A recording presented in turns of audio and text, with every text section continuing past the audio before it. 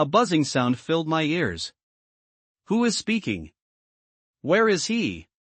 Is this heaven or hell? Oh. Someone like me is probably headed for hell, isn't he? A vast expanse of white stretched before my eyes, the snow reaching ankle deep.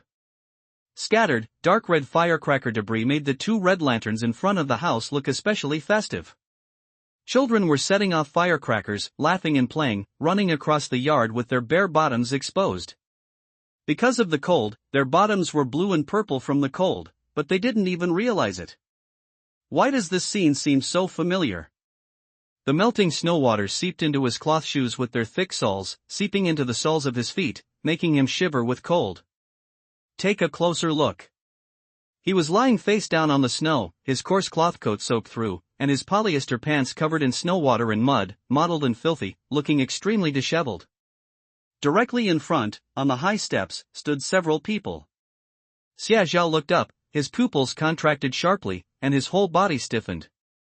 Etc. He remembered. He remembered where he was. After living most of his life in a daze, Xia Zhao was hit by a car and was reborn? Moreover, he was reborn back to the year he was banished back to Shishui village. Xia Zhao's original name was Chen Zhao. It's like the plot of the most cliched novel. In 1964, on a snowy night, heavy snow was falling. 2 village women gave birth at the same time, and in the chaos, they were switched at birth. This brought their parallel lines together, and they swapped lives. But the truth will always come out eventually. So, on Xia Zhao's 18th birthday, the real young master of the Chen family came to his door. Dad, you've abandoned me for 18 years, and now you don't recognize me anymore? I'm your son. Chen Qiming cried and kowtowed heavily. Since then, everything has changed drastically. He was driven out of the Chen family and returned to the poor and destitute Xia family in Shishui village. 18 years of peaceful life were suddenly shattered. He felt like he had fallen into hell. He married a wife in a daze and went to work in the fields. His once slender hands, which had never been touched by the sun, were now covered with calluses, and his spotless clothes were covered with mud and grime. Xia Zhao was also unwilling to accept it. What did he do wrong? He did try. The second month after he was kicked out, he secretly slipped back to the county town, wanting to see Chen's parents. In that instant, Xia Zhao's head was buzzing, and he fled in panic. Since then, he has woken up in the middle of the night countless times, filled with resentment and unable to fall asleep. Were all those happy family moments just a lie? Did the Chen family have absolutely no feelings or lingering affection for him? He just wanted to ask Chen's parents in person. Was their past affection for him simply because he was once a son of the Chen family?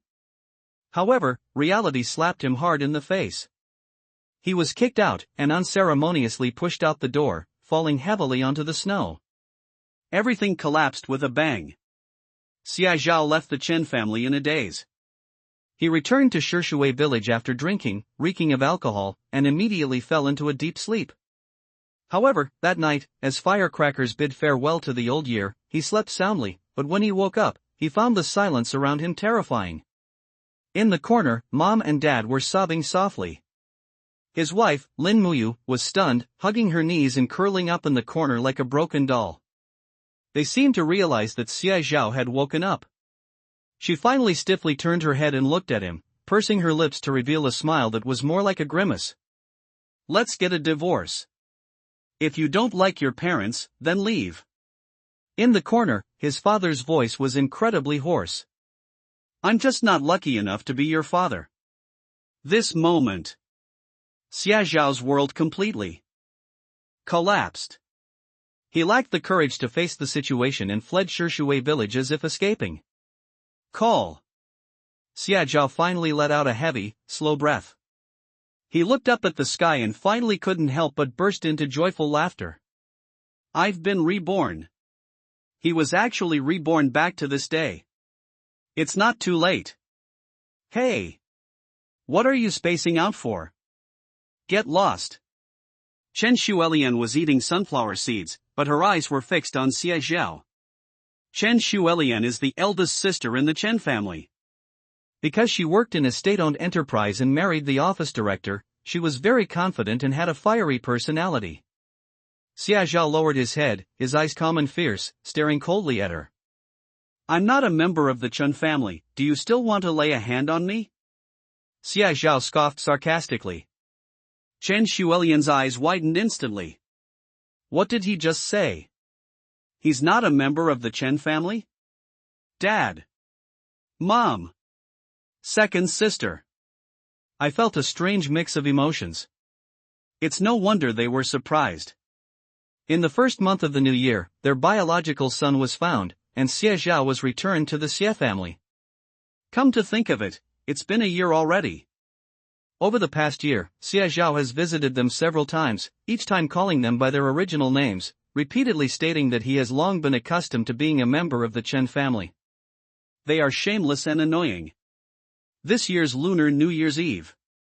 They were already fed up with this, let alone being bothered on New Year's Eve, so in a fit of anger, Chen Shuelian pushed someone down the steps. His words have become much harsher. For some reason, my heart skipped a beat. Xia Zhao, if you have something to say, you shouldn't say it today. On New Year's Eve, when families are supposed to be reunited, you should talk to your own parents. Zhao Lanji, standing to the side, finally couldn't help but speak up. She stared at Xie Zhao, looking at her former son, and felt a little heartache. However, the thought that these peasants dared to switch her own son and make him suffer so much in the countryside made Zhao Lanji feel a tightness in her chest, and her tone became harsh. She paused, then swallowed her words back. We will not acknowledge you. In his mind, memories flashed by like a revolving lantern, recounting his 18 years in the Chun family. He did not deny that the Chen family had treated him well over the past 18 years. At least we had enough to eat and drink, and we also experienced happiness and laughter. So he clung to that obsession, believing that he could still go back to the Chen family and call them dad and mom. But over the past year, he was ridiculed, ignored, ostracized, and denounced. It's like peeling away his self-deceptive illusions bit by bit, leaving only the bloody truth. It's time to wake up. Xia Zhao took a deep breath. This is the last time I'll be here. Clatter. He gently knelt on the ground. His knees sank into the fluffy snow, burying his thin knees. The boy kowtowed 3 times with force. When he stood up, the white snow stuck to his forehead, making his face look as pale as paper. But upon closer inspection, 2 red patches could be seen on his cheeks. Suddenly I felt uneasy. After he finished speaking, he stood up and patted the snow off his knees. Without paying attention to the expressions of the people in the courtyard, he turned around and strode out. Without any regrets. In the courtyard. Chen Shuelian sneered, I don't know if it's true or not, but at least we've driven away the clingy pest and torn off a piece of his dogskin plaster. We can finally breathe a sigh of relief this new year. I don't know why. She always felt that her parents didn't dislike Xie Zhao as much as she imagined. Perhaps they'll regret it later, won't they? Today is the end of the year, and the lively sound of firecrackers can be heard from the village even across the river. But none of it concerned her. She knew Xie Zhao didn't like her. On their wedding day, he came back from the county town drunk and was helped into her room, where they had sex without her even realizing it. He was furious when he woke up, convinced that this was a trick played by the Xie family and her in order to keep him. In a fit of anger, he took her and left the Xie family, moving to a deserted place on the riverbank. He hates himself. In the year since they got married, they haven't spoken more than 20 sentences to each other. Even when she was pregnant, Xie Zhao never asked her a single question. It's not that she doesn't resent it. But when she thought of the baby in her belly, Lin Muyu gritted her teeth and could endure anything. She thought, let's just hang in there. Once the baby is born, there will be hope, she will be able to get through this. Lin Muyu lowered her head, gently stroking her belly, her eyes filled with tenderness and affection. This was all her hope. Clatter. Outside the courtyard, the door was suddenly pushed open with a crisp sound. Lin Muyu was taken aback. The year is coming to an end, and it's almost time for the New Year's Eve dinner. Who will come to find her at this time? She gathered the needle and thread in her hands and placed them on the bedside table. Just as she was about to get out of bed, the door to the room was suddenly pushed open. The afternoon sun was blazing, rushing in and clearly outlining the figures of those who came from afar. Lin Muyu stood there, stunned. Who else could this person be but Xie Zhao? Didn't he leave early this morning? Given his usual behavior, he wouldn't come back before midnight. Why is he suddenly back in the afternoon? Why are you back? Is something wrong? Lin Muyu asked softly, somewhat puzzled. Xie Zhao simply stood still, staring at her, his eyes gradually turning red. Lin Muyu, standing before me, was wearing a light blue short jacket, faded from washing, old but clean. Her black trousers were a little small, with a gap at the ankles revealing white cotton socks. She was extremely beautiful, with 2 shallow dimples when she smiled, but she was too thin, so thin it was heartbreaking, as if she would disappear with a gust of wind. It's like a past life, disappearing from Xie Zhao's countless dreams. No matter how much she called out, she never turned around. Xie Zhao took a deep breath. Fortunately, she's still here, and so are her children. It's not too late. I'll come back to find you. He took a few steps forward and finally stood in front of Lin Muyu, looking at her intently. Come with me, I'll take you to the county hospital. Her voice trembled, her expression was terrified, and large tears were already falling. Xie Zhao didn't like the 2 children, she knew that. But the baby will be born in a few days. Those were his own flesh and blood, how could he bear to part with them?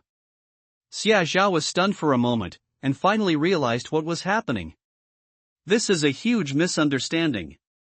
No, it's not what you think.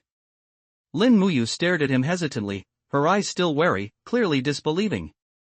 For your sake, for the sake of the child, I must take you to the hospital. Lin Muyu glanced down at her stomach and finally hesitated. She knew her baby was breech. These days, every household in the village hires a midwife to come to their home to give birth. Who would go to the county hospital? Lin Muyu hadn't thought of that either. She stared blankly at Xie Zhao, unsure how to react. Xie Zhao, however, had already begun to take action. Let's go now, take some clothes, I'll come back for the rest tomorrow. Lin Muyu has very few clothes, she only has 2 sets to change into. He haphazardly stuffed the items into the box, then, after thinking for a moment, went to get her socks. The socks in my hand were patched and mended, not a single one was good. When I touched them, they were all full of loose, lumpy threads. They would definitely not be comfortable to wear. In his past life, Xie Zhao dreamed of this day countless times. He went through repeated torment, fantasizing about what he would do if God gave him another chance. Now that he has been reborn, these events have already played out countless times in his mind. Call. Lin Muyu was stunned for a moment. Buying socks? Should I give it to her? In reality, she was still conflicted. Putting aside the fact that it's the end of the year, just the thought of giving birth at the county hospital fills her with inexplicable fear. I have no money and I'm not familiar with anyone. My heart is always pounding and I feel uneasy. Xie Zhao had already packed everything, closed the suitcase, and locked it. Lin Muyu was finally persuaded. She looked down at her bulging belly and finally nodded in agreement. She had no idea what Xie Zhao was really thinking. However, she knew without even thinking which was safer, giving birth in the county town or at home. Don't worry, I have a way. Xie Zhao breathed a sigh of relief and smiled. As he spoke, he gestured with his chin, indicating that Lin Muyu should look towards the courtyard. Lin Muyu's eyes widened in surprise. When I came here, I passed by my parents' yard and borrowed a cart. We'll go to the county hospital to give birth first. Mom will come to take care of you tomorrow. Even after lying on the cart and leaving Shishui village, Lin Muyu still felt like she was dreaming. The cart moved very slowly, but very steadily. Xie Zhao was very tall, and the rope of the cart hung on his shoulders, stretching out in a sharp arc. He was never one to do manual labor. He hunched over slightly, gritted his teeth, and pushed the cart forward. The snow on the road was thick and deep, and his forehead was already covered with a layer of sweat. Lin Muyu's heart skipped a beat. Not tired. Xia Zhao took a breath and answered with a smile. He wasn't comforting her. It's actually not tiring at all. He had thought countless times about what it would have been like if he had come back sooner and taken her to the county town in a cart. Will his daughter survive? Parents who genuinely care for you will accept you, right? They won't divorce me, will they? He thought about it countless times. He has rehearsed this path countless times over the past 30 years. But how could he be tired? Xia Zhao understood that what he carried on his shoulders was not only his wife and children, but also his repentance and self-redemption over the past 30 years. It was evening. Heavy snow began to fall from the sky. Lin Muyu's stomach started to hurt. However, there are often exceptions. Just like Lin Muyu. She gritted her teeth and groaned, her face deathly pale. He walked very fast. 10 minutes later, the cart arrived at the hospital entrance. Xia Zhao carefully lowered the cart and then rushed towards the nurse's station, his face pale. What's the rush? First pregnancies are usually slow. Let me check your cervix first. She looks quite thin, so why is her belly so big? Xia Zhao quickly replied, they are twins. Twin? These days, twin pregnancies are considered high risk, and with poor medical conditions, childbirth is akin to passing through the gates of hell. The nurse's expression immediately turned serious.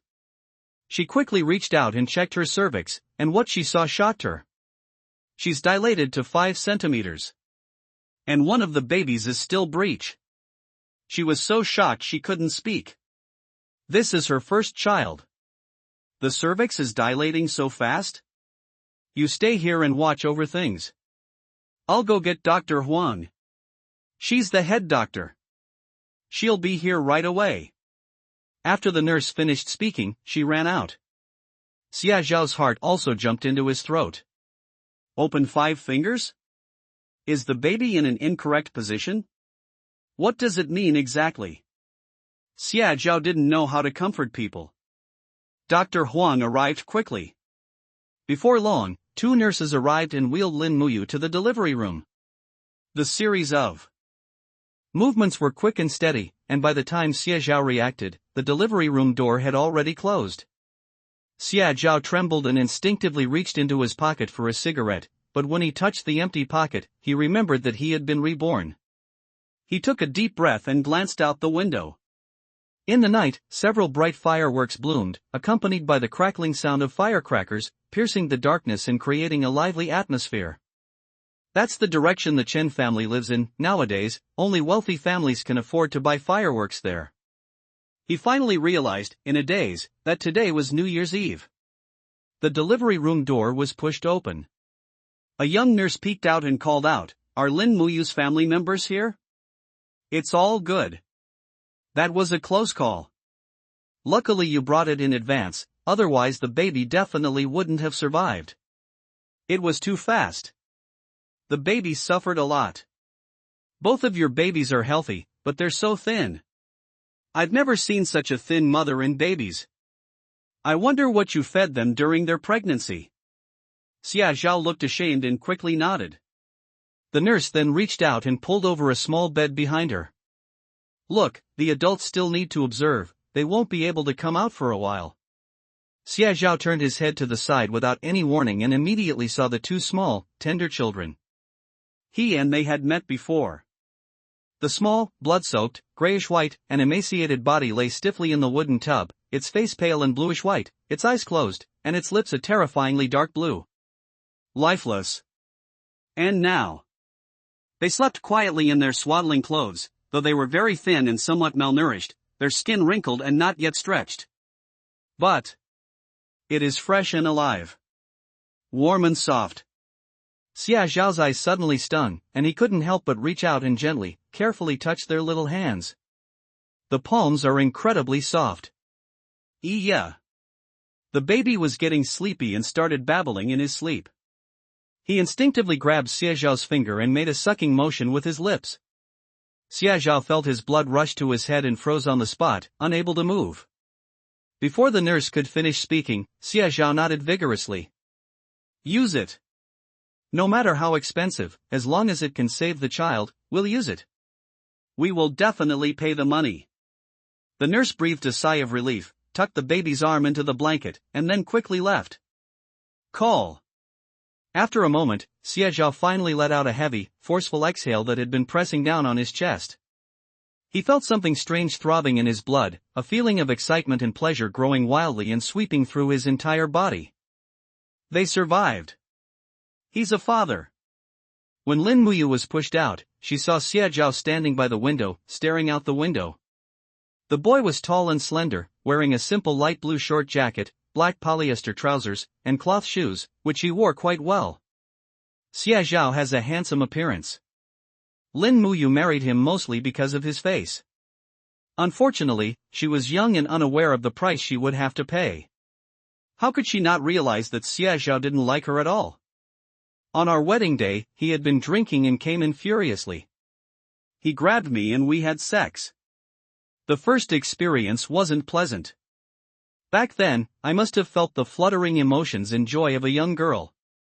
Are you satisfied? He stared at me, a cold smile on his face, uttering the most heartless words, one by one. You have to marry me, and this is the price you'll have to pay.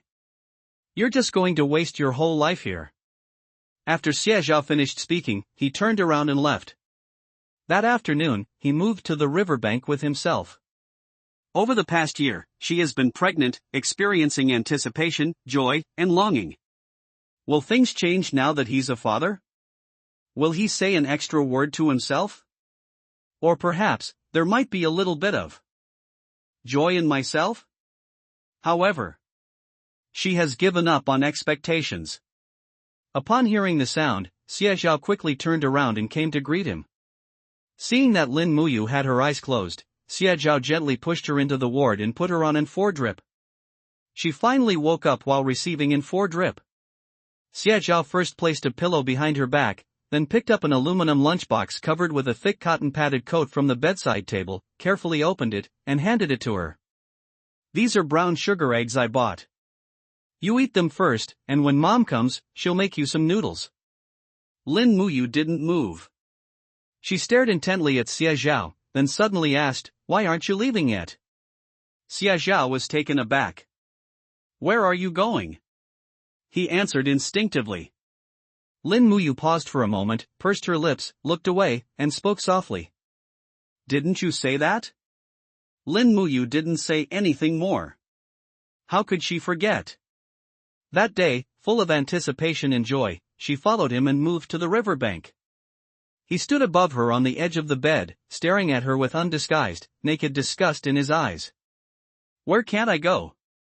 Why should I stay with you?" Each word was like a sharp blade, killing the person and breaking their spirit. That was also the first time she realized how much Xie Zhao hated her. There was a moment of deathly silence in the ward. Xie Zhao paused, a few fragmented thoughts surfacing in his mind, making him wish he could slap himself a few times right now. What on earth is wrong with him? Oh no. Cough cough. But now I know that's not how it is. His expression was serious, with a glint of light in his eyes, and his voice was soft and gentle. This was his true feeling. Can you give me another chance? I will prove it with my actions. As the last word was uttered, Lin Muyu froze. Like a boulder thrown into a lake, creating ripples, she was stunned and didn't know how to respond for a moment. Lin Muyu's heart skipped a beat for a moment. She finally came to her senses, reached out, and took the lunchbox and chopsticks from Xie Zhao's hand. It's still warm. He kept it covered. The eggs were very soft and tender, with the flavor of brown sugar, a rare sweet taste in this day and age. These 3. I've already eaten. Upon hearing about the child, Lin Muyu's expression softened. Xie Zhao finally breathed a sigh of relief. A loud explosion of fireworks came from the window. The children ran around with broken firecrackers in their hands, their laughter pure and melodious. Xie Zhao thought. Tomorrow will definitely be a brand new year. The first day of the Lunar New Year, at 6 o'clock in the morning. Xie Zhao woke up the moment the door was pushed open. In the dim light of dawn, she clutched a blue cloth bag tightly, peering nervously inside. Xia Zhao paused for a moment, then instantly came to his senses. Who else could this person be but his biological mother, Tian Shofan? In my past life, I was forced to return to the Xie family. He never saw the love Tian Shofan had for him. How could I not see it? She would secretly save eggs for herself, eat the cleanest white steamed buns, and even sneak the 1 or 2 pieces of meat she could finally get during festivals into the bottom of her bowl when no one was looking. Xia Zhao's eyes felt a little hot. He stared at Tian Shofan for a while, then squeezed out a sound from his throat, "Mom, I'm here." Tian Shofan froze. She was a little stunned, her first thought being that she might have misheard. Mom? Is he calling himself? But why would he call himself Mom? Since returning at the beginning of the year, he has never looked at her properly, and over the past year, her heart has gradually grown cold. Yesterday, Xie Zhao suddenly came to our door, saying that his wife was about to give birth and was coming to the county town to deliver the baby. He was really worried about her, so he came with boiled eggs and brown sugar at the crack of dawn. Tian Shofan hesitated and dared not answer. Tian Shofan finally saw it clearly. Xia Zhao stood in front of her, smiling as he looked at her. There was no disgust or revulsion in her eyes, she was so obedient and well-behaved, calling me Mom. Tian Shofan's nose suddenly stung, and tears streamed down her face. Why? She trembled and quickly responded. Although he didn't know why Xia Zhao suddenly recognized him, his heart felt as if the sun had suddenly risen in the freezing snow, warm and cozy. Muyu gave birth to 2 daughters, but they are too thin and need to stay in the hospital for 2 more days to recover. Don't worry, they are both very healthy. Xia Zhao chuckled softly. Tian Shofan nodded and then walked in. She placed the blue cloth bag she was carrying on the bedside table and then quietly opened it. I got up early this morning to boil these eggs. I just took them from the henhouse yesterday. I boiled a lot, so you 2 can eat them and don't go hungry. It's clear that Tian Shofan held it in her arms and kept it warm the whole way. Lin Muyu woke up at this moment.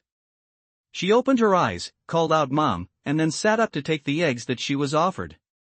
After the 2 finished eating, Tian Shofan immediately started getting busy.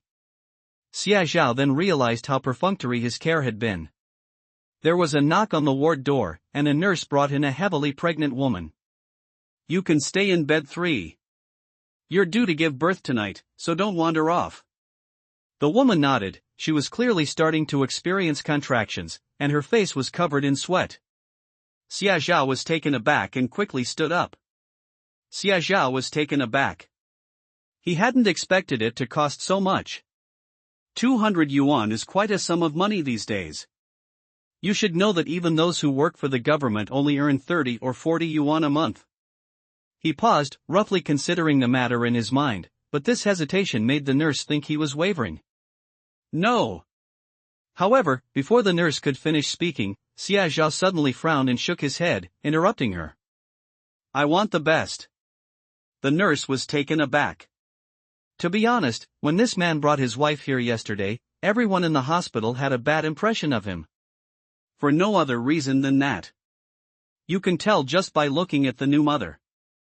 Which new mother is so thin? They're twins. Can this man be good to his daughter-in-law? When the medical bills ran out today, the nurses at the nurses' station who were taking care of the babies panicked. Nobody dares to come and urge us to pay. You know, girls aren't worth much these days.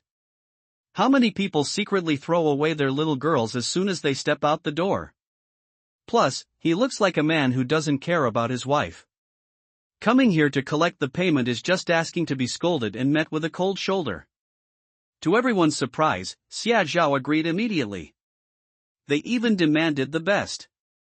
Why? The nurse finally started to find Xia Zhao more agreeable. She smiled broadly and nodded at Xia Zhao. Comrade, don't worry, we'll take good care of your little girl. They're very well behaved.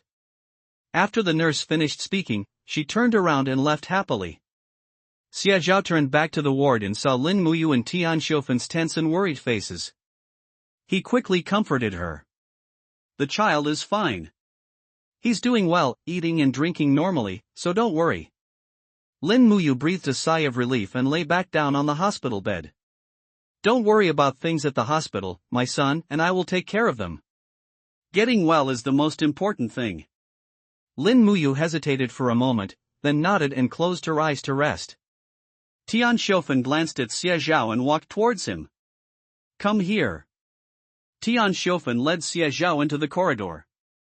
Before Xie Zhao could ask any questions, Tian Xiaofan had already pulled out a tightly wrapped blue floral cloth bag from her pocket. Here, take this money. Xie Zhao lowered his head, his expression pausing. Inside the blue cloth bag was a thick wad of money. At first glance, it was all loose change, mostly 2 yuan and 5 yuan notes, with 3 yuan notes, and some coins and cents. Your older brother came back from the mine yesterday for the new year. He brought some money with him. Your dad and I also chipped in some. Take this first. If it's not enough, have your dad borrow some more. Take good care of your wife and child first, and we'll talk about other things later. Xie Zhao's eyes suddenly felt hot. Mom, don't worry, I will pay this money back to my older brother. In his past life, Xie Chang worked in the mines, earning money at the risk of his life. Xie Chang had originally planned to save enough money to get married, and then quit mining in 2 years and come back to beg for food in the fields with his father, Xie Yozhen. However, when Xie Zhao returned and got married, everything went back to square one for him. Something happened at the mine. Of the 13 laborers who went down into the mine, none of them returned, and Xie Chang was one of them. Tian Xiaofan cried until she went blind, and Xie Yozhen also fell seriously ill. From that moment on, the family was completely destroyed. Xie Zhao took a deep breath. His eyes were already moist. Tian Xiaofan didn't notice anything amiss. She just smiled gently, reached out and patted Xie Zhao's arm lightly, saying softly, "That's just how your older brother is. He's a bit of a chatterbox, silent for a long time, but he's very warm-hearted. He's happy you're back, so don't worry. There's no need to be so calculating about the money. We're family, so let's not be formal." In the end, being safe and healthy is the most important thing. After Tian Xiaofan finished speaking, she turned around and went into the ward. The total is 213 yuan. He left the hospital and went back to the shop where he had bought eggs before. He ordered 3 bowls of chicken noodle soup, thickly coated with oil and emitting an enticing aroma. Seeing Xie Zhao buy chicken noodle soup, Tian Xiaofan felt heartbroken. Xie Zhao shook his head, looking at her firmly. Mom, you eat too. I know you're worried about the money. I'll go home in a bit and bring the clay stove back. We'll cook our own food from now on. Tian Xiaofan then reached out and took it. She took the lunchbox, carefully picked out the chicken and eggs, and put them into Lin Muyu's bowl, instructing her, "Eat more so you can produce milk. The baby won't be hungry if it has milk to eat." Xie Zhao wrote them down one by one. After the two finished eating, he returned the clean dishes and chopsticks, then pushed the cart back to Shishui village. Shishui village is located in a very remote area. Therefore, Shishui village was both poor and remote, and the enemy was unable to invade it during the war. Xie Zhao returned home and carefully tidied up his things. A change of clothes, a mud stove, and some firewood that we chopped ourselves.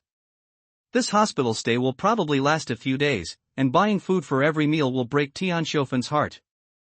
Furthermore, Xie Zhao didn't have that much money in his pocket, so he had to be careful with his spending. After packing everything up and tying it all to the cart, Xie Zhao looked up at the sky. It was already evening.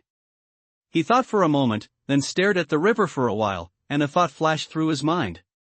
I feel like I've seen it somewhere in my past life. Crucian carp soup is the best thing for new mothers to drink.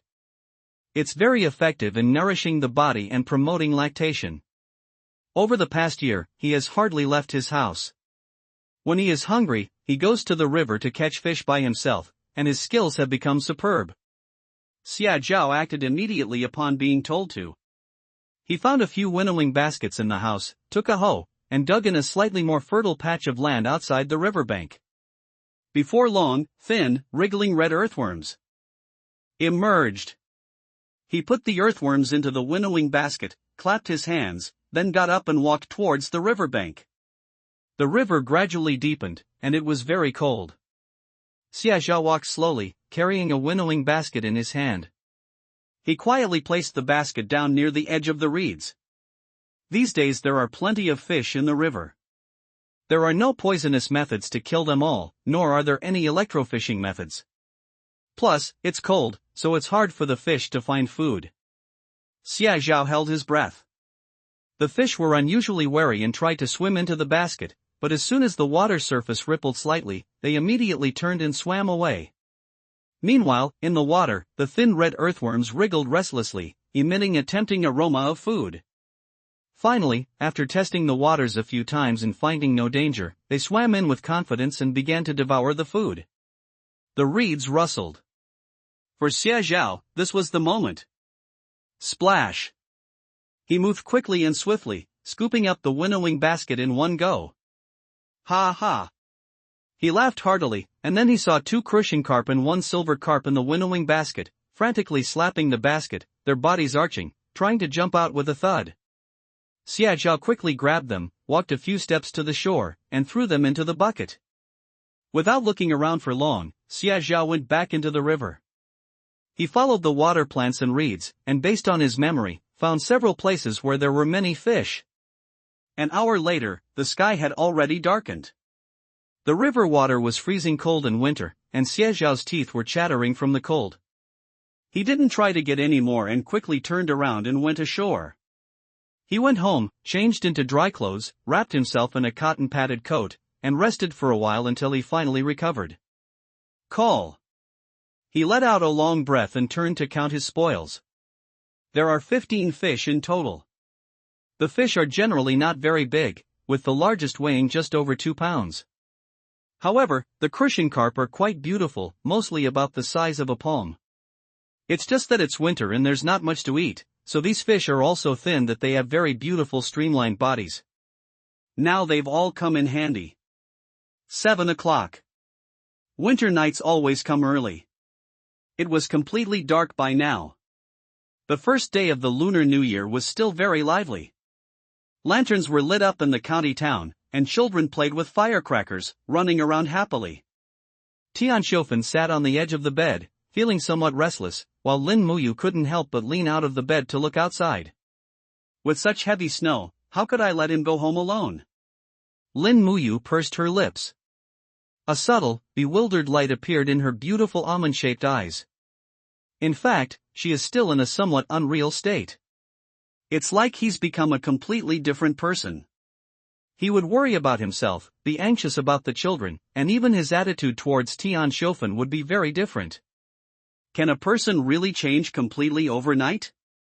Lin Muyu still remembers that yesterday morning, Xiaozhao slammed the door shut and left, coldly leaving behind the words, "It's New Year's Day today, I won't be with you, don't look for me." Her heart had long since died. She stared at him with an expression she couldn't understand. For the sake of the children. For you.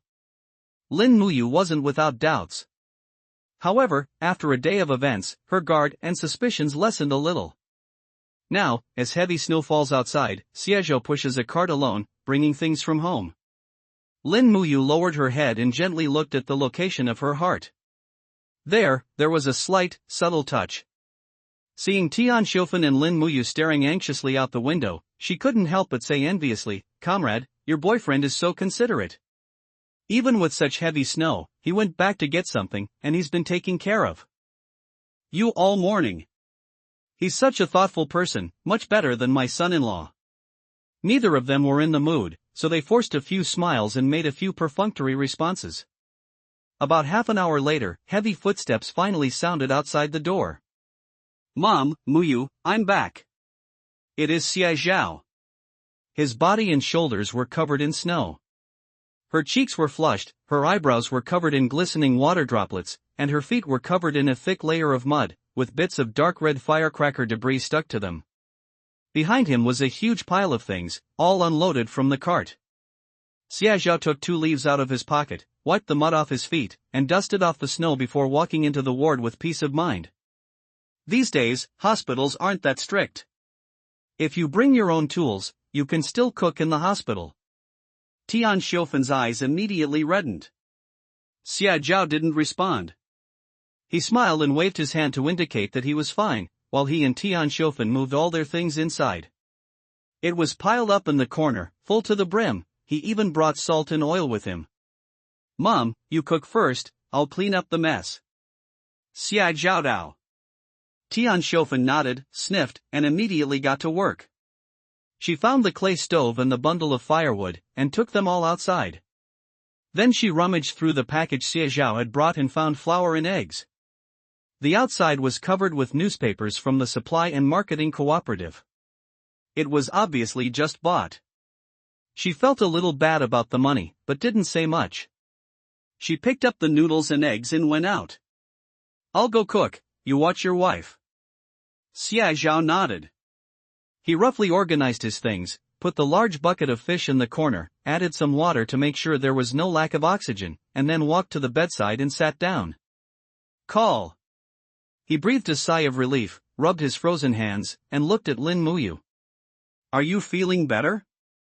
Xia Zhao asked softly, then paused and added, does it still hurt? Are you hungry? Lin Muyu froze.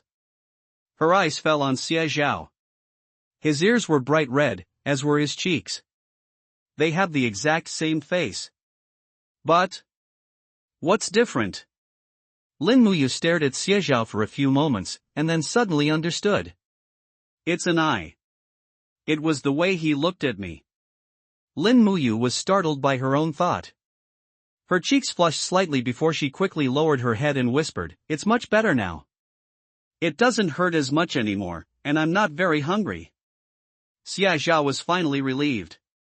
Just as he was rubbing his hands together, preparing to get up, he suddenly heard a small voice coming from the bedside. Put your hands in here and warm them up. Xia Zhao was taken aback. He doubted whether he had heard correctly, and stiffly looked up at Lin Muyu. The latter was also looking at him.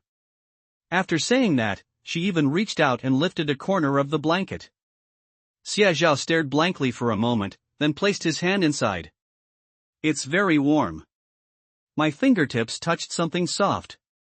Even through the fabric, it felt as if you could touch her delicate and tender skin. Lin Muyu's body stiffened instantly. Xia Zhao was also taken aback. His reaction was almost instinctive, but he never expected to actually touch Lin Muyu. In fact, she was only 17 years old.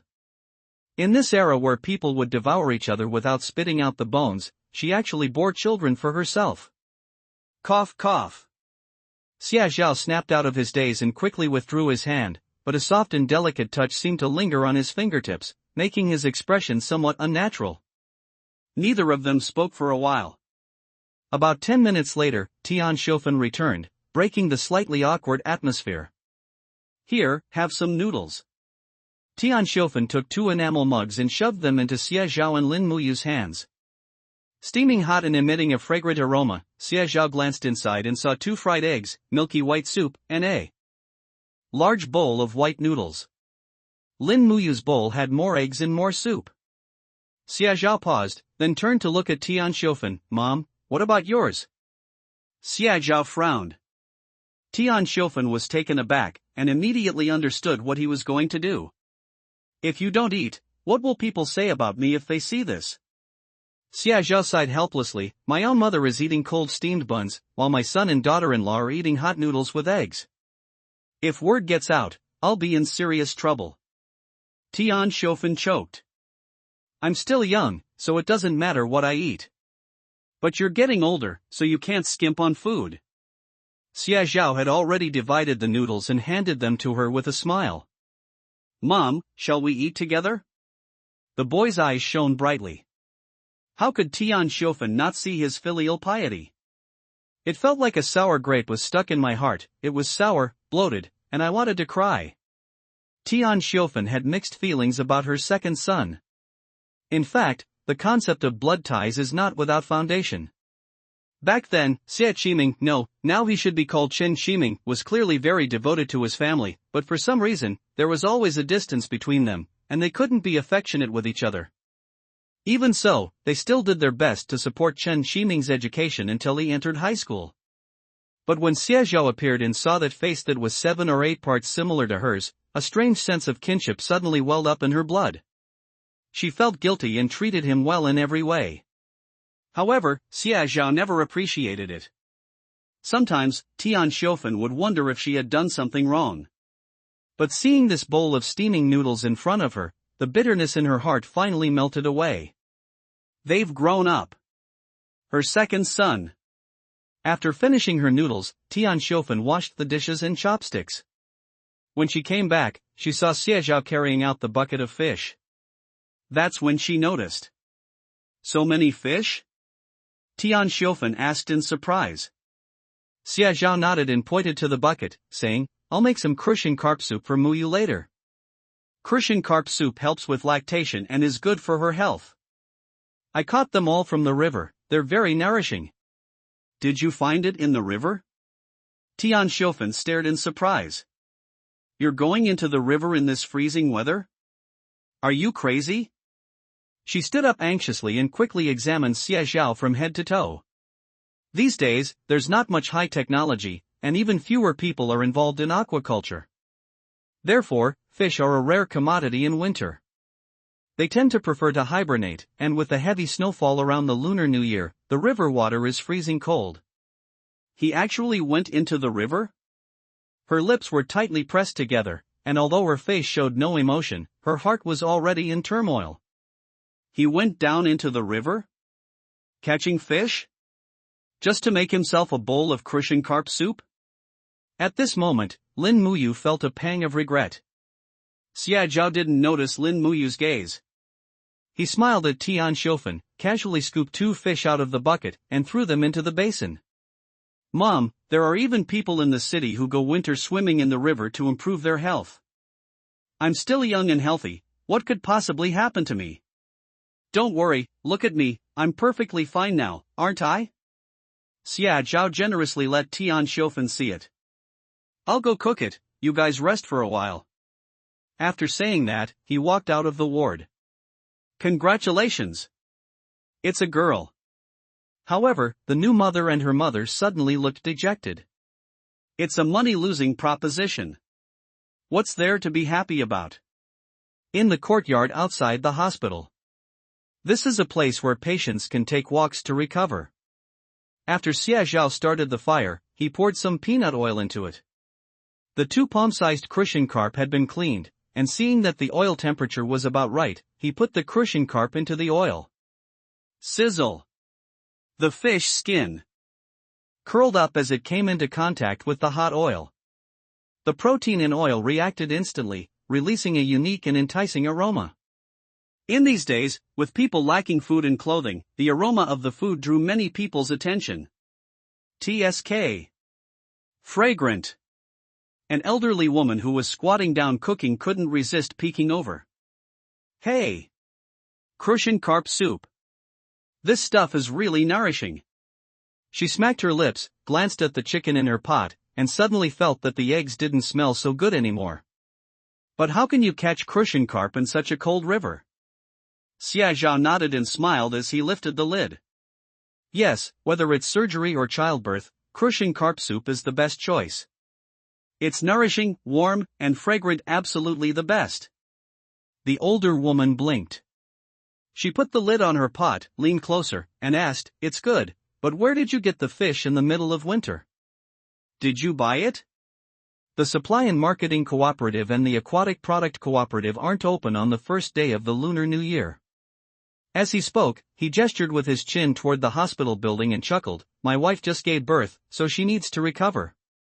Otherwise, how could I possibly go down to the river in this cold weather? Hey! The old woman's expression changed immediately upon seeing Xie Zhao. And he dotes on his wife so much. Fish must be hard to catch in winter, right? You really love your wife. The old woman sighed. Xie Zhao noticed that her eyes were fixed on her clay stove, and he understood. He then drew out his words as if he was thinking, and turned to look at her. Before he could speak, a sincere smile had already appeared on his lips. Auntie, the fish are indeed hard to catch, but there's definitely enough for my wife to eat.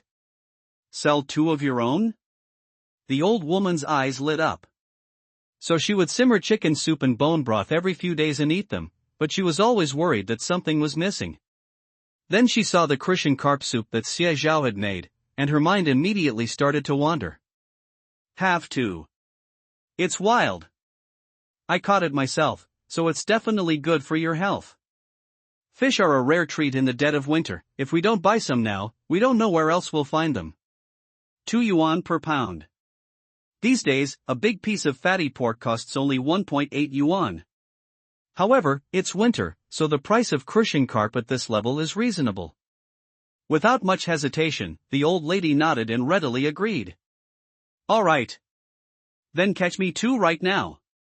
If my old man likes them, I'll want 2 more tomorrow. Xie Zhao readily agreed.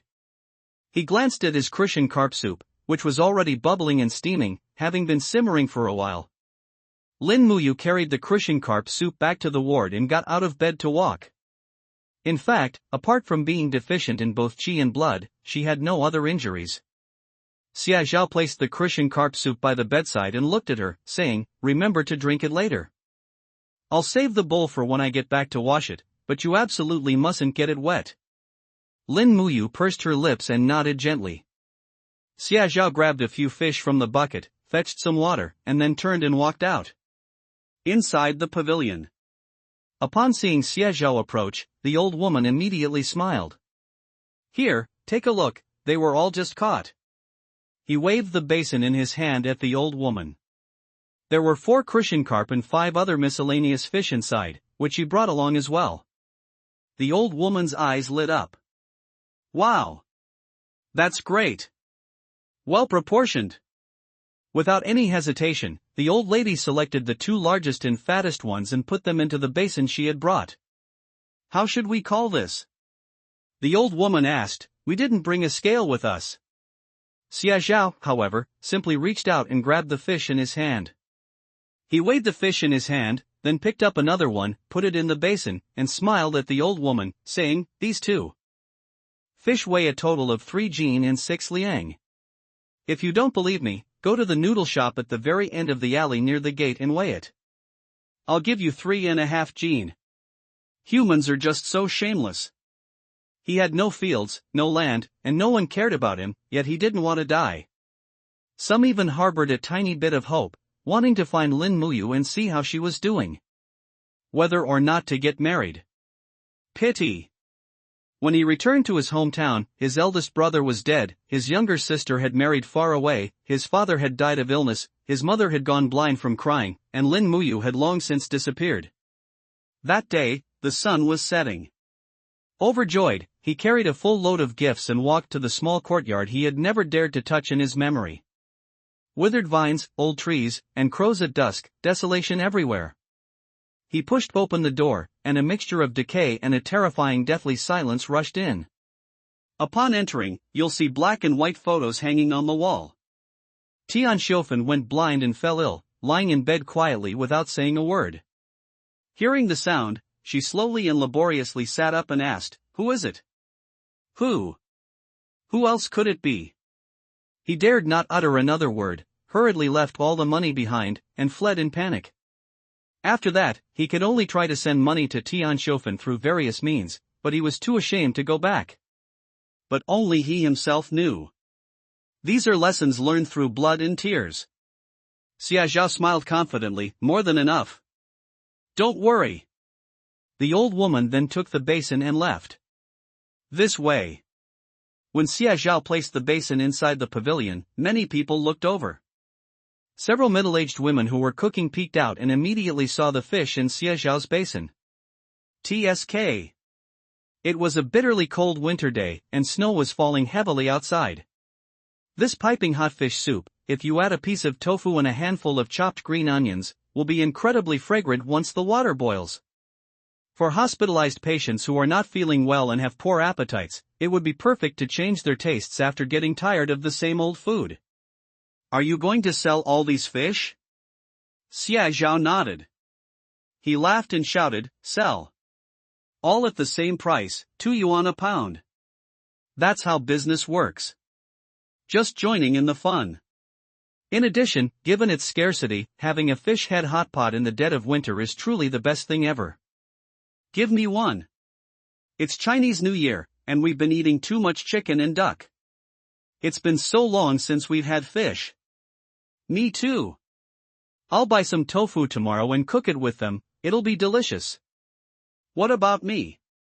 Don't fight over it all. My family is having a baby too. A group of people immediately crowded over, craning their necks to grab it. Not far away, the old woman ran back carrying a basin, her shoulders covered in snow, her face flushed, excited and surprised. Wow! Isn't he amazing? 3 pounds and 6 ounces, not an ounce more or less. Hey! I've lived most of my life and this is the first time I've ever seen someone with such accurate hands. The old lady gave Xie Zhao a thumbs up, which surprised everyone around her. Goodness!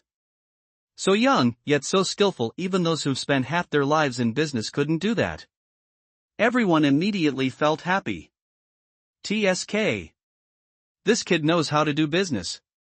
Over there, the old lady had already taken out the money and handed it over. Xie Zhao took it, carefully put it in his pocket, and thanked the old lady earnestly. Those around who recognized the old lady immediately turned their eyes around. Hey, help me weigh it. I'm in a hurry to cook. Hey! This grass carp is mine. Don't take it. The crowd was noisy, and some people wanted to grab the fish and leave, but Xie Zhao had spent most of his life in business and had a sharp eye. He was surrounded by people with a smile on his face. Despite his young age, he was very organized and worked quickly and accurately. Half an hour later. The basin is empty. Xie Zhao's pockets were bulging, while some people who came later hadn't bought anything yet and were filled with regret. Seeing Xie Zhao about to leave, the group immediately called out, "Let's go catch some more tomorrow. Any kind of fish will do. It's the new year, fish head hot pot with some tofu is the best thing ever." I didn't manage to buy any today. Xie Zhao was equally decisive. He smiled and responded. Alright, I'll catch some tonight when I get back. I'll bring them over first thing tomorrow morning, and you'll definitely have some for lunch. These days, although most families in Hudong County don't have much money left, they can still afford to buy fish and meat during holidays in the county town. After all, Hudong County had already quietly loosened its stance since last year. However, the winds of economic freedom, like an unquenchable flame, blew in from the south, and Hudong County was also affected. Therefore, the authorities turned a blind eye to some small, unregulated businesses. The first to benefit were the county towns. In just 1 year, he became the richest man in Hudong County.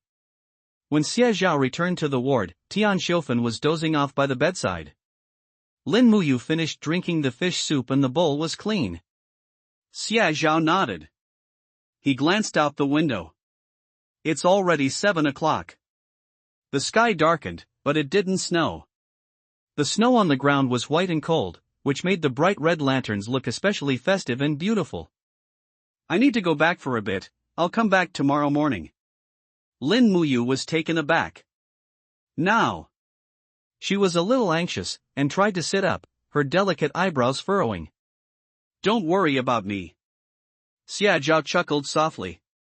He walked over, tucked the blanket around Lin Muyu, and then took out a wad of loose change from his pocket. This is the money from selling the fish. Xie Zhao sorted out the money and slowly started counting it. There were 9 fish in total, with the grass carp being the largest, weighing 2.5 pounds, while the rest of the fish were mostly around 1 pound each. The total is $24.60. Xie Zhao smiled, took out 4 yuan and put it in his pocket, and handed the rest of the money to Lin Muyu. Lin Muyu's eyes widened. She couldn't utter a complete sentence for a long time. The house on the outer edge of the alley, the one with an 8 immortal table at the door, they sell food there. If you can't go out, they'll ask someone to bring it to you, and you'll only need to pay a few cents for the delivery fee. Xie Zhao carefully instructed, I will earn the money. You and Mom can lose anything but your health. It's cold in winter, which is the easiest way to hurt your body, so please don't go hungry. Lin Muyu stared blankly at the 20 yuan that had been stuffed into her hand. Scattered here and there were a few coins. It was heavy and scalding hot, as if it would melt her heart. Her eyes had become moist at some point. Her nose stung, her eyes reddened, and as a tear rolled down her cheek, she almost instinctively lowered her head hastily, not wanting anyone to see it. This past year, she shed tears too many times. She thought she had already cried all her tears. But when the 20 yuan was stuffed into her hand today, and when Xiaozhao looked at her with such caring and gentle eyes, she couldn't hold back anymore. "I'll be back tomorrow morning." Xiaozhao gently patted her shoulder. He paused for a moment, noticed her tears, and felt a sudden pang in his heart. "Don't cry." The rough fingertips and the warm tears, upon touching, felt like the first delicate forsythia blooming in the cold winter. Tian Xiufen was still sleeping. Xiaozhao carefully scooped the crucian carp out of the bucket, turned around, and carried the bucket out of the ward. As he pushed the cart out of the hospital, he glanced at the gray sky. "Call. 24 yuan. And 6 jiao." This income has an indescribable and extraordinary significance for him. However, after the initial excitement and exhilaration came a long period of loss and immense melancholy. How much does he consume for food and drink by himself? If he had woken up sooner, wouldn't his children, wife, and parents have all been able to surround him? Xiaozhao had woken up in the middle of the night countless times. "Yes, we've made money. But what can we do? Children, family ties, they'll never come back." He was alone until his death. "Call." Xiaozhao let out a long sigh of relief. His palms were burning hot, and his chest felt like it was on fire, making him incredibly happy. 24 yuan and 6 jiao. He thought that all the money he had received in his 2 lifetimes combined did not weigh as much as this sum. Perhaps it was the fire in his chest that kept him going, but he didn't feel tired at all. Xiaozhao then realized that the house was too poor and too desolate. The room was freezing cold and filled with a musty smell. The beams and pillars were even riddled with termites, and piles of sawdust were scattered on the ground. Xiaozhao withdrew his gaze, his expression somewhat solemn. "I need to make money. Otherwise, if Muyu and the child come back and live in such an environment, it will definitely be bad for their health." He made up his mind in his heart. After parking the cart in the yard and taking down the wooden bucket, Xiaozhao turned around and took out the fish baskets he had cleaned during the day, and also boiled a pot of water in advance. "It's very cold." It was bitterly cold when night fell. Fortunately, the river water was flowing, and Xiaozhao was young and could handle it. He sprinkled some dry flour into the fish basket, dug up some earthworms and threw them in before going into the water. Hiss. Even though I was prepared, that step still felt bone-chillingly cold. He shivered and slowly walked into the reeds. 2 or 3 fish were caught each time. The moon, thin as a hook, hangs in the sky. Xiaozhao finally reached the shore. He walked through the river, and by the time he reached the shore, he was already 300 or 400 meters downstream from the riverbed. That's why nobody wants them. Xiaozhao came ashore with 2 large baskets hanging from his back, filled with a heavy catch of fish. A gust of wind blew, and he shivered, getting goosebumps all over his body. "I need to hurry home and make ginger soup." A thought popped into Xiaozhao's mind, and he bent down to pick up the lantern, preparing to walk back. "Why? This is..." He squatted down and carefully examined the plant. When he recognized it, his eyes lit up with surprise. Shepherd's purse. This entire patch of land, with tender shoots emerging from the snow, was filled with shepherd's purse, a vibrant purple-red hue tinged with green. In my past life, I was able to cultivate both plants and animals on a large scale. Even shepherd's purse is included. Carefully cultivated in the greenhouse, the shepherd's purse that was originally the length of a finger can grow to the size of a small bok choy. Although it looks very green and beautiful, once you eat it, it has long lost the aroma of shepherd's purse. Xiaozhao quickly squatted down, picked out a plant, and examined it carefully. The shepherd's purse in my hand wasn't big, only about an inch long, but it had thick roots, a strong flavor, and very fine serrations. You can smell its unique fragrance even without getting close. This is absolutely perfect for making dumplings. Xia Zhao had an idea. He quickly washed the shepherd's purse with the river water, threw it into his mouth, and carried the 2 heavy fish baskets home. Upon returning home, the first thing Xia Zhao did was to quickly pour the fish into the large water tank to keep them alive. After confirming that each one was lively and jumping around, Xia Zhao breathed a sigh of relief. He turned around, strode into the kitchen, chopped some ginger, and threw it into an enamel mug. The water in the pot has already boiled and is now steaming. He scooped out a spoonful, without any brown sugar, and drank it down with the ginger water. After drinking a cup of piping hot ginger water, the spiciness dispelled the cold, and Xia Zhao's icy body finally warmed up. He didn't dare to delay, so he scooped up the hot water from the pot and took a scalding hot bath. That's when things finally returned to normal. Call. He stretched lazily. He looked up at the crescent moon and guessed that it must be midnight. After a quick mental calculation, Xia Zhao decided to take a nap first. He had walked too much today and caught fish, and his calves were cramping. He wanted to earn money, but he also wanted to save his life. At 6 o'clock, the sky began to brighten. He was so tired yesterday that he rubbed his eyes half asleep and instinctively turned over, wanting to sleep a little longer. But this movement made my whole body ache. Have to. The sleepiness was instantly dispelled. Once I woke up, I didn't plan to stay in bed any longer. He promised to deliver the fish today. It was a hard-won way to make money, and he couldn't break his promise. Xia Zhao got up and moved around a little. Although his legs were so sore that they felt weak, his strong willpower still made him persevere and walk to the water tank. Fish are less likely to suffer from oxygen deficiency or die in winter. He didn't check the inventory last night, but he carefully counted it this morning and found that the goods received last night were actually quite good. There were a total of 33 slightly larger fish. There were also small miscellaneous fish, including black tigerfish that were all black and oily, white striped fish that were only an inch long, and black and white spotted fish. The small fish didn't survive long enough, some died and now they're floating pitifully in the tank. Xia Zhao didn't care. He scooped the dead fish out, threw it into a bamboo basket with a hole in it, and casually placed it on the snow. To prevent wild cats from stealing it, he covered it with a cover. With everything prepared, he didn't rush to the county town. He still remembers the patch of wild vegetables he found last night. Xia Zhao found a small hoe, turned around and went out. It's a beautiful day. On the second day of the Lunar New Year, people begin to exchange New Year's greetings. The adults find their most presentable and cleanest clothes to wear, and the children are given new clothes to wear throughout the entire first month of the lunar year. The older children, along with the younger ones and carrying some gifts, went out to visit relatives. Some relatives live in other villages, so this place came together. Xia Zhao walked along the road and saw many people, but although he had been in Shishui village for a year, he did not recognize many of their faces.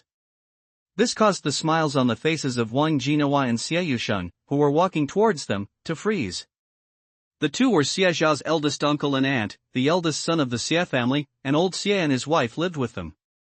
Although the two disliked Xie Zhao, they were from the same village and were close relatives, so they valued their reputation and had to put on a show of politeness. Unfortunately, just as their smiles began to appear, Xie Zhao walked past them without changing his expression. Wang Jinawa spat hard on the ground. What era are we in? Does he still think he's some kind of young master from the city? Eldest son, look at your nephew. He's really out of line. He just walks right past his elders without even greeting them. I think even feeding the dogs with all the eggs our parents have would be better than him. Wang Jinawa was furious, and she spoke scathingly, like beans pouring from a bamboo tube, giving a good scolding. It's not anything else, but these past few days, because Xie Zhao's wife gave birth, Tian Shofan took a lot of eggs from home. That's right, old Xia hasn't separated the family yet. Old Xia had 3 boys and 1 girl. The eldest son is Xie Yusheng, the second son is Xie Yozhen, the third son is Xie Youfu, and the youngest daughter is Xie Hongmei. Old Xia was quite successful in his youth. He was tall and strong, and could do the work of 2 farmers. He was a very capable worker. In those days when work points were awarded, he earned the work points of 2 people and became the village's brigade leader, so his family was very well off. In addition, there were many male children, so in earlier years, he took his 3 sons and found a piece of wasteland at the edge of the village to build a large courtyard. The whole family lived there.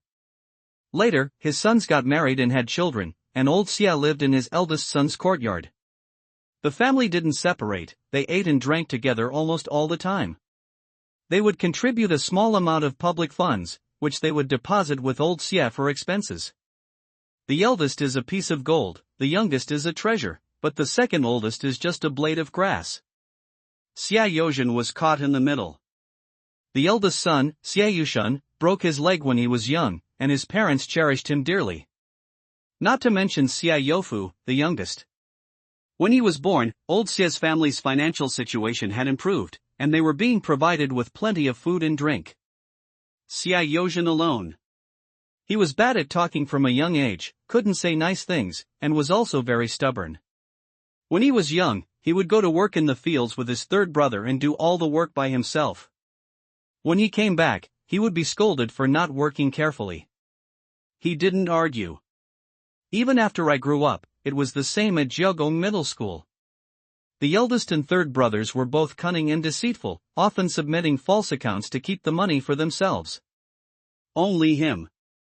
Diligent and honest, not a penny was lost. But as time went on, not only were they no longer appreciated, but it all became taken for granted, and suffering losses became the norm. Then, this time, Lin Muyu gave birth to his wife and harbored a lot of resentment. Especially the eldest child's family. When Tian Xiufen went to the hospital, she brought 30 eggs from home and a bag of brown sugar. Her heart was breaking. But that's not all. Xia Yozhen even borrowed money from his family's public funds. That's a full $30. Although their large family can usually afford to eat their fill and not go hungry, this money is really hard to earn. He, Xia Laoer, actually took 30 in one go. He says he'll pay it back, but what will he use to pay it back? Therefore, Wang Jinhua was furious. When she saw Xia Zhao today, she forced a smile, but Xia Zhao completely ignored her. She was so angry that her vision blurred, and she turned to Xia Yushun and unleashed a torrent of abuse. It's only because you're useless. Otherwise, would I have put up with this? You took money from home to have a baby, and you still dare to give us attitude. We can't live like this anymore. After the new year, we must separate the family. We can't let him drag us down. Xia Zhao didn't recognize who the 2 people were at all. He carried a hoe and a basket, and made his way to the wild vegetable patch he had visited the night before. The sun came out, turning everything a bright red, and the snow began to melt. Xia Zhao finally understood why there were so many wild vegetables in this field. Because it faces the sun. He squatted down, examined it carefully, and felt a surge of joy. TSK. It's densely packed with wild vegetables. Shepherd's purse and dandelions grow close together, sprouting tender green shoots amidst the white snow, resilient and delightful. Xia Zhao didn't hesitate either, he picked up his hoe and dug down hard. With a single stroke of the hoe, yellow soil was turned over, the snow fell away, and the wild vegetables were revealed intact. He moved quickly, pulling out the shepherd's purse and dandelions and throwing them into the basket. 40 minutes later. The bamboo basket was already full of shepherd's purse and dandelions, and only 1/5 of this wild vegetable patch had been dug up. Xia Zhao reluctantly put away the hoe. Never mind. Xia Zhao carried the basket to the riverbank, immersed it completely in the water, and rubbed it with his hands. The flowing river water instantly washed away the mud, leaving the wild vegetables clean. Xia Zhao picked up the basket, shook it, and then left. It's 9 a.m. County Hospital. Today is the second day of the Lunar New Year, a time to visit relatives, and the hospital is busier than usual. Hey! Fish! That's rare. In the middle of winter, I wonder where they caught it. A group of people couldn't help but take a second look. Then look at those wild vegetables. This is even less common in winter. As the middle-aged woman passed by a small wonton stall, her eyes widened and lit up. Hey, comrade, is that shepherd's purse and dandelion in your basket? Yes, it was just dug up this morning. Look how fresh it is. Xia Zhao handed over the basket. Hey! The fresh shepherd's purse and dandelion, with their thick roots and strong flavor, are a delight to hold in your hand. So, are you going to sell it or not? The middle-aged woman wiped her hands with her apron, her eyes lingering on the bag of wild vegetables. However, during festivals like Chinese New Year, every household will buy some meat and slaughter some chickens and ducks, so meat wontons won't sell as well. But if you want a bowl of shepherd's purse wontons, TSK. It has a refreshing aroma, cuts through the richness, and has a unique flavor. Who wouldn't want this? Unfortunately, she lives in the county town and didn't see anyone selling it at the supply and marketing cooperative or the vegetable market. Now that she saw it, she really couldn't resist buying it. If you want some, I'll take a bowl out for myself and sell the rest to you. He quickly set a price in his mind. Cabbage and radishes don't fetch a good price in winter, but shepherd's purse and dandelion are a different story. At 7 cents a pound, the price is undeniably expensive. Okay. I'll weigh them all. One price for me. Dandelion, blanched and served cold, can be sold as a side dish. Shepherd's purse wrapped in wontons is guaranteed to be in high demand. Guaranteed profit. Xia Zhao was both surprised and delighted. He first grabbed a handful of wild vegetables and put them on the cart for himself to eat. When he got off, he vigorously shook the water out of the basket. This gesture immediately won the middle-aged woman's favor. A truly honest person. She picked up a steel-yard balance from a corner.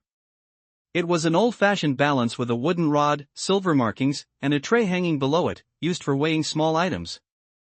At the very front of the scale beam, there is a hook, specifically for weighing large items. The ropes used for carrying the items were divided into front and back. The front rope was used for heavy objects, and the back rope was used for small items.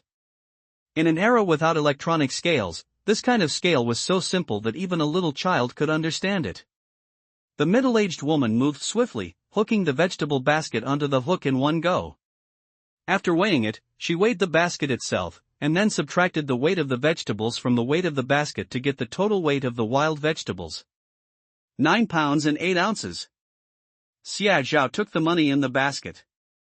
Xia Zhao's eyes lit up. The middle-aged woman grinned. Make a deal. Upon closer inspection, there were both unfamiliar and familiar faces. Where did you buy it? So, through this back and forth, the 3 families in the ward found out about it. The place where people are most willing to spend money is the hospital. 2 yuan a pound, something I wouldn't normally spend, but during the holidays, and since I'm sick and need to recuperate, I had to take it out. As soon as Xia Zhao pushed the cart into the pavilion, he was surrounded by people. I didn't manage to buy any yesterday. I'll buy some today. You promised, so you can't go back on your word, young man. I want grass carp. The bigger the better. Big head carp is the best. Fish head cooked with tofu, I wouldn't trade it for bear's paw. The crowd immediately erupted into chaos. Xia Zhao stood on the cart and smiled at the crowd. First come, first served. Those who didn't get any yesterday, pick first. There's plenty of fish today, so you'll have plenty. I must say, he has a really good memory. I can actually remember most of who didn't buy anything yesterday. Xia Zhao asked each person what kind of fish they wanted and how big it was.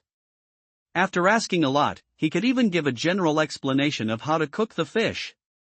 Roll up your sleeves, reach into the bucket, lift it up, and you'll know its weight. The crowd was bustling and attracted a lot of attention. Beside him, Zhao Lanji was struggling to support him. The road was slippery due to the melting snow, and her forehead was covered in sweat. On the eve of the Lunar New Year, he had a few drinks and while watching the fireworks, he didn't pay attention to his footing, stepped on the snow-covered steps, and slipped and fell. It's nothing serious. Ankle fracture. So he was admitted to the hospital during the Chinese New Year. Standing at just under 1.7 meters tall and weighing over 170 kilograms, Zhao Lanji found it truly difficult to care for her. Just like now. However, after walking such a short distance, she was so tired that her legs felt weak and her face turned pale. What is that? It was bustling and lively, like they were shopping. He listened for a moment, then his eyes lit up slightly. They're selling fish. I haven't had any in ages. In the dead of winter, nothing beats the simple pleasure of having a fish head hot pot with tofu and bean sprouts at the bottom, and a bowl of steaming hot soup. Zhao Lanji was rather unhappy at this moment. She was really tired. There are 3 children in the family, but none of them are willing to come and share the burden. They all say they have things to do. 2. Having both sons and daughters, and still needing to hire someone to take care of them, what kind of talk is that? So he could only suffer in silence. The 2 walked slowly, and by the time they reached the cart, the crowd had already dispersed. With his back to the 2 of them, Xia Zhao bent down and took the bucket down. There were also 2 fish inside, which Xia Zhao had specially left behind. These 2 fish were the biggest and fattest. He planned to keep them, one to make soup for Lin Muyu, and the other to make hot pot with some tofu to nourish his mother. How much are your fish? There was a sound coming from behind. Xia Zhao didn't turn around. He just arranged the shepherd's purse and put it into the basket while smiling and saying, "Auntie, I'm really sorry. My mother and my wife are not feeling well. These 2 fish are for them. We're sold out of fish today." He jumped off the cart, carrying a basket and supporting himself with one hand. This son is so much better looking than them. It's you? Zhao Lanji was startled. She stared at Xie Zhao in front of her, her already pale face turning even paler. At this moment, it even looked somewhat unsightly.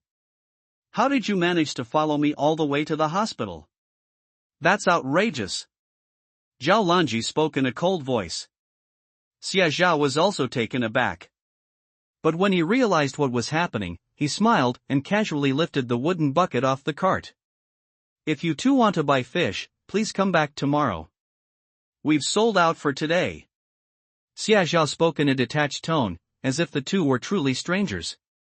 After saying that, he picked up the wooden bucket and vegetable basket and was about to leave. This action clearly angered Zhao Lanji. She frowned, stared at Xie Zhao, and shouted, "What trick are you playing now? You chased us all the way to the hospital just to ambush us. What happened to you?" As a businessman, reading people's expressions is his forte. The boy in front of him was already half a head taller than him. But what's different is those eyes. Over the past year, every time they saw Xie Zhao, they were startled by the intense resentment and discontent in his eyes. Therefore, they grew increasingly disgusted and repulsed by it. A thin layer of sweat covered his forehead, and the marks from the cart's rope were even visible on his black padded jacket. He was clearly meant to be in a sorry state.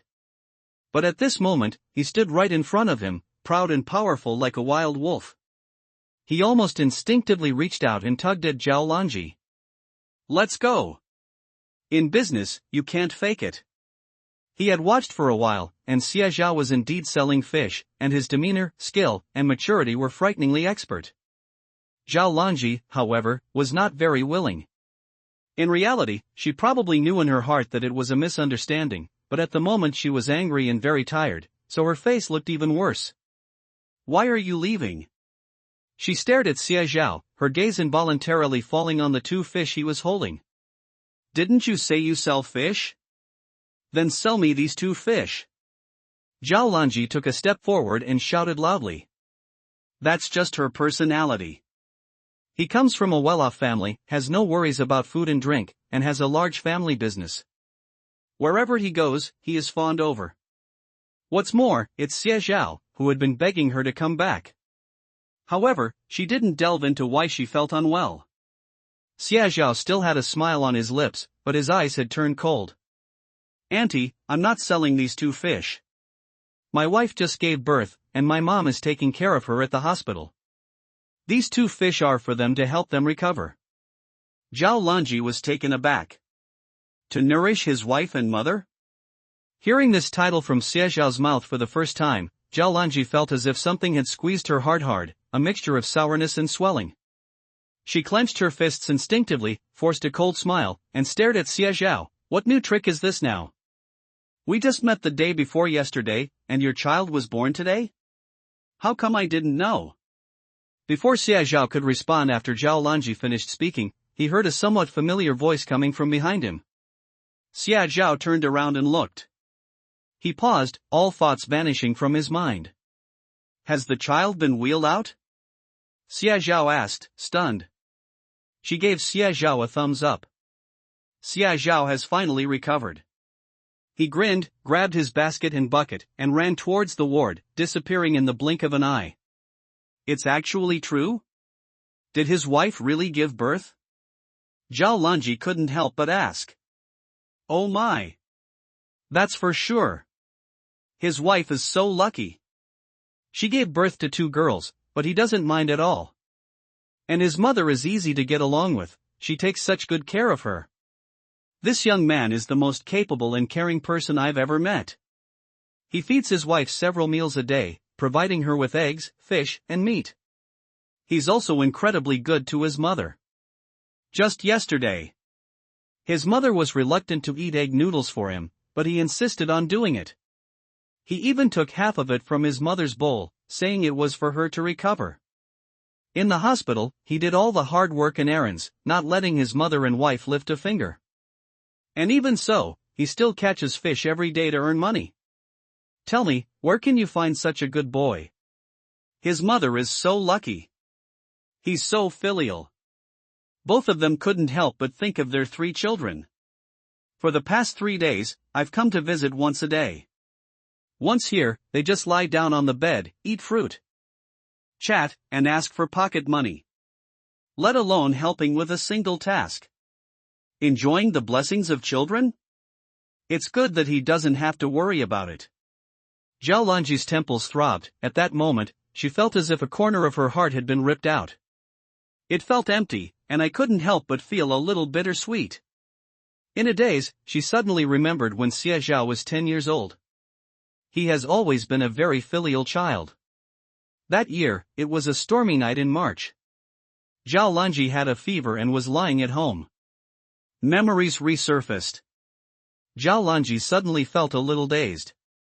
When exactly did she begin to despise Xie Zhao so much, believing that everything he did was for ulterior motives? The ward. When Xie Zhao came in carrying a wooden bucket and a vegetable basket, he immediately spotted Lin Muyu, who was holding her baby and breastfeeding. She sat on the edge of the bed, holding the baby in one arm, and gently lifted one side of her shirt. Upon hearing the sound, she subconsciously turned her head to look. When she saw Xie Zhao standing at the door, she paused, and her entire face flushed red at a visible speed. The nurse was still diligently teaching her. Like this, lift the baby up a bit, make sure it's in the whole thing, don't just suck half, or you'll suffer.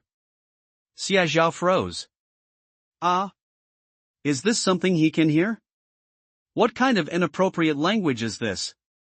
Seemingly noticing Lin Muyu's gaze, the people in the ward all turned to look at her. Tian Xiufen was holding a baby and feeding him formula when she saw Xie Zhao come in. She looked up, her eyes and brows brimming with undisguised joy. Hey kid, come quick, look at your daughter. She looks just like you, she's so pretty. But once he got closer and took a look, he couldn't take his eyes off it. She is really cute. In just 3 short days, the baby's changes have been astonishing. When it was born, it was red and wrinkled, and it was really not pretty. After 3 days of feeding, the skin became supple, the swelling on the face disappeared, and the facial features became clearer and more delicate. The baby is drinking milk. When the small spoon is brought closer, she will pout her lips and make a sucking motion, sucking one spoonful after another with a smacking sound. If Tian Xiufen fed her even a little bit too slowly, she would immediately open her mouth and pretend to cry, which would scare Tian Xiufen into speeding up her movements and feeding her the milk. Something seemed to be slowly awakening within Xie Zhao's blood. He couldn't help but bend down and carefully examine the little guy who had half his blood. Yeah. For the first time, he experienced what it meant to be at a loss. That's my younger sister. Xie Zhao nodded, indicating that he had remembered. Xie Zhao's eyes widened. Etc. Past? His feet seemed rooted to the spot, unable to move, and his eyes darted around, not daring to look in Lin Muyu's direction. He really has no experience. But the nurse couldn't care less about all that. She still has to make her rounds. Seeing that Xiaozhao didn't move, she leaned over, pulled the little guy's hand away, and then dragged Xiaozhao towards the bedside. Fortunately, Lin Muyu had finished feeding the baby, and the little one had drunk his fill and fallen asleep with his eyes closed. She quickly pulled off her clothes, her earlobes turning as red as if they were about to bleed. But Xiaozhao still saw it. The year she married into the family, she went to the fields in the spring. Under the blazing sun, golden light spread across the emerald-green paddy fields. Lin Muyu's skin was so white it seemed to glow. Once you take one look, you can't look away. Moreover, that was her exposed skin. Just a moment ago, her clothes were lifted, and Xiaozhao gave her a casual glance. Hiss. Almost instinctively, he gasped deeply. How can she be so white? Xiaozhao's face felt like it was on fire. He stood stiffly in front of Lin Muyu, and the two of them dared not meet each other's eyes. They lowered their heads, looking around like a silly goose, which was extremely funny. The nurse reached out and patted Xiaozhao on the shoulder. Comrade, what's going on between you two? Are you a legally married couple? Xiaozhao, absolutely legal. The nurse snorted. She just asked that question casually. After all, the baby has already been born, it can't be fake. But why do these two look so blushing and shy standing together? Your family situation is special, so I'll have to say a bit more, comrade. Please don't be upset, I'm doing this for your own good. Xiaozhao quickly nodded in agreement. I know, comrade, don't worry, I will definitely remember it carefully. The nurse nodded in satisfaction. You have twins, so your milk supply definitely won't be enough. You'll have to feed the two babies alternately, which means giving them something else to eat, like formula. These days, babies are born without breast milk and are basically fed rice water. Whether they are well fed or not, or whether they are nutritious, is irrelevant. As long as they don't starve, that's fine. Moreover, Xiaozhao gave birth to a girl. In this era, especially in rural areas, having a daughter was considered a sin. Having spent so much time in the obstetrics ward, she'd seen all sorts of strange and wonderful people abandoned, drowned, or simply left at the hospital and forgotten. She'd seen it all. After the nurse finished speaking, Xiaozhao paused for a moment and immediately understood what she meant. In the instant he looked down, he saw Lin Muyu's eyes dim in a flash. Of course, we'll drink formula. He looked down and glanced at the sleeping baby. Everything was gradually awakening the wondrous kinship within him. In that instant, all Xiaozhao wanted to do was bring the best things in the world and place them in front of his daughter. Drink whatever is good for the child. Upon hearing this, the nurse couldn't help but glance at Xiaozhao in surprise. This is truly rare. She nodded, then glanced at Lin Muyu, who also looked surprised, and a smile appeared on her lips. The second thing is to help with milk production. The young nurse grinned, looking somewhat inexplicably gloating. Xiaozhao paused for a moment. Breast milk duct opening? What's the meaning? At first glance, this sounds like promoting lactation. He was a little confused. What does that mean? What should he do? Then what should we do? Xiaozhao frowned and asked with a serious expression. That's why you need to help with milk production. The nurse chuckled, if the child can't drink it, you drink it. If it's blocked, you can help by sucking it out. It's very simple. Xiaozhao? Lin Muyu? No. Etc. What did they just hear? He drinks? Or takes a sip? Who? Who's coming? Xiaozhao's temples twitched repeatedly, while Lin Muyu's face was already flushed red. She lowered her head, holding the child, and didn't say a word. However, when I looked down, I saw that her earlobes were bright red, and she was very uneasy, not knowing where to put her hands and feet. All right. Xiaozhao couldn't remember how he nodded or how he saw the nurse off. His scalp tingled, and he lowered his head sheepishly, giving Lin Muyu a slight smile. Don't worry, there are definitely other ways. At worst, we can call a doctor or a midwife. It won't be my turn. He offered words of comfort, then quickly chuckled twice. Lin Muyu lowered her head. But Xie Zhao's words to him were still replaying in his mind. Why shouldn't it be his turn? He was clearly doing it for her own good. After all, the atmosphere between the two of them was somewhat subtle and unclear, even though Xie Zhao seemed to have become a different person now.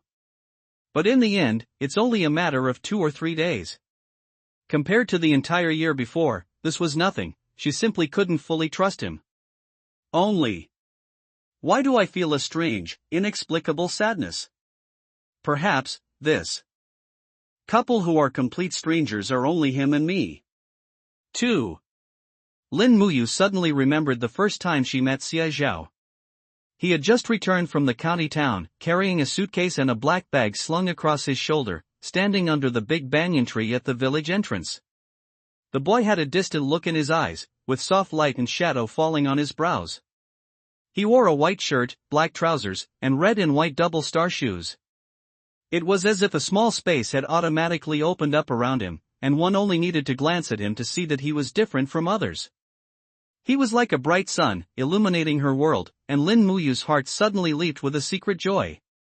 Xie Zhao held a small dictionary in one hand and his coat in the other, glancing at me with a very indifferent look. However, after only a brief glance, they did not linger. Lin Muyu was somewhat disappointed. But why? Why does he dislike them all? Him? He used to be a young master from the city. He was well educated and even had a girlfriend from the county town. How could we compare to him? Sigh. We can only look on in envy. How could he possibly be interested in us? I heard his girlfriend in the county town is absolutely gorgeous. We're not on the same wavelength. Lin Muyu was somewhat dazed and glanced at Xie Zhao. The boy is still the same boy. She harbored a delusion back then, and worked herself to the bone to get close to him, always thinking that once the deed was done, he would eventually see her good qualities. Her heart, too, had secretly and passionately beat for him. Only. Perhaps, from beginning to end, Xie Zhao never even thought of looking back at him. She doesn't deserve it. It always has been. Lin Muyu's nose tingled with a little soreness. She silently lowered her head and stared at her hands. These hands are covered in calluses, mottled and unsightly. Oh. She herself couldn't stand it, let alone Xie Zhao? She shouldn't have had such delusions these past few days. Lin Muyu, wake up. The discharge date is set for tomorrow morning. At 3 p.m., Tian Xiufen was already packing her things. She moved very gently, occasionally glancing up at her 2 sleeping babies, a smile she couldn't suppress. When we get back tomorrow, we'll take out your sister's old clothes and alter them. There are really no clothes left at home that can't be worn anymore, so we can tear them up and use them as diapers. She had her own plans. Tian Xiufen paused, then quickly added, if you two aren't happy, that's fine too. Mom can bring my little sister and come live with you.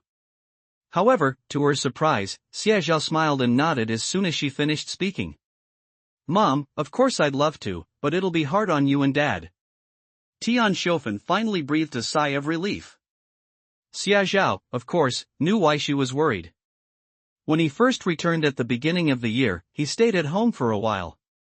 Back then, he was full of thorns. He can't stand anyone. Not only that. The family was poor, and the eldest brother went to work in the hardest and most tiring mine to make a living. The younger sister, Xie Tian, had to help the family with farm work every day after school. Both of them carried heavy burdens of life on their shoulders. Only him. After he came back, he ate an egg every day, and every few days Tian Xiufen would give him a few pieces of rock sugar. Everything he eats and uses is of the highest quality. How could Xie Tian possibly find peace in her heart? And what Xie Zhao didn't know was that because of his return, the family's expenses had increased sharply, and they no longer had enough money to send Xie Tian to school. Tian Xiufen nodded. Xie Zhao nodded. He's definitely exhausted these past 2 days. Seeing that Lin Muyu was resting with her eyes closed, he quietly glanced at the two little glutinous rice balls. Xia Zhao watched for a while, then leaned on the bedside table and closed his eyes slightly. Perhaps it was because they were too tired, or perhaps their tense nerves suddenly relaxed. He fell asleep almost instantly, and had a long, suffocating dream that seemed to run through his mind like a revolving lantern. In his dreams, his family, wife, and children all left him. He was like a small boat on a giant wave in a storm, or a piece of driftwood in a raging sea, unable to find his way home. He was terrified and instinctively reached out haphazardly, trying to grasp at that tiny glimmer of hope. Warm and soft, it slowly spread and curled in his palm. He subconsciously tightened his grip, as if trying to knead it into his very bones, only then could he find peace of mind. Xia Zhao's breathing gradually calmed down. He kept his eyes closed, completely unaware that Lin Muyu was looking at him with slightly widened eyes, somewhat astonished and embarrassed. She wasn't asleep, she was just resting with her eyes closed. When Xia Zhao was lying on the headboard, he soon heard his short, heavy breathing. It felt heavy and chaotic, like I was dreaming of something terrible. She subconsciously opened her eyes, wanting to reach out and push him awake, but unexpectedly, the moment she reached out, he gripped her hand tightly. "Don't go." His voice was hoarse and suppressed, overflowing from his throat. "Don't go." Lin Muyu was speechless. A subtle and complex sense of relief welled up inside her, like a stolen joy. As if trying to deceive herself for a moment, she finally leaned down and whispered, "I won't leave, you go to sleep." Xia Zhao finally fell into a deep sleep. In my dream, the giant waves subsided and the dark clouds dispersed. Finally, the clouds parted and the moon shone brightly. When I returned to Shishui village in the afternoon, it was exactly 6 o'clock. Xia Zhao pulled a cart loaded with a pile of things, which made people passing by in the village take a second look. "Hey! Isn't that brown sugar? Look! It's wrapped in oil paper from the Supply and Marketing Cooperative. There's quite a lot. Brown sugar is nothing. Look at that! That whole bag is full of meat. Look! The fat is oozing out. A huge bag of fat. They really don't know how to manage money. They even eat like this after having a baby, it's a real waste." The sound was quite loud, and Xia Zhao heard it all. The Xia family lived at the entrance of the village, occupying the best spot. Back then, old Xia was strong and robust. He and his 3 sons seized this land, compacted it with yellow clay, and built this large courtyard by stacking yellow clay bricks. But even the most impenetrable family will develop cracks once the sons are all married. Pillow talk is the most deadly. Furthermore, no human heart is without bias. If one cannot treat everyone equally, the household will be in turmoil. As Xie Zhao reached the door, a bowl crashed to the ground in front of him with a loud bang, shattering into pieces. Several people stood outside the fence, craning their necks, holding rice bowls, and tiptoeing to peek inside. TSK. They're fighting over the family property. Look at that. Look at that. I heard that Xia Lao emptied the family's coffers, had a son who's a money pit, and actually asked the family for 30 yuan. TSK. They've gone too far. That's right. I heard she even gave birth in the county town, thinking she's so precious. If you ask me, she deserves a good beating. Women, the more you beat them, the more obedient they become. Meanwhile, a good show was unfolding in the courtyard. How much can we, who toil in the fields, make in a year? He's a heartless and wicked man, I don't want to live anymore. She cried loudly, and Xia Yoshuan's face turned black and white in turns. Opposite Wang Jinoa, Xia Yozhan was standing with Xia Tian and Xia Chang, and all 3 of them looked rather grim. Upon hearing this, Wang Jinoa cried even louder. Seeing that her husband didn't move, she stomped her foot in frustration and pinched Xia Yushan hard. That sounds nice, but how are you going to pay it back? Your second brother's wife is so precious, she even has to go to the county town to give birth. There's bound to be a lot of expenses coming up. 30 yuan, not 3. Unless you come up with the money to make up for it tomorrow, who's going to believe you? Xia Tian almost rolled her eyes. Should I take it out and add it tomorrow? These days, 30 yuan is no small sum. They couldn't afford to sell their flesh and blood. Separation? Hey! This is really something new. Someone from old Xia's family actually suggested splitting up the family business. Brother, if you're determined to split the family business, just say so. Why would I say no? Xia Yozhen spoke with difficulty, his voice hoarse. As long as Dad and Mom agree, we'll separate the family, settle all accounts, and I won't shortchange you. If we're going to settle accounts for this, there'll be a lot to discuss. Wang Jinhua turned her head to look outside the courtyard wall, her heart aching. Let's talk about having children. We're all women, and every woman has to have children. It's just that Xia Laoer's daughter-in-law is so precious that she wants to give birth in the county town. He also took 30 yuan from the public school. And 30 eggs from home. That was earned by my eldest brother with his life. He's a cripple, how hard is it for him to earn money? This is taking our lives. If it were his own money, that would be one thing, but he's taking public funds. Nobody would be happy about that. Sigh. If you ask me, Xia Laoer is really confused. This son isn't a son, he's clearly an ancestor. The eldest son. He's a burden to the whole family. The crowd was noisy. Meanwhile, Xia Zhao, who was referred to as ancestor and young master, was pulling a cart and standing outside the crowd, rubbing his temples in exasperation. Excuse me, everyone. Separation? These two words immediately caught the villagers' attention. Someone turned their head and stared at Xia Zhao for 2 seconds before finally recognizing him. It's Xia Laoer's second son who's back. A boy squatting by the roadside, eating sunflower seeds, laughed out loud. Everyone was stunned. There was a subtle, guilty feeling, like being caught red-handed talking behind someone's back.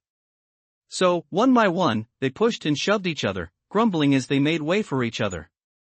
Xia Zhao pulled the cart inside. Upon entering the courtyard, he immediately spotted the bowl that had been smashed on the ground. Xia Yozhen looked at him with some surprise, and after a moment, he managed to force a smile at him. Why are you back? Where are your mom and wife? Purchased from the supply and marketing cooperative? These words immediately made everyone crane their necks to look at them with curiosity. Hey! This is a luxury item. They've only heard of it, never actually seen it. If it weren't for the foreign baby drinking milk and the cow above, they might not have recognized them. This milk powder is so expensive. The other day I went to the supply and marketing cooperative to buy kerosene, and this little bag cost 5 yuan. It's such a rare thing. 5 yuan is more than enough for our monthly expenses. Look at that oil. It must be big chunks of fatty meat. The new year is over, and the Xia family is still buying fatty meat. What a waste. Sigh, he's still a young master who grew up in the city, he doesn't know how hard life is. If you ask me, it's time to divide the family property, otherwise he'll squander the entire Xia family. They've all seen and remembered Xia Zhao's return this past year. Everything they eat, drink, and use is the best. He was the only one in old Xia's family, and he didn't have a single patch on his clothes. This is the way capitalism works. Waste. Outrageous. After she finished speaking, she ran into the house crying and slammed the door shut. Young women are easily embarrassed, and with so many people surrounding them, her face burned with embarrassment. Xia Zhao shook his head. He walked over, put the cart down, turned to look at Wang Jinhua, and spoke in a tone that was neither humble nor arrogant, and even carried a hint of a smile. Dividing the family property? Aunt, it's not up to you to decide, is it? What about Grandpa and Grandma? Did they agree? Wang Jinhua struggled to pull her eyes away from the cartload of things. A short while later, old Xie and Zhangai slowly emerged, leaning on their canes. The two stood silently behind Wang Jinhua, clearly indicating their stance. Xia Yozhen's eyes darkened. He squatted down, took out his pipe, stuffed it with some tobacco, went to the stove to borrow some fire, and slowly began to smoke. He didn't know how things had turned out this way.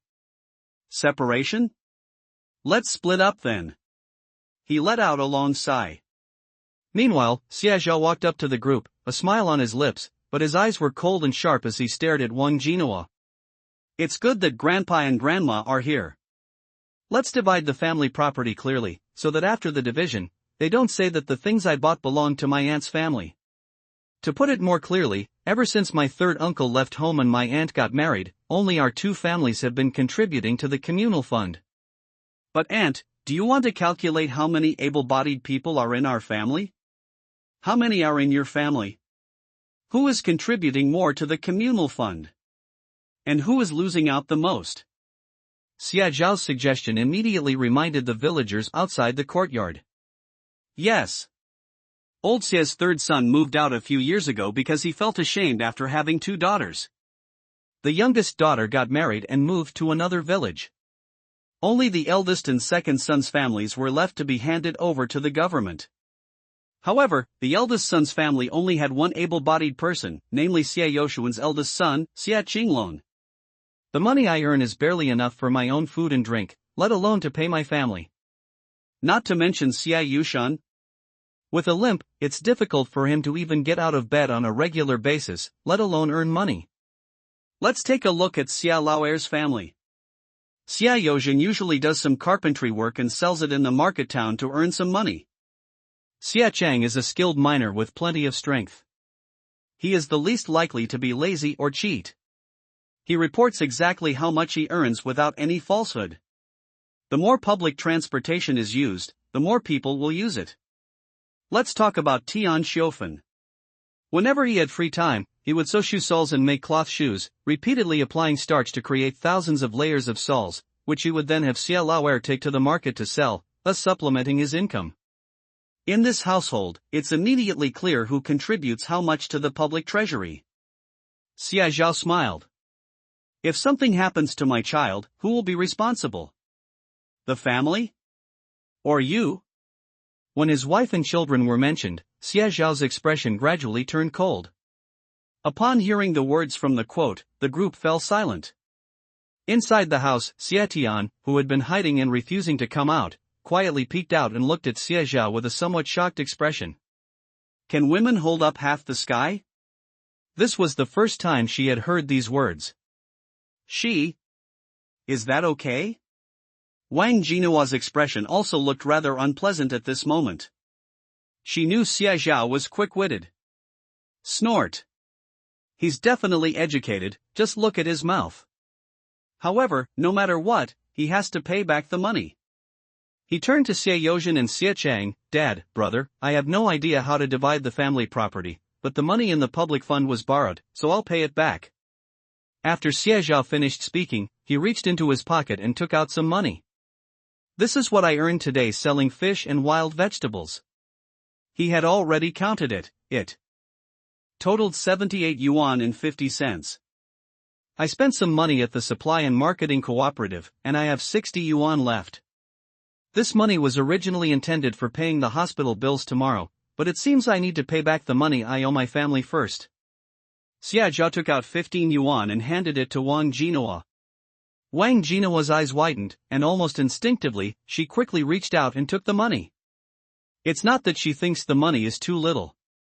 Rather, she was shocked by what she had just witnessed. So much money. Where did he get so much money? You know, back then, my son's family had 30 yuan, but it was all in small, loose change, not some kind of big unity, a large sum of money. Did you earn this money yourself? He did not deny it. You can't hide the fact that you're making money. Moreover, he will only earn more money in the future, so there is absolutely no need to hide it. Wang Jinua's face turned pale and then flushed. She felt like she had swallowed a fly. She was extremely uncomfortable. Then why don't you hand it over to the public funds? We haven't separated our family yet. Our Xia family also has a share of this money. Your grandparents are still here. Xia Zhao crossed his arms and looked at her with amusement. Auntie, you must have forgotten that I separated from the family a long time ago. Wang Jinhua was taken aback. Separate from the family? Yes. Xia Zhao's mention of it reminded the villagers outside the courtyard wall as well. Back when they got married, Xie Zhao had already moved to the riverbank with his wife. Wasn't that a separation of the family? Now that everyone has separated, who will still pay the public funds? Wang Jinhua was speechless.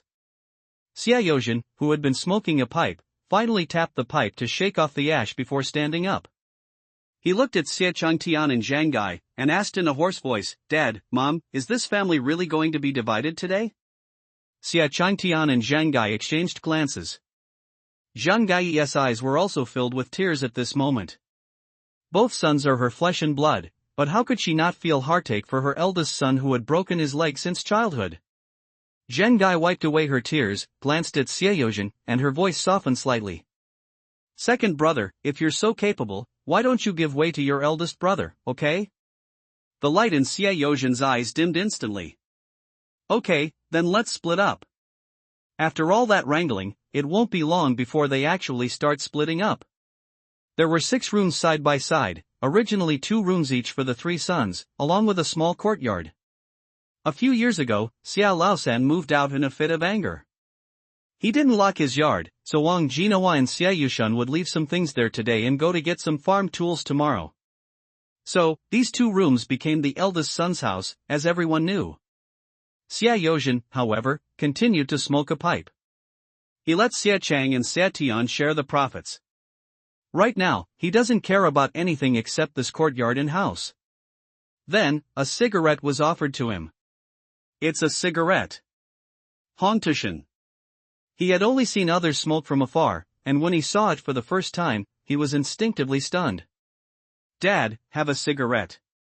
The boy's voice was clear and crisp, with a slight upward inflection of pleasure. He looked up and saw Xie Zhao smiling at him, his eyes clear and full of vitality like wild grass. It wasn't until Xie Zhao shoved the cigarette into his hand that Xie Yushun belatedly realized what was happening. What did he just call himself? Dad? Dad, although it may sound disrespectful to say this, not everyone is suited to be a parent. Xie Zhao spoke softly, but his expression was serious. You know better than anyone that your grandparents are biased. You try to convince yourself that they're both your children, but even the best children have different levels of affection. Xie Yozhen froze instantly. Dad, don't be sad. It's okay that we've separated the family. As long as we live our lives as a family, that's better than anything else, don't you think? Men don't need many sentimental words to comfort each other. Xie Yozhen's body finally relaxed, and he let out a long, long sigh, a smile appearing on his dark face. He turned his head to look at Xie Zhao, his fist clenching unconsciously. Yes. A family. He always knew his parents didn't care about him, he was just fooling himself. Now that they've separated, it's better for them to live a good life together. Xie Yozhen stood up and dusted off the cigarette ash from his clothes. I did a lot of things myself, the boss can't take any of it. I'll keep an eye on it. 6 o'clock. With a bang, the family division ended. There used to be a gate in the courtyard that connected to the eldest son's house, but Xie Tian blocked it off with broken wooden planks. The little girl was furious and pushed the wooden board hard. Even robbers wouldn't act like this. Those are the tables and benches my dad made. How can they just refuse to give them away like that?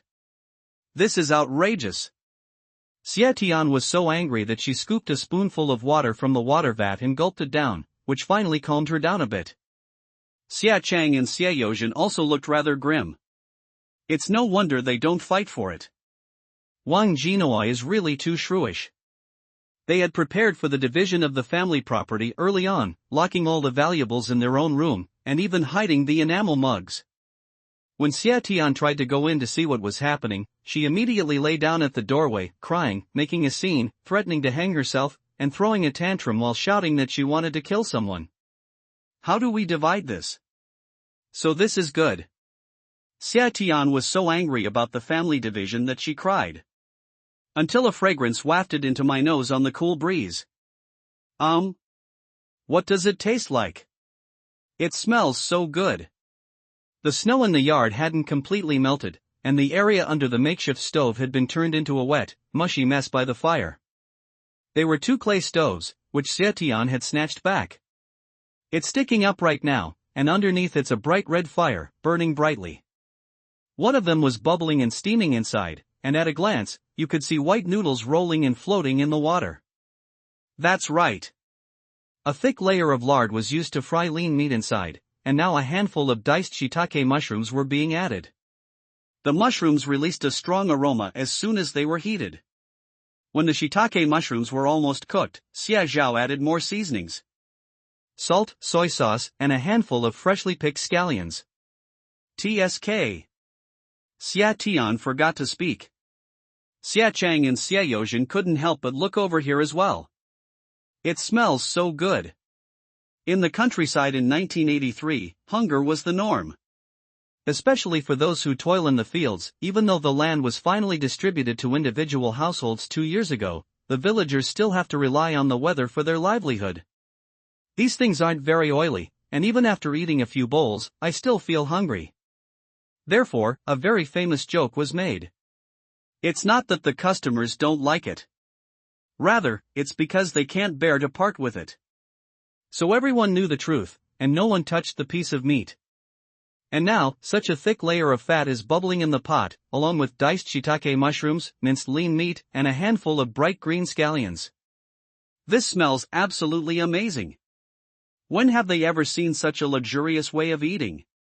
Xia Zhao glanced at the white noodles, which were already floating and fully cooked.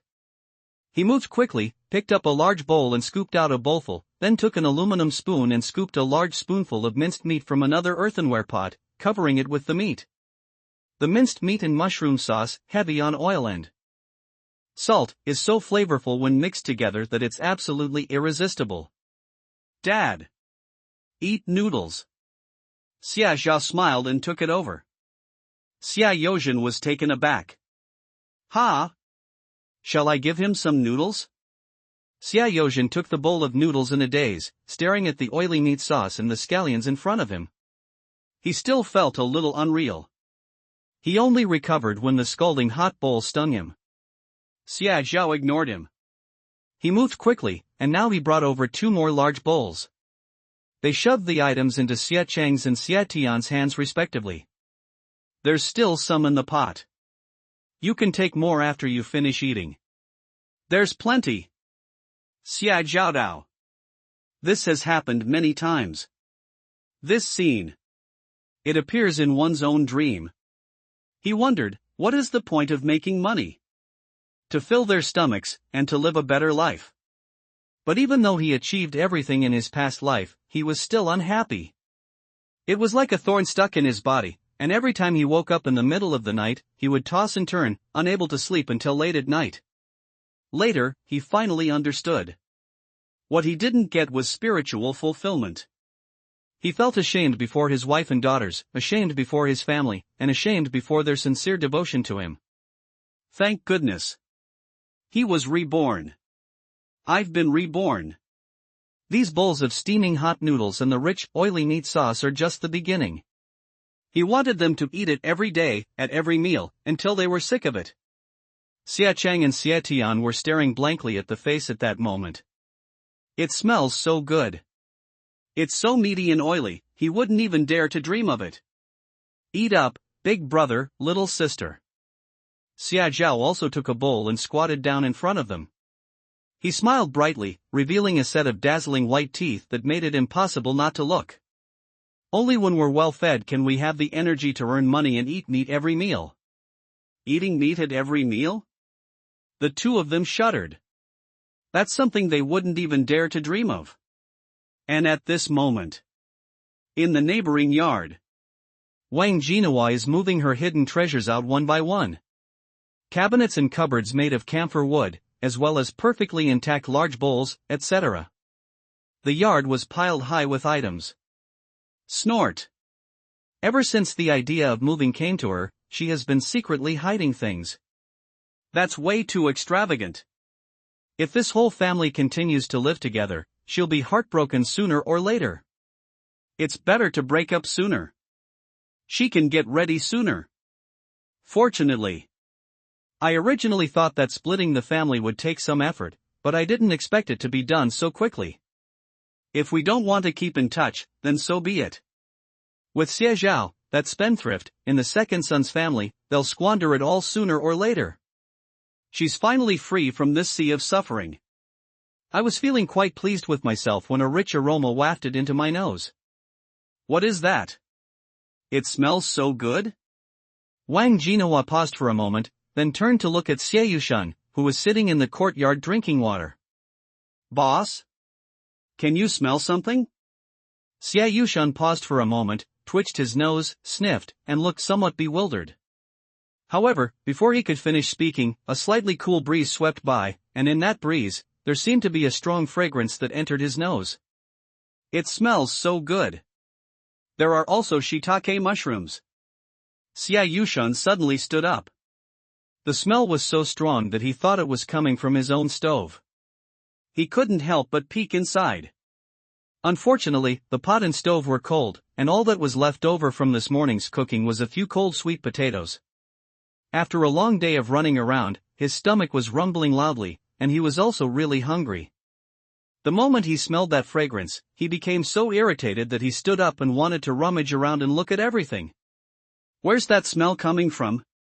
Wang Jinhua was filled with doubt and unease. She turned her head and looked to her left. He has a great skill and is considered one of the wealthiest people in the family. Plus, it's a holiday, so it's not unusual for him to eat some meat. But didn't Wang Tai take his wife and children to his mother-in-law's house this morning? A thought popped into her mind, and Wang Jinhua shuddered. Impossible. We just split up. Moreover, all they brought over were broken copper and tiles. They had hidden away all the rice and flour in their house long ago. How could they possibly make me tasting sweet potatoes from the dozen or so kilograms they brought over? A few thoughts flashed through her mind, and then she suddenly remembered. Yes. Xie Zhao, that rascal, came back today, and he brought a whole bunch of meat with him. But wasn't that meant to be saved specifically to nourish his wife's body? Why are you finally willing to take the meat out now? She was filled with doubt and unease, but her feet instinctively moved towards the courtyard wall. The courtyard wall was not high to begin with. It was built in earlier years just to make a token gesture as a boundary line for the courtyard. So when Wang Jinhua peeked out, she immediately saw the three people sitting in front of the threshold, eating noodles from large bowls. The lanterns for the new year are still hanging, bathed in the red glow of the setting sun. That's a lot. It flowed all the way around the bowl. Wow! It smells so good. Not to mention this huge bowl of noodles with minced meat sauce. It smells so good. When you're really short of oil, you always crave this. Xie Tian chewed it, and the aroma made her squint her eyes and couldn't help but shake her leg. Xie Tian hummed twice, but didn't reply. However, she obediently pulled her leg back. Xie Yozhen was also engrossed in eating. This was his second bowl. It smells so good. The oily noodles slid down his mouth, making him so happy that he broke out in a sweat even in the cold weather. Xie Tian glanced at Xie Chang, who was eating noodles, and asked, "Brother? Are we just going to let it go like this? The 8 immortal table and cabinet that Dad made have all been hidden by Aunt. She's gone too far." Xie Chang glanced at her but didn't say anything. "Eat yours." "Oh. Now." Inside the courtyard on the other side, Wang Jinhua and Xie Yoshuan's eyes widened in disbelief. What a spendthrift! Wang Jinhua couldn't help but curse, feeling as if ants were biting her. Xie Yushan was already munching on a cold sweet potato, but the more he ate, the less he felt comfortable with it. He couldn't help but think to himself. If the family hadn't separated by now, he should be able to eat at least one bowl of these noodles. The second son is so unfilial. Xie Yushan muttered, "It's one thing if they won't give us any food, but why won't they even bring a bowl for our parents?" Wang Jinhua glared at him. How could she not know what her own man was thinking? She spoke loudly enough that everyone in the courtyard could hear her. Xie Tian snorted, cursed, and finished the noodles in no time. "Call. I'm so full." After they finished eating and tidied up their things, it got dark, and a dim kerosene lamp was lit in the room. "Tell me, where did your money come from?" Inside the room, the three of them found a broken stool and sat down casually, while Xie Zhao squatted opposite them. This scene does resemble a joint trial. Xie Chang stared at him, his brows furrowed. Putting everything else aside, that milk powder, 5 yuan a bag, I've seen it at the supply and marketing cooperative. Such expensive milk powder. Where does Xie Zhao get money? After thinking it over, the only option left was to go back to the Chen family to get the money. Xie Yozhen felt a pang of sadness and a bad taste in his mouth. He thought of the white noodles and minced meat he hadn't been able to resist eating earlier, and he really wanted to slap himself twice. I'll go back to the mine the day after tomorrow. I'll earn some money and give it to you. You can use it to pay them back. Taking this money is a waste of ambition and not worth it. Xie Chang has the most fiery personality. When he returned from the mine, he liked to lecture me during our few meetings. The principles of conduct, the ancient precepts of filial piety, and the advice to cherish one's younger sister. One thing after another, his deep affection for his family became sharp knives to Xie Zhao at the time, making him feel dissatisfied and resentful. And later, he left the Xie family. Many of the principles Xie Chang spoke of have been put into practice in society. It turns out that my older brother was really good to me back then. Xie Zhao smiled at Xie Chang. Big brother. He shouted, this money, I earned it. Xie Chang froze. What did he call himself? Big brother? Xie Chang's hand trembled slightly. He turned around imperceptibly, glanced at the red lanterns outside, and after a moment, he suddenly recovered, turned to look at Xie Zhao, and his eyes widened slightly. What? You're saying you earned this money yourself? Xie Zhao suppressed a laugh. He nodded and recounted his experiences of catching and selling fish, as well as growing wild vegetables. Fish prices are good in winter, and crucian carp sells well in hospitals. Plus, it's the end of the year, so everyone is willing to spend money, which is why we can make so much money. Xie Tian's eyes widened. Fish and wild vegetables are so valuable? How come I didn't know? Xie Zhao looked at her with a doting smile. There are still many things you don't know. I'll teach you slowly in the future. These days, information is scarce, and the fastest way to make money is to buy and sell. To put it simply, it's about bringing goods from the east to the west to sell, all for the sake of freshness and information asymmetry. The rarer something is, the more valuable it becomes. It's all about scarcity and the desire to profit from it. The same principle applies to fish and wild vegetables in winter. Xie Tian was stunned for a moment, then turned her head away somewhat guiltily, but her heart was pounding with surprise. Something seems different. In the past, he would have ignored him or laughed at him for being a country bumpkin. Did she hear that right? Xie Chang and Xie Yozhen were so shocked that it took them a long time to recover. Is making money really that easy? 70-odd yuan? It will take them several months to earn that. Xie Chang and Xie Yozhen exchanged a glance and quickly stood up as well. Let's go together. Xie Chang frowned and looked at Xie Zhao. Since we can make money, let's go together. It's good to have 2 more people. He grinned and pointed to the cart. All right. Put 2 more buckets of fish in tomorrow. Once we make some money, we'll buy meat, and we'll eat minced meat noodles every day. In the dim light of the night, the young man had clear features and a spirited demeanor. Xie Tian quickly chimed in, I'll go pick some wild vegetables. I know a lot of wild vegetables, and I know where to find them. By the river. Xie Yozhen is indeed an experienced hand. He knows exactly where the fish are plentiful and where they are scarce in this section of the river. He was carrying a fishing net in his hand, made of ramie, passed down from the older generation. It was heavy and long. Pull it over there. Hold on tight. Don't let go. Xie Zhao knew that Xie Yozhen was feeling sorry for him. He nodded without refusing, picked up the bamboo pole, and ran upstream. Fish like to hide in places with lots of aquatic plants.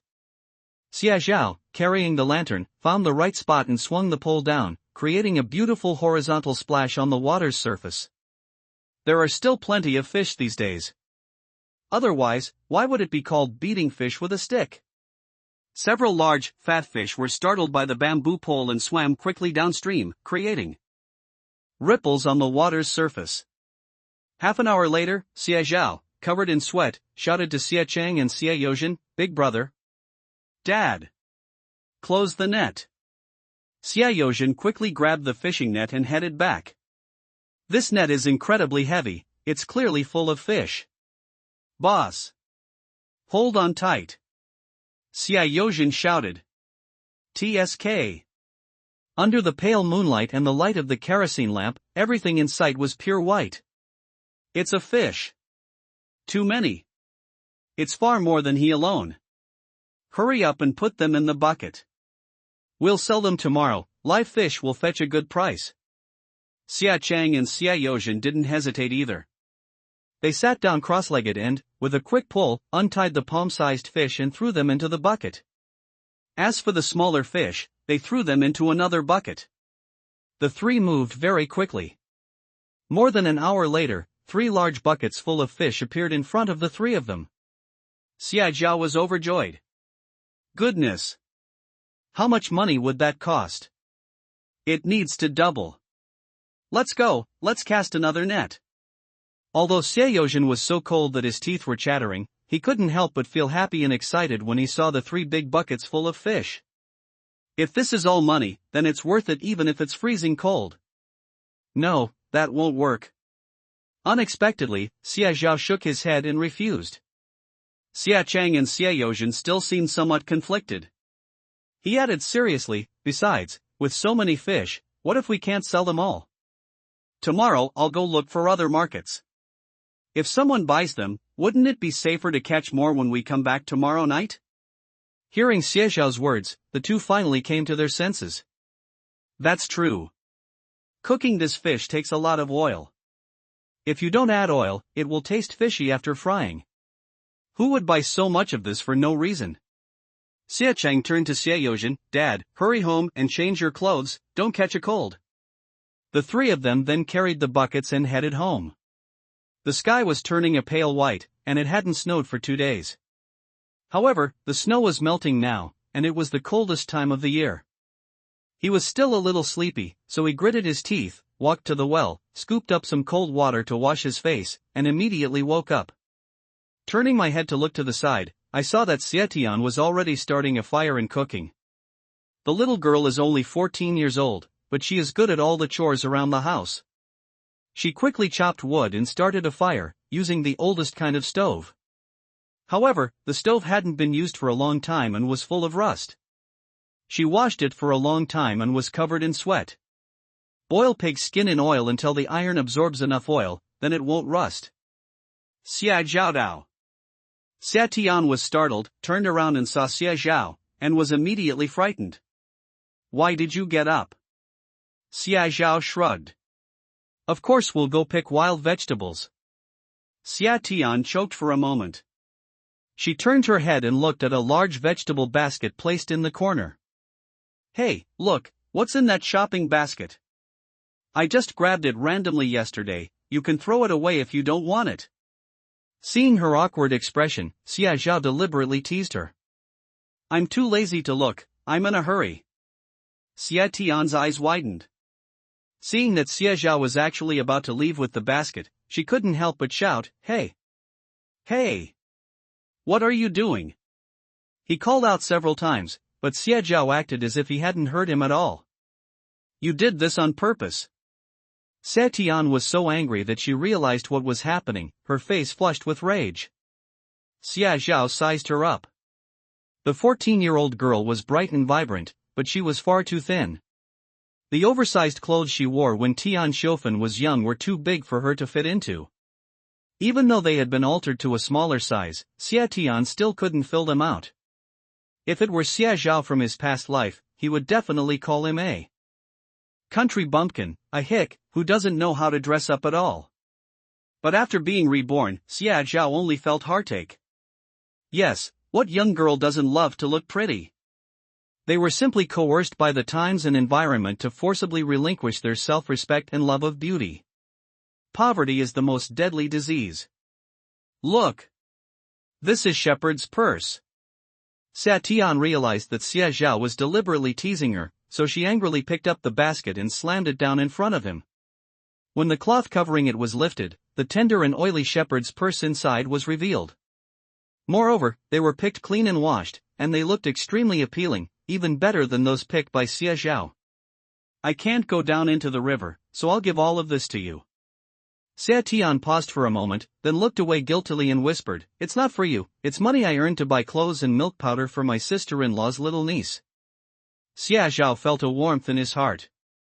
His little sister is stubborn but soft-hearted. How come he never saw that in his past life? I know. Xia Tian's eyes widened suddenly. Her little face flushed red instantly.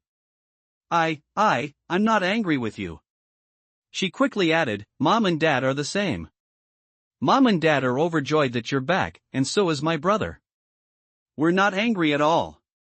Upon hearing this, Xia Zhao paused for a moment, stared at Xia Tian, and suddenly asked, "Don't you miss Qin Shiming? He used to live with you, and didn't you call him second brother?" After Xia Zhao finished speaking, Xia Tian looked at him with a very strange expression. Our parents have always known he's not their biological son. Xia Tian paused, then muttered under her breath, "That's how it is. Mom and Dad treat him much better than my older brother and me. My older brother went to work in the mine to earn money for his schooling, but look what happened, he hasn't come back even once in a year. If you really want to talk about it, he's the one who's heartless." Bah! Xia Zhao was stunned. Is this why they are so open and honest with each other? Xia Zhao never believed in love without a reason. Although he was Xie Youjin and Tian Xiufan's biological child, he had no feelings for Xie Youjin when he first came back, especially since Xie Youjin's attitude wasn't very good. How could they possibly be unconditionally good to me? Perhaps they're feeling guilty. Or, to put it more maliciously, this whole thing was a conspiracy from beginning to end. They deliberately switched the children. How could he possibly like parents like that? Then, that time I returned home, there were no tears welling up in my eyes, no tears streaming down my face. Yes, there are only preconceived and malicious speculations. Now we know the truth. My eyes suddenly felt hot. Xia Zhao took a deep breath, lowered his head, and cursed himself as a bastard. He looked at Xia Tian and couldn't help but reach out and ruffle her fluffy head. Xia Zhao. Then, send her to school, buy her new clothes, and let her live the best and happiest days. 8 o'clock. Hudong County. Once the first day of the Lunar New Year is over, people start visiting each other to exchange New Year's greetings during the first month of the lunar calendar, and the streets become busier. The most bustling street was the one where the Supply and Marketing Cooperative was located, called Hongxing Street. The street was almost entirely lined with government-owned shops, including supply and marketing cooperatives, aquatic product markets, farm tool shops, blacksmith shops, and so on. In the open space in front of the gate, people had set up small tarpaulins to sell wontons, flour, fried pancakes, and so on. These are all small businesses, not really speculation, and the authorities have loosened their grip, so as long as you don't get too conspicuous, you'll be fine. This is the time when the streets are busiest. During the first month of the lunar calendar, everyone has time to take their families to the streets to buy things, visit relatives, and enjoy the festivities. Xia Zhao hung the shepherd's purse on the scale and sold it to the proprietress. Her face lit up with a smile, and her hands were busy as she quickly checked the weight. Wow! We picked a lot today. A whole 11 pounds. And every single one of them is so tender and juicy. Xia Zhao nodded with a smile. Become. Seeing that Xia Zhao agreed, the proprietress was quick and took out the money from her pocket and handed it over. Here you go. Keep the change. This shepherd's purse is so delicious, the more I look at it, the more I like it. Xia Zhao thanked him happily. He turned his head and saw Xia Chang and Xia Youjin's wide eyes. The two were in shock and didn't recover for a long time. Did they really make money? Just this one bag of wild vegetables? The grass roots that farmers usually find too much trouble to pick are actually only 7 cents a pound? Goodness! Is this some kind of dream? It wasn't until the real money was stuffed into their hands that Xie Yozhen and Xie Cheng finally felt a sense of reality. The bills in my hand felt heavy, almost burning hot. Xie Yozhen took several deep breaths before finally tremblingly and carefully putting the money into his pocket. Let's go, let's go. Xie Cheng nodded, dragged his cart, and quickly followed Xie Zhao away from the wonton stall. After leaving the crowd, Xie Cheng and Xie Yozhen finally breathed a sigh of relief. Now that I've received a stack of bills all at once, I feel uneasy, as if I'm walking on cotton and have no sense of security. Call. Xie Cheng let out a heavy sigh of relief. As he spoke, he pulled the cart toward the hospital. Let's go to the hospital first. Muyu is being discharged today, and we need to pay some money. Selling some fish should be enough. The three had no objections and headed towards the county hospital.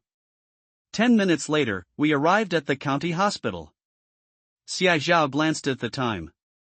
It was still early, and the family members who were cooking hadn't come out yet. They could come back to sell later. Dad, eldest brother, let me take you to the ward first and let you see the two girls. Thinking of his daughter, Xie Zhao couldn't help but smile.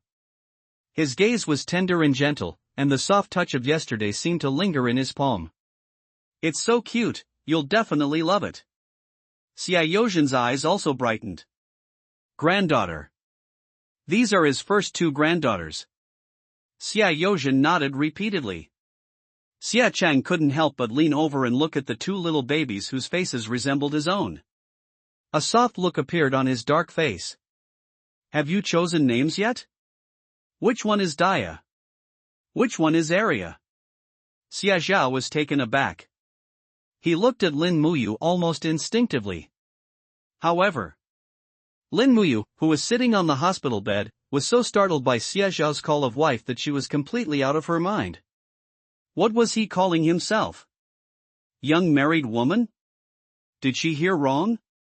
Did you pause for a moment and not hear clearly? Lin Muyu's heart pounded. She opened her mouth, but couldn't utter a single word. Her head spun, and she dared not look Xie Zhao in the eye. Her face turned red at a visible speed, and even the fingers on the bedsheets involuntarily twisted together. Why? No way? These two girls look so alike? Even Lin Muyu can't tell the difference? Xie Cheng nodded, seemingly understanding but not quite. Seeing his younger sister pouting and about to suck his fingers, Xie Cheng couldn't help but laugh out loud. This girl. Gluttonous. Second brother, have you chosen a name yet? Xie Cheng asked. He asked casually, but Xie Zhao nodded seriously. I'm up, I got up very early. He wasn't lying. How could we not name it? He seemed to see that his two daughters were not dead. As they grow up, they take their first steps, babble, and laugh as they hug their own legs, calling out daddy in their baby voices. How could Xie Zhao not want a name? He couldn't help but smile, and then reached out to hug his sister. He heard his own voice clearly say, let's call them Shibauer and Lebauer. May you live a peaceful and joyful life. His most beautiful hopes for his children. Xie Cheng and Xie Yozhen read it twice, and then smiled with satisfaction and gave a thumbs up. Great. This name sounds so festive. The two sat for a while, holding the child, during which Xie Cheng couldn't help but look out the window. Cough cough. Xie Yozhen knew exactly what his son was thinking, he was just as preoccupied with those 3 big buckets of fish. Second son, look at the sun, it's almost noon, what are we going to do with the fish? Xie Yozhen asked. Tian Xiufen listened from the side and also paused for a moment. Fish? What kind of fish? He lowered his voice and whispered in Tian Xiufen's ear, you woman. Keep your voice down. We finally found a way to make money, what if someone overhears us? How to make money? Tian Xiufen glanced at the 3 buckets of fish placed under the window. You arrested them? She asked in surprise. However, Tian Xiufen's attention was completely elsewhere. Her lips twitched slightly, and her eyes involuntarily glanced at Xie Zhao and Xie Cheng, who were talking. The second son has grown up. Xie Yozhen's voice was somewhat emotional. He looked at Tian Xiaofan with great relief. He's finally a father now, and he's become sensible. We can rest assured now. Tian Xiaofan's eyes immediately reddened. She nodded quickly, but her eyes welled up with tears, which fell one by one. You've grown up, that's good, that's great. She whispered, wiping away her tears with the back of her hand, but her heart was filled with joy and happiness. She couldn't help but look up at Xie Zhao, who had his back to her. The boy looked exactly like him, very tall and arrogant. He was almost a carbon copy of his uncle, and had half of his blood in him. He was talking to his eldest son, and something came up in the conversation, and the two brothers both laughed. That's great. Tian Xiaofan thought. At her age, and now a mother, all she asks for is a harmonious and peaceful family life. Fortunately, she persevered. Her second son has grown up. Her daughter, with red eyes, sobbed and hid under the covers. Tian Xiaofan quickly went to comfort her. And at this moment, Lin Muyu stared blankly at the woman for a moment, then turned to look at Xie Zhao. He liked the two children. You can't fake a person's feelings. Lin Muyu's heart suddenly felt a little warm. Perhaps people really do change, right? That. What about his feelings for himself? It's getting late. Hurry up. I've already bought the tofu a while ago. Ha ha. My old man's been craving this. I thought you weren't coming today. Do you have any big head carp? The biggest kind. I've been craving them for ages. Xie Zhao had been selling for 2 days, and now, looking around, he saw that they were all his regular customers. He smiled and greeted them with practiced ease, lining up 3 large wooden barrels under his command as he spoke. After Xie Zhao finished speaking, he rolled up his sleeves, grabbed the largest bighead carp, and shouted to the middle-aged man at the front, "Uncle, the bighead carp you ordered, the biggest one. I saved it for you. It weighs a full 4 pounds and 2 ounces. I'll charge you 4 pounds. The middle-aged man's eyes lit up immediately, and he happily brought over the basin to take it. TSK. This bighead carp is so beautiful. The head of a bighead carp is what you eat most. This head is big and flavorful, and it's perfect for cooking tofu. Thank you so much. I love this stuff. It has no meat, but it's delicious. Xie Zhao put the fish into the basin, took the large 10 yuan note handed to him, and took out a wad of change to give him 2 yuan. TSK. That's really generous. Those 2 ounces of fish cost a full 8 mao, 0.8 yuan. Which is equivalent to half a jin, 250 grams, of meat. Who wouldn't love buying things from someone like that? I'll definitely patronize your business. Don't worry, young man. Where else can I find someone as easy to talk to as you? He happily carried the fish away.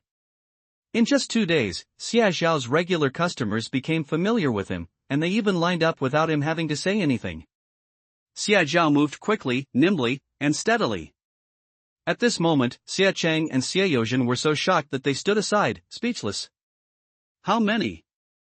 1 10 yuan note? Goodness! Are their eyes playing tricks on them? These days, a pound of fatty pork costs only 1.8 yuan, but this fish is selling for 2 yuan a pound? When did money become so easy to make in the county town? It's like a dream. No. They wouldn't even dare to do that in their wildest dreams. Big brother? Xie Zhao leaned halfway out from the crowd, laughing and calling out, "Come lend a hand." There are too many people. Coming. Xie Cheng responded instinctively. He helped catch the fish, poured water, and handed the fish to Xie Zhao to weigh. The two brothers worked together seamlessly. The fish-selling process sped up quickly, and by noon, both large buckets of fish had been sold out.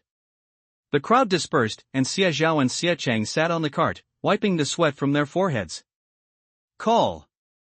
The two looked at each other and smiled. Xie Yozhen murmured, then looked at Xie Zhao and Xie Cheng. "Father, are you dreaming?" His dark face showed bewilderment, shock, and a sense of helplessness and unease at having his understanding shattered. Xie Zhao couldn't help but walk over and pat him on the shoulder with a smile. Dad, we really made money, it's not a dream. Xia Chang also rubbed his face vigorously. Xia Chun looked at the fish in the bucket, that was all money. He couldn't bear to take them home like that. Xia Zhao was amused by his shining eyes. Brother, I'll take this fish to the Seafood Supply and Marketing Cooperative later to see if anyone will buy it. If not, we can take it home and sell it tomorrow, or we can eat it ourselves. Xia Zhao added, don't bite off more than you can chew. The same goes for making money. Take it slow. Money doesn't grow legs and run away. Xia Chang then forced himself to look away.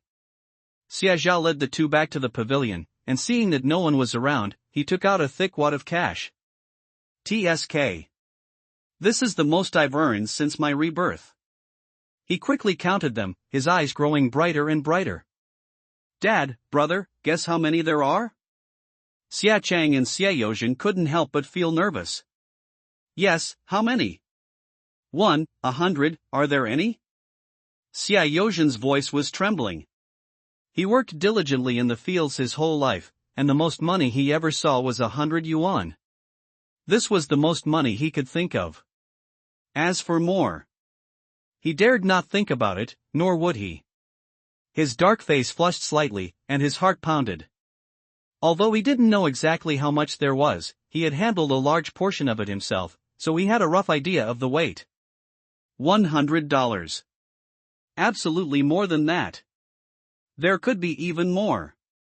His mouth was dry, and he couldn't help but rub his chapped hands. 150. He gave a number.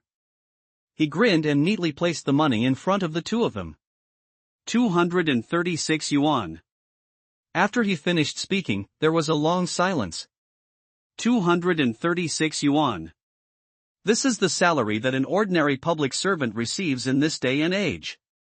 This amount could buy the 3 turns and 1 sound, referring to a radio, a watch, and a microphone, and the 4 major items, referring to a large household appliance, enough to cover their family's expenses for a year. But he earned it in just one day, no, in just one morning? Even though Xia Yozhen and Xia Chang were mentally prepared, they were still shocked by the number.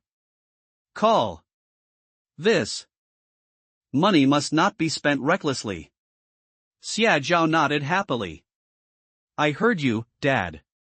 Xia Zhao counted out 200 yuan and turned to hand it to Xia Chang. I'm going out to buy some pancakes now. You and Dad can help Muyu with her discharge procedures first. I'm going to check on the Seafood Supply and Marketing Cooperative. Xia Chang then accepted the money. Okay. Come back soon. If we really can't sell them, that's fine too, we can eat them ourselves. Xia Zhao nodded, picked up the bucket, turned around and jogged outside. Outside the hospital. After the first year of junior high school, there were more people on the streets. In the alley outside the hospital, a number of stalls can be seen at a glance. Wonton and dumpling shops, noodle shops, pancake shops, fried dough sticks, baked flatbreads, etc. These small shops don't have menus, they rely entirely on regular customers. The shop is run by a husband and wife team. The man rolls and stretches the dough, while the woman is responsible for boiling the noodles, serving them, and collecting money. The two had a clear division of labor and worked together seamlessly, making their small business incredibly successful. Xia Zhao walked in, and the middle-aged woman smiled as she tidied the table in front of her and asked, Comrade, what would you like to eat? Xia Zhao asked, Can you take him to the hospital? After she finished speaking, she added, They only deliver if you order 2 bowls. Xia Zhao was amused. My parents, my older brother, and my wife, that's 4 bowls in total. Can you deliver them? Hey! There are quite a few. The middle-aged woman smiled, pointed to the large iron pot of boiling water in front of her, and enthusiastically introduced, Look, what kind of noodles do you want? Vegetarian noodles, chicken soup noodles, or pork chop noodles? Oh, and the minced meat noodles too. They're incredibly fragrant and delicious. These days, although living conditions in county towns are better than in the countryside, not everyone can afford to eat meat every meal. 1 yuan and 30 cents a bowl. Plenty of meat. Young man, take a look. I guarantee you won't be disappointed. The middle-aged woman pointed to the noodles she had just brought over. Xia Zhao glanced at it. Indeed, quite a lot.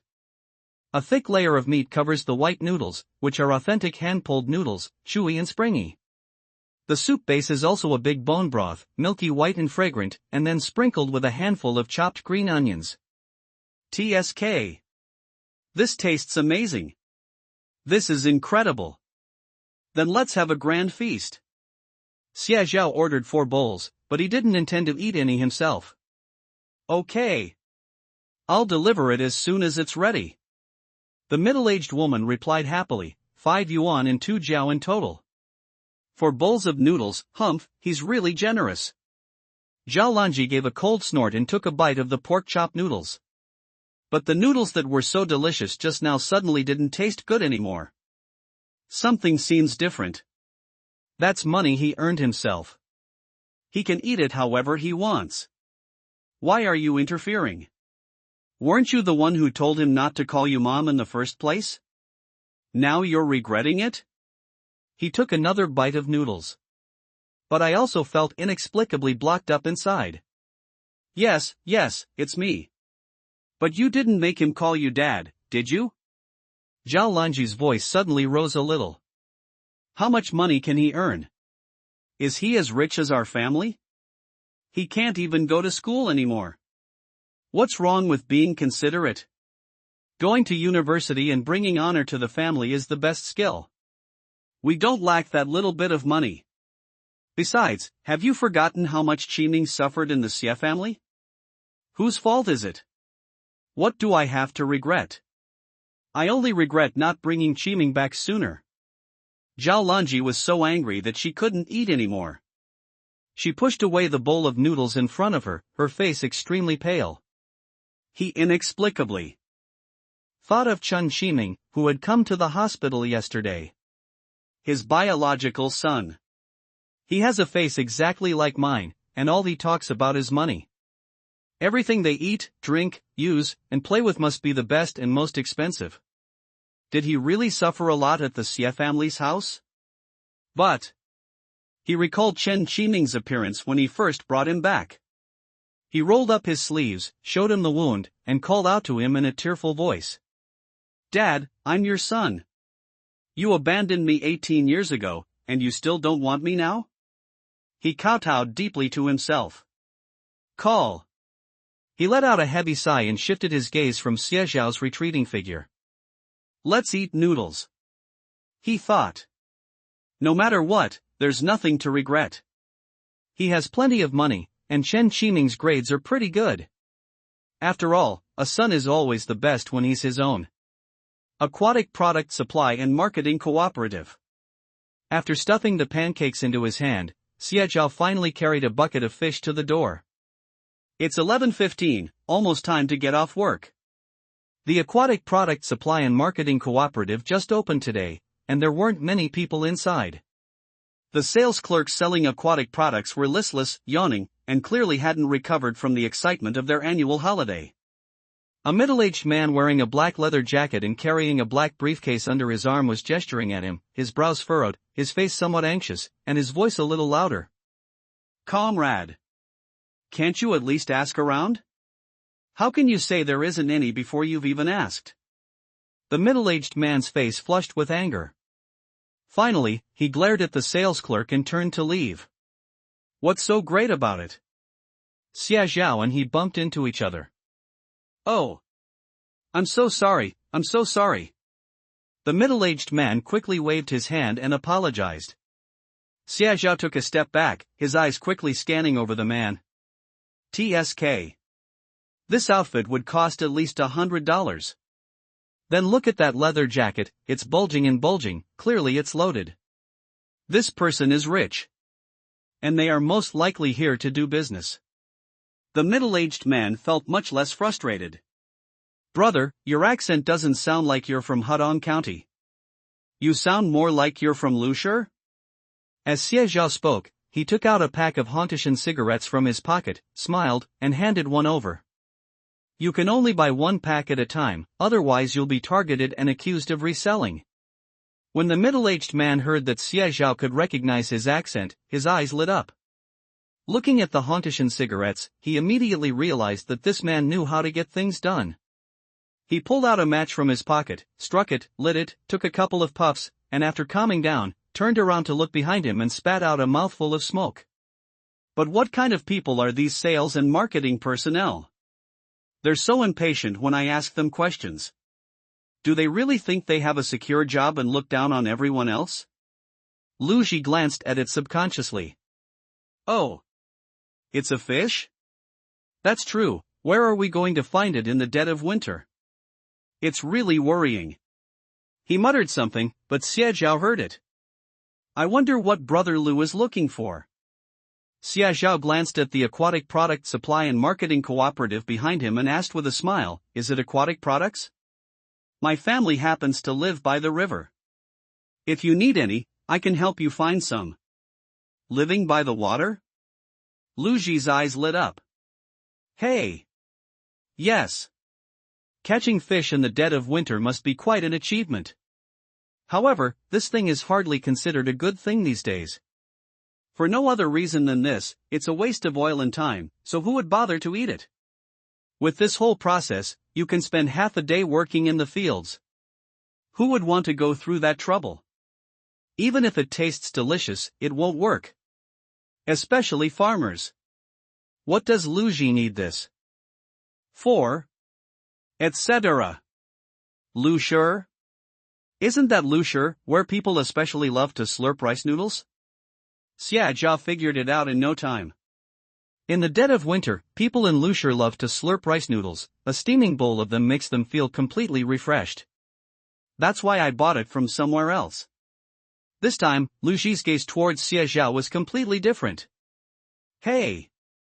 And I can actually get used to the unique taste, it's really good. Lu Ji suddenly felt a sense of familiarity in this foreign land, and coupled with the frustration in his heart, he quickly told Xie Zhao the whole story. In reality, the situation was largely as expected. Xie Zhao's guess was pretty accurate. Where can we get it locally? This is something I need every day. And there were quite a few, more than 20 in total. Huge business opportunity. How much do you want? Xie Zhao suddenly spoke up and asked. He stared intently at Lu Ji, his expression suddenly turning serious. If I could get my hands on it, would you buy it? How much would you charge? What's the price? He paused for a moment. They immediately became excited as well. Why? If you can really get your hands on them, I'll buy as many as you want. Even if I can't use them all, I can still make money selling them in Liuzhou. He held up one finger. Lu Ji was also staring intently at Xie Zhao's expression. He was observing. Predicting the price Xie Zhao is looking for. However, at this moment, perhaps only Xie Zhao himself knew that his breathing had quietly quickened considerably. 1 yuan per pound. This price is twice as high as that in Hadong County. However, business was only so. After all, it's troublesome, time-consuming, and fuel-intensive, and it doesn't keep you full, so nobody wants to buy it. But now, Lu Ji is actually offering a price of 1 yuan per kilogram. You know, the price is manageable in the summer, but it's winter now, and the river water is so cold it chills you to the bone. And these little creatures love to hide in the crevices of rocks, so finding them is really difficult. 1 yuan and 20 cents a pound. How about it, Brother Lu? If this price works out, I can deliver the first batch to you first thing tomorrow morning. $1.02 jiao? Lu Ji's eyelids twitched. Too expensive. Xie Zhao suppressed a laugh. Okay. $1 it is. It's a deal. The two made the deal with a high five. A moment later, Lu Ji looked at Xie Zhao with a sigh. This young man looks young, only a teenager, but how come he talks about business with such experience and maturity? Why does he have this inexplicable feeling of being deceived? Cough cough. Xie Zhao nodded to indicate that he understood. It's already midnight. Xie Zhao glanced at the Aquatic Product Supply and Marketing Cooperative. The door was already closed. It's going to be tough for this fish to sell today. These days, state-owned restaurants are still the best. In his early years, Xia Zhao traveled all over the country and visited the most developed riverside county town in terms of shipping. When I treated someone to a meal at a state-run restaurant, the kitchen staff actually accepted a large grass carp weighing over 30 kilograms. The same applies to Hudong County. With meal tickets and money in your pocket, you can eat anything. This fish is a rare find in winter, and state-run restaurants are guaranteed to buy it. 12:30. Xia Zhao smiled and handed a cigarette to the kitchen helper. I just caught some fish, they're very fresh. Look, I came to our state-run restaurant as soon as possible to see if you wanted any. I'll charge you a discount so I don't have to run around everywhere, right? The helper was an old man in his 50s. Smoking a cigarette, with yellow teeth and a somewhat nonchalant expression, he was clearly someone with connections, someone who had been brought in to have some peace and quiet, someone who could talk to anyone, inside and out. Xia Zhao's finding him wasn't just a matter of luck. He was reprimanding the head chef at the time, clearly because he had someone backing him up. However, your fish is a bit small, I don't know if it will work. He smiled and bent down, casually grabbing a large crucian carp, weighing about 2 pounds, from the bucket and placing it in an empty basin beside him. Whether the fish is big or small, isn't it all about freshness? Huang, the helper, immediately burst into laughter. TSK. She's a sensible child. Okay. I'll have someone come and weigh these fish.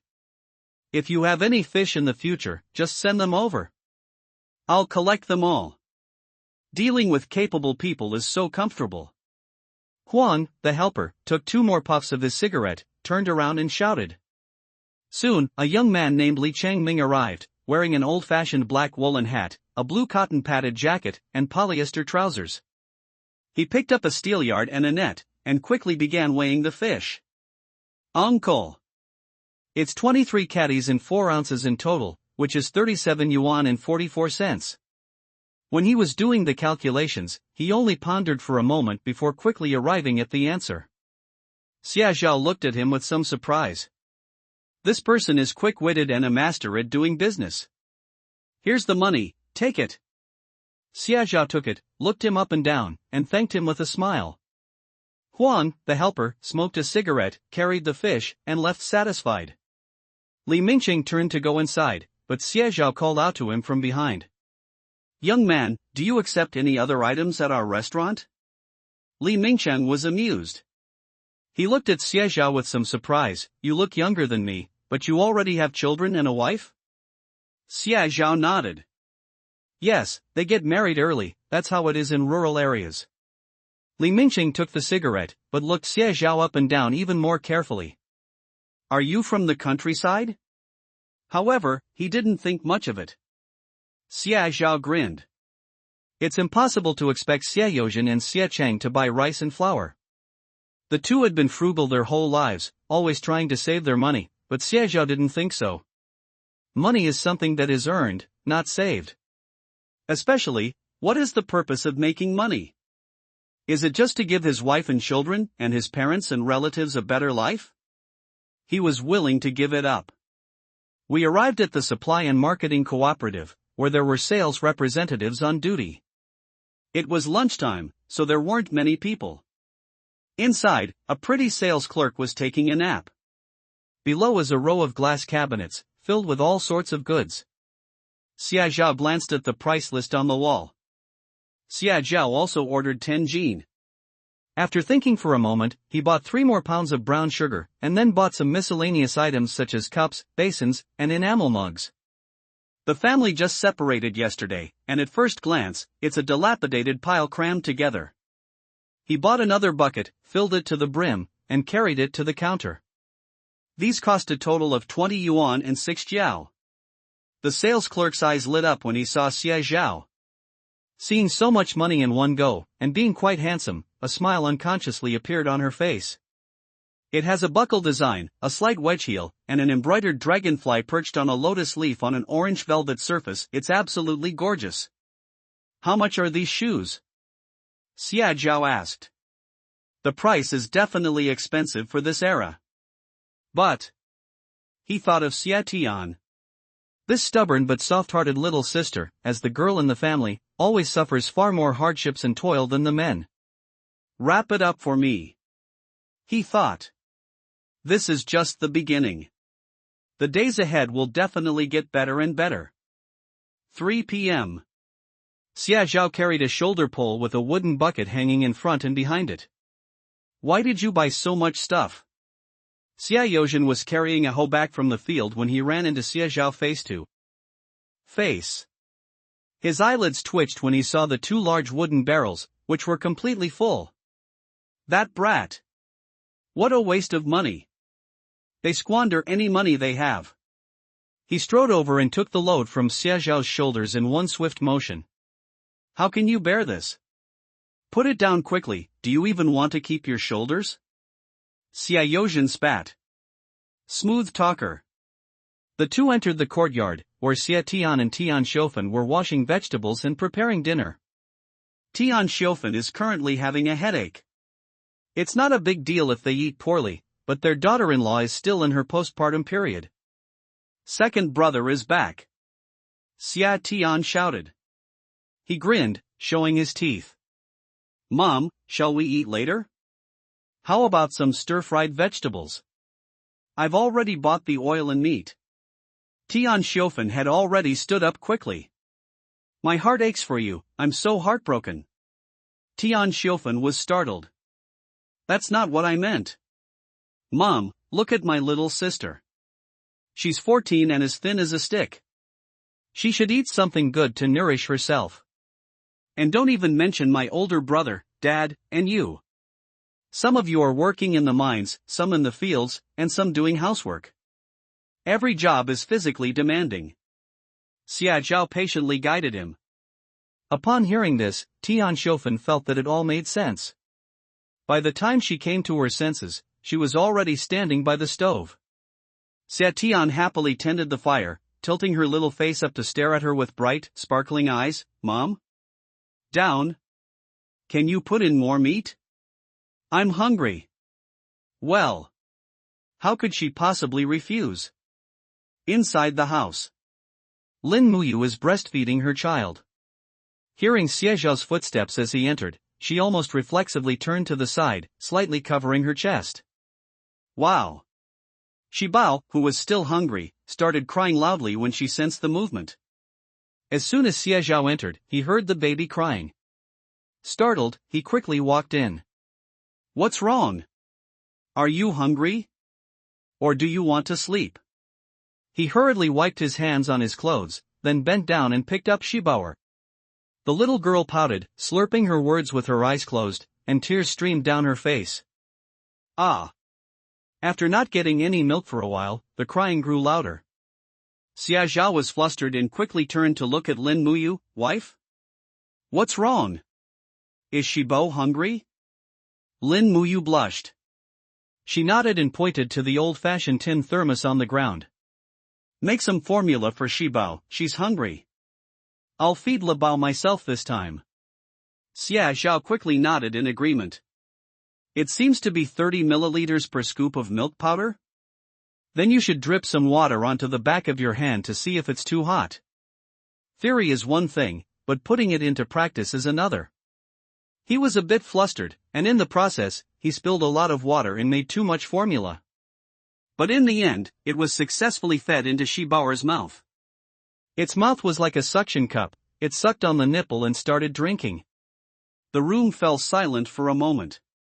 When Xia Zhao sat down, his whole body was stiff and his head was covered in sweat. Call. Taking care of a baby is no easy task. He hugged Shibao tighter and subconsciously looked up at Lin Muyu. When he saw her, he was slightly taken aback. Lin Muyu was smiling. She looked at herself, or more accurately, at Shibao in her arms. A ray of orange light shone through the window. She was wearing a light blue sweater, which was a bit old, but still looked soft and gentle. The contrast of black and white highlights a gentle and shimmering beauty. Xia Zhao's eyes widened suddenly. Etc. She was actually breastfeeding? Her sweater was slightly lifted, and the tiny baby was curled up in her arms. Beneath the sweater was a section of snow-white, creamy skin, half-hidden, sparking the imagination and adding to her allure. Xia Zhao felt as if his breath had almost caught in his throat for a moment. Oh no! It's funny, he's lived 2 lifetimes and never touched a woman. It's all thanks to the 5 Fingers girl. Xia Zhao. You. Finally noticing Xia Zhao's gaze, Lin Muyu looked down and her face turned bright red. She turned around in anger and glared at Xia Zhao, but the girl's cheeks were flushed and she was steaming. That harmless glare was like ice and snow melting away, and the sudden appearance of a beautiful spring made people even more excited. Xia Zhao's heart felt as if it had been gently touched by something. He subconsciously turned his head away, but his mind was filled with Lin Muyu's coquettish glance just now. It is really beautiful. Clatter. The little bundle of milk in my arms finally let go. Shi Bauer drank until she was round and full, then went to sleep contentedly. Lo Bauer had finished drinking and fell asleep in Lin Muyu's arms, smacking her lips in her sleep, which was extremely cute. The atmosphere suddenly became quiet. Lin Muyu's ear tips were still flushed. She glanced at Xia Zhao discreetly, only to find that he was still looking at her. Put the child on the bed when she is asleep. Even the light favors her. Give me your hand. Xia Zhao suddenly spoke up. Lin Muyu paused for a moment, then looked up at him. Me? Xia Zhao was amused. Lin Muyu hesitated for a moment, then cautiously reached out her hand. Her body tensed up instinctively, not for any other reason than that the scene reminded her of a not-so-pleasant memory. That was the first time I had even a tiny bit of hope for Xia Zhao. When the Xia family came to propose marriage, Lin Muyu overheard them secretly outside the door. How could I not like it? That was arranged by the elders of both families, so that they could get to know each other before the wedding. At that time, Lin Muyu was unaware of Xia Zhao's hatred and disgust towards her. Her girlish heart was filled with joy. She thought. He probably likes me, right? Otherwise, why would she agree to marry me? And so, she met Xia Zhao. The forest was full of potholes and the road was uneven. As she walked toward him, she twisted her ankle and almost fell. Could you help me? I think I twisted my ankle. The girl in front of him was pure and beautiful, but he just couldn't bring himself to like her.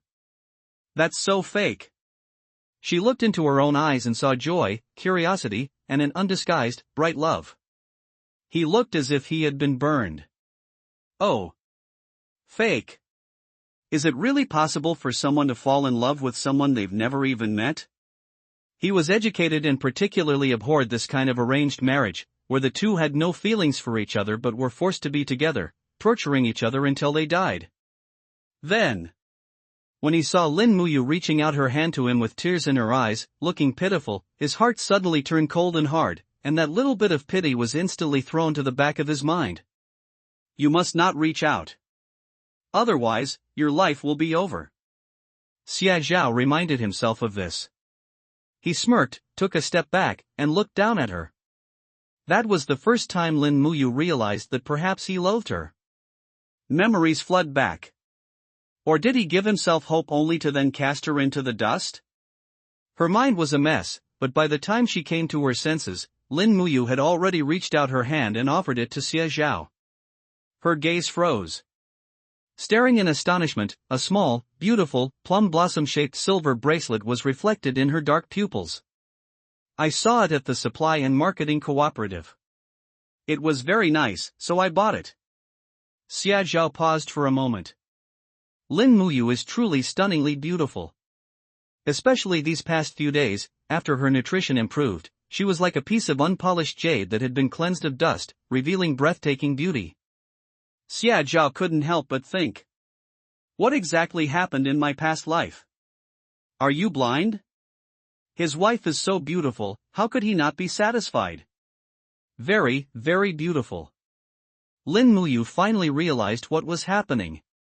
She quickly withdrew her hand, lowered her head, stared at the quilt, and murmured, "Why did you give this to me?" Xia Zhao was taken aback. You're my wife, who else would I give you to? Xia Zhao bent down and covered Shibao with the blanket, her voice much gentler. Thank you for giving birth to Shibao and Lu Bao. The road ahead is long, and our family will always be together. Lin Muyu was taken aback. Is it because of the birth of Shibao and Lu Bao? What if I hadn't married him in the first place? Would he treat others this kindly as well? Thank you, I really like it. Xia Zhao did not notice that something was wrong with her emotions. He has never been in a relationship, or even held hands with a girl. To be precise, his kindness towards Lin Muyu in this second life was merely an instinctive attempt to make amends. Like? Or is it love? Or perhaps it's simply a desire to make up for the guilt in one's heart. Even he himself couldn't tell the difference. Then you should get some rest. After saying that, he tiptoed out. Right now, in the courtyard. These days, rural areas typically use double stoves, one for cooking and the other for stewing pig feed. However, Tian Xiufen was quick and efficient, and now she was cooking with 2 iron pots at the same time. A large iron pot was filled with flour. As soon as the water boiled, the flour tumbled and bubbled, steam rising from it. In another pot, fatty meat was diced, and as the flames licked it, the fat rendered out, sizzling and crackling. It smells so good. Xia Tian crammed half her body out, stood on tiptoe, and peered into the pot. Yesterday's meal of minced meat noodles had whetted her appetite, and she originally thought there wouldn't be any minced meat noodles to eat today, but unexpectedly she was able to have another meal. Hiss! It smells so good. You little glutton. Tian Xiufen couldn't help but laugh and scold. Go outside and pick some scallions, and bring some dried shiitake mushrooms that your brother picked at the beginning of the year too. It'll be more fragrant if you put them all in. Xia Tian glanced at the pot one last time, reluctant to leave. Mom, don't use all the oil for cooking. Loose lard is what makes it fragrant. Tian Xiufen was so angry that she laughed. No. She responded. Xia Tian then reluctantly ran towards the backyard. That was cultivated by old Xie and his wife when they were young. Logically, it should be divided into 3 portions. Unfortunately, the 2 were biased, and when they divided the family property, they gave it to the eldest son without saying a word. Xia Yozhen was unwilling to argue any further. As soon as Xia Tian came out, she bumped into Xia Chang, who had just returned home. She was taken aback and asked, Big brother? Where have you been? Mom's looking for you to cook. After saying that, he ran into the yard. Xia Tian didn't think much of it and squatted down to carefully pick the scallions. The scallion leaves are all left in the ground to fertilize the soil. Shishui village is full of rocks and the land is barren, so every bit of soil should be left in the ground. Xia Tian squatted down, picked a handful of scallions, and was about to get up when a shadow suddenly loomed over her. She was startled, cried out in surprise, and fell backward with a big thud on her bottom. Who? You're terrifying. She cursed angrily. Where did these beautiful shoes come from? And look at this style, it's the most fashionable one. She'd seen her at the village chief's house. It was brought back by Aunt Zhao, the village chief's daughter who had married out of the village, for her niece. Xia Tian secretly peeked several times, but her friends wouldn't let her touch them. How could she dare touch it? Where did these come from?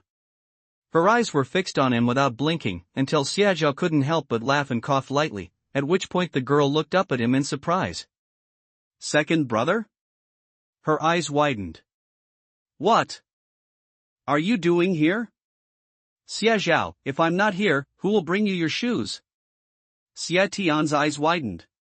Shoe? Bring it here? Did you buy this? She suddenly stood up and then noticed that Xia Zhao was still holding the oil paper from the supply and marketing cooperative that was used to pack shoes. These shoes are very expensive. She blinked, staring at the shoes for a moment, then suddenly put on a stern face and looked at Xia Zhao. Second brother, you bought them too small. Second sister-in-law definitely won't be able to wear them. Don't you even know what size shoes your own wife wears? Xia Zhao burst out laughing. He reached out and gave Xia Tian's head a hard rub. Xia Tian suddenly took a step back, staring at Xia Zhao in shock. You bought this for me? Really? Xia Zhao nodded. Look at this style, isn't it for kids? How could your second sister-in-law wear it? Besides, if I really bought it for your second sister-in-law, why would I show it to you? Xia Tian was shocked.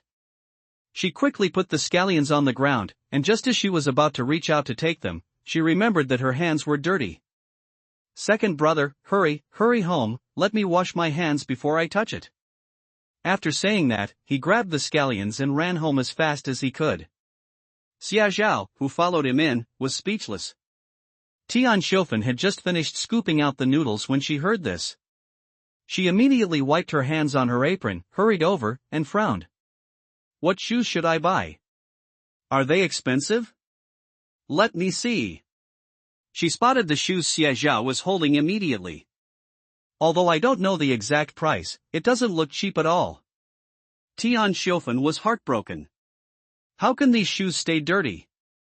Once the snow melts, there will be mud everywhere, and they'll get dirty after just a few days. Xia Tian had just finished washing her hands when she heard this, and her eyes immediately welled up with tears. She kept her head down, not daring to utter a sound, but it was clear that she was unwilling. Xia Zhao sighed, walked over, and stuffed the shoes into Xia Tian's arms. Mom, look how old my little sister is. She doesn't even have decent shoes. Is that appropriate? Tian Xiufen fell silent. But I still feel heartbroken. This money, if exchanged for meat, could last us quite a while. Xia Tian hugged the shoes tightly, her eyes filled with tears, looking at Xia Yozhen with a pitiful expression. Xia Yozhen's heart softened immediately. Tian Xiufen finally nodded in agreement. She sighed, went to stir-fry the minced meat, and when she turned around and saw Xia Tian's happy expression, she couldn't help but give her a few words of advice. Xia Tian nodded her head like a chick pecking at rice, her eyes crinkling into crescent moons with laughter. Mom! Don't worry. Even if I fall, I can't let these shoes get dirty. As she spoke, she squatted down and carefully tried on the shoes. It was exactly half a finger's width bigger. Pretty. She loved it. Second brother is so good. I'll go pick wild vegetables later to earn money. I want to earn lots of money to buy more new shoes and clothes. She looked at herself, her eyes sparkling. Without the usual awkwardness and wariness, that strange blood relationship surged back, making Xia Zhao unable to help but laugh as well. Boss, tidy up the table, let's eat noodles. Tian Xiufen shouted. Xia Cheng's stomach was already growling with hunger. He quickly pulled out the broken 8-immortal table, found a stone to prop it up, wiped it with a rag, and went to the kitchen to serve noodles. Xia Yozhen tapped his pipe and stared at the octagonal table for a while. I need to fix it properly when I have some free time tomorrow. Xia Chang nodded. He first served Xia Yozhen a bowl, then saved one for Tian Xiufen, before serving himself. Xia Zhao and Xia Tian followed, and each of them lined up to get a bowl of noodles. Xia Tian stared at the mushroom and minced meat sauce in the pot, which was noticeably less oily than yesterday, and muttered, "Second brother's noodles are still the best." Xia Zhao was amused. His mediocre skills were all built on bribery and favors. Yesterday, when he was rendering lard, he didn't get a single drop, he used it all to make meat sauce. How could Tian Xiufen bear to part with it? She insisted on putting the rendered oil into a small earthenware jar to save for later use in cooking. You're lucky to have any white flour to eat, why are you being picky? Xia Chang teased her with a smile. The three of them brought out noodles, and Xia Yozhen was already eating. The three of them were taken aback. Xia Cheng's expression was inscrutable, and it was impossible to tell what he was looking at. Besides, our family is no worse off than theirs now. Xia Zhao nodded. Looking back now, it was both silly and ridiculous. The heart is made of flesh and blood, not a machine. Humans are prone to bias. Moreover, Xia Zhao knew in his heart that Tian Xiufen and Xia Yozhen were also showing favoritism towards him in another way. They were simply unaware of their own ignorance. The separation of the family is a relief, so don't think about it anymore. He recounted his encounter with Lu Ji at the Aquatic Products Supply and Marketing Cooperative that day, and then mentioned the fish buying business at the state-run restaurant on Hongqing Street. Catching fish is really cold, and it's not guaranteed that there will be fish every day, or that they will sell well every day. In the future, we can sell the fish we catch first at the mining area's residential buildings. If we can't sell them all, we can send them directly to restaurants. It's cheaper, but it's better than letting them die in our hands. After Xia Zhao finished speaking, Xia Chang and Xia Yozhen nodded in agreement. Moreover, collecting them all at once saves a lot of trouble. That stuff can be sold for money? And for $1.10 a pound? Xia Cheng frowned and hesitated as he looked at Xia Zhao, second brother. Could it be a fraud? Xia Yozhen lost his appetite and felt an urge to smoke his pipe. Yeah, where in the world is there such a good deal? That stuff doesn't taste good and it's a waste of oil. It's dug out of the mud, it's filthy, and I'd even think it's too expensive at 5 cents a pound. How come anyone would buy this stuff? He thought for a moment and then gave an analogy. You know cigarettes, right? In the South, cigarettes sell for 2 yuan a pack locally, and the tobacco and liquor stores all have the same price. Who would have thought that they would sell for 3 yuan here? It's the same.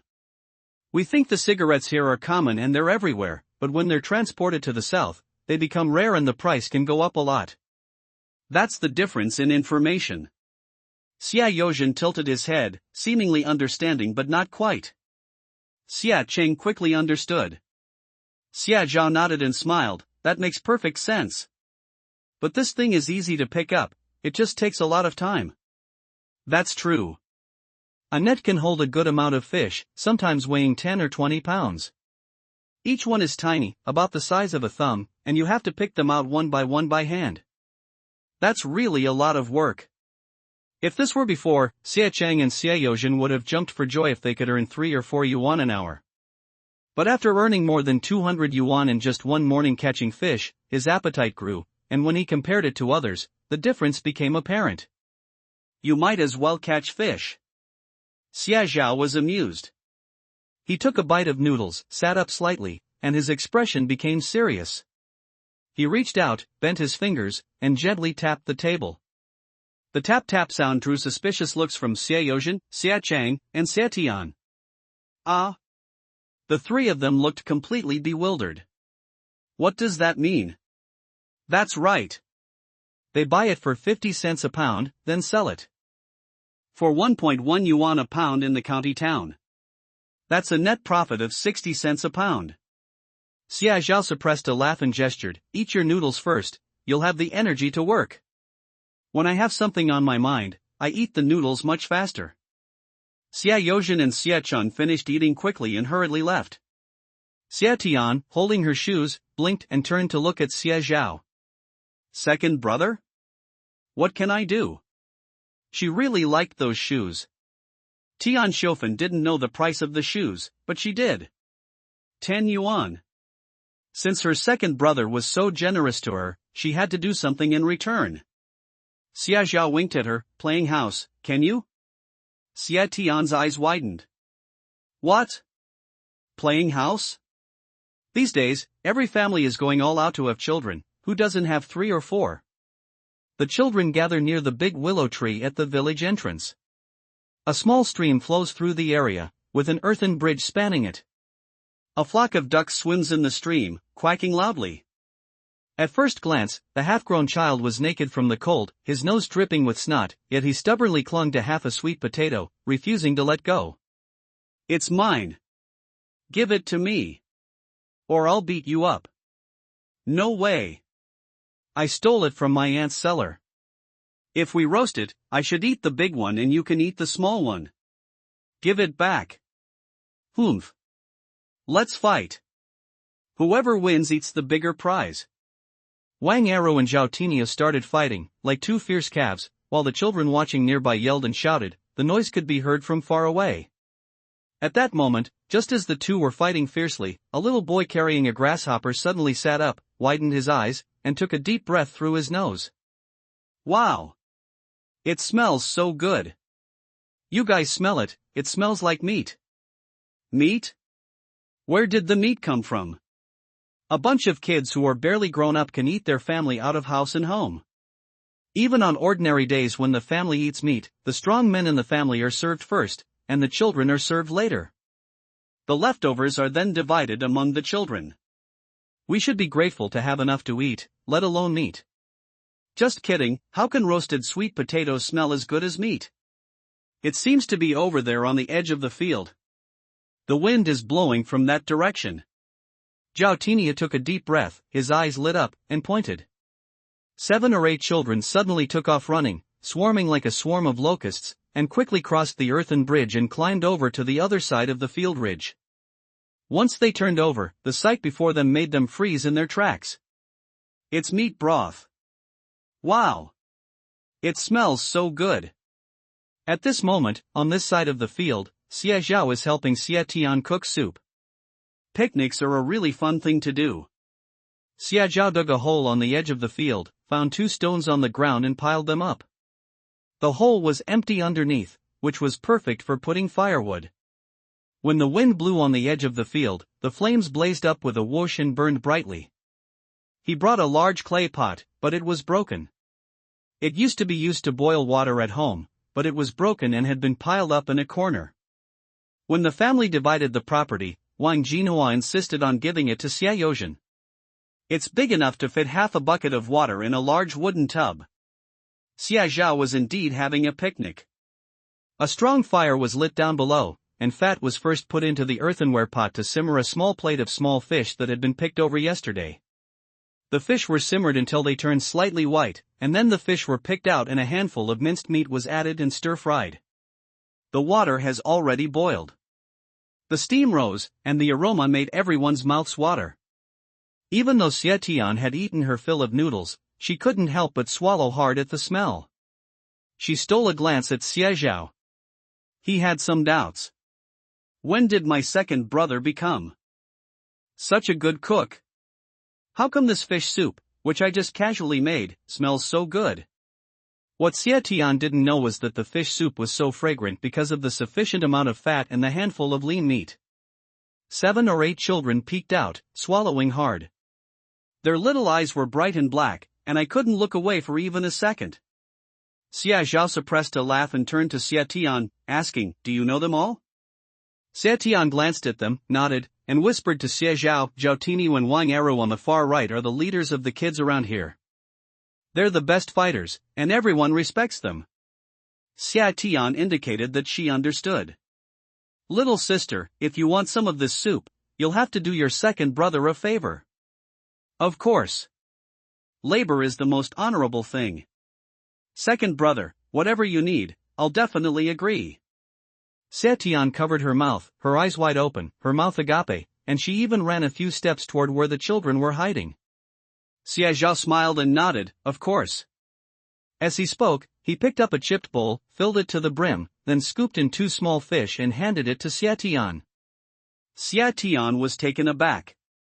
He secretly mouthed to Xie Zhao, "Give it to me? Eat it to grow taller, drink it." Xie Tian smacked her lips, feeling warm inside. She took the package and grinned at Xie Zhao, "Second brother, you're like a completely different person. You're so kind." After she finished speaking, she carefully blew on it and took a sip. "It tastes so good." She took a slurp and felt an indescribable deliciousness explode in her mouth, sweeping over her lips and teeth and captivating her. She had never tasted such delicious soup in her entire life. Have to. This scene was clearly witnessed by several children not far away. It's still cold outside, and 6 or 7-year-old kids are still naked, shivering in the cold wind. Gulp. A little boy looked at his older brother with expectant eyes. The other children didn't say anything, but they all stared at the 2 of them. He's the oldest, 12 years old, and considered the little tyrant of this area. Wang Eru was a year younger than him, but he was tall and strong, so the 2 were equals. When they led their henchmen in playing fighting the Japanese devils games in the fields, they were both commanders. Now things are really messed up. All the brothers under their command are thinking about having a bowl of fish soup. They have to come up with a plan. "Zhao Taizhu, let's go ask them." Zhao Taizhu nodded and followed. A moment later, the two arrived in front of Xie Zhao. Xia Tian, is this your second brother? Zhao Taizhu asked. Xia Tian nodded, staring at him with a proud look. Yes. This is my second brother. He can study hard and make money at the same time, he's amazing. Zhao Taizhu stared at Xie Zhao for a few moments. My mother says your second brother is a city person, and he thinks he's all high and mighty. He looked puzzled. But they look no different from us. Xia Tian's face turned cold. Even though I don't understand what it means, I'm sure it's not something nice. Xia Zhao finally burst out laughing. Want some fish soup? He pulled Xia Tian aside, suppressing a laugh, and looked at Zhao Taizhu and Wang Arrow, asking slowly. They're just kids, no need to take it to heart. Upon hearing about drinking soup, Zhao Taizhu and Wang Arrow were instantly distracted. Both of them were children and didn't know how to hide their feelings or what it meant to be embarrassed. Upon hearing Xie Zhao's question, the two immediately nodded vigorously. What do you need that stuff for? It's not tasty and it takes too much time. My dad once picked up a bowl of it and asked my mom to cook it as a side dish with drinks. My mom grabbed his ear and scolded him, saying it was a waste of oil and time, and called him a spendthrift. As Wang Arrow spoke, his eyes suddenly lit up. Thank you. I'm sorry if I was offended. He coughed and awkwardly changed the subject. A friend of mine collects these and asked me to help him. How could I possibly eat all of this by myself? Have to. Upon hearing this, Wang Arrow and Zhao Taizhu nodded in unison. 5 cents. They usually have a hard time getting even 5 cents. Sure, but could I bring them with me when I collect them and sell them to you? Zhao Taizhu pointed to the eager little friend speaking out from behind. Sure. Upon hearing Xie Zhao's agreement, a group of children rushed over from behind the field ridge, excitedly shouting. Zhao Taizhu and Wang Arrow were the first to eat. Xie Zhao even caught a fish for each of them. The two of them slurped it down, their faces flushed, and they were covered in sweat, sipping the fish from their mouths. Zhao Taizhu nodded vigorously. You stink. Don't worry. Cash on delivery. Absolutely no cheating. Having received Xie Zhao's assurance, the two children ran away as fast as they could. Half an hour later, everyone finished drinking and hurriedly ran home. Second brother, is it possible? Can they dig it up? Xie Zhao smiled and patted her head. The human heart is the most complex thing. He had already guessed that Xie Chang and Xie Yozhen would be met with a rebuff. Try to think about it. It was the Lunar New Year, and the dead of winter. Although the snow had melted, the mud mixed with the melted snow was still extremely cold. It's such a worthless thing. When you go to the market, nobody wants it even if it's only 3 or 4 cents a pound. In the countryside, it's just something to feed chickens and ducks. Then he tells you he'll buy as much as he can, and it's still 50 cents a pound. Anyone who believes that is a fool. Moreover, Xia Lao Heir had just separated from his family, and it was common knowledge that Xia Lao too favored his eldest son. Where would he get the money? My daughter-in-law gave birth in the hospital, and the money was all borrowed from the public fund. They don't believe it. As a result, Xie Yozhen and Xie Chang were met with a rebuff. No matter what they say, it won't work. Alright. 5 cents a pound it is, I don't have time to go and catch them. Zhao Delong waved his hand and gave his wife a look. Immediately, Lu Tsuehua poked her head out of the house and called out, Delong. Come and cook. Are we going to eat or not? Zhao Delong got an excuse and slipped away, slamming the courtyard gate shut behind him. After he went in, Lu Tsuehua's voice reached Xie Chang's ears without any attempt to conceal it. Who are you? How dare you try to cheat us? Ha! Do you really think the Zhao family is easy to bully? Xie Chang was so angry that his face turned ashen. He's always been thin-skinned, and now that people are gossiping about him in such a roundabout way, he got so angry that he turned around and left. Oh! They've got money-making opportunities practically falling into their laps, and they still don't appreciate them. As dusk fell, he stormed home. They bumped right into Xie Yozhen, who was also on his way home. The two looked at each other, seemingly in sync, and entered the courtyard in silence without saying a word. In the courtyard, Tian Xiufen was cooking. I ate noodles in the late afternoon, so I really can't bear to eat anything good tonight. Tian Xiufen took out a few eggs, which she had borrowed from her neighbor, Auntie San, for Lin Muyu to eat. She made a brown sugar egg dish and brought it into the house. She also told Xie Tian to stir the porridge in the pot to prevent it from burning. In the midst of all this, she didn't even notice that her husband and eldest son looked strange. Beside him was a kerosene lamp, and in his hand he held a piece of charcoal he had shoveled out of the stove, writing diligently. On his other side was a blue cloth bag filled with bundles of loose change. This is the money he earned in the past 2 days. They caught this fish together. How could he possibly accept that money? Xia Zhao was quick at calculating the accounts. From the moment he earned his first penny, he kept a record of every expense and its purpose. The paper was the old-fashioned yellow paper, on which charcoal was used to make notes, and the balance was written at the bottom of each page. The total is 107 yuan and 63 cents. It matches up. He smiled and put down the charcoal. When he looked up, he saw Xie Yozhen squatting on the ground smoking a pipe. His face was so black it was almost as dark as the bottom of a pot. Xie Zhao packed the things into the basket and looked at the two of them with a smile. Nobody agreed, is that right? Xie Zhao spoke, looking completely at ease, as if he had expected this all along. Xia Cheng and Xie Yozhen both widened their eyes. Ha! How did he know? Xia Cheng slammed his fist on the table in anger and cursed, "What kind of rubbish is this? If you don't want to do it, then don't do it. Why are you saying such sarcastic things? If the door wasn't closed, I would have gone in and given them a piece of my mind." Xia Yozhen felt a tightness and congestion in his chest. He looked up at the dark sky and sighed heavily. We can let this scolding go, but what are we going to give them tomorrow? Xia Cheng calmed down at this point. He turned to look at Xie Yozhen, and stood up abruptly as if making a decision. Dad, I'll go tonight. I'll touch as much as I can. The two of them got right to work. Just as they were about to leave, Xie Zhao finally called out to them. Etc. Did you call for help? Who are you calling? Are they from the village? He only returned at the beginning of the year, and his reputation in the village is notoriously bad. Who can he possibly command? They're probably just being fooled and tricked, happily thinking they've actually found someone, right? Xie Yozhen and Xie Cheng exchanged a glance, their hearts aching. Why? My younger brother is smart, but he's too kind-hearted.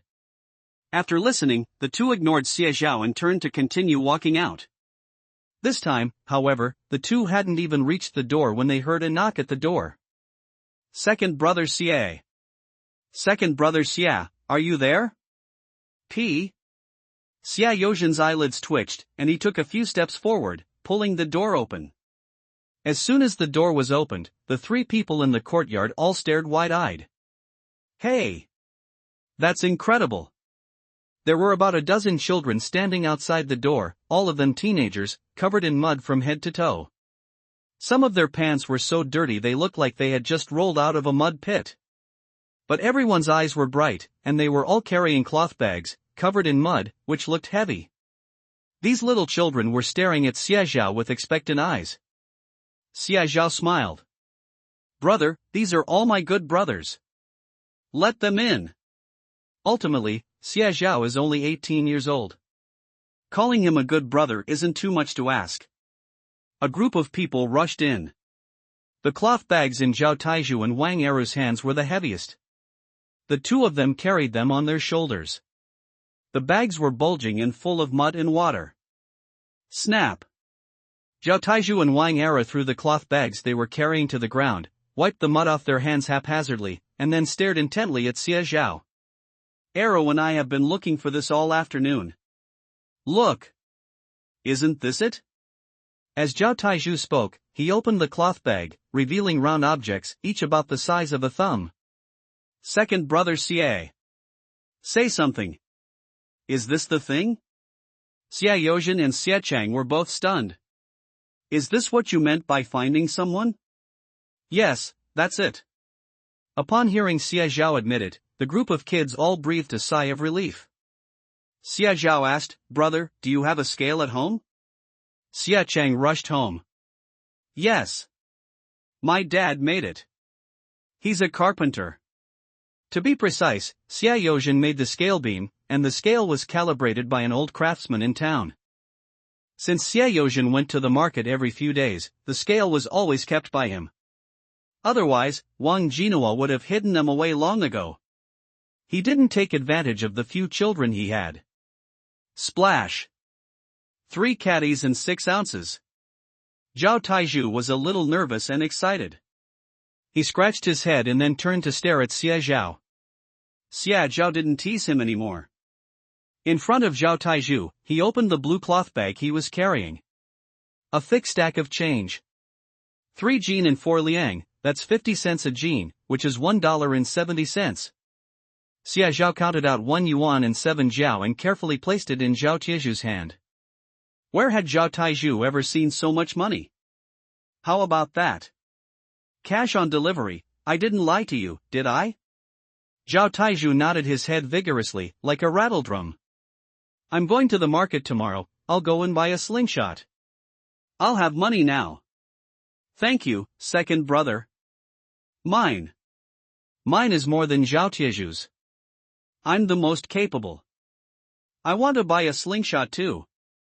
I wish I hadn't been playing around this afternoon. The children immediately surrounded Xia Zhao in a noisy commotion. He couldn't help but grin from ear to ear. TSK. The second one is of course Wang Eru. 2 snotty lines hung from his chubby face, and his bright eyes stared at Xia Chang. Wang Eru, also 3 jin and 4 liang. $1.70.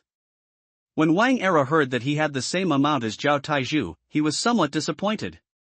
However, when Xia Zhao put a wad of money in his hand, he was so excited that he grinned from ear to ear. Wow! So much money! I've never seen so much money before. Zhao Taizhu scoffed, let's compete. I'm the oldest. I'm the best. Xia Cheng's men acted swiftly. He was illiterate and bad at accounting, but he was an expert at judging scales. Cui Cui, 1 pound and 3 ounces. Minghong, 2 jin and 2 liang. Go Shenger, 1 jin and 1 liang. The 3 worked together with exceptional coordination. Until the sounds of people searching for their children could be heard outside. Zhao Taizhu. Are you asking for a beating? What time is it and you're still not home? Go Shenger. Has anyone seen my Go Shenger? No outsiders have come to our village. Where did these womanizers come from? Upon hearing the sound, the children immediately perked up, stuffed the money into their pockets, and ran out. I'll definitely collect the most tomorrow. It's me. The children came in a swarm like bees, buzzing in and buzzing out. The courtyard suddenly fell silent, and Xia Zhao felt that his ears were finally much quieter. Phew! This noise is giving me a headache. Xia Yozhen wiped away his sweat, and a smile finally appeared on his dark red face. How could that be? It's winter, they don't die that easily. Besides, these things weigh a lot, so there won't be that many even if you put them in a jar. Xia Zhao was relieved. She grabbed another dish of pickled vegetables from the pickling jar. Xia Tian immediately looked distressed. She took a bowl, filled it with porridge, and angrily squatted down under the eaves to eat it. Snort. Fortunately, she had fish soup this afternoon. Tian Xiufen glared at her, annoyed. You can't eat this much after only 2 days of good food? Xia Tian's eyes widened, but she dared not refute him. She could only pitifully turn her head to look at Xia Zhao and Xia Chang. Xia Zhao was somewhat understanding. Having gotten used to being frugal, changing her mindset all at once is not something that can be done overnight. Most importantly, Xia Zhao stared at the side dishes on the plate and swallowed imperceptibly. Goodness! But for Xia Zhao, who had lived 2 lives and was used to eating big fish and big meat, this side dish was something he had been craving for decades. Xia Zhao held the porridge, picked up a scallion, and put it in his mouth. Click. A crisp sound rang out, followed by a tangy and appetizing flavor. That whetted the appetite. He finished chewing it in one bite, then quickly drank a mouthful of porridge. Hiss. They really are a perfect match. He ate one bite after another without saying a single extra word. Seeing Xie Zhao like this almost brought tears to Tian Xiufan's eyes. Look. How sensible and hardworking is the second child. How come her child is so obedient and sensible? Tian Xiufan's nose tingled, and she quickly wiped away her tears quietly, saying softly, "I'll go to the market tomorrow and buy some pork bones and spare ribs to nourish you." Ha! Why has Mom suddenly become so generous? Now. In the neighboring yard. Hey! I told you, how could the second son's family eat meat every day? Wang Jino spat, got off the rock, turned to Xie Yushan and shouted, "We're having eggs today. To nourish you and your parents. When Jinlong comes back in a couple of days, you'll get plenty of meat."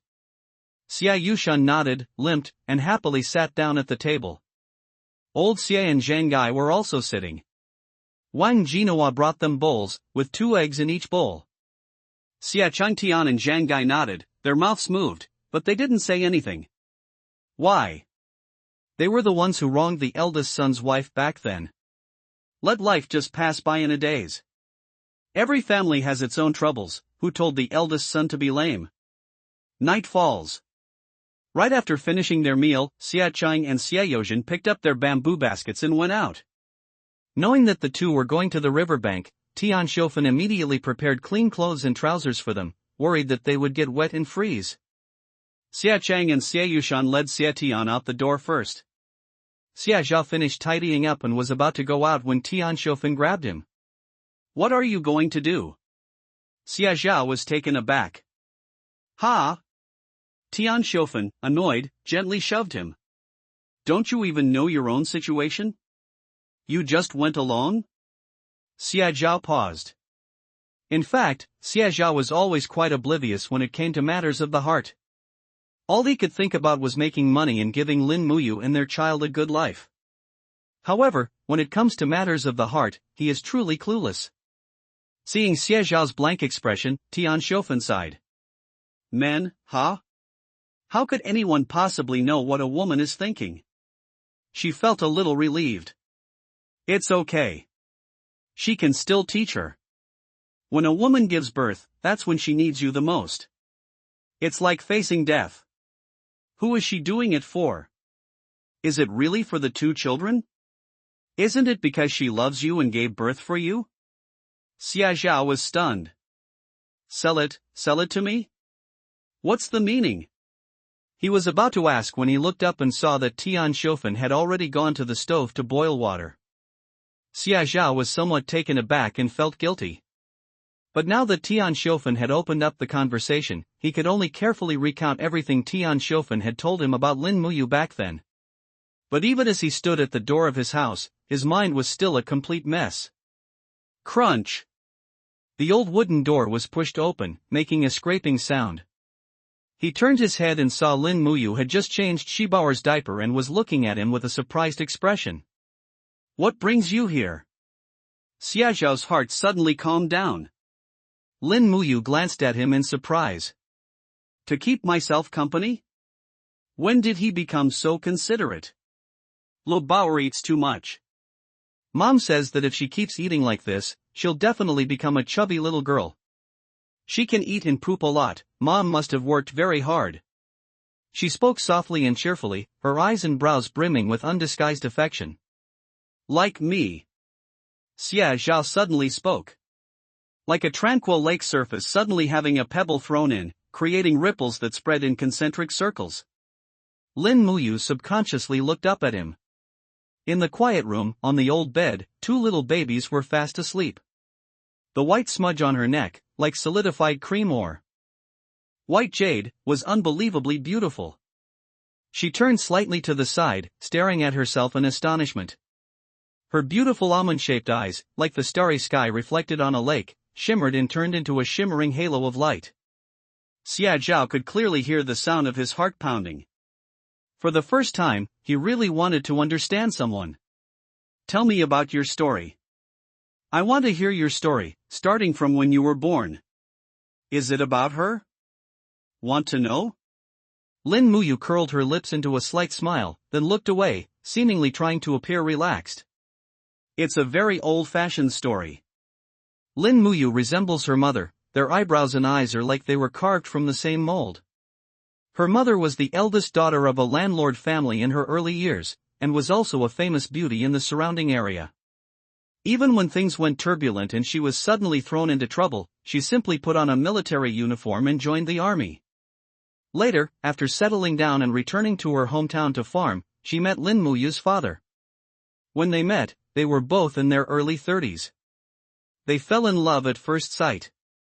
There was no dramatic love story, they just helped each other with tasks like plowing and weeding, and that's how they got together. The year Lin Muyu was born, her father was so happy that he shed tears. Later, my wrist swelled up so badly that I couldn't continue, so I had to give up. The two also had moments of deep affection. Tender and affectionate, so gentle and sweet, it's as if they want to say every love word in the world. But since ancient times, the most fickle thing has been the human heart. Promises and expressions of love are genuine the moment they are spoken.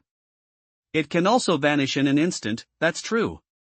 Lin Muyu had a happy and prosperous childhood, and even after her younger brother was born, her family never mistreated her in the slightest. Her mother was gentle and well-bred, she taught her to read and do needlework, and held her to distinguish between red beans and rice. Lin Muyu once thought that she would live like this for the rest of her life. Until the day I turned 10. When she returned home from school, her house was in a complete mess. The mother sat on the ground, hugging her knees, her head bowed. When she heard her daughter return, she looked up and her eyes were already blurred with tears. Lin Muyu was stunned, as if she hadn't understood for a moment. He doesn't want us anymore. The mother stood up and gave a sad, bitter laugh. I'll cook for you. We can manage just fine, mother and son. My mother is sick. It's a lingering health problem from not taking good care of myself when I gave birth to my younger brother. The lower body is constantly wet, indicating deficiency of both qi and blood. As she choked on her last breath, her eyes turned bloodshot, she gripped the mosquito net tightly, and a hoarse, terrifying moan escaped her throat. You betrayed me. You betrayed me.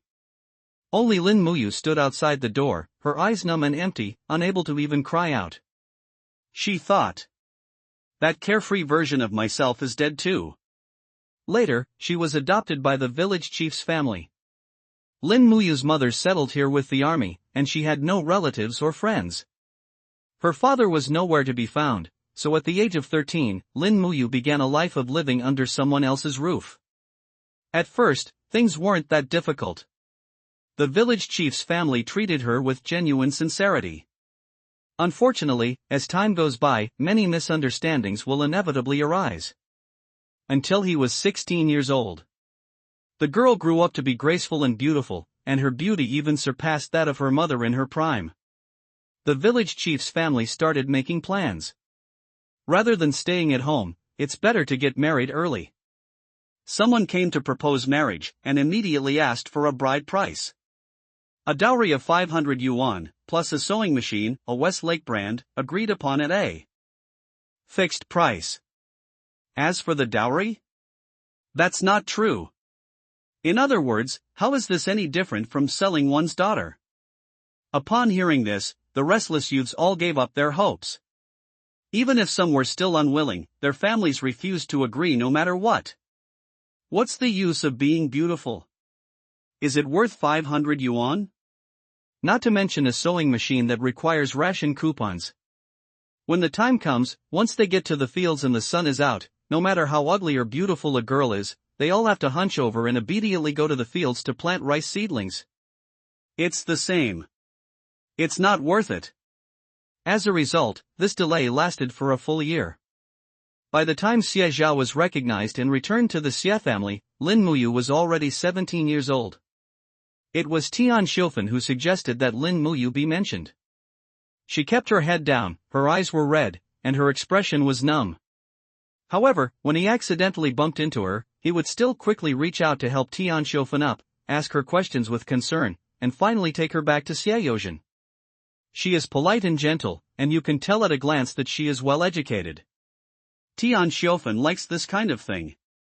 It's worth any amount of money. I used to feel resentful, but now that I see Shibauer and Lebauer, I feel that no one in the world is luckier than me. She turned her head and glanced at Xia Zhao, her lips pursed, revealing two shallow, adorable dimples. Xia Zhao felt something churning in his chest, making him restless. Is that really how it is?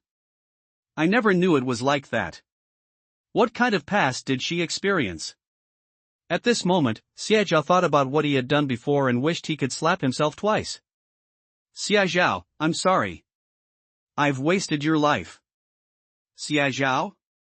What kind of heartbreak must she have endured to say such a thing? Xia Zhao, you're not human. He cursed himself viciously under his breath, then suddenly stood up and strode towards Lin Muyu. She was stunned and startled, and almost instinctively shrank back. The boy's aura was warm and deep, and when he hugged her tightly, she felt as secure as she had imagined. He gently rested his chin on her shoulder, and Lin Muyu could even clearly feel the warm breath he exhaled as he breathed rapidly. You didn't hold me back. She heard Xia Zhao speak earnestly. It's because I didn't know how to cherish it, I was blind back then, I didn't know what was the best. Xia Zhao spoke each word as if he were speaking to Lin Muyu, or perhaps he was telling himself. From now on, we are a family, and my child and I will never leave you. Wherever I am, that will be your eternal home. Xia Zhao is not good at sweet talk.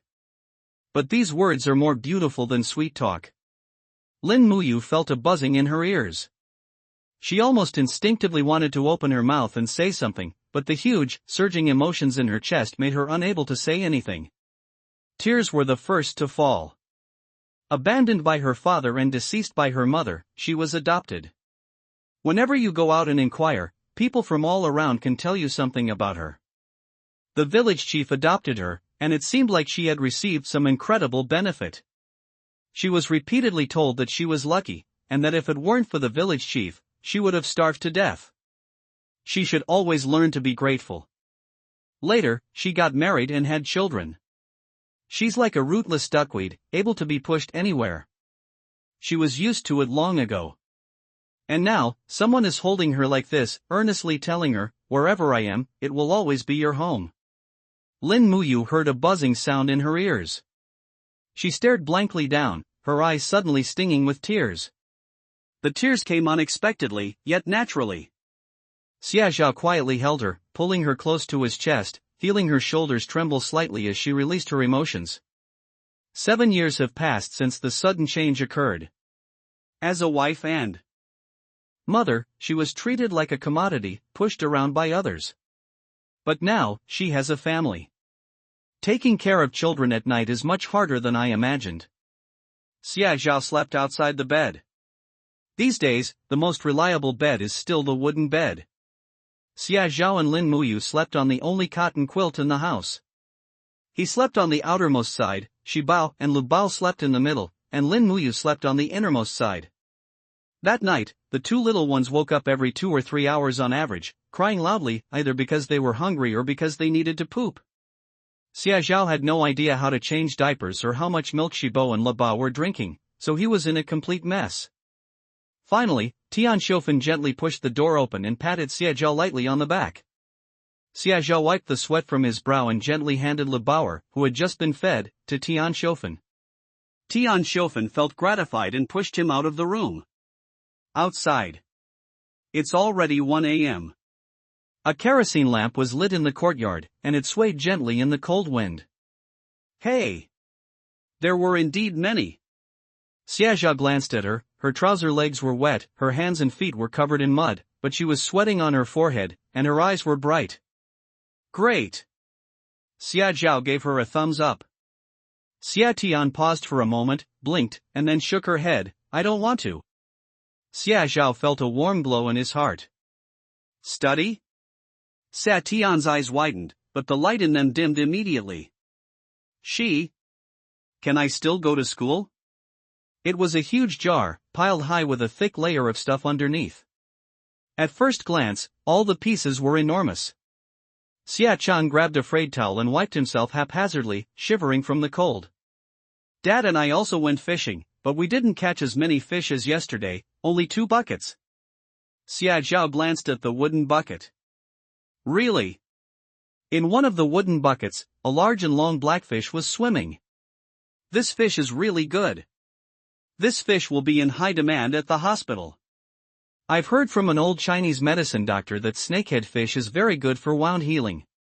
Even in the hot summer months, it's hard to catch this fish.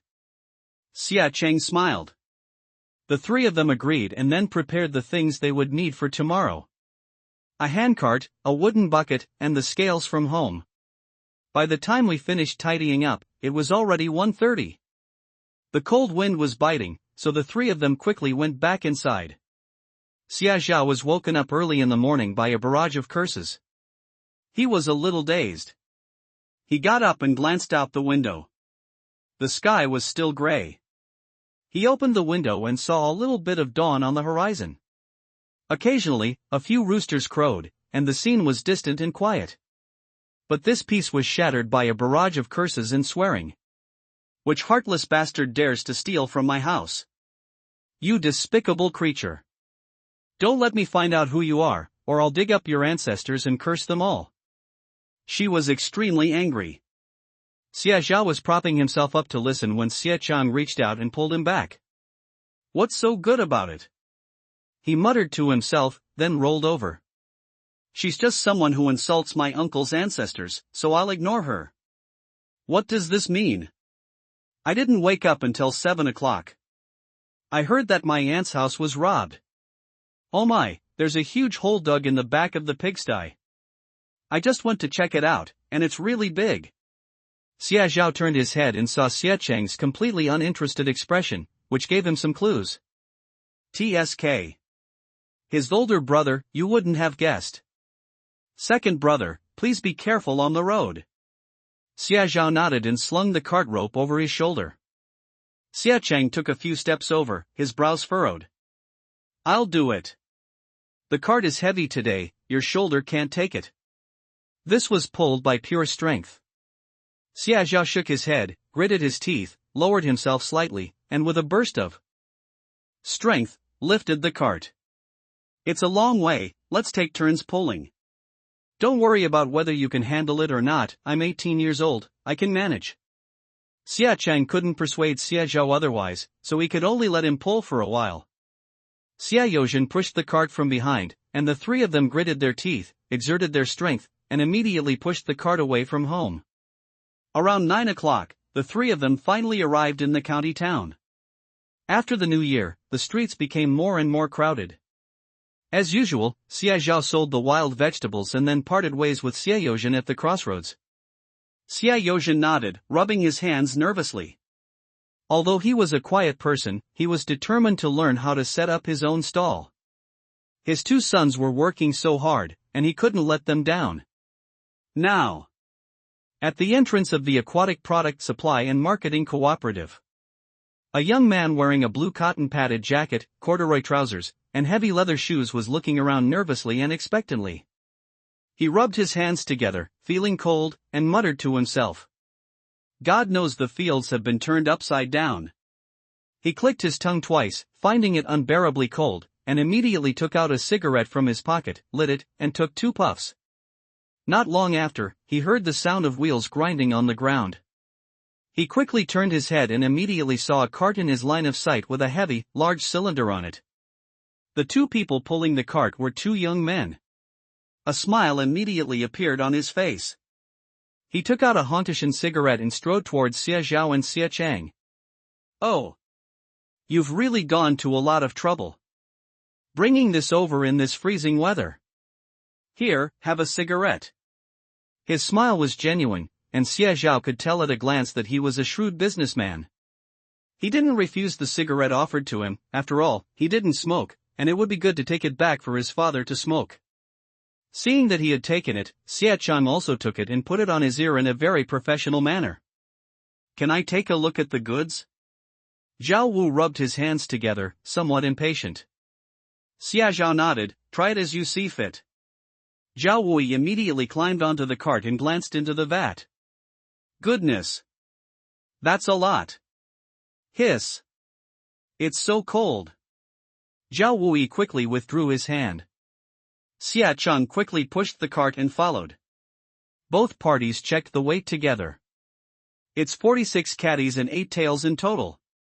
I'll give you 47 catties. Zhao Wu clapped his hands and handed the scale to Xia Zhao and Xia Cheng to examine it carefully. Xia Zhao went over it in his mind and, after confirming that there were no problems, nodded in agreement. This is money. Xia Zhao nodded, laughed heartily, and exchanged a few more pleasantries with Zhao Wui before the group parted ways. This is 51 yuan and 70 cents, and we still have to deduct more than 10 yuan for costs, sigh. Xia Cheng sighed, looking dissatisfied. Although it seems to be more profitable to catch fish on the surface, a closer look reveals that this is not the case. The price of fish is high because it is winter now. When the weather warms up, the fish will become more active and easier to catch, and the price will drop. Moreover, the number of fish caught depends entirely on luck. As more people try to catch them, the fewer fish there will be. Most importantly, no matter how many they arrest, Zhao Wui and Lu Zhu will take just as much as they want, so they have no worries about making a living. In other words, as long as they collect enough from the villagers, the money they earn will be absolutely unexpected. The two chatted for a while before arriving at the county hospital. At that moment, inside the county hospital, Xie Yozhen stared wide-eyed at the boy in front of him, his dark face flushed red. He gripped the bucket tightly, veins bulging, his mouth twitching, but he didn't say anything. In front of him, Chen Shiming stood with his arms crossed, staring at him with a cold smile. What a coincidence! Did you deliberately follow me here to ambush me? When you beat me up back then, I told you that you'd be begging me for help someday. Chen Shiming felt a surge of pride and triumph. It feels so good in my chest. Back then, when Xia Yozhen stripped him naked and chased him all over the village, he secretly vowed that he would regret it later. Just as expected. At first, he thought he had misheard, but when he came over to take a look, hey! It really was him. Then look at Xia Yozhen. His clothes are old and white, and his shoes are old-fashioned cloth shoes that he made himself. Everything is exactly the same as when he left. Chen Shiming felt an indescribable sense of exhilaration. Snort. If they had treated him better and catered to him in every way back then, he might actually be able to support his business now. But now that I'm looking for myself, it's too late. Chen Shiming felt a sense of relief and took a step forward, staring at Xie Yozhen and clicking his tongue twice. Xia Yozhen's face immediately turned bright red. Regarding this former adopted son, his thoughts were complicated. Human hearts are made of flesh and blood. How could he not have feelings? They provided him with food and clothing, supported his education, and earnestly taught him how to be a good person. He was grateful that he had a better life and didn't have to suffer with them anymore. He thought. Even though Chen Shiming hadn't come back to see her in the past year, as time went on, he would eventually remember some of the good things about her. What happened? Are they going to fight? What happened? It seems this young man is his adopted son, who used to get beaten up at home when he was a kid. Oh, no wonder he still remembers it. He really doesn't care about people who aren't his own. There were many onlookers. People buying fish and watching the spectacle crowded together in a noisy, chaotic scene. You have no idea. Back then, he treated me like I wasn't his biological son, and he would beat me in every way he could find. I could only eat meat during holidays, and I became as thin as a stick. He gets really into talking. It wasn't until Xie Cheng pulled Xia Zhao and pushed through the crowd that they finally got through. Shut up! Xie Cheng's face flushed red, and he shouted, "You're spewing filth. I should have beaten you to death back then." The sudden shout drew everyone's attention. Everyone? Good grief, doesn't this mean he's admitting to beating up his adopted son back then? Chen Shiming clapped his hands and shouted, "Look! There's him too. He beat me up too. Heaven knows what kind of life I had in their house. Xia Chang was so angry that he rushed forward, ready to attack. Xia Zhao, however, reacted quickly and grabbed him. "Big brother, I'll handle this." Xia Zhao lowered his voice to comfort Xia Chang, gently patting the back of his hand. Xia Zhao nodded. "I know." How could he not know? These past 2 days, whenever he's with Xia Tian, he asks her about Chen Shiming. He smiled, stepped forward, and stared at Chen Shiming. This was the first formal meeting between the two of them, spanning 2 lifetimes. "How could you have the nerve to come out like this?" Xia Zhao scoffed, staring at him. "If I were you, I would have been so ashamed that I would have hidden at home and faced the wall in shame." Chen Shiming stared in astonishment. "What nonsense are you spouting?" Xia Zhao shrugged. "When you were 6 years old, you stole all the money in the house to buy popsicles and toys. That was the money the family had saved to buy seeds for the following year, and it was also money that the commune had entrusted to your father. That was the first time you got a beating." Xia Zhao recounted each and every incident in a remarkably calm yet astonishing manner. "Have to. They really only remember being beaten, but not why they were beaten. If I told you any of these things, and you did it at home, even if it were your own child, you'd beat them to death. If I had done this, my parents would have killed me. Stealing at such a young age, why wasn't he paraded through the streets in the village? This is a fundamental mistake. If this were my child, I would beat him so badly he wouldn't be able to get out of bed for 3 days. Yes. Now that you hear it, they deserve it." The crowd was quite loud, making Chen Shiming blush and turn pale with embarrassment. His face flushed as he retorted, "Isn't it because I'm too hungry? It's because you're starving and freezing me that I'm like this. Don't you have any fault at all?" Xia Zhao was amused. "This is the first time I've ever heard of someone blaming others for their own mistakes. It's a complete joke. Look at their hands. Are those calluses fake?" Xia Zhao paused, then looked at Chen Shiming with a mocking expression, "But look at him. He's lived in the Xie family for 18 years, yet there isn't a single callus on his hands. How could my parents and my older brother possibly mistreat him?" Everyone immediately calmed down. "To be honest, I was tortured." Indeed, nobody believes it. Chen Shiming's face turned from black to white, and he shouted angrily, "That's because I need to study. Otherwise, why wouldn't you let me work?" Yes. You need to study. Even though our whole family is struggling to get enough to eat, your parents still gritted their teeth and tightened their belts to support your education. Xia Zhao pressed closer, his eyes sharp and terrifying. "Is this how our Xie family mistreats you? Your eldest brother works in the mines, your younger sister dropped out of school, all to support your education. Do you have any conscience at all? You call yourself a scholar? What good has all your education done? Did you read it all wrong?" Xie Zhao's tone became increasingly aggressive and urgent. With that final, loud question, Chen Shiming's face turned ashen. He immediately turned around, pushed through the crowd, and fled in panic. After an eerie silence, the surrounding crowd erupted in applause. "I almost fell for this kid's lies. He's spouting complete nonsense. If studying is torture, I'd be thrilled. My parents wouldn't even let me, their own child, go to school. He's an adopted son, and he gets to go to school. They've treated him so well, and he's still not satisfied. He's come here to cause trouble. He has no conscience at all. Alas! Isn't this just like the story of the farmer and the snake? It's truly disheartening." The crowd was talking all at once. Xia Zhao smiled and turned to look at Xie Yozhen and Xie Chang. "Brother, why don't you take Dad to buy some pancakes to take home? I'll sell them here." Xie Chang's expression was still somewhat unpleasant. He turned to look at Xie Yozhen, then nodded in agreement.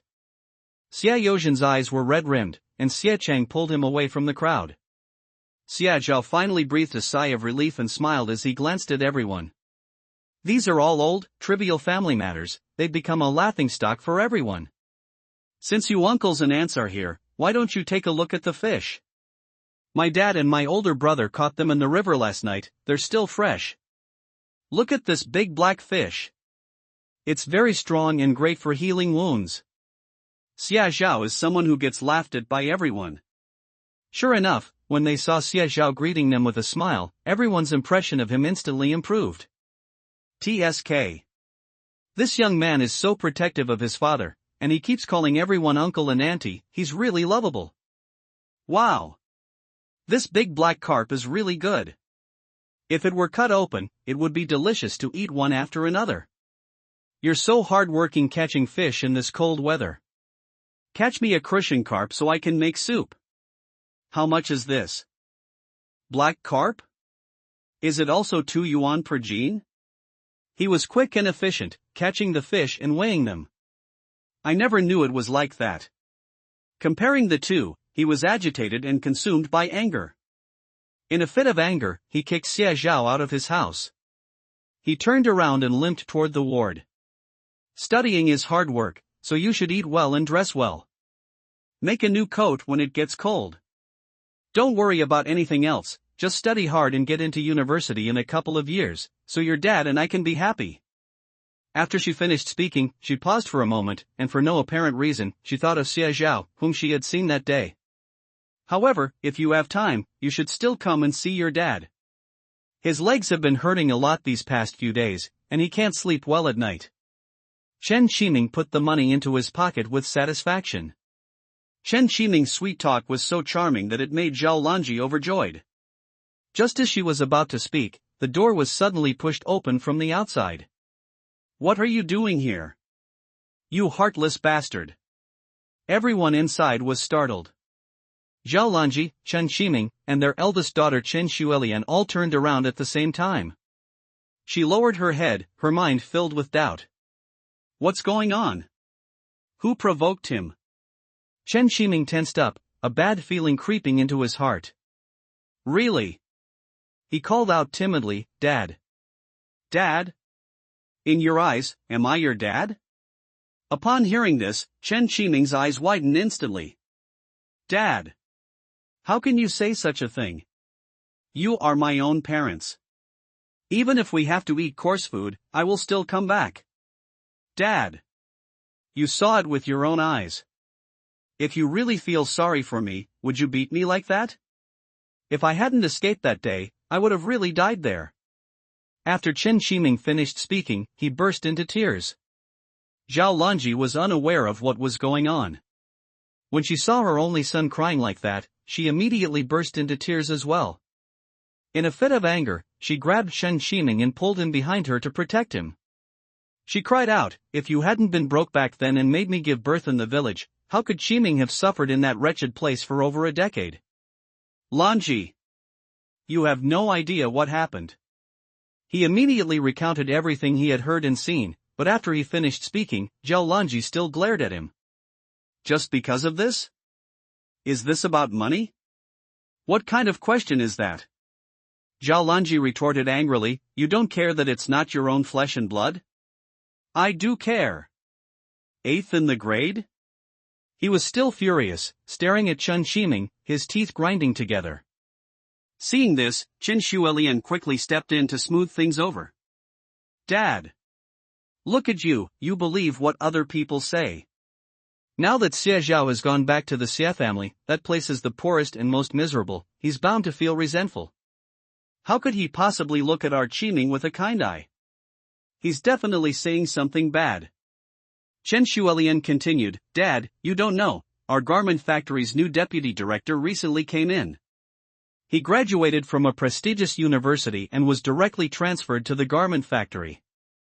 He's so powerful, he's the deputy director right away. Who knows what kind of high-ranking official he'll become in the future? Our factory is affiliated with our factory, so we might have to ask him for favors in the future. He is a businessman. Ultimately, self-interest comes first. Even if Chen Qiming isn't great, his grades are indeed quite good. If he can get into a prestigious university in the future, it will definitely be a great help to his business. Why? Never mind. Who can blame me when this is my own son? I can let bygones be bygones, but you absolutely must get into university. Chen Qiming didn't dare to utter a sound. He lowered his head and looked at Zhao Lanji pitifully. Zhao Lanji was immediately heartbroken. I think you've really lost your mind. Zhao Lanji put her arm around Chen Qiming and gave Chen Shuilian a look. Take your brother to buy some food. He'll be going back to school in a few days, so he needs to get better. Chen Shuilian nodded and quickly left with Chen Qiming. I'm so strict with him precisely because he's my son. Hasn't Xie Zhao come looking for us several times as well? Zhao Lanji couldn't help but say, isn't he also reluctant to give up the good life he has with our family? He sighed deeply, and started making plans in his mind. After a while, he needs to let his son go out and get some exercise. Xiangmin Town. Today is market day. People from all around would come and set up stalls to sell what they brought. There were also food stalls, noodle stalls, wonton shops, scallion pancakes, beggar's chicken, and so on, lined up in a row, their aroma wafting for miles. Mom, let's go. Hurry to the butcher shop.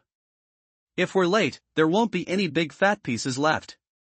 Tian Xiufen chuckled helplessly and flicked her forehead. You're such a glutton. She glanced at the sun. An hour had already passed, and if she didn't go soon, she really wouldn't be able to buy any more fat. The butcher shop was doing all right, with small groups of people gathered around, picking and choosing the meat, some even having children so eager that they wouldn't leave, insisting on buying meat to take home and eat. It was quite a lively and bustling place. Tian Xiufen squeezed in, took a look, and found a good piece of meat. How much is this piece of meat? Tian Xiufen pointed and asked. Oh my! This meat is so good, so fragrant. Look at it, the fat is thick and the lean meat is evenly distributed. It's perfect for dumplings or stir-fries. If you want some, I'll give it to you for 1.8 yuan. That's a very cheap price. Tian Xiufen reached out and touched the cutting board. The slippery texture of her fingertips proved that the meat was fatty and oily enough. She was very satisfied. $1.70. How about I weigh it all for you? Tian Xiufen pretended to be conflicted, looking at the butcher. Look, if this were all fat, I would have weighed it out for you, but this is such a big piece of lean meat. 1 yuan and 80 cents is not worth it. As she spoke, she fiddled with the bones a couple of times, and finally pointed to the large bone in the corner. Give me $1.07, and I'll let you take these bones with me, okay? Compared to later generations, bones are truly worthless these days. It's wasteful and troublesome. In the end, you can only drink a sip of soup, and the meat picked off the bones isn't even enough to fill your teeth. The butcher had originally decided that if he couldn't sell them, he would keep them for himself to take home and eat, but he didn't expect Tian Xiufen to actually want them. Hey! He immediately smiled and nodded readily. Okay. I'll give you $1.70. These bones are $1 a pound for you. There's plenty of meat on them. Tian Xiufen quickly peeked out to look. 4 pounds and 3 ounces. He thought for a moment, then casually grabbed a piece of pig liver and threw it into the bone, saying, I'll give you 13 pieces. Hiss. 13 yuan. Upon hearing the price, the group of people around Tian Xiufen stared at her with surprise and envy.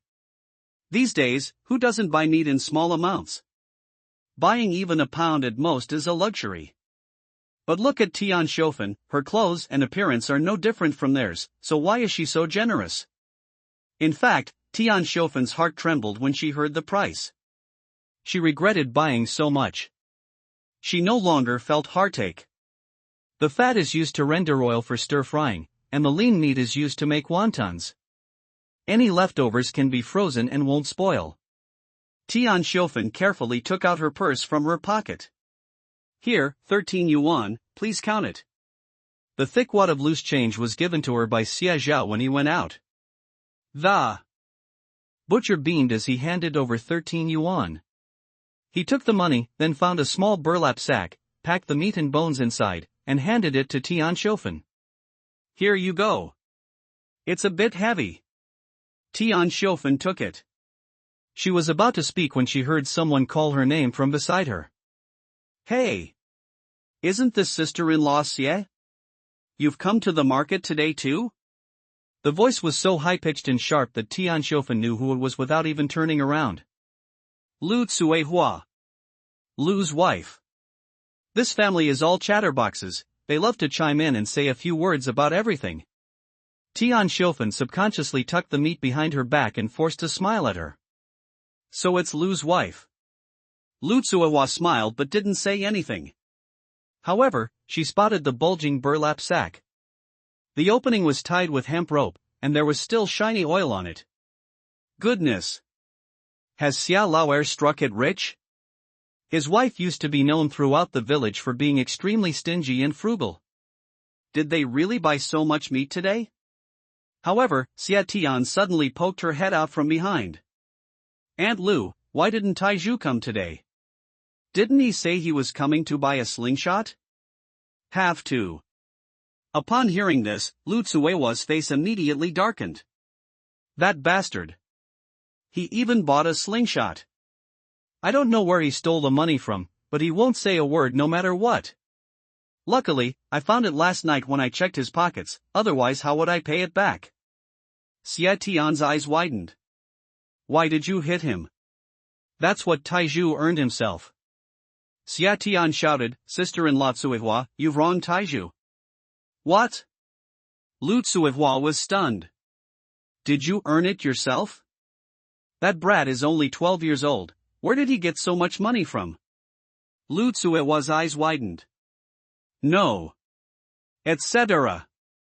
Actually, he cried and told me this last night when I dragged Zhao Taizhu out of bed and beat him up. But how could Lu Tsuehua believe that? What kind of ridiculous joke is this? So she concluded that the brat was lying, and she and Zhao Dalong grabbed the fire-starting tongs and gave him a double whammy. It's only 1 yuan. That's quite a lot. How dare they steal so much? They deserve to be beaten to death. So this morning, Zhao Tiezhu's buttocks were so swollen that he couldn't get out of bed. Lu Tsuehua took the money, thinking that after she returned home from the market, she would go door to door asking who had lost it. Didn't my dad and my older brother announce it in the village yesterday? Didn't you all know? Xia Tian looked at Lu Tsuehua innocently and asked. How could she know it was true? Her face turned pale, and she immediately lost all interest in buying anything, and turned to run home. Why? Xia Tian shouted, of course. Tian Xiaofan smiled helplessly and nodded in agreement. Lu Tsuehua left in a hurry. Half an hour later. And it's only 50 cents a pound, I'll take as much as I want. Good heavens! This is free money. No wonder. I knew my eldest son was sneaking around hiding something in the yard when he came back. I went to check after he fell asleep, and it turned out to be money. The group chattered on and on. Finally, Lu Tsuehua slapped her forehead and stood up abruptly. Lu Tsuehua rubbed her hands together, her eyes shining. When the fields are plowed in the spring, one plow and harrow can turn up a whole field. She picked them up and threw them to the ducks to eat. If you can really exchange it for money, what's the difference between that and picking up money? She ran the fastest, and several women behind her also hurriedly ran home. Joke. Fine money. Whoever runs slowly is a fool. 2 o'clock in the afternoon. Xia Youzhen, Xia Zhao, and Xia Cheng returned, and Xia Tian and Tian Xiaofan were cooking. Second brother. You guys take a break, have some water, Mom will be making wontons soon. Xia Tian called out with a smile. Xia Zhao nodded, took off his outer clothes, changed into clean clothes, and tiptoed back to his room. Lin Muyu is sleeping. Hearing the door open, she subconsciously opened her eyes and paused slightly when she saw Xia Zhao. You're back? Xia Zhao nodded. Here's today's account. We didn't sell all the fish at the hospital, so we sent some to the state-run restaurant. It made a total of 82 yuan. Although Lin Muyu was shocked, she still listened attentively. This is the surplus. Xia Zhao grinned at her, I still have 168 yuan and 7 zhao in my hand. Lin Muyu's eyes widened in surprise. Many. Her eyes are beautiful. Xia Zhao's gaze suddenly became somewhat uneasy. He didn't know why, but he felt a tightness in his throat. He clenched his fist and coughed slightly to cover his embarrassment. Because we are husband and wife. He's easily embarrassed. Especially in matters of the heart. One aspect is the children. On the other hand, there's her. She is kind, sincere, hard-working, and strong. He saw it all and remembered it. But in the end, it was his pride that prevented him from letting go and from backing down, which ultimately led to a terrible mistake. In this rebirth, Xiaozhao thought that he could have anything in front of Lin Muyu, but he didn't care about his pride at all. Then, his palms were warm, with a thin layer of calluses. He applied force with just a little bit of force, as if he wanted to knead her into his very bones. His voice was deep, but it carried an irresistible sense of reassurance. Once you've finished your postpartum confinement and recovered, we can start a business together. Lin Muyu was stunned for a moment. Study? She was speechless, her mouth opened slightly, but after a moment she lowered her head dejectedly, pursed her lips, and slowly shook her head. No. She whispered, I don't want to leave Shibauer and Lebauer. Now that she has a baby, her heart is entirely devoted to her child, and she is unwilling to leave her child even for a moment. Xiaozhao did not miss the disappointment and longing in her eyes. He squeezed her hand slightly, transferring warmth to her little by little. Xiaozhao's Adam's apple bobbed, and Lin Muyu heard his firm voice ringing out above her head. There must be a way. Her heart skipped a beat. It's really amazing. In this day and age, it's incredibly difficult for a married woman with children to continue her education. However, Xiaozhao's tone, however, made Lin Muyu's heart feel as if a dim light had suddenly appeared in the long night. For a fleeting moment, she inexplicably began to believe it to some extent. She couldn't help but think. Hey! Is anyone home? Is anyone home? Is Brother Xia here? In the courtyard, Xia Yozhen and the others had just finished eating wontons when they heard someone shouting outside the courtyard. He put his hand back down after taking out his pipe, and listened carefully. He realized that it seemed to be the voice of Lu's wife. Xia Cheng's face immediately darkened. Snort. He sat there with a dark expression, letting Xia Yozhen push him a few times, but he didn't say a word or move his butt. You little brat. I'll make you stubborn to death. Xia Yozhen cursed, then had no choice but to get up and open the door. Upon opening the door, he was immediately stunned by the sight outside. Goodness! So many people. Looking around, there were more than 20 heads, standing there in a dark mass, one after another peeking inside, baring their teeth and grinning, their dark red faces full of embarrassment. Second Brother Xie. Don't be angry, we're here because of what happened yesterday. Standing at the very front is Zhao Delong. Look! DeLong and I just picked these. See if it's enough? If not, we'll go pick more later. I promise we'll get plenty. Xia Yozhen's gaze shifted to that vegetable basket, and he was immediately taken aback. Such a big basket? It's not a long basket, it's the old-fashioned kind of large round basket. There was a full half basket inside, probably weighing over 20 pounds. Xia Yozhen couldn't help but tremble. He looked at the 20-odd people behind him, each carrying something, either a basket or a wooden bucket, trying to squeeze forward, staring at him with a mixture of anticipation and nervousness. Yes. I wasn't home yesterday, otherwise I definitely would have asked more questions.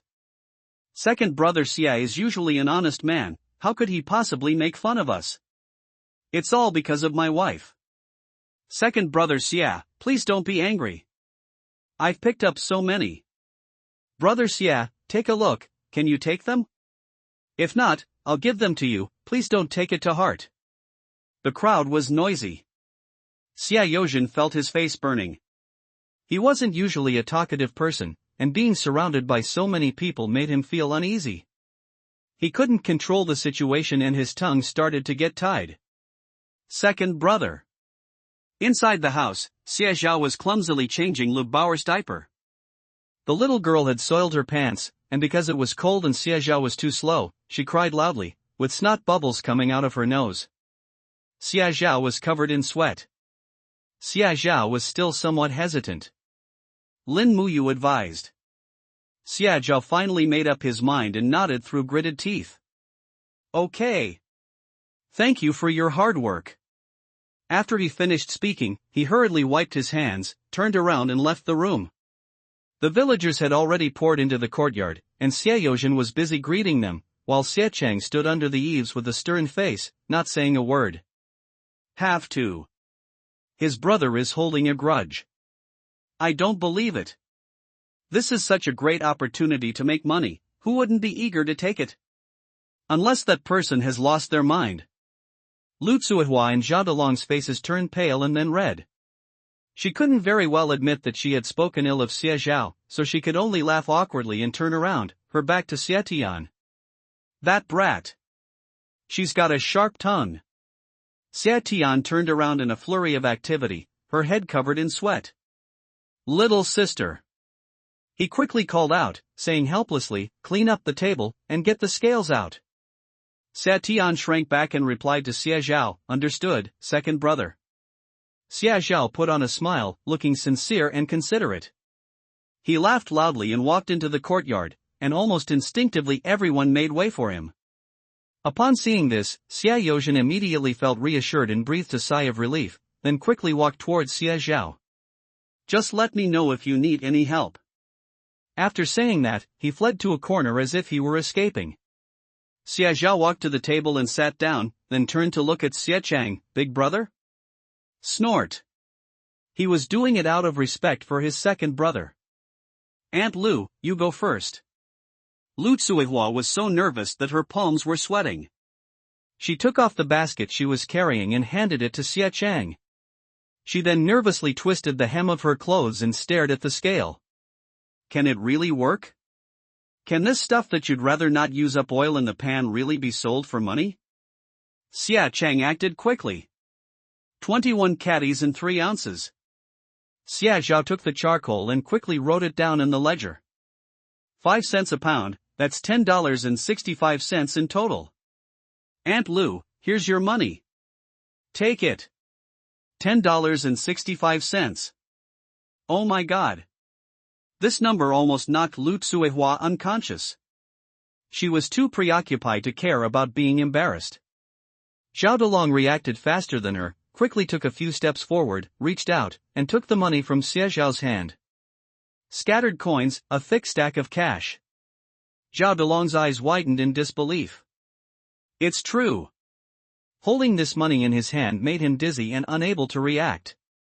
He had never earned so much money at once in his life. Take this.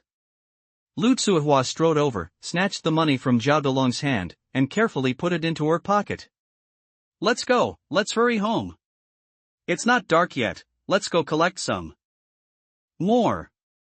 We'll come back tonight. She was so excited that she grabbed Zhao Delong and ran outside. Inside the courtyard, the villagers finally came to their senses. Sky. It's true. The things the Lu family picked up actually turned out to be worth money. Mine. Weigh mine first. I have plenty in my field. Why should I be addressed first? Let me go first. Address me first. The noisy crowd was packed together, and everyone wanted to cut in line. Xie Chang, with a cold face, refused to tolerate it and slammed his hand on the table. Whoever cuts in line will be weighed last. This commotion will only waste more time. Xie Chang's face darkened, and he snatched Aunt Nyo's basket from her. I remember the location. 18 pounds and 6 ounces. After weighing it, he handed it to Xie Yozhen, then turned to Xie Zhao and called out. The crowd finally quieted down. Aunt Nyo. Here's 9 yuan and 30 cents. Please take it. Good heavens. She needed to hurry home and tell the men in her family what chores they still needed to do.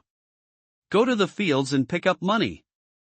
Wang Daon, 11 jin. Li Xiaomei, 4 jin and 3 liang. Yu Xiuxiu, 9 jin and 6 liang. Once the crowd quieted down, the weighing and accounting proceeded quickly and smoothly. Wow, there are so many. How much money do we have left? Xia Chang put away the scales and turned to look at Xia Zhao. He had already checked the amount and had a general idea of how much money Xia Zhao had left. There's $1.06 left. Xia Zhao was very honest and showed Xia Chang the blue cloth bag with only a few coins left. Xia Tian poked her head out, looking worried. Xia Chang also frowned. Dad.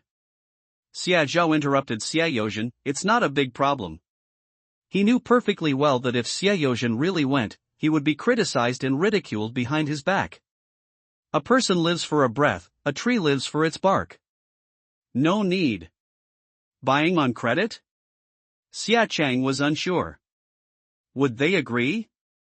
Why not? 2. Xia Zhao's analysis was very accurate. Hey! We're all from the same village, what could I possibly not trust? Besides, Lu's wife and the others have already gotten their money. How could I not trust you? So, when the night was completely dark, Xia Zhao recorded a very considerable number in his ledger. It weighs a whopping 630 jin. Xia Chang stared at the number, feeling dizzy. He took a breath, counted on his fingers, and tried to figure it out for a long time but still couldn't. We can earn 378 yuan. Xia Tian's clear voice rang out. She was squatting down, washing diapers, holding a basin. When she saw Xia Chang and Xia Zhao looking over, she grinned at them. Little sister is right. Xia Zhao gave her a thumbs up. Xia Tian immediately became arrogant. Yes. If it weren't for Chen Qiming, she would still be in school. What else could it be? Tian Shofan poked her head out from beside the stove and gave her a light tap on the head, saying irritably, what's the point of a girl studying? You should learn to do more housework so you can marry into a good family, suffer less, and not have to work in the fields. Your father and I will be so grateful. Xia Tian pouted in anger. She doesn't want to get married. She wants to make a lot of money on her own. Just like my second brother. Xia Zhao narrowed his eyes slightly. In fact, Tian Shofan's ideas were extremely common in this era. Therefore, once they take an exam, their grades don't improve, and thus prejudice arises. The girl isn't very bright and isn't suited for studying. Xia Zhao patted Xia Tian's head reassuringly, smiled at her, and silently mouthed, don't worry. Xia Tian then managed to hold back her tears. Snort. Second brother definitely believes in himself. You can't put too much in a jar or bucket, or it will suffocate. Xia Chang pondered. Xia Zhao nodded in agreement. The group washed the muddy ground a little more, and Tian Shofan also cooked the porridge. Come and have a drink, then go out. The hot water won't make you cold. The three of them went over, ladled out some porridge, and then scooped down to find 2 eggs pressed at the bottom of each person's bowl. Even Xia Tian has it. Thank you, Mom. Xia Tian's eyes lit up as she carefully scooped up the 2 eggs, washed them, and stuffed them into her pocket. Tian Shofan chuckled and playfully scolded her, what's wrong? You're not angry with your mother anymore? Xia Tian grinned, my mom is the best in the world. Upon seeing this, Xia Zhao and the others burst into laughter. Let's go catch some fish. Having a way to make money gives a person confidence. Xia Yozhen stood up, let out a long sigh, and turned to look at Xia Chang, you've suffered these past years. After these words were spoken, the courtyard fell silent. Tian Shofan's eyes reddened, and she couldn't hold back any longer, lowering her head and letting tears stream down her face. Tian Shofan choked up softly. Xia Zhao also subconsciously looked towards Xia Chang. He didn't know in his past life, but he understands it perfectly in this life. As the eldest son in the family, Xia Chang not only did not receive preferential treatment, but was the one who suffered the most. In the early years, the family was poor, and my grandparents favored my eldest brother and sister-in-law, so life was really tough. So Xia Chang went down into the mine, partly to earn money for his family and partly to save up for his future wife. The foreman was ruthless, even when he was delirious from illness, he would still go down into the mine to earn money. That was truly risking one's life. Xia Yozhen and Tian Shofan were aware of this before. Rather, they dared not know. Now, we've finally made it through. Dad, Mom, don't worry, I will pay back my brother's money, and I will also help him get married and build a house. These are all things I should do. Xia Zhao spoke, his voice firm.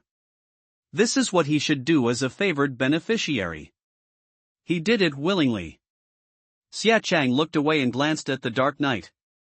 It felt as if the pent-up frustration in his heart had suddenly eased. We're all family, so let's not speak like strangers. Everyone in the courtyard smiled. There are indeed fewer and fewer fish. An hour later, neither of the 2 fish baskets was full. Xia Chang wanted to try catching fish in another spot, but Xia Zhao called him ashore. Haste makes waste, and the same applies to making money. Health comes first. Tonight, I'll conserve my energy. The 3 of them walked home along the path. A hazy twilight descended, thick with fog. Xia Yozhen's eyes widened in fright. He was smoking a pipe when a puff of smoke got stuck in his throat, causing him to cough violently. What is that? He instinctively tried to pull his 2 sons behind him, but Xia Chang was faster. He grabbed a stick from the roadside and rushed forward. Which bastard are you? What are you trying to do hiding at my doorstep? The figure, who had been dozing, was startled by the sound, shuddered, and jumped up abruptly. Brother Xie. It's me. It's me.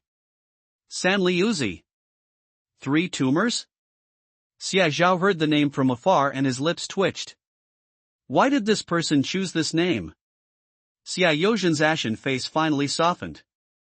He walked over in a few steps, handed the lantern he was carrying forward, and looked at it. Hey, it really was him. Why are you here? You didn't say a word, you almost scared the hell out of me. Xia Yozhen patted him on the head and moved the light down further. What's this? At the feet of the 3-lumped creature, the enormous thing finally revealed itself.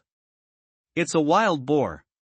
He lives at the end of the village, and if he were to carry the wild boar back, it would probably take him more than an hour to walk there and back. So they simply carried it to Xia Yozhen's doorstep. Receive. Xia Chang nodded, let out a long sigh, and threw the stick in his hand away. But can we put it on the tab? Today and pay you tomorrow? San Liuzi grinned, a little reserved. Of course it can work. Don't I trust Brother Xie? Xia Yozhen had already opened the courtyard gate, and the group went inside. San Liuzi immediately spotted the various sizes of water vats and buckets in the yard. It seems to be true. Over there, Xia Chang had already quickly stepped onto the scale and shown it to San Liuzi. It weighs 22 jin in total. As he spoke, he turned to Xia Zhao and shouted, "Put this on the tab. See how much it is." But after he finished speaking, he didn't hear Xia Zhao respond. San Liuzi, are you selling this wild boar? What? Wild boar? San Liuzi was stunned for a moment, but quickly realized what was happening and nodded. I'm selling it. Tomorrow I'm planning to take it to Xiangning town to see if anyone wants it. San Liuzi paused for a moment, then quickly looked at Xie Zhao, second brother Xia, do you also collect wild boar? After asking this question, Xia Chang and Xia Yozhen subconsciously turned to look at Xia Zhao. Hunting wild boar? Xia Zhao didn't mention this at all. Received. Xia Zhao nodded, his expression seemingly hesitant. But how do you plan to sell it? Not many people eat this stuff, and it doesn't have much fat. If it's too expensive, it's not worth it, and I don't plan to buy it. Upon hearing this, San Liuzi quickly replied, I know that. This stuff is all lean meat, not much fat, so it won't fetch a good price. Brother Xia, we're all family. If you want it, I'll give it to you for $1.20, how about that? A whole wild boar costs 1.2 yuan per jin, 500 grams, saving you money on labor and effort. Xia Zhao glanced at the 3 tumors, feigned hesitation, and soon gritted his teeth and nodded sharply in agreement. Okay. $1.02 it is, but I'll put it on your tab and give you the money tomorrow, okay? San Liuzi grinned, both happy and excited. Thank you, second brother. You've really saved me a lot of trouble. Wow. Good heavens. It must weigh over 100 pounds. The scale had been replaced with a larger one, which Sanluozi carried while Xie Zhao fiddled with the weights behind him. How many kilograms? Xie Yozhen took a breath, took out his pipe, tapped it on the ground, and then squatted down to shred the tobacco. 178 Jin. Xie Zhao was also quite surprised. He clicked his tongue twice and pointed out the numbers to Sanluozi. Good lad, you're quite something, carrying that back all by yourself? Sanluozi scratched his head somewhat embarrassedly. He's been strong since he was a child. Upon hearing this, Sanluozi just chuckled and scratched his head somewhat embarrassedly. Back then, Brother Xie always brought me meals, and I still remember how kind Aunt Tian and Uncle Xie were to me. Xie Yozhen tapped his pipe and let out a long sigh. It was all just a matter of course. The fact that you survived means I've done right by your parents. Good boy, you haven't let anyone look down on you. You've managed to live such a prosperous life on your own. I'm genuinely happy for you. Sanluozi nodded, and when he heard Xie Yozhen mention his parents, he quietly turned away to wipe his tears. I understand, Uncle Xie. After he finished speaking, he chatted with Xie Chang and Xie Zhao for a few more minutes before turning around and leaving into the night. Sanluozi's background is not complicated. His parents used to be the biggest landlords in Shishui village. However, not every landlord was like Zhou Bapi, enjoying fine food and meat at every meal. At least the parents of the three tumor bearers are not. Then came Dodiju, a popular Chinese card game. Back then, there was no such thing as petitioning, it was all about cracking down on everything. To make their political achievements look good and report their work to their superiors, if someone was caught, they would be severely punished. Fight fiercely. His parents had their legs and arms broken around that time. After a long and difficult time, the ordeal finally ended. They took off the sign hanging around their necks and were allowed to go home. The family of three was also given a small plot of land. Unfortunately, there were no able-bodied men in the family to farm, so the land gradually became barren. Then, it was winter when Sanluozi was 10 years old. That winter was exceptionally cold. A common cold caused Sanluozi's parents to cough for 2 whole months, but they eventually succumbed to it and didn't even get to see each other for the new year. Shinjinian is his real name, but the night his parents died, 3 lumps the size of beans appeared on his chest, and he changed his name to Shinjinian after that. He looked up and glanced at the black sky. He let out a long sigh of relief. Shinjinian. To the 3 tumors. It conceals the turbulent life of a young boy. 6 o'clock. Tian Shofen still cooked shepherd's purse wontons. She wrapped a lot of things, and since it was winter, they wouldn't easily spoil. A pot of water was bubbling away, and I grabbed a plump shepherd's purse wonton and threw it in. The boiling water splashed up, and the chubby white wonton rolled around in it, looking so delightful. Come on. Eat first. You'll have the energy to keep going. Xie Zhao handed a bowl to Xie Yozhen and Xie Chang, and only then took his own. TSK. It smells so good. A large bowl, 20 wontons, sprinkled with chopped scallions and a drizzle of lard. Pick one up, pop it into your mouth, and with one bite, the shepherd's purse wraps around the meat, and the delicious juice explodes in your mouth. It's so fresh it'll make your eyebrows fall off. Mom! Your cooking is amazing. Even the wontons I used to eat at other wonton shops weren't as good as yours. Xie Zhao grinned and smiled at Tian Shofen. Tian Shofen was overjoyed. The vegetables in the basket are shepherd's purse that my younger sister and I picked in the field yesterday afternoon. In just a few days, a head of them has sprouted. Spring came early this year, before the new year was even over. Wild vegetables grow really fast. As she spoke, she cooked another large bowl and asked Xie Tian to take it to Lin Muyu. Take out the diapers for Shibao and Lebao and wash them. Xie Tian responded and went inside. After the 3 finished eating, they started loading the food into the car. The things we had today were really heavy, a large water vat, 4 wooden buckets, and a wild boar weighing over 100 pounds. That must weigh over 800 Jin. After Xie Yozhen finished smoking his pipe, he was both amused and distressed to see the 2 of them like this. 2 idiots. Do they really think they can drag this all the way to the county town? He turned his head and looked outside, saying, I spoke with the village chief yesterday afternoon to borrow their mule for a bit. It'll be here soon. About 10 minutes later, a chubby-faced little boy poked his head in. Xia Chang recognized at a glance that this was the village chief's grandson, Santu. When Xia Chang went outside, his eyes lit up. Hey!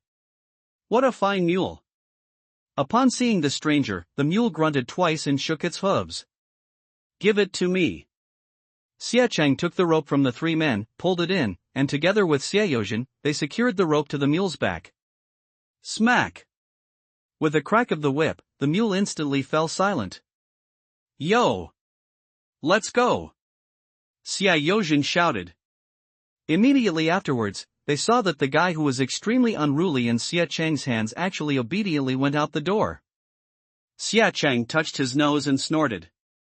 Xia Zhao chuckled and pulled him along. Old ginger is spicier. Hudong County. Xia Zhao chuckled and shrugged. What? You're not accepting it anymore?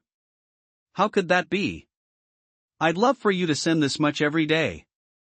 Zhao Wu rubbed his hands together and quickly called to the two people behind him, weigh it. Make sure the bill is accurate, don't make a mistake. One of them quickly responded. Weighing over 600 jin, approximately 300 kilograms, and accompanied by jars and buckets, it was placed in front of Zhao Wui. 660 pounds. That's quite a lot. Zhao Wui quickly calculated the accounts. That's 726 yuan in total. He clicked his tongue twice before turning around and taking a black briefcase from the accountant. The bills were all neatly bundled together, 10 bills per bundle. I handed Xie Zhao 7 bundles and gave him an extra 26 yuan. When Xie Zhao and Xie Yozhen saw the brand new, neatly bound 100 yuan bills, their eyes widened in amazement. Xie Yozhen shakily pulled out his pipe to smoke, but he couldn't even get the tobacco into the pipe. Father, let me do it. But his hands were shaking. 726. The net profit should be around 400 yuan. 400 yuan. This number was something we wouldn't have dared to even dream of before. Many nights, he would go down into the mine, trembling with exhaustion, and he would think of the frequent mine accidents. But he couldn't. On his shoulders lay his family, his younger brother's tuition fees, and the expenses of the entire household. He was the eldest brother and the eldest son in the family. It was a responsibility he couldn't shirk. Now, the family is making money. It's not 1 or 2 yuan, nor is it tens of yuan. Not several hundred. A few hundred yuan is enough to last a family for many years. This means I no longer need to go down into the mine. He was able to get a good night's sleep. Call. Xia Chang let out a long sigh of relief. He finally lit the match, lit a pipe for Xie Yozhen, and squatted down beside him, a slight smile playing on his lips. With its black mane and long fangs, it attracted the attention of many people on the road. Let's send the fish and wild boar directly to the state-run restaurant today. Xia Yozhen and Xie Chang had no objections. The three men then led the mule and headed towards the state-run restaurant. It was already 10 o'clock. It's almost lunchtime. The kitchen of the state-run restaurant in Hudong County is already bustling with activity. Xia Zhao, familiar with the place, offered cigarettes and called over Huang Bangdong and Li Mingcheng. The two originally thought Xia Zhao had come to deliver fish, but when they saw the wild boar on the cart, their eyes widened in surprise. What's this? A wild boar? Huang, the helper, walked over in a few steps, reached out and flipped over the wild boar, which was already frozen stiff, and smacked his lips. You guys are really something, managing to get this. Li Mingcheng was also very surprised. He had indeed mentioned to Xie Zhao before that he wanted to buy wild game, but he didn't expect that Xie Zhao would actually deliver it in just one day. And it was such a big wild boar. Uncle Huan, what do you think? Can you accept it? If not, I'll just return it to him. Xia Chang and Xie Yozhen were taken aback. Huang, the helper, stroked his chin and asked, how much does he want per pound? 2 pieces and 2 cents? Huang, the helper, immediately frowned. He shook his head. Too expensive. Selling just the meat would be more reasonable, but this with skin and innards, 2 yuan and 20 cents won't do. Xia Zhao was slightly disappointed. He sighed, thought it over and over in front of Huang the helper, and finally gritted his teeth as if he had made up his mind. How about this? I'll cut my trouble fee in half to cover the whole, and charge you 2 yuan per pound, so I won't have come for nothing. What do you think? TSK. That kid. Getting it right. Ha ha. Now that you've put it that way, how could I possibly disagree? Li Mingqing quickly went back to the kitchen and brought over a large object. Once the weighbridge was in place, the group worked together to carry the wild boar down. 175 jin. Li Mingqiang reported the numbers. Xia Chang was taken aback and was about to speak when Xia Zhao gave him a look. He immediately fell silent. Then it'll be 350 yuan. The fish weighs 43 jin, which is 68 yuan and 80 cents. They did have connections, and their family was quite wealthy. It didn't take long for 418.8 yuan to be delivered to Xia Zhao. It was a thick stack of paper. Holding it in your hand made your heart pound. This time, he also handed one to Li Mingqiang. Xia Zhao chatted with him for a few more minutes, and then walked out of the state-run restaurant with Xia Yozhen and Xia Chang. As soon as they stepped out the door, Xia Cheng couldn't help but ask, "Why didn't you let me say anything earlier? Our scale at home clearly showed 178 jin. How come it was 3 jin less here? Also, weren't the wild boars we collected? How can you say we're selling them for someone else?" Xia Chang rattled off a whole bunch of questions. Xia Zhao chuckled along. Of course, it's to make more money. Xia Zhao. Earn more money? Xia Chang looked puzzled, and Xia Yozhen was also somewhat bewildered. No. No matter how you calculate it, it's a loss.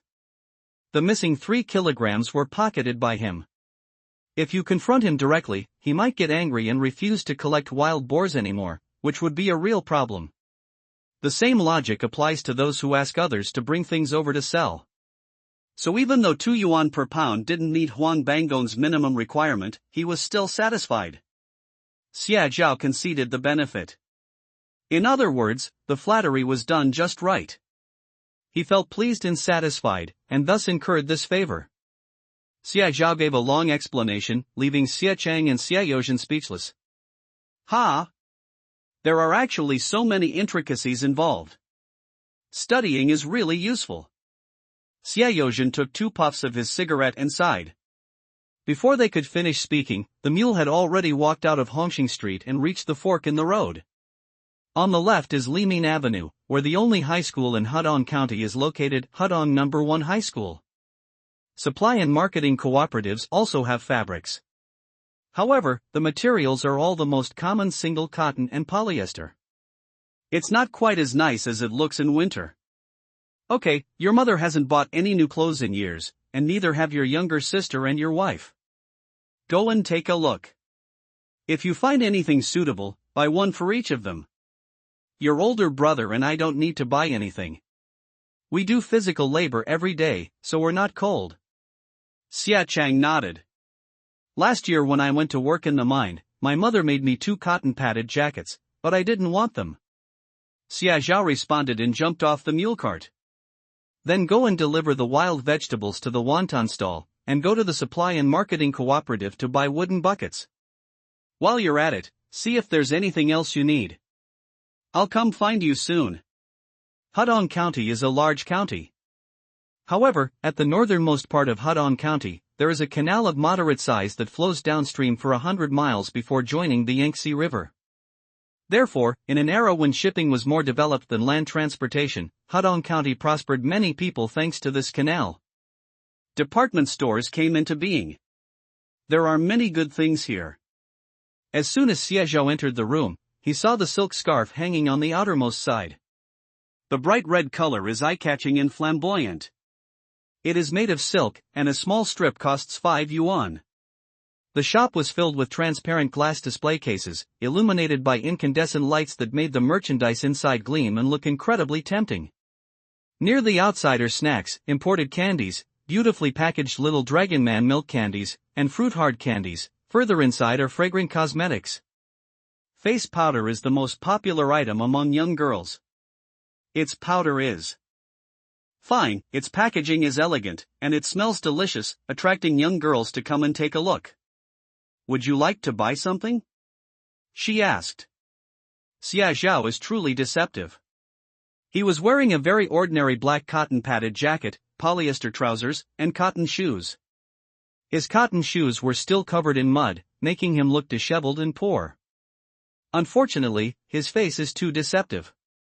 It makes your heart pound involuntarily. Do you still have wool vests? When the little girl saw Xia Zhao smiling at her, her face immediately turned red.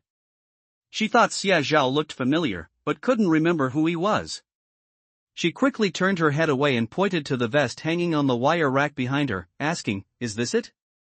Xia Zhao nodded, "Yes, let me see it." And at this moment, outside the department store, two young girls who walked in hand paused. One of them was wearing a pale yellow cashmere long coat, an imported item that could only be bought in the provincial capital. She was wearing makeup, with black arched eyebrows and bright red lips, looking beautiful and stylish. She stared at Xia Zhao, her eyes widening slightly in surprise, her lips parted slightly. What is he doing here? Huang Yue was extremely surprised. She is a student at Hudong No. 1 Middle School. To be more specific, he was once Xia Zhao's classmate. When Xia Zhao enrolled in the first year of high school, it caused quite a stir at Hudong No. 1 High School. How many girls secretly went to take a look? Huang Yue is one of them. Her family is in the textile business. My family runs a small factory, which produces fabric that is then sold to garment factories. She had heard of Xia Zhao's name a long time ago. To be precise, his name back then was Chen Zhao. She always heard her family mention it. You'll see me today, the first day of school. I'm sure you'll like me. It would be even better if we could get to know each other, our family business would take off.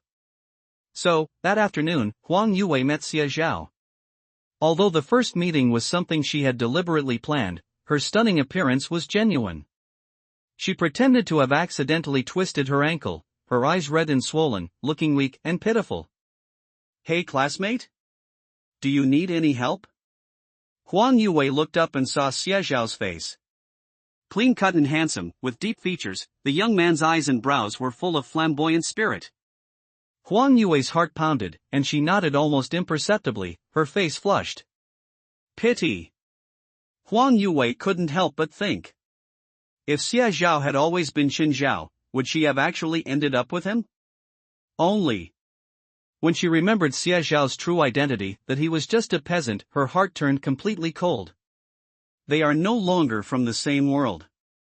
A jumble of thoughts raced through Huang Yue's mind, and her face turned pale with shock. Her best friend Lu Lingqing, who had been holding her hand the whole time, immediately followed her gaze with curiosity. Yue? What's wrong? You look terrible. Lu Lingqing asked. However, as soon as she finished speaking, she froze. It's him? Lu Lingqing's brows furrowed sharply. How dare he come here? You stole 18 years of someone else's good life and you're not ashamed. The other day I heard from Chen that he shamelessly went to the Chen family just to get his hands on their money. They still dare to come to the department store. They're definitely trying to find a way to bump into you. Yue. You can't be soft-hearted. Buy something? Lu Lingqing's voice rose an octave. Does he know how much these things cost? Can he afford them? Huang Yue fell silent. This is a department store, the place with the highest prices in the entire Hudong County. Rich and poor classes exist in every era and region. In other words, this department store, both in terms of its merchandise and its customers, is a place that only the wealthiest people in the entire Hudong County can enter. Everything here costs at least a few dollars. It was one thing for Xie Zhao before, but now he's been sent back to Shishui village, hasn't he? the son of a poor farmer. How could he possibly have money? Huang Yue couldn't help but glance at Xie Zhao's attire. What else could it be for? Of course it's for myself. Huang Yue suddenly felt inexplicably irritable and emotional. Does he still harbor illusions about himself? Does he not understand that they are no longer from the same world? At this moment, Xie Zhao was carefully stroking the wool vest in his hands in front of the counter. It has very fine down, a short layer, but it's dense and warm enough. Xia Tian never wore those shoes even once. Therefore, buying a cashmere vest to wear underneath is both warm and won't get dirty, and you can wear it all winter and into spring. The material is excellent, and the stitching is very dense. It's no wonder it's a product from a department store. Xia Zhao was extremely satisfied. He looked at the clerk and asked with a smile, "How much is one piece?" "This is suede wool transported from the north, it costs 15 yuan a piece. The material is very good, very warm, and we've sold quite a few." The teller stared at Xie Zhao, her cheeks flushed. Xie Zhao nodded. 15 yuan is indeed not cheap. You have to understand that these days, after deducting benefits, an employee's monthly salary is only about 30 yuan. To spend half a month's salary to buy a cashmere vest is definitely a luxury. However, Xie Zhao was willing to give it up.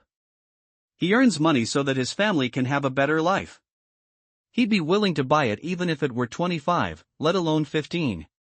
There are 5 people in his family, and he plans to buy one for each of them. Take 2 of the items on the far right of the shelf, then 2 of the smaller ones, the size I'm holding here, and finally one smaller one for a 14-year-old girl. The teller's eyes widened. Ah?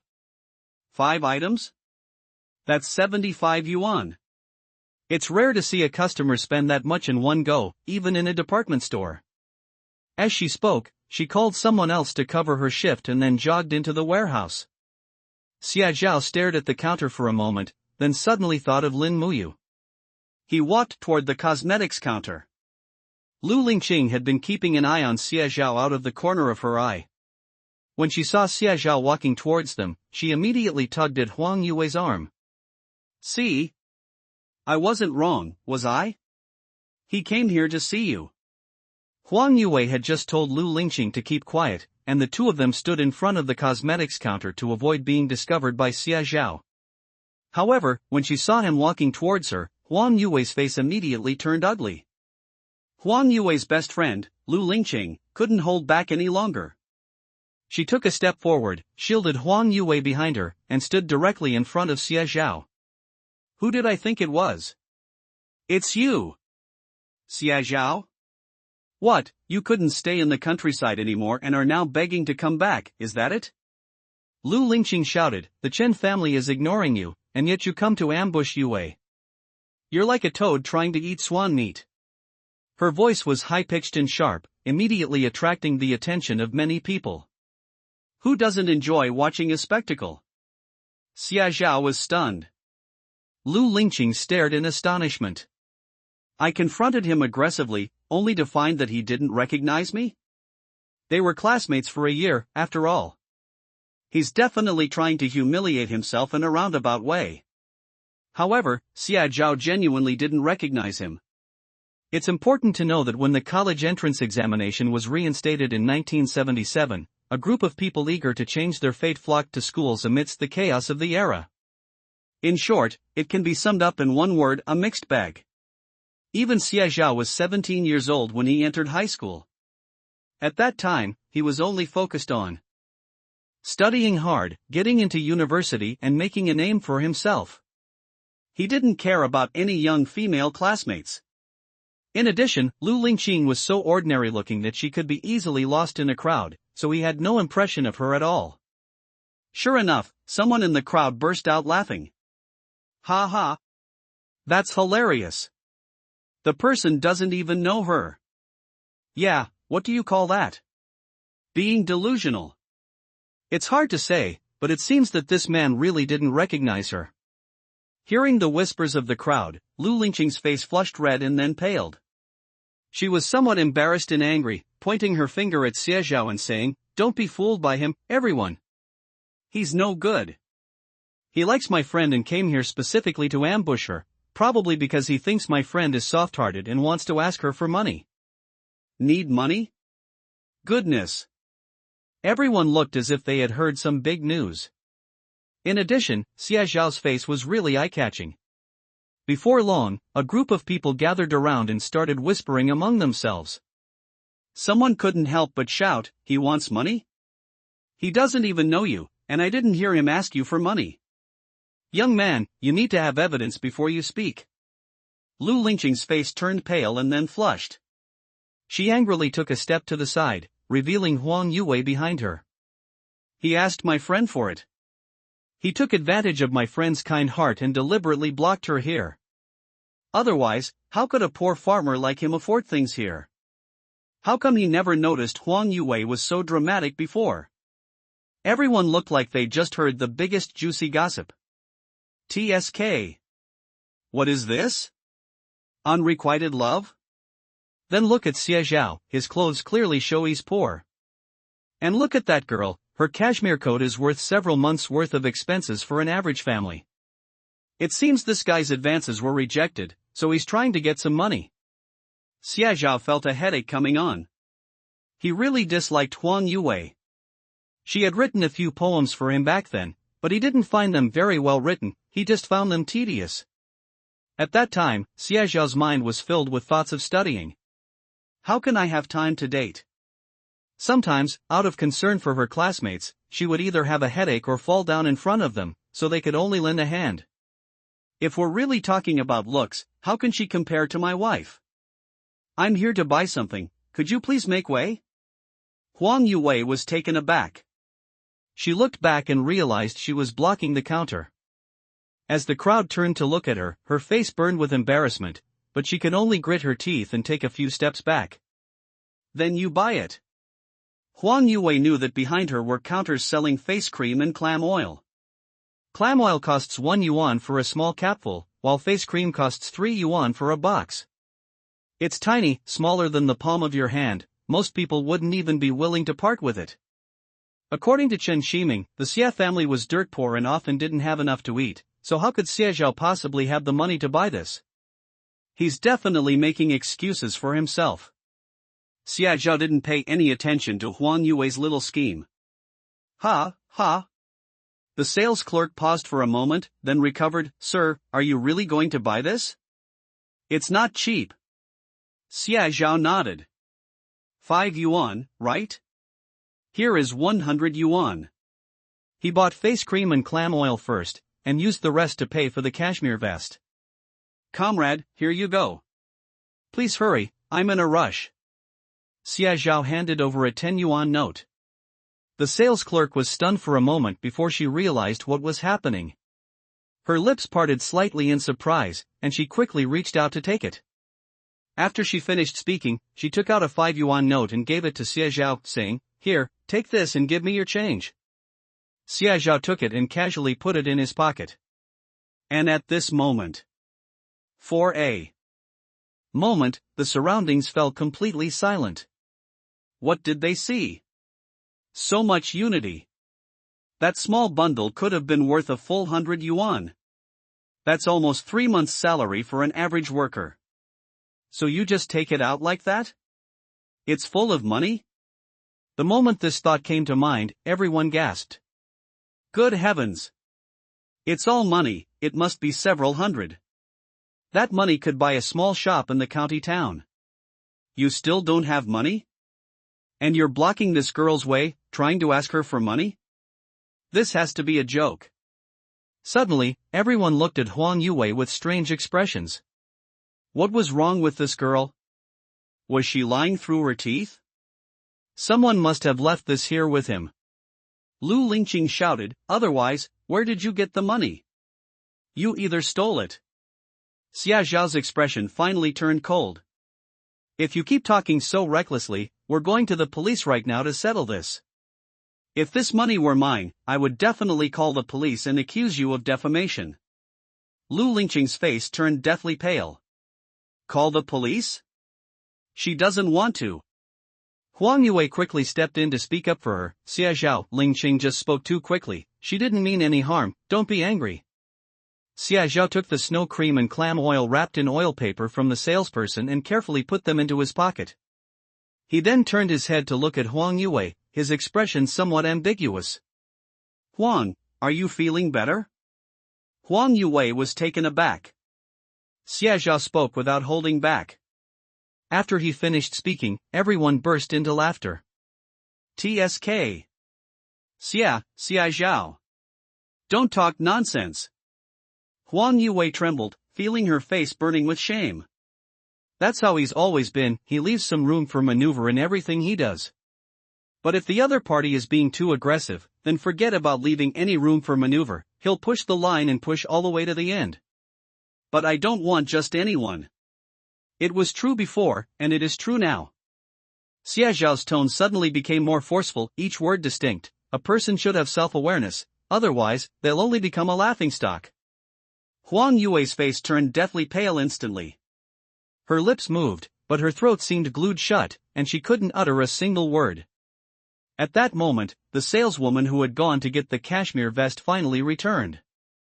She was panting, wiped the sweat from her brow, picked up 5 brand new cardboard boxes, and ran to Xia Zhao's side with a smile. Comrade? The vest you requested has been brought. I've tied it up with rope so you can carry it back easily. Xia Zhao nodded. He took out 75 yuan and handed it over, saying, "Thank you for your help." Polite and well-mannered. It's so refreshing to look at. Only after Xia Zhao's figure had completely disappeared did a group of people inside the department store suddenly burst into discussion. Oh my!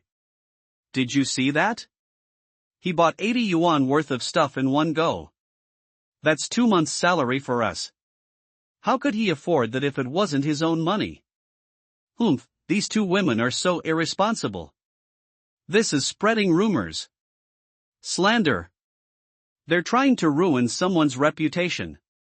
She only talks nonsense because he doesn't think much of her. What's that called? If she can't have him, she'll destroy him. I've seen plenty of people like that. The chattering of the crowd was like a barrage of slaps to Huang Yue and Lu Lingqing's faces. Huang Yue finally couldn't hold back anymore, her face flushed red, feeling that she had lost all face and dignity. She covered her face, lowered her head, and ran out sobbing. Lu Lingqing quickly followed, head down, feeling both angry and furious. Snort. That hateful Xia Zhao. It's all his fault. Supply and Marketing Cooperative. When Xie Yozhen saw that Xia Zhao had bought 5 wool vests, he was so distressed that he choked on his tobacco smoke. Hey! Why won't you listen to me? I don't need this thing at all. I'm sweating buckets every day working in the heat, it'd be unbearable to wear this. Go return it right now. It's such a waste of money. You could buy so many pounds of meat with that money. Xia Yozhen jumped off the cart and grabbed Xia Zhao, trying to walk back. Xia Zhao was very honest and threw the 5 cardboard boxes onto the cart. The cart was covered in mud, instantly becoming completely caked with it. He grinned at Xia Yozhen, "You can't return it if it's dirty." That brat. Xia Chang also felt sorry for him. But when he saw the fine, dense cashmere, he immediately fell in love with it. He took a few deep breaths to suppress the heartache and secretly made a vow. You can always earn it back. Thinking about it this way, he felt much better and turned to call out to Xia Yozhen, "Dad. Let's go, the villagers will be worried if we don't go home soon." Xia Yozhen had no choice but to give up. He sighed, got on the mule cart, cracked the whip, and drove the mule back to Shishui village. More than an hour later. 1:30 p.m. When the mule cart swayed and wobbled into the village, Xia Yozhen's house was already surrounded by 3 layers of people. Even more villagers came today, and the bamboo baskets they were carrying were even bigger. Second brother Xia is back. Brother Xia. How did it go? Can I get the money today? The crowd was noisy, and everyone kept calling him second brother Xia, which made Xia Yozhen's scalp tingle. He subconsciously looked towards Xia Zhao. Xia Zhao stood up with a smile. Have to. Upon hearing this, the group burst into laughter, and someone grabbed the mule's lead rope, pulling the cart into the yard. Everyone, make way. The god of wealth of Shirshui village is here. Everyone burst into laughter. A few minutes later, the car entered the yard, and everyone unloaded all the miscellaneous wooden buckets and water tanks from the car. They washed it clean, arranged it neatly, and even filled it with water. Many hands make light work. TSK. The crowd suddenly became excited and restless. Settlement? You can actually get the money. Suddenly, the villagers spontaneously formed a line. Since they were all from the same village and knew each other well, they knew the order of arrival and couldn't cut in line even if they wanted to.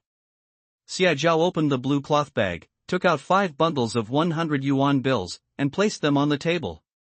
Big brother, put it on the scale. Standing at the very front were Lu Tsuihua and her family. Her face lit up with a smile as she carried a large, heavy round basket, which was full to the brim. She slammed it down on the table with a loud thud. I have a lot of these in my few plots of land. You can weigh them, there must be at least 50 pounds. Xiacheng took it expressionlessly, hung it on the scale, and moved the weight back a couple of times. 52 Jin. After he finished speaking, he showed the scale to Lu Tsuihua. The latter couldn't hide the smile on his face. Xia Zhaofei quickly wrote down the accounts and calculated the money. "And Lu, 26 yuan, please take it." Everyone in the courtyard burst into laughter. They're rushing to pick up money. Look at Aunt Lu.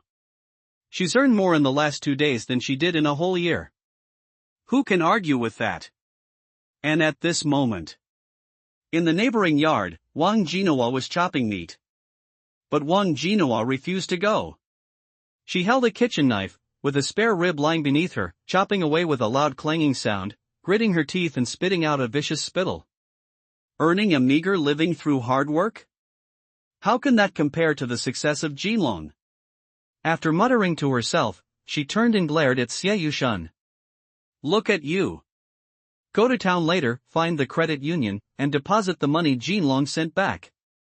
This is his money for getting married, we can't touch it. Xie Yushan was taken aback. He sent 500 yuan back. Is it just for one meal of meat? This is our son's way of showing filial piety to us and his grandparents. It shouldn't be a problem to keep a little more, right? He was somewhat unwilling. Xia Jinlong, the son, is considered the first successful member of the Xie family. Xia Yushan is most proud of this son. Xia Jinlong was also filial, sending money back every year to tell him and Wang Jinawa to eat and drink well and take good care of their health. Especially in the last 2 years. But Wang Jinawa couldn't bear to spend the money. She always made Xie Yushan secretly save the money, saying it was for Jinlong to get married in the future. Eat, eat, all you ever do is eat. One meal isn't enough, how many more meals do you want to eat? Wang Jinawa cursed Xie Yushan, saying, if you weren't lame, would I have to be so poor and stingy? I do all the work in the fields and at home. What can you do to help? When Jinlong finds a girlfriend and gets married, he'll come back and see you with no money in your pocket. Do you think the girl will be willing to marry you? Wang Jinawa spoke while crying. Zhang Gai, who was tending the fire in front of the stove, could only lower her head and dare not utter a sound. Well, who told their whole family to over something? What a terrible thing. 5 p.m. The courtyard was finally empty. It's arithmetic. Xia Tian is very good at arithmetic. Indeed clever. Brother, look. Aren't I amazing? Tears? Xia Zhao was taken aback, and his expression immediately turned serious. How come I didn't know? Xia Zhao lost interest in the matter. He pulled 2 boxes of clam oil from his pocket and handed them to Xia Tian. You and Mom each get 1 box of this, you can use it to wipe your hands and face. After he finished speaking, he ran into the house. Inside the room, Lin Muyu is breastfeeding. That really hurts. Don't underestimate a baby. They come out of the womb crying and know they want to drink milk as soon as they open their mouths. Let alone breastfeeding. That means even a gentle rub of the clothes hurts. My breasts got blocked this morning. It was because Lebauer slept for a while and didn't drink milk in time, which caused her to get blocked. She originally thought that feeding her a few times would clear it up, but the blockage got worse and worse. Right now, my left breast hurts even with the slightest touch. I felt inexplicably wronged. As soon as Xiezhou entered the room, he saw Lin Muyu with her head down and tears streaming down her face. Hearing the sound, she panicked and quickly turned slightly to the side, then hurriedly wiped away her tears. What brings you here? Although it was just a question, Xiezhou could detect a hint of grievance and resentment in it. Everything's done. Lin Muyu turned her head away and sniffed.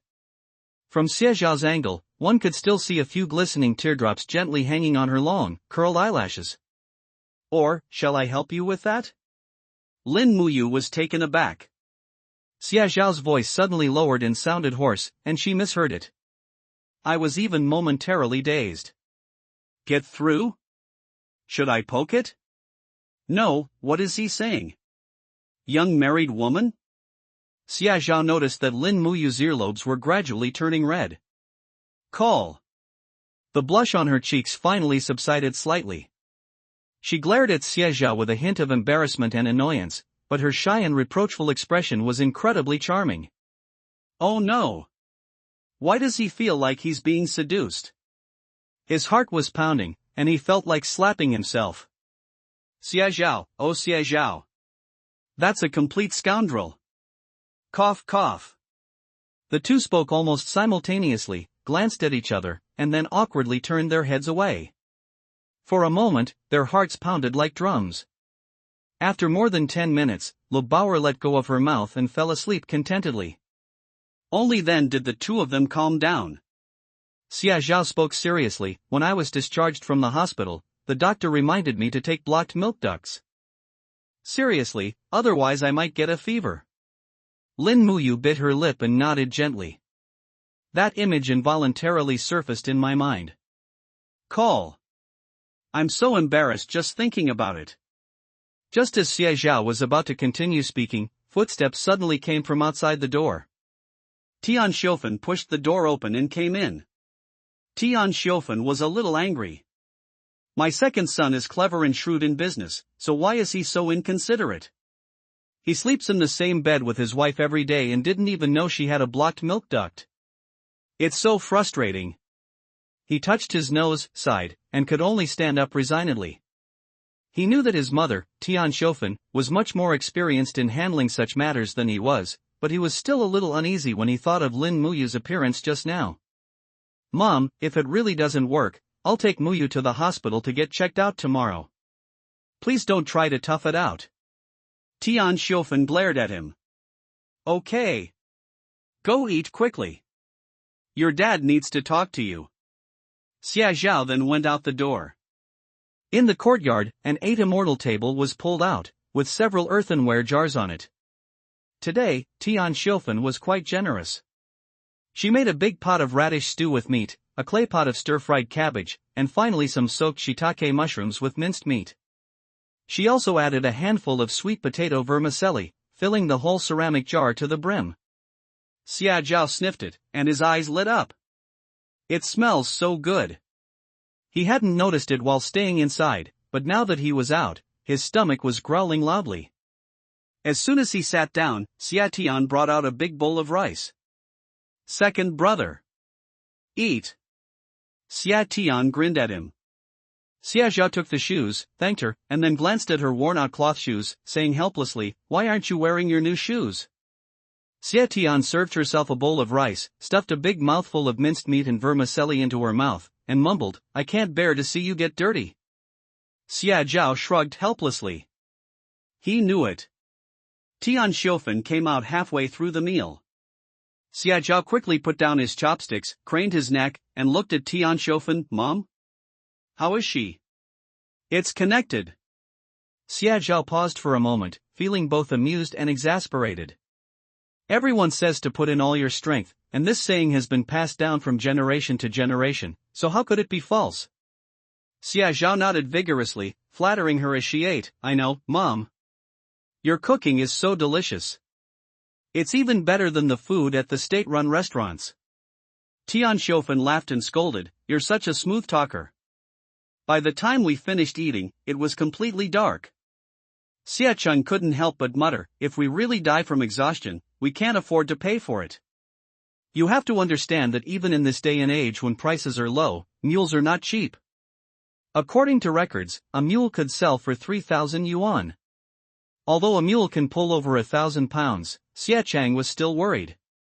If I really get too tired, that would be a real problem. What should we do then? Xia Cheng stood up, patted his bottom, and glanced outside. Let's go find Sanliuzi, he has a donkey at home. Sanliuzi's family lives at the end of the village. His house was dilapidated, to be precise, it was a cowshed. When the dim light illuminated the abandoned mound in front of him, Xia Zhao could still vaguely see the shadows of the once beautiful buildings. On the ground are fragments of a window frame with exquisite carvings, half of which are crushed in the mud and the other half are covered with mottled marks. Only one low, earthen house still stands. That was the Shin family's cowshed back then, where the cows and servants slept. During the destruction of the four olds, the Shin couple begged for mercy, and allowed the house to be searched inside and out several times. Only after confirming that there was no hidden gold or silver was the mud house spared. There was a window in the room, covered with layers of newspaper, which made a whistling sound when the wind blew through it. Xia Cheng knocked on the door. Is Sanliuzi here? It's me, Xia Cheng. A moment later, a series of rustling footsteps sounded, and the door was opened a crack. Sanliuzi poked his head out, and when he saw Xia Cheng, his eyes lit up. He stepped aside and quickly opened the door to let the two of them in. Brother Xie, second brother Xie? What brings you two here? Xia Zhao entered the house. He was somewhat stunned when he saw the scene before him. The left half is where Sanliuzi lives. It's really a mess. There was a clay stove, firewood, and some clothes piled up in the corner on the ground. Newspapers, rice bran, drinking cups, etc. A standard bachelor pad. The cloth shoes were worn out, with the big toe sticking out. After he finished speaking, he reached out and quickly wiped the dust off the long bench with his sleeve, then dragged the bench in front of the two men. Xia Zhao and Xia Cheng sat down. In the countryside, no one looks down on anyone else. In the earlier generations, who wasn't born from humble beginnings? You should find a wife for yourself. Look at the state of your life. You earn money but have nowhere to spend it. Sanliuzi just laughed. Brother Xia, it's not that I don't want to tidy up, it's just that I can't sleep once I start tidying up. He finished speaking with a soft laugh, and the three people in the room fell silent for a moment. It's not that I don't want to throw it away. Instead, every time he tidied up, those past events he didn't want to remember would resurface, tormenting him repeatedly and causing him endless nightmares. Before his parents died, they coughed for months, and in their last few days, they were spitting out large amounts of blood. He will never forget it for the rest of his life. If we don't want to throw it away, we won't. It'll definitely be worth a lot of money later. Xia Zhao suddenly spoke up with a smile. It's 224 yuan and 60 cents in total. Count it up. Sanliuzi's eyes lit up. Second brother Xia, you sold the wild boar so quickly? He quickly wiped his hands, reached out and took the money, and counted it carefully. That's right. Just right. Xia Cheng shook his head. No, it's because of this donkey. To be precise, this donkey doesn't have 3 bumps. These are the assets of the production team. However, little donkey had lived with Sanliuzi since he was a child, treating him like his own parents, and he couldn't get anyone else to do anything with him. Do you need this donkey to haul goods? But this donkey is stubborn, it won't listen to anyone but me. Is that so? He got up, walked to the donkey shed, picked up the long whip, and knocked on the wooden door. The donkey grunted twice and glanced up at him. Stand up. Xia Cheng rebuked. However, the donkey didn't even lift its eyelids, let out a heavy breath, and simply turned its head to the side. Hey! Xia Chang, refusing to believe in evil spirits, lashed out with his whip a few more times, only to provoke the beast and cause it to become stubborn. Gurgle. Gurgle. Gurgle. It suddenly stood up, arched the wooden door with all its might, kicked with its front hooves, and let out a piercing cry. Snort. I quit. Xia Chang was startled and took a step back. San Liuzi rushed over and knocked on the door. DFA. Shut up. TSK. Strangely enough, the stubborn donkey immediately became obedient and kept quiet. Xia Zhao found it amusing. This donkey is incredibly intelligent. How about this? This is a great job. It costs 2 yuan per trip, and if you take 1 trip every day, you'll earn 60 yuan a month. This is higher than the salary of someone who works for the government. San Liuzi was stunned for a moment, then looked at Xia Chang in surprise. Brother Xie? Can I do it? Xia Chang nodded. Of course, bring the donkeys over first thing tomorrow morning, and we'll load them onto the cart and head to the county town. After seeing Xia Zhao and Xia Chang off, San Liuzi sat on the edge of the bed in a daze for a long time before he finally came to his senses. He stared blankly at the messy house, then noticed the 2 broken bowls and chopsticks on the table. He suddenly lowered his head and began to sob. 5:30. Xia Tian was startled when she opened the door and saw the 3 lumps. Brother San Liuzi, what brings you here so early? He changed into his best clothes, which were still patched, but were much cleaner at least. Xia Tian greeted him and let him in. Tian Xiufen was making breakfast when she saw San Liuzi. She immediately smiled and called out, "You're here so early. Haven't eaten yet? Have a bite here with your auntie later. It'll be hot, so you won't catch a cold on the way." The 3 tumors felt somewhat cramped. He took a step back and rubbed his body with both hands. "Auntie, I'm not hungry." San Liuzi's voice grew softer and softer as Tian Xiufen brought over a large bowl of steaming wontons. "You eat first. Eat your fill before you start working. You're still growing, don't let your stomach get upset." Tian Xiufen has always felt sorry for San Liuzi. When she was 10 years old, she went with Xie Yozhen to deliver meals. Tears streamed down her face. Unfortunately, she was also very poor at that time. She had 3 children who needed to be fed, and she was struggling to make ends meet. Moreover, she had not yet separated from the family, so she secretly brought out those 2 steamed buns mixed with rice bran. Things are getting better now. Tian Xiufen heard about it yesterday. She earned several hundred yuan in one day. She finally made up her mind. There was some surplus, which made things a little better for this poor child. San Liuzi's eyes were red. He reached out and took the wontons.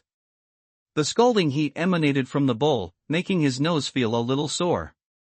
Holding his bowl, he sat at the table, picked up a piece of food, and put it in his mouth. Shepherd's purse wontons, with lots of meat, are so delicious. He couldn't help but look up at the sky. "Mom, did you see that? My son got to eat meat wontons." San Liuzi wiped the sweat from his brow, turned to the 2 men, and grinned. "1 more truckload will be loaded. Brother Xia, is there anything else you want to bring along?" 3 tumors. Xia Zhao couldn't help but give it a thumbs up in his heart. San Liuzi nodded quickly. "Auntie gave me some shepherd's purse wontons, they were delicious."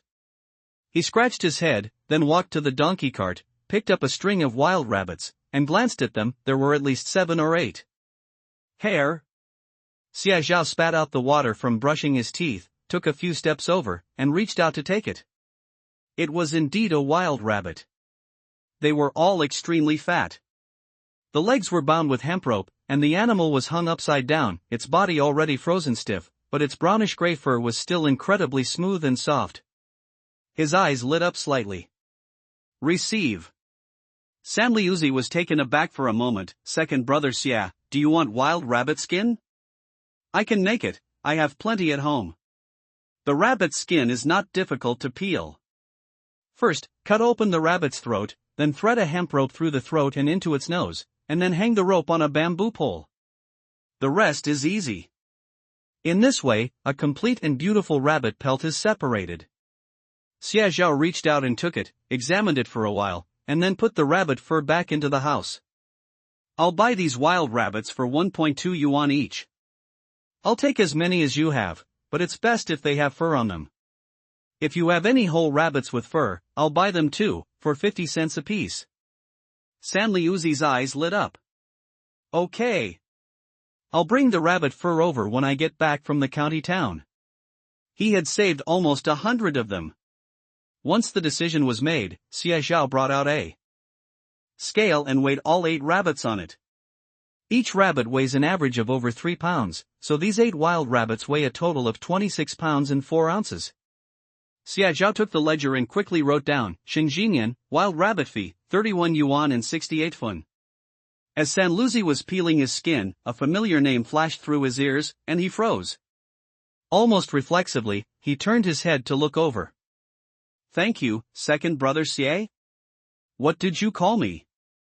Xia Zhao smiled, picked up the ledger, and showed him the 3 words on it. Xinjian, what a beautiful name. But this heart is already so sore and confused that it's beyond words. He himself had almost forgotten his own name. Shen Jinyan.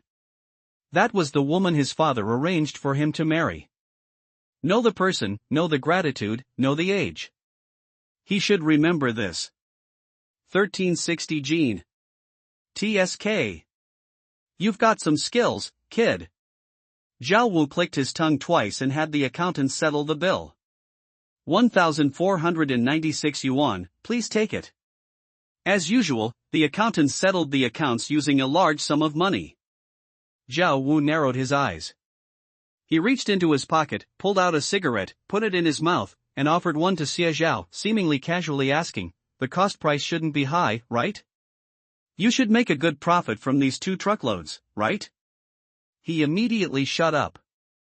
It's all hard-earned money, just to supplement the family income. Xia Zhao laughed it off. After he finished speaking, he got on the donkey cart, waved to Xia Chang, and the 2 carts left the alley. As soon as they turned the corner, Xia Zhao's smile faded. He turned his head, glanced at Xia Chang, and softly called out, brother. Seeing Xia Zhao's serious expression, Xia Chang also tensed up. Is something the matter? Human nature is a complex thing. He's seen a lot in his past life. Never challenge human nature. Xia Chang nodded. By the way, you and San Liuzi go back first. I'm going to the state-run restaurant. There are only a few wild rabbits left. I'll go back after I sell them. Because of Lin Muyu. Xia Chang didn't stand on ceremony, nodded, and jumped onto San Luzi's donkey cart. Then slow down. He shouted, turned around, and followed the donkey cart away. When Huang, the helper, saw the wild rabbit, he was not surprised and bought it for 2.5 yuan per kilogram. If I had any, I'd make sure to send it to you first. As he spoke, he handed another cigarette to Huang, the helper, and asked, Uncle, I'd like to ask you something. Do you know where I can buy these special fabric vouchers? Fabric special offer coupon? Huang, the helper, finally glanced at Xia Zhao and asked, what do you need that thing for? These days, although purchasing policies have been relaxed, you can buy things with coupons on ordinary days. If you don't have coupons, you can still buy things even if the price is a bit higher. However, that only applies to ordinary goods. Special vouchers are required when it comes to high-end cigarettes and alcohol, or high-end fabrics. As the name suggests, it is intended for a small group of people only. Each county allocates quotas based on its circumstances, and often only public employees can have these vouchers. Moreover, having the vouchers isn't enough, you also need to have money. In short, what you can get with special coupons is the real luxury of this era. I want to buy some good fabric to make some decent clothes for my wife and children. You're still a loving husband. Huang, the helper, was amused. Upon hearing the location, Xia Zhao knew that the land was basically secured. He smiled, thanked him, and then turned and headed to the north of the city. The area north of Hadong County is considered the most extravagant place in the entire county. The Dance King Dance Hall is located at the very front of the street. The program titled Saxophone Performance of Katyusha was displayed above. Xia Zhao walked over and looked around the crowd. He immediately spotted 3 vendors selling roasted melon seeds. However, on the right is an elderly woman carrying a small wooden box with the words roasted goods written on the outside, squatting down and looking around at people. The other one was a middle-aged man. He was a young man about the same age as Xia Zhao. He was holding onto the bicycle, with a wooden box behind it. The box was divided into 2 compartments and filled with sunflower seeds. The paper is stuck into a melon seed with a bamboo skewer, and the flavor is written on it. 5 spice flavor and original flavor. If someone buying tickets passes by, he will immediately go up to them with a bright smile. Want to buy some sunflower seeds? Try some. My mom roasted them herself. They're so fragrant. We have both 5 spice and original flavors. Even if you don't buy any, you can still try a couple. He had a bright smile and a clear voice. At first glance, he seemed like a naturally cheerful young man. It's easy for people to like you. His business is also the best. When Xia Zhao arrived, he had already sold most of the melon seeds in his box, and his little bag of change was bulging. Want to buy some sunflower seeds? Upon seeing Xia Zhao approach, Wu Lu flashed a bright smile and gestured, "Try it." My mom cooked it. It's so delicious. Upon hearing this, Xia Zhao took 2 pills and popped them into his mouth. It does smell good. Give me a pound of each. It cost 1 yuan per gene, which was 2 jiao more expensive than at the supply and marketing cooperative. However, this is the entrance to a nightclub, so this price is perfectly normal. All right. Wu Lu quickly picked up the newspaper, folded it into a bag, and then filled it with cups one by one. This cup holds 2 ounces. If you're worried, weigh it when you get home. If it's less, come back and let me know, and I'll make it for you. Wu Lu laughed. Huang Banggong? He crossed his arms, squinted at Xia Zhao, and asked, "What's up?" In that instant, Wu Lu seemed to undergo a subtle change. He was composed and exuded a shrewdness and worldliness beyond his years. Xia Zhao narrowed his eyes, but didn't care. After all, dealing with these things always puts one on the edge of speculation and profiteering. Who is truly innocent and kind?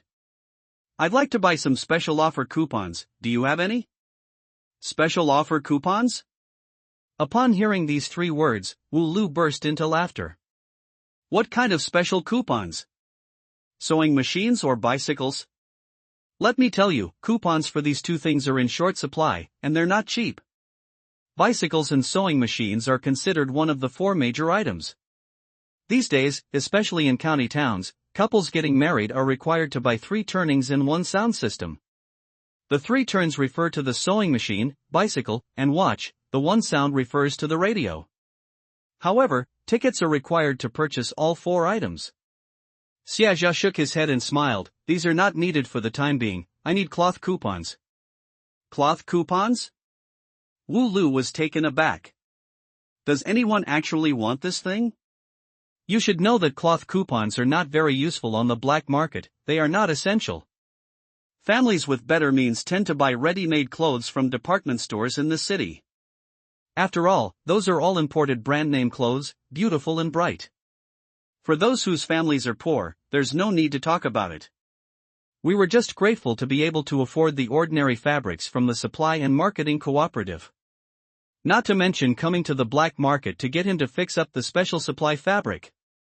What's wrong? Can't you do it? Is there anything I can't handle? Wu Lu immediately scoffed and lazily held up 1 finger. 100 yuan note and a 20-meter special supply cloth coupon. I'll give it to you tomorrow morning. This price isn't cheap. You should know. That back then, ordinary cotton cloth cost only 1.5 yuan per meter at the supply and marketing cooperative, while slightly more expensive fabrics like dacron and polyester cost around 1.8 yuan. But this special supply cloth coupon alone costs 10 yuan for 20 meters. If you split that evenly, it's only 50 cents per meter. Not to mention the initial cost of purchasing it. However, Xia Zhao didn't even blink. and directly pulled out a 10 yuan note from his pocket and handed it over. Wow! You're really generous. Wu Lu's eyes lit up. At this moment, a fawning smile appeared on his face. It wasn't for any other reason than that a customer who could produce a large sum of money in one go must be quite powerful. This money is a real treasure. If you hand Wu Lu a single 10 yuan note, he can immediately put on a face-changing act. However, Xia Zhao was used to it. He'd seen plenty of smiling tigers in his past life. I also want to buy cigarettes. Xia Zhao asked, 10 packs of cigarettes, do you have them? For them, cigarettes are a way to get in touch with customers. But nowadays, to prevent speculation, this stuff is subject to purchase limits. You can only buy 1 pack at a time, and you need a coupon, which is really troublesome. Wu Lu's smile immediately brightened. Hey! Look! I don't have much of anything here, but when it comes to cigarettes, you can have as many as you want. He laughed and immediately performed a magic trick for Xia Zhao on the spot. Xia Zhao was taken aback. Goodness! There's more to this than meets the eye. I saw a box full of cigarettes, red and yellow, piled up to the brim. Hontushan, Dakianman, Lushan, Asima, Butterfly Spring, etc. All regions, all brands, we have it all. Xia Zhao's expression immediately became subtle. He realized a problem. This Wu Lu was probably no ordinary person. Or, to be precise, he was just a low-level thug, the kind at the very bottom of a group, who was essentially risking his life by selling these things. After all, this is classic speculation and profiteering. Once the police conduct an undercover investigation, they'll catch them every time. But here's the problem. Judging from Wu Lu's demeanor, he is clearly very experienced and shrewd, which means that the gang behind him is not simple. To be precise, the gang behind him must have considerable influence in Hudong County, and he may even have someone in the police station protecting him, which is why he can be so blatant. After a few thoughts, Xia Zhao understood. He immediately reached out and grabbed Hontushan, Asima, and other expensive cigarettes, buying a total of 10 packs. As Wu Lu saw Xia Zhao picking only the best options, he became increasingly surprised. Who exactly is this young man? These 10 packs of cigarettes aren't cheap. It must have cost close to 30 yuan in total. Some public officials can buy things with a month's salary without batting an eye. Are they some new big shots in the county? He hadn't heard of it either. Xia Zhao took out 3 10 yuan bills and handed them over. He then grabbed another pack of Hontushan cigarettes, saying, "Keep the change, this is just right." Wu Lu grinned. May the boss make a fortune. Xia Zhao smiled and replied a few more times. He glanced at the time and estimated that it was almost lunchtime. He had to go to the department store before it closed. Hudong County No. 1 Middle School. Chen Shiming walked among the crowd looking radiant, carrying a crossbody bag and wearing a ready-made outfit that Zhao Lanji had specially commissioned to be brought back from the provincial capital. Groups of girls around him were secretly glancing at him and whispering among themselves. Having money is truly wonderful. Chen Shiming couldn't help but think. When he was 8 years old, he unexpectedly learned that he was not the biological child of the Xie family, and he has been searching for his biological parents ever since. He knew it. I am destined for greatness. Just as expected. When he learned that his biological parents were the richest people in Hudong County, he didn't hesitate for a moment. He didn't even take any of the clothes and shoes from home and went back to the Xie family alone. The moment he saw her, he knew there was no escaping it. Good days are here. He finally turned the tide completely. Snort. Who wouldn't bow their head when they see me? He is the only son of the richest man in Hudong County. Even if I don't get into university, the entire Chen family will be mine in the future. Chen Shiming's eyes lit up slightly. Yu Wei. He called out, are you going home? Let's go together. Huang Yu Wei turned her head and saw Chen Shiming. Her expression became somewhat subtle. Chen Shiming is really not good looking. She has single eyelids, a flat nose, and isn't very tall. Her teeth are especially uneven, and her smile is rather frightening. That's bad enough, especially since Chen Qiming is so unsophisticated. He grew up in the countryside, where he was a petty thief, would watch widows bathe, and would even kick passing dogs. They pick their teeth with their tongue while eating, cross their legs while sitting on a stool, and even when they take a nap, they leave a table full of drool, making them smelly and frightening. The difference is too great. She simply couldn't bring herself to like it. Only. If they lose the Chen family, their biggest customer, the Huang family will truly go bankrupt. Thinking of this, Huang Yue forced a smile and put on a friendly attitude towards Chen Qiming. She smiled sweetly, her voice gentle. But Chen Qiming's eyes were practically glued to her. A department store? Great. I'll go with you. He excitedly pushed the cart over, smiling brightly at Huang Yue. What do you want? I'll buy it for you. Don't be shy with me. Huang Yue's expression froze. She could only nod awkwardly, forcing a smile, then thank you, Brother Qiming. Chen Qiming's heart suddenly swelled with pride. Hey!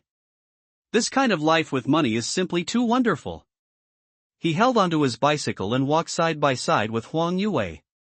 Feeling the envious gazes of the male classmates around him, he felt his chest fill with immense pride in an instant. Chen Qiming spoke eloquently the whole way. It's nothing more than bragging about how the Chen family's business is booming and they've made a lot of money. Huang Yue listened absent-mindedly, and fearing that Chen Qiming would get too close to her, she could only walk faster and faster. Finally, the two arrived at the department store. There are quite a few people here now, mostly students coming and going after school. These days, those who can afford to go to school are generally from well-off families. Some, for the sake of face, will tighten their belts to come in and buy a couple of things. As Huang Yue walked in, she happened to hear a surprised exclamation from the sales clerk. So much specially supplied fabric? And we need it tomorrow? Comrade, you'll need special fabric coupons, so you'd better be prepared. Xia Zhao came over to say hello, which was to ask them to arrange for the goods to be transferred in advance. 20 meters is no small amount. Their department store only keeps 5 meters in stock, since who would need so much special supply fabric for no reason? 2 meters is enough to make a set of clothes. 2. Okay. I'll go get the goods this afternoon. You absolutely have to come tomorrow morning. Xia Zhao smiled and nodded, then piled the items he had just selected onto the table. These are all to be taken back to Xia Tian. The little girl had been depressed for the past 2 days, and Xia Zhao noticed it at a glance. However, before Xia Zhao could finish speaking, a voice suddenly rose in volume from not far away. Hey! Who did I think it was? It's you! Back then, when I was with the Xia family, I was so poor that I couldn't even afford underwear. He even wore the pants and clothes that Xie Chang had worn. Patched up and patched, he reeked of mold and rancidity, and his shoes were never properly fitted. In winter, the skin turns red and purple from the cold, and if you kick a small stone, it can hurt so much that tears will stream down your face. How dare Xie Zhao, a country bumpkin like him, enter a department store? What gives him the right? Chen Qiming was breathing heavily in his chest. He defiantly reached out and suddenly grabbed Huang Yue's hand. Are you still blaming yourself? At this moment, everyone was staring at Xie Zhao. Most of the customers coming and going today are students, and many of them know Xie Zhao. In addition, Xie Zhao didn't come when the second year of high school started, so they just asked around and found out what had happened. It's him. The fake young master. I heard his parents are peasants from Shishui village. They couldn't even afford to go to school. Of course. What's he doing here? Things here are so expensive, how could he afford them? It's fine if you come and take a look. I wouldn't be able to stand it either. They used to be so glamorous. The crowd whispered among themselves. Xie Zhao crossed his arms and stared at Chen Qiming with a half-smile. What, haven't you had enough of being scolded yet? Chen Qiming's face suddenly darkened. He immediately shouted. He felt guilty at the hospital and ran away without realizing it. Now that he's calmed down, he finally remembered how long ago that was. Unless you get caught red-handed, anyone who comes here will be accused of framing you. Sue me? Xia Zhao shrugged. Sure. Let's go now. You were just calling me a peasant and saying I didn't deserve to be here. Everyone heard that. We are all comrades in the revolution. What you're doing is destroying our great revolutionary spirit. You're sowing discord in the great cause of communism. I'd like to see who the police will arrest when they come. Someone like you deserves to be shot. He shouted sternly, his eyes slowly sweeping over the people around him as he spoke. He heard all those comments just now. Using the term mud-legged person repeatedly is clearly an insulting way of addressing someone. Hiss. Who dares to say another word? Even if you look down on someone, you have to keep it to yourself. Chen Qiming's face turned pale and then red. He opened his mouth and glared fiercely at Xia Zhao. I didn't say that. Don't you dare to make baseless accusations. Chen Qiming had calculated that Xia Zhao wouldn't have the money to buy it. Although Huang Yue saw Xia Zhao buy clothes and face cream yesterday, she was still wondering and surprised whether Xia Zhao had really become rich. If. She meant if. If Xia Zhao were truly wealthy and capable, wouldn't she have other options? The crowd was quiet at this moment. Xia Zhao was too lazy to argue with him. He's in a hurry to get back and hold the baby. Comrade? Xia Zhao turned to the sales clerk and asked, is my stuff packed properly? Has the deposit been calculated?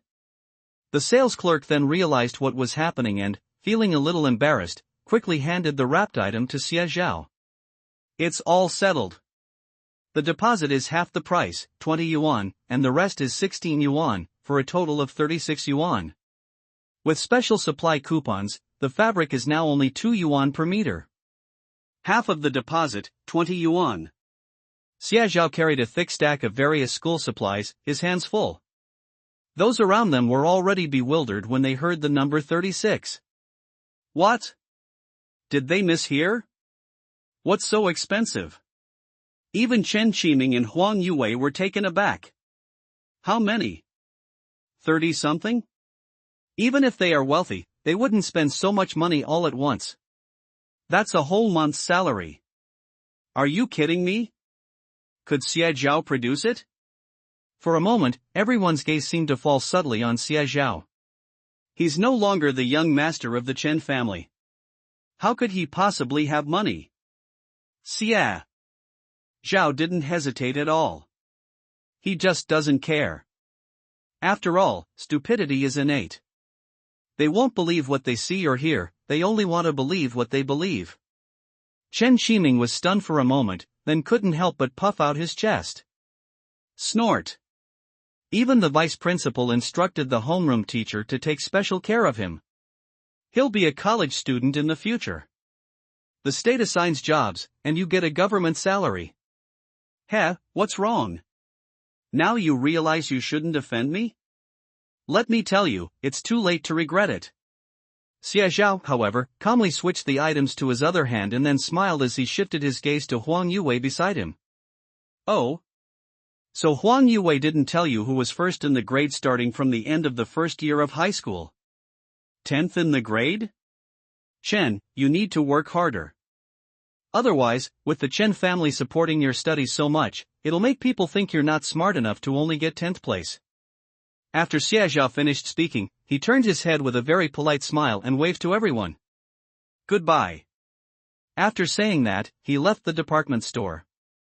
Behind him, a group of people only snapped out of their daze a while after Xia Zhao had left. I remember now. In that case, Xia Zhao is really low-key, he never mentions this matter. Tisk, look at them, they've all been in the Chen family, how come some people got first place and others got 10th?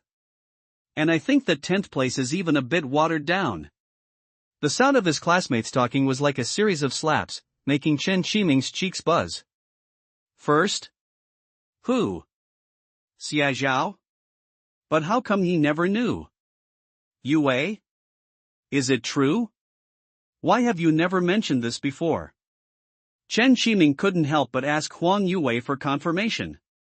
He still didn't believe it. Huang Yue was stunned for a while before she reacted.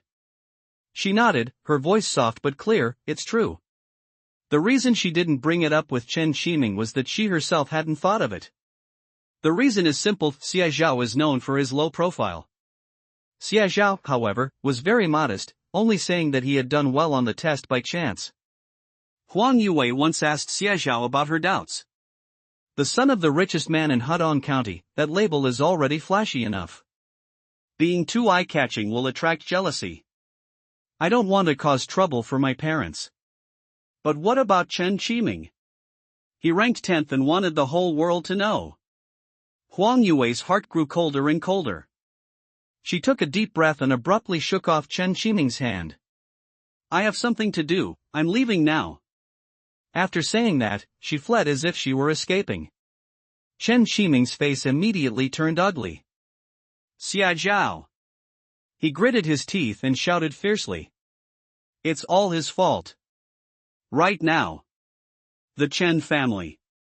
He had just been discharged from the hospital and returned home 2 days ago when he received some bad news. In the past 2 years, people's awareness of doing business has awakened, and there are more and more small garment factories.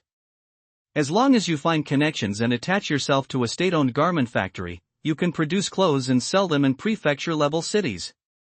Other businesses? The secretary quickly placed a paper bag on the coffee table.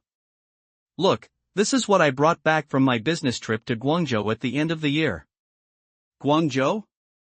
In the past 2 years, Guangzhou has opened up to the outside world and established a special economic zone, attracting a large influx of high-quality foreign goods.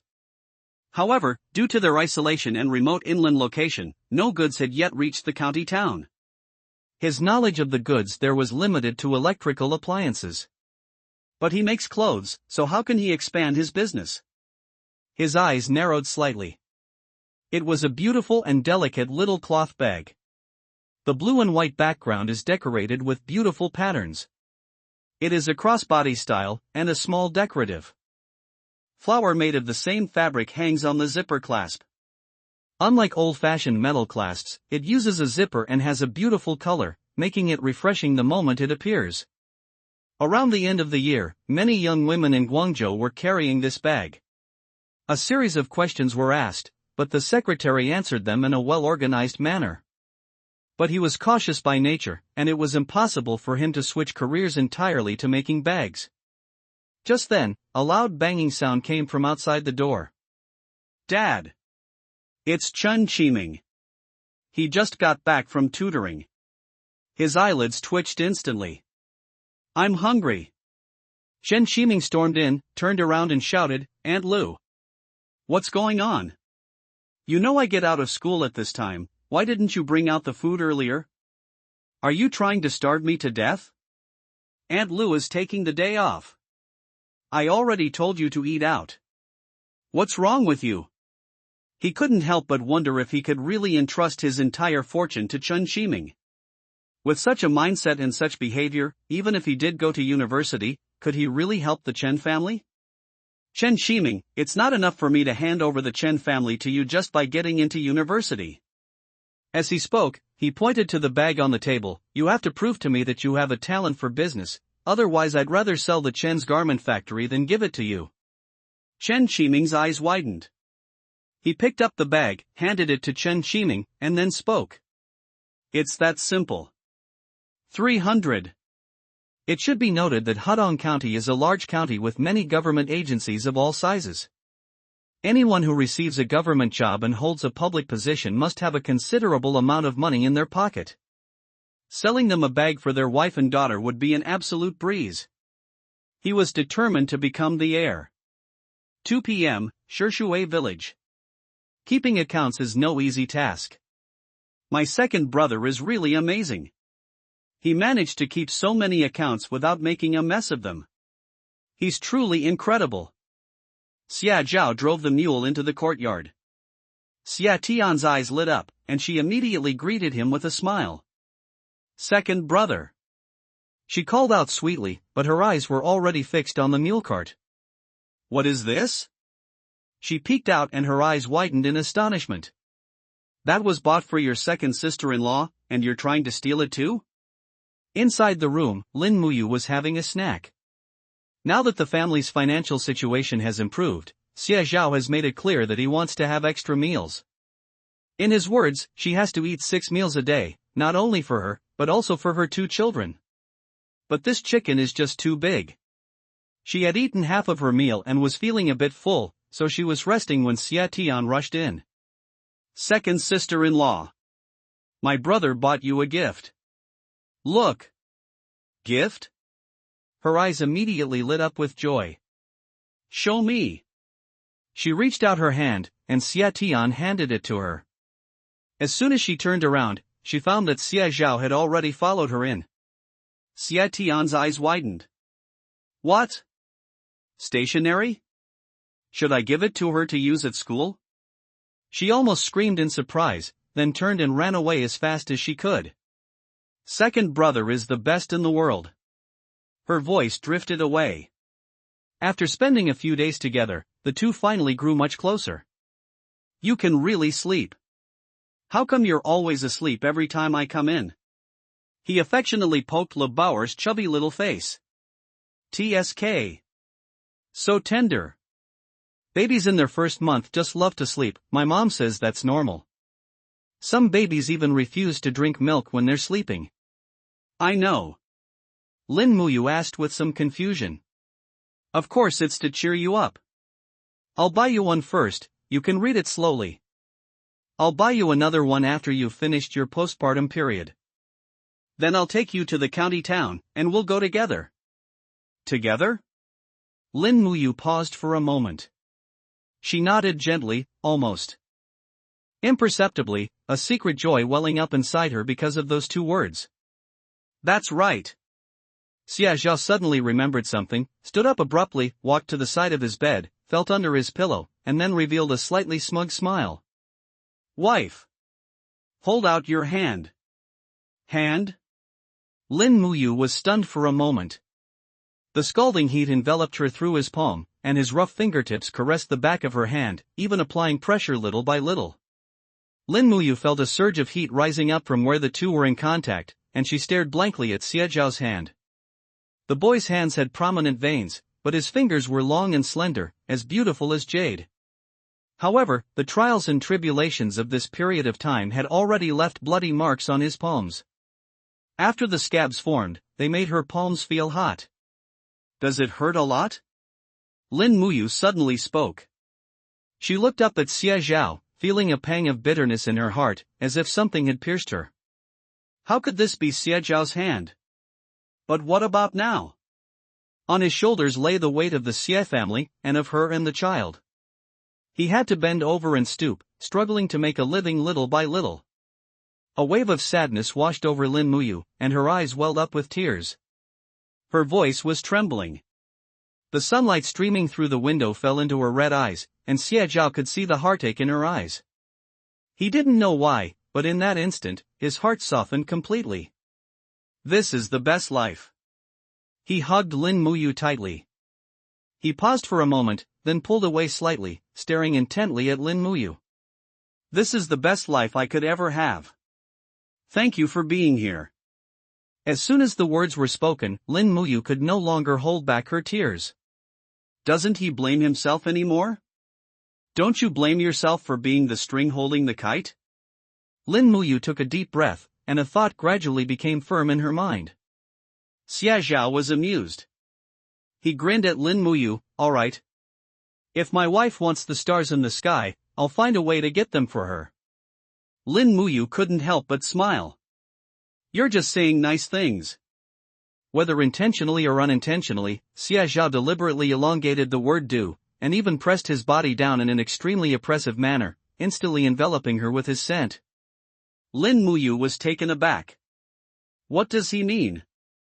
Xie Zhao's eyelids twitched. He took a deep breath, released Lin Muyu's hand, and with a helpless smile, gently stroked her nose with his other hand. See if you like it? Lin Muyu then realized, with a daze, that something was lying in the palm of her hand. For a fleeting moment, she felt a slight sense of loss. It turns out, it wasn't what she thought. What? What are you thinking about? Seeing her lost in thought, Xia Zhao couldn't resist teasing her a little. Are you disappointed because I didn't do anything? Lin Muyu was embarrassed and angry when her thoughts were exposed, and she couldn't help but reach out and lightly punch him. What are you saying? She scolded, aren't you ashamed? Xia Zhao noticed that her cheeks were flushed, and her beautiful almond-shaped eyes seemed to be shimmering with a layer of water, making her look alluring. Especially those lips. Plump, small, with a hint of light pink. It made him feel flustered and confused. Xia Zhao finally couldn't resist. In a moment of impulse, he quickly leaned down and kissed Lin Muyu on the lips. Lin Muyu stared in astonishment. It's something we'll do, but unfortunately not now. After speaking, Xia Zhao stood up, took a deep breath, and quickly left the room. Young people are so easily tempted. Back in the day. He entered the mall, faced with countless temptations, but he gritted his teeth and refused them all. How come after being reborn, I can't even resist flirting with my own daughter-in-law? It wasn't that he didn't want to, but he had heard in his past life that women experience lochia after childbirth. And their bodies haven't fully recovered. If he were to have sex with her, it would cause great harm to her body. Xia Zhao took a few deep breaths and frantically chanted in his mind. Xia Zhao, for the sake of your future happiness, you must endure it. Once my wife recovers, we can have any kind of meat we want. Hey! Don't even think about it. The more I think about it, the hotter I get. Xia Zhao simply ran into the yard, scooped up a handful of water, and splashed it on his face. Even though spring has arrived, the water is still icy cold, and the moment it splashes on his face, it makes him shiver. However, this stimulation immediately brought him to a complete state of wakefulness.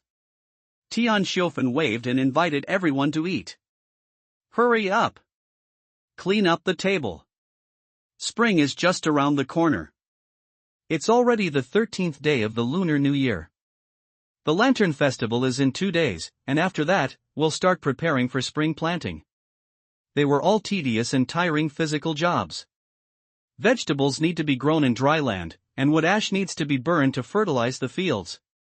Even the farmyard manure from our own farm needs to be carried on our shoulders to irrigate the land. At this time, the man's role and contribution are paramount. He does most of the hard physical labor, while the woman manages the household. If a child cries terribly, they are carried on their back with a strap, or left at home with the older child watching the younger one. Alternatively, they are simply locked at home, and no one cares even if the child cries until their throat is hoarse.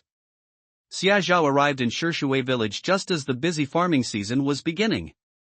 He passed by a house and saw with his own eyes a child who had just learned to sit, sitting on the muddy ground in front of the door, surrounded by free-range chickens. The little child touched everything around him and put whatever he could grab into his mouth. This left a deep impression on him. The boss isn't going to the mine this year. Xia Chang paused for a moment, then nodded. Xia Zhao, who was serving a bowl of noodles, felt relieved upon hearing this. In fact, even if Xie Yozhen hadn't brought it up, he would have spoken up for Xia Chang to refuse. These days, going down into the mines is no easy job. If you're really unlucky, you might even lose your life. When Xia Zhao returned, the body was nowhere to be found. Dad, let my little sister go to school when the schools in Shenyang town reopen. Xia Zhao spoke up. In an instant, everyone turned to look at him. Xia Tian, who was reading, was startled. Her eyes lit up and she stood up almost instinctively, but she didn't dare to speak. She just looked at Xia Zhao with expectant and nervous eyes. She never expected that Xia Zhao would actually speak up for her. Are you going to school? Xia Tian was forced to drop out of school after completing the 5th grade. The family was really poor. Chen Qiming alone had to squeeze out 10 yuan a month for living expenses. The whole family had to tighten their belts and wish they could bury their heads in the ground to find money. Xia Tian is sensible. From then on, she worked at home. Although she was only 14 years old, her hands were rougher than those of many adults. Mom, my little sister has always been number 1 in her class. When she dropped out of school, the teachers from Shenyang town came over several times to prove that she is indeed a good student. Xia-chun pondered for a moment and looked at Tian Shofan. They all knew that the one who truly challenged the family was Tian Shofan. Xia Tian also became anxious. She turned her head and looked at Tian Shofan pitifully. Mom, I'll come home from school as soon as I get off and help with the laundry. Keep my niece's diapers, I'll wash them as soon as I get up in the morning, I definitely won't miss any work. She cried out in a wrong tone. Tian Shofan could easily see that Xia Tian genuinely loved reading. She reached out, wiped herself off, and scooped a bowl of noodles for her. If you want to study, then study, but you have to promise Mom one thing. As a mother, she knows her child's little thoughts better than anyone else. But Tian Shofan was, after all, a rural woman. Having been subjected to centuries of societal pressure, she was somewhat biased towards sons over daughters. Especially when it comes to studying. What kind of school do girls study? When the time comes, she'll find a husband and marry into a good family. If the brothers in that family are successful, then her wife won't dare to mistreat her. But after Lin Muyu gave birth, Tian Shofan gradually changed her mind. She saw her second son, who had received an education, lead the family out of poverty and into a life she never dared to dream of. He would even often whisper to himself how wonderful it would be for the girl to go to school. At least a little. She can go to university and see the world, instead of living a hard life like Tian Shofan. Tian Shofan was persuaded. If possible, she thought, her daughter could also see the outside world. Mom! I will definitely get into university. Xia Tian screamed and jumped up happily to hug Tian Shofan. Mom! You're so good to me. Tian Shofan felt helpless and heartbroken, but she smiled and patted Xia Tian on the shoulder. Hurry up and eat your noodles. After you finish, Mom will measure your height and make you a new set of clothes to wear to school. Xia Zhao got up at 5 o'clock in the morning. He took out his cashmere vest, put it on, and then put on a cotton-padded jacket over it. He immediately felt warm and cozy all over. As soon as he got out of bed, he heard a noise coming from the bed. The little one twisted twice, then whimpered, and then let out a loud woof-woof cry. Lin Muyu was still sleeping. He quickly picked up the baby.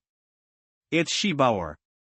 Over the past few days, Xie Zhao has learned his lesson. He either gets hungry or has diarrhea. He tried gently touching the lips below Shibao's nose with his finger, and sure enough, the little baby immediately pouted and came over to suck his finger, making little noises. It's hungry. Xia Zhao quickly prepared to make the milk.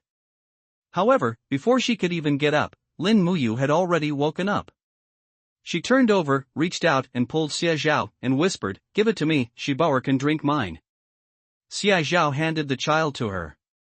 After finishing his drink to his heart's content, the little guy opened his eyes, not asleep, but babbling and waving his little hands, curiously watching the tiny glimmer of light appear outside the window. Xia Zhao took Shibao from him, then supported her bottom with one hand, held her in his arms, and gently patted her to help her burp. I saw this while scrolling through Douyin in my past life. This will prevent a disturbance in February. This means that the crying at night is caused by gas. Lin Muyu nodded. She heard Xie Zhao gently patting Shibao, and the little one making soft, whimpering noises, a strange and subtle sound. She suddenly remembered the kiss from yesterday.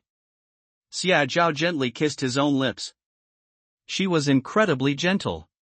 Lin Muyu couldn't help but turn her head to look. In the dim light, the boy's jawline was clearly defined, and his spirit was bright. His expression was gentle yet earnest, as if he were holding the most precious treasure in his palm. As if sensing his gaze, he turned his head to look at him. "Go to sleep, my wife." Lin Muyu immediately felt relieved. All for the sake of making money. Xia Zhao accepted all comers without hesitation. The two cars, packed full, attracted curious glances from many people as they passed through the county town. A total of 1,654 jin, 1,819.4 yuan. Xia Zhao finished counting the money, put it in his pocket, and looked up at him. What? For example, investing, doing some business, selling goods from the south to the north, have. You ever heard of that? But the moment Xia Zhao lowered his head, the smile on his lips faded considerably. Selling goods from the south to the north is, to put it bluntly, speculation and profiteering. And a crackdown is about to begin, with the whole country cracking down on it. If you get caught, you'll be in deep trouble. Xia Zhao clearly didn't want to risk his life. At least, he doesn't currently have the ability to do such a thing. Feel sorry. He politely declined, but then handed Zhao Wui an ashima, a type of pastry, saying, "Please don't be angry."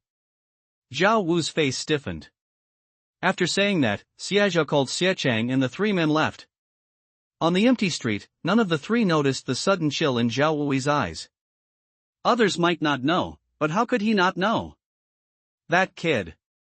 At most, it's only a few cents. He made a net profit of several $100s from this back and forth. Zhao Wui wasn't a greedy person, giving him 100 or 200 yuan as a bribe would have been enough to settle the matter. But this kid just couldn't understand his own hints. Does someone really think money is so easy to make if they want to take it all for themselves? Innocent. I made a point of getting up early to go to the county town today, so I arrived at the dance hall at 9:30. They were smoking, and it seemed they were talking about something when the burly, scarred man at the front burst into laughter. Wu Lu nodded with a grin, quickly stood up, and handed Changgang another cigarette. "Brother Chang, don't worry, there's no one I can't find out about." Xia Zhao stood not far away and watched for a while. He felt that the man with the scar on his face was somewhat familiar, but he couldn't quite place him. He simply didn't bother to think about it and walked over. "Wu Lu!" he shouted. "Did you bring the special offer coupons?" Wu Liuyi turned around and saw Xia Zhao. He nodded with a grin. "I brought it. My older brother delivered it personally." Cheng Gang noticed Xia Zhao. Cheng Gang didn't come here on purpose. He was very curious too. Hadong County is such a small place, when did a rich kid suddenly appear? How come he didn't know? The moment he saw Xia Zhao, he felt that he looked familiar, but he couldn't remember where he had seen him before. Chen Zhao. TSK. He remembered. Hadong County is not large, and Cheng Gang has not followed any legitimate path, so he can basically become familiar with all the slightly influential people. He had met Xia Zhao twice before, but they were in the shadows, and he didn't bother to say hello. "I'm not familiar with it anyway." Later, when the Chen family staged this whole drama at the beginning of the year, he had no choice but to find out. It was widely discussed for a while, and it turned out to be a minor joke. Cheng Gang stroked his chin, clicked his tongue twice, and gave Xia Zhao a thumbs up. "You're something else, kid. You turned your life around on your own? You can even afford special supply fabric now." Xia Zhao smiled and handed him a cigarette. Like Cheng Gang, he found the other person increasingly familiar the more he looked at him. He then asked with a smile, "May I ask how to address you, elder brother?" Cheng Gang was overjoyed to hear him call him big brother. People like him value face above all else. Cheng Gang. He waved his hand, took the cigarette and put it behind his ear, then casually pulled out a handful of special supply cloth coupons from his pocket and handed them to Xia Zhao. He turned around and beckoned to his two underlings. He turned around as he spoke. Xia Zhao's eyes suddenly narrowed when he heard the name Cheng Gang. He remembered. He remembered why Cheng Gang looked familiar. He had seen him in a newspaper in his past life. At that time, he was in a daze, locking himself in his rented room and numbing himself by reading newspapers every day. He knew Cheng Gang because his image was printed on the front page of the Hadong County newspaper. It wasn't anything heinous, but he was arrested for reselling cigarettes and sentenced to death as a public example to educate the masses. It was impossible for Xia Zhao not to see it. He suddenly turned his head, looked at Wu Lu, and asked, "What's the date today? What month and what day?" "January 16th, February 26th. If we calculate the timeline, the day he'll be arrested is tomorrow, isn't it? Lantern Festival?" Xia Zhao frowned, a slight wavering stirring within him. "Should I remind you? Or perhaps as an observer?" The thought flashed through Xia Zhao's mind for only a moment before he quickly made a decision. In this dangerous and cannibalistic era, he needed to make Chang Gang owe him a favor. Prevention is better than cure. Brother Chang. He suddenly called out. He crossed his arms and smiled. As long as the money's right, Brother Chang can get you anything. Xia Zhao walked over and stared at Chang Gang. His gaze was calm, with an undeniable firmness. Brother Chang, are you delivering goods tomorrow? He suddenly spoke. Chang Gang's face stiffened for a moment, then turned cold. He stared at Xia Zhao, gritting his teeth, his fists already clenched tightly. Kid, do you know what you're saying? Where did you hear this nonsense? Selling cigarettes is a classic example of speculation and profiteering, taking advantage of loopholes in the country's and people's interests. Chang Gang may seem like a reckless scoundrel on the surface, but he was extremely careful when doing this. I believe I have never given myself away. This is a big deal when it comes to eating peanuts. How could he not be careful? Tomorrow is the Lantern Festival, and a batch of goods is indeed coming from the north. The other party sent a telegram 3 days ago to tell him about this. His superiors contacted him, saying that this shipment is large and valuable. If it goes through, he and his brothers will have no worries about food and drink for the whole year. Therefore, he must be extra careful. God knows, Chang Gang didn't tell anyone. Not to mention Wu Lu, he didn't reveal a single word about even his 2 closest brothers. But how did this kid know? Chang Gang squinted at Xia Zhao, a fierce glint flashing in his eyes. He's been a tough guy since he was a child. If this gets exposed, his life will be in danger. Xia Zhao saw the ruthlessness in his eyes, but he just smiled and stared at Chang Gang, saying softly, "Don't you want to know why I know?" Chang Gang tensed up. His 2 brothers on either side were already staring at him curiously. Gangzi? What's wrong? What's that kid saying? Did he offend you? Damn it, that kid. That's not true. As Chang Gang spoke, he put his hands in his pockets and walked towards Xia Zhao. Shall we talk over there? Of course, no problem. In the alleyways. Tall camphor trees peeked out from the roadside, blocking some of the sunlight overhead. The warmth vanished, and a chilly temperature, carried by the wind, sent a shiver through people, instantly waking them up. Tell me, how did you know? Xia Zhao didn't refuse, reaching out to take the cigarette and smiling at Chang Gang. Brother Chang, have you ever heard of entrapment? Entrapment? Chang Gang is uneducated, but the meaning of the word is obvious and clearly means exactly what it says. Chang Gang suddenly realized what was happening, and almost instantly broke out in a cold sweat. You mean there's something wrong with that shipment? How could that be? How could the information he gave be wrong? He muttered to himself. Xia Zhao, however, was not in a hurry. He continued, if things were really kept secret, how would I know? Brother Chang, you know I run a small business with a few people under me, and I'm always running around in Hudong County. Then Xia Zhao dropped the final bombshell. Chang Gang's face turned deathly pale instantly. The implications are self-evident. A favor. Xia Zhao looked at Chang Gang. Slowly and deliberately. I run a small business. If I run into any trouble, I hope Brother Chang can take care of me. Chang Gang suddenly exhaled a large smoke ring. He licked his upper palate, grinning and showing his teeth. If this is true tomorrow, you'll save my life, but my life, Chang Gang's life, is worth more than you think. Forget taking care of you, you're like my own brother.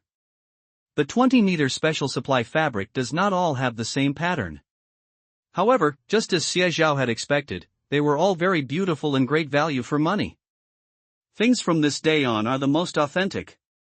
Comrade, take a look, which one would you like? The sales clerk blinked and looked at Xia Zhao, asking a question. Xia Zhao did not answer immediately. He reached out and touched the fabric to see if it could be made into a handbag. The middle stack has a brighter color. The other stack is blue and white, with cloud-like patterns, exquisite and beautiful. Xia Zhao looked through them and found that the patterns on each stack of cloth were quite nice. He asked, is it true that if I bring 5 meters of each item, the price will be the same? The saleswoman smiled sweetly and nodded. If you have the special coupon, the price is 2 yuan per meter. If you don't have the special coupon, it's 3 yuan per meter, and you can only buy 2 meters at a time. Please take your things. Wishing you happiness every day. Xia Zhao waved his hand, picked up his things, got on the mule cart, left the department store, and hurried back to Shishui village. In the courtyard, Xia Chang and Xia Tian were busy. Wash the water jar, feed the mules and donkeys. There's no firewood left in the house, so we need to chop some out with an axe. Xia Tian was holding a small wooden basin and washing diapers. It was full of diapers that Shibo and Lebo had changed. They were all made from adult clothes that had been cut into long strips. When you needed to use them, you just stuffed them in the front and back and then into the elastic band. Xia Zhao specially wrapped it in several layers of oil paper, just in case it got dirty on the way. Special cloth? Goodness. Upon hearing this, Xia Tian abandoned her washing clothes and immediately wiped her hands before running over.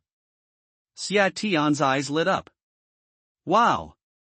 So beautiful. When I held it in my hand and touched it, I could feel the texture, which was woven row by row on a loom.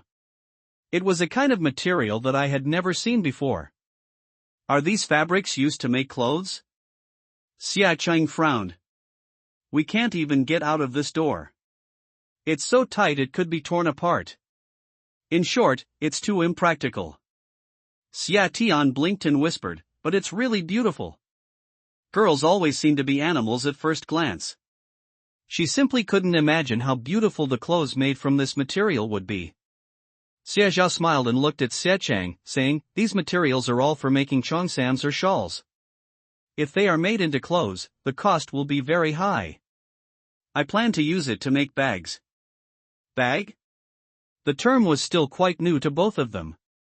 You know, these days, when people in the countryside talk about bags, they mostly use the colloquial term cloth bag. Simple, convenient, and extremely low cost. And what is this bag? In my past life, I started out as a second-hand dealer. The real money was made when e-commerce took off. What he was doing wasn't exactly legitimate business. He would copy designs, then find factories to make the clothes, and on the other hand, he would hire live streamers to help promote the products. He would sell the clothes first, and then make the actual garments. In other words, it was a pre-sale business with a terrible reputation. In those years, he earned his first pot of gold through this. A full 30 million. Therefore, he is very familiar with women's clothing and handbags. In just over 10 minutes, he drew the general structure of the two bags. One is a shoulder bag, and the other is a tote bag. Xia Tian asked in confusion, second brother, what is this? Why does it look so much like rabbit ears? Xia Zhao nodded. It's rabbit ears. He already had a plan in mind. Regardless of the era, the target group for those who want to make big money and high profits is not farmers like them who toil in the fields. They can't earn more than a few dozen yuan a year, and they have to be careful with their food to avoid going hungry. How could someone like that possibly spend money on a bag? Moreover, after a hard day's work, the profit is at most around 700 or 800. Even worse, this thing doesn't last. He needs to pave the way for what's to come. This bag business, with its low costs, high selling prices, and huge profits, is the path he chose. The rabbit pelts we collected can finally be put to use. After Xia Zhao finished speaking, both Xia Zhao and Xia Tian fell silent. The two were completely unfamiliar with this area. Of course I will. As he was speaking, a commotion suddenly arose outside the door. Why did you hit me? Mind your own business. At the entrance to the courtyard, Lu Tsuihua stood with her hands on her hips, angrily pointing at a young man and cursing. Come on. You dare to hit me and see what happens. My man will beat you to death. What's going on? Who dares to hit Lu Tsuihua? A crowd gathered around. Xia Zhao quickly reached out and touched his neck. Thankfully, it was probably just that I was too hungry and cold, causing a hypoglycemic episode. Little sister, go scoop out a spoonful of brown sugar, and hurry. Hypoglycemia can be a minor or major problem, but if not treated promptly, it can be fatal. Xia Tian was startled.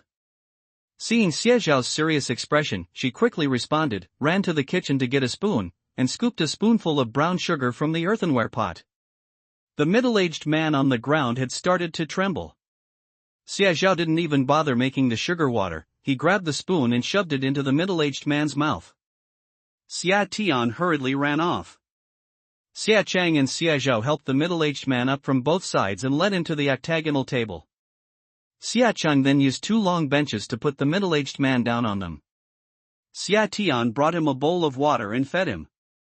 The middle-aged man drank the warm water little by little, and his eyelids twitched. He finally reacted. Xia Zhao let out a heavy sigh of relief. These days, it's not a good thing to start a fight on someone else's doorstep, especially at the end of the year. When Lu Tsuehua saw Xie Zhao, she saw him as a god of wealth and immediately began to tell him everything.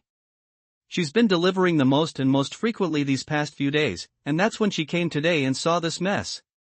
Isn't this the one I gave to teacher way back then? He shouted loudly, and the villagers of Shishui village around him finally couldn't stand it anymore and stood up to criticize him. Exactly. How old is teacher Wei?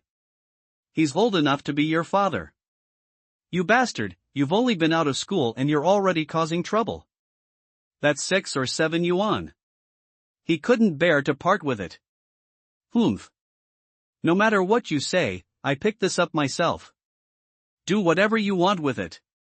In the courtyard, Wei Qingji finally woke up. That's going too far. Please say less, I'll handle it. Wei Qingji was panting after only a few words, feeling both angry and hungry. Hearing Xie Zhao's words, he finally calmed down a little. He's number 1 at being a scoundrel. Who can outwit him? Snort. Do you really want to give back what you've already got your hands on? No way. He simply couldn't believe that the police would come knocking on his door for something so trivial. Will it call people to acknowledge it as its master? If Wei Qingji says it's his, then it's his? Pooh. No way. Which eye of yours saw that I stole it? You're spouting nonsense without any evidence. Xia Zhao added. Theft is not a serious crime, but robbery is much more serious. I heard that someone was arrested for stealing 3 yuan and spent more than 10 years in prison, where he was almost beaten to death. This basket must be worth 7 or 8 yuan, right? We might try to get you executed, since you're a repeat offender and deserve a harsher punishment. What? Is it that serious? He was filled with doubt and his face turned pale. He had been in prison before, and it was a terrible experience. Wouldn't that be a huge loss? But, are you really going to hand over the money you've already got? He was unwilling to accept it. Fuck you. If you want me to give it back, go pick it up from the pond yourselves. After saying that, he disappeared without a trace. Everyone? That kid is going too far. You brat. You brat. He was so angry that he cursed loudly. The villagers looked at each other, completely bewildered. A brat? Tree branch? What is that? Not worth it. Xia Cheng's face was ashen. You bastard. Xia Tian had already cooked the wontons and brought them over. Wei Qingji was so hungry that his vision was blurry and his stomach was cramping. When he saw a bowl of steaming shepherd's purse wontons, he couldn't help but swallow. However, his inherent upbringing made it impossible for him to accept it. After Wei Qingji finished speaking, he stood up unsteadily, preparing to leave. Teacher Wei, I would never have a clear conscience if you left like this. He smiled and took the wontons from Xie Tian, then walked up to Wei Qingji. Even if it's a loan from me, you need to finish eating first so you'll have the energy to earn money to pay me back, don't you think? Wei Qingji swallowed hard. He was filled with shame and indignation, but in the end he succumbed to his physical desires. Well then, thank you very much. After speaking, Wei Qingji took the wontons from Xie Zhao's hand, walked to the 8 immortals table, sat down and began to eat. Despite being extremely hungry, he ate with refined manners, one bite at a time, chewing slowly and carefully, befitting a scholar. Some people also brought a lot of wild rabbits or rabbit pelts, or wild game such as pheasants. The courtyard was noisy. Once the crowd had dispersed, Wei Qingji finally finished his bowl of wontons. He stood up in shame and bowed deeply to Xie Zhao. Thanks to you today, otherwise I wouldn't be able to go back. I will remember this kindness and I will repay the money. Wei Qingji thanked him repeatedly before turning and leaving Xie Zhao's house. Where is this teacher Wei from? I've never heard of him before. Xie Zhao had only heard others call Wei Qingji teacher Wei, so he just followed suit. Could it be from Xianyang town? But how come they are so poor and destitute? Xia Cheng shook his head. He had always worked in the mine and hadn't attended school for many years, so how would he know Wei Qingji? Second brother, I know. Teacher Wei is so pitiful. He taught in Xianyang town a few years ago, but he was kicked out. The ingredients are not good. These days, those 4 words can be incredibly powerful. A thought suddenly flashed through Xie Zhao's mind. He suddenly spoke up. Wei Qingji isn't from around here, is he? No. He's from the capital.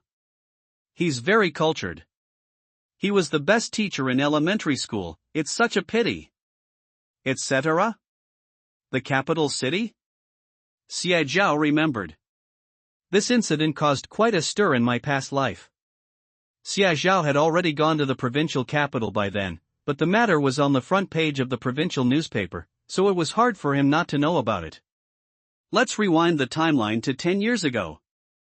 In 1973, Wei Qingji was transferred from Beijing to Shishui village for the first time. This village, which is known for its poverty, is located within a short distance of the surrounding area. He was assigned to the second production team of Shishui village, where he worked as a labor reformer. At the number 1 farm during the day and slept in the cowshed at night. He is a key person to watch. He was also the only intellectual who came from the capital. Over the years, as the order to return to the city was gradually lifted, the intellectuals and young people from the farms around Shishui village all returned to the city, leaving him the only one behind. They only mentioned having countless students, but unfortunately, they made political mistakes. Xie Zhao couldn't remember very clearly. A thought popped into his mind. He quickly got up, washed his hands, thought for a moment, and then turned to Xie Tian to ask, "Little sister, is there any meat left at home?" Although Xie Tian was puzzled, she still nodded. Yes, tomorrow is the Lantern Festival. Mom went to Xianyang town this afternoon to buy a lot of meat. Xie Zhao went to the kitchen, opened the cupboard, and sure enough, saw a large bag of pork inside, weighing about 5 or 6 pounds. "Brother, little sister, I'm going out for a bit." As soon as he went out, he went to find Lu Tsuehua to find out Wei Qingji's address. When he reached the west side of the village and saw a dilapidated cowshed in front of him, he was stunned. He actually lives here? The intellectuals lived and ate with the cattle. Later, a massive wave of returning to their hometowns arose, and the intellectuals were finally liberated. Wei Qingji was a university professor from Beijing. Even if they didn't return to the city, they shouldn't be staying in a place like this. He frowned, took a deep breath, and walked towards the cowshed. Further along, in a drier area, is where Wei Qingji cooks. The best preserved place in this room is actually the bed, which is located furthest south. It's a bamboo bed. Xie Zhao was stunned when he first saw it. Goodness! Inside the very back were 3 copies of the Kanji dictionary, and the oldest version at that. It's worth noting that in 2019, a complete set of 6 old Kanji dictionaries fetched a record price of 800,000 yuan at auction. Men have an innate interest in antiques, power, money, and women. He was no exception. "What brings you here?" Wei Qingji's voice sounded from behind. Xie Zhao turned around and saw him. Perhaps because his body hadn't fully recovered, he was covered in a fine layer of sweat and breathing slightly heavily. "Teacher Wei." Wei Qingji was taken aback. He hurriedly placed the earthenware pot on the ground, took a step back, and turned to the side, making an inviting gesture. "Come in and talk." He led Xie Zhao into his home, showing no shame whatsoever for the poverty of his home. Instead, he generously pulled out a rickety stool and stuffed a few planks underneath it to make Xie Zhao more comfortable to sit on. Teacher Wei, don't bother. I'm not thirsty. I'm not here to ask you for money. Xia Zhao waved his hand. This is? Wei Qingji was startled. He saw what was in the basket. His heart skipped a beat, his brows furrowed, and he stared at Xia Zhao. Comrade, we can't make a political mistake. We can't accept something without merit. I can't take your things. He has his own principles and convictions. Otherwise, they wouldn't still be living in the cowshed they are in today. Teacher Wei. You've misunderstood. I've come here to ask you to come out of retirement and become my teacher. Become a teacher? Wei Qingji was stunned, wondering if he had misheard. I dropped out of high school last year after finishing the first semester of my first year. Now I run a business at home, but I also want to go to university, learn new knowledge, and see more. Eyes were calm, but his words carried an inexplicable sharp scrutiny. First answer me, why do you want to study? Xia Zhao was stunned. It seems he has never thought about this kind of question. To see a wider world? However, doing business is also an option. So why would he go through all that trouble to pursue education? I teach and nurture students not out of necessity, but because I genuinely love this profession. But I'd rather see it grow into something useful. To become a pillar of society who stands tall and upright. In times of national crisis, every citizen has a responsibility. From the moment Wei Qingji chose to become a teacher, he was willing to use his disabled body as a candle to light the way for countless students. He had to be extremely cautious when faced with another choice. Seeing Xie Zhao's stunned expression, Wei Qingji sighed softly. He smiled, pushed the basket in front of Xie Zhao, and covered it with a cloth. Think it over carefully before you answer me. I can't accept these things. Wei Qingji knew he owed someone a favor. However, some things cannot be compromised or settled for. He picked up his basket, stood up, turned around, and walked out of the cowshed. On the road. The spring breeze carried a chill and a bit of coldness. The question kept recurring in his mind, becoming clearer word by word. He rarely, if ever, thought about this question. He felt as if some emotion was churning inside him, but he couldn't find an outlet or a reason for it. He walked home in a daze, and even his meals were half-hearted. Even late at night, when he closed his eyes, he could still hear Wei Qingji's words to him. Xia Zhao lay on the bed, looking at the dark ceiling, and suddenly asked, "Wife, why do you want to study?" Lin Muyu was stunned for a moment. Xia Zhao was stunned. He suddenly understood. In my past life, the world was not peaceful. War is everywhere. Despite the looming threat of powerful enemies, they can still sing and dance, living in peace and joy. The reason for this is simply that our motherland is strong. Xia Zhao finally understood Wei Qingji's words. He rubbed his eyes, and the turbulent emotions in his heart finally subsided completely. But something suddenly opened up and became clear in my chest, and a flame quietly rose. He finally figured it out. Xia Zhao got up very early at 5 o'clock in the morning. It was pitch black outside. Tian Xiufen is cooking porridge. Seeing Xie Zhao come out, she quickly wiped her hands, frowned, and hurried over, saying with concern, "Last night you seemed preoccupied, you barely ate anything, did you wake up hungry? Today is the new year, Mom made some tea eggs, have a few to tide you over." After she finished speaking, she brought out an enamel mug. There were 6 tea eggs inside. Each one was cracked open and infused with flavor. Xia Zhao grinned at her. "Thank you, Mom." He took it, but didn't eat it right away. Instead, he peeked into the kitchen and asked, "Mom, where's the basket I brought back yesterday?" She slapped Xie Zhao in an annoyed tone, then turned around and picked up the basket. "Go ahead." Hesitation, plopped down on the rock. He then took out the 6 eggs Tian Xiufen had given him, peeled one, and handed it to Wei Qingji. "Eat your egg first, then I'll answer." Xia Zhao winked slyly, and Wei Qingji, helpless, reached out and took it, silently adding the debt to his mind. Seeing that Wei Qingji had taken it, Xia Zhao peeled one for himself and threw it into his mouth. The salty and savory flavor is absolutely wonderful. My grades have always been very good. Reading is as natural to me as eating and drinking. It's just like eating and drinking, it's a part of my life. Before I met you, I never thought about why this was the way I was meant to be. I just felt that this was the path I was meant to take. But I found that it wasn't like that. I can change so many things through reading. I want Shibo and Laba to study with peace of mind and confidence. I want them to live in a safe and prosperous society, and I want them to stand tall and proud when we go abroad, no longer to be looked down upon or bullied. Xia Zhao's eyes were very bright, as if two flames were burning inside. And to achieve all this, there is only one prerequisite: we have a strong motherland. Perhaps I will never have the power to change it, but I am willing to contribute my humble, childlike heart to its development. Xia Zhao took a deep breath and then spoke, word by word. Teacher Wei, I am willing to study for the rise of China. Wei Qingji was stunned. The young man before me had handsome features. He seemed somewhat excited, his fists clenched slightly, his body leaning forward a little, his eyes fixed on me with intense gaze.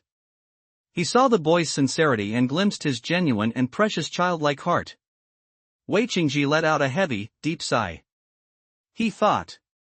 He should be brave for once. Should he be timid and hesitant after being deceived the first time? At the very least, he shouldn't refuse now. Wei Qingji reached out and patted Xia Zhao on the shoulder, smiling kindly. I agree. Xia Zhao was stunned for a moment, then overjoyed. He then carefully placed the basket in front of Wei Qingji, and knelt down on both knees, performing 3 standard apprenticeship rites. Xia Zhao understood that Wei Qingji was worthy of respect, both for his character and his knowledge. Teacher! Xia Zhao shouted, and the moment he looked up, his smile was incredibly bright. Wei Qingji couldn't help but smile as well. But suddenly my eyes felt a little sore. He was criticized and reformed. In such harsh conditions, he ate coarse food and almost died from fever several times. He wondered if he was worthless and if his ideas were ridiculous. But now, Xia Zhao tells himself, I don't care about external things, I only care about my inner self. He is 58 years old this year. He had no parents, no wife, and no offspring. He had nothing but one thing, an old but sincere and childlike heart. Then let's just ask about good things and not worry about the future. Ordinary people to pretend to be the contact, but there was actually nothing in the car. And that ordinary person was just a peddler. Seeing that the front of the car had safely entered the tunnel, Chen Gang finally breathed a sigh of relief. Immediately afterwards, loud gunshots rang out from the tunnel. In that instant, Chen Gang froze, his eyes widening in shock. Grass! They have guns! They're serious! Meanwhile, inside the tunnel, one police officer forced the driver out of the car, while another opened the trunk. Damn it! The intelligence was wrong. Let's go back first. Oh shit! He couldn't help but curse. The 3 brothers who were lying in the grass nearby couldn't hold back any longer and quickly got up and rushed over. Brother gang! Guns! They have guns! They're serious! Damn! Brother gang, my legs are shaking. What do we do now? Should we return it? Or should we run away? The voices of all 3 were trembling. The Lantern Festival is celebrated on the 15th day of the first lunar month. This is also the last festival of the year. By the end of the morning, all the pork in Shenyang town had been sold out. Even the rice and flour supplied by the supply and marketing cooperatives were in short supply. Hey! This is really something new. So someone couldn't help but ask, what's going on? Has your Shishui village suddenly become rich? Is every household eating meat? Yes. All the rice and flour are sold out. When I asked, it turned out that they were all bought by villagers from Shishui village. That's really strange. Where did they get the money from that godforsaken place? It's like watching a poor relative become rich, isn't that worse than killing yourself? At this moment, the Xia family home was bustling with activity and warmth. Xia Yozhen is doing carpentry. Tian Xiufen and Xia Tian are cooking. We really went all out today. She had to keep her own hen to lay eggs, she couldn't bear to kill it. Xia Zhao responded and turned to leave. When he brought Wei Qingji back, Wei Qingji was carrying a basket and a cloth bag that were full of things. "Teacher, I'll get it." Wei Qingji did not refuse. On the way back, Wei Qingji carefully tested Xia Zhao's studies. He has always specialized in physics. However, in science, once you understand one thing, you can understand everything. He mentally reviewed the key points, gradually increasing the difficulty and broadening the scope of his knowledge from junior high school physics to chemistry. Xia Zhao's answer surprised and delighted Wei Qingji. "Your studies are very solid, I understand. I'll give you a test paper tonight, try it out, and I'll answer any questions you don't understand." Xia Zhao nodded in agreement. The two finally arrived at Xia Zhao's house. As soon as you enter the courtyard, you can smell a strong fragrance. The chicken stew with glutinous rice is fresh out of the pot. Just put the whole enamel mug into a large iron pot, put a rack underneath, and stew it over water. Steam rose from the pot, accompanied by the rich aroma of chicken mixed with shiitake mushrooms.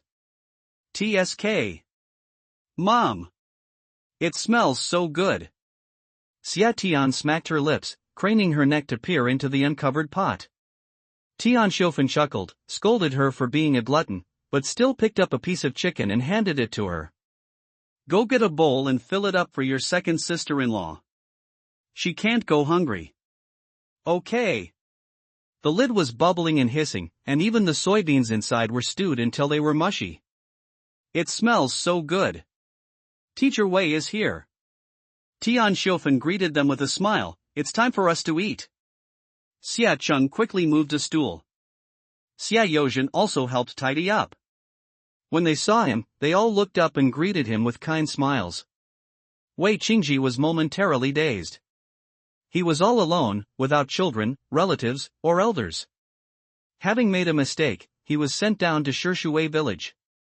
After a while, he became numb to it, but the sudden warmth of everyday life and the most sincere and passionate feelings between his relatives still made his eyes slightly red. "Thank you so much. Ha! Etc. 3 copies of the Kangxi dictionary? Teacher! This is too precious." Xia Zhao withdrew his outstretched hand. "I chose it because I knew its value." He paused for a moment, then solemnly reached out and took it. "Thank you, teacher." 5 o'clock. It had already gotten dark. The light was dim, but everyone's face was beaming with smiles. There was no wind in the house, so Xia Zhao asked Lin Muyu to bring the children out for dinner. He held Shibao and Lebao up to show Wei Qingji, and then had Lin Muyu and Se Tian perform the apprenticeship ceremony. Tian Xiofan and Xie Yozhen watched from the side holding their children, their eyes welling up with tears. All right, hurry up and eat, the food's getting cold." "Teacher Wei, I'm uneducated and can't read." Tian Xiofan rubbed her hands together and handed the bowl and chopsticks to Wei Qingji. "I just hope that my kids can go to a good school, have a bright future, and get a government job, unlike my husband and me who are suffering like this. We'll definitely need your help in the future. You're truly a great benefactor to our family." For rural people in that era, getting into university and being guaranteed a job with government support was the best way out.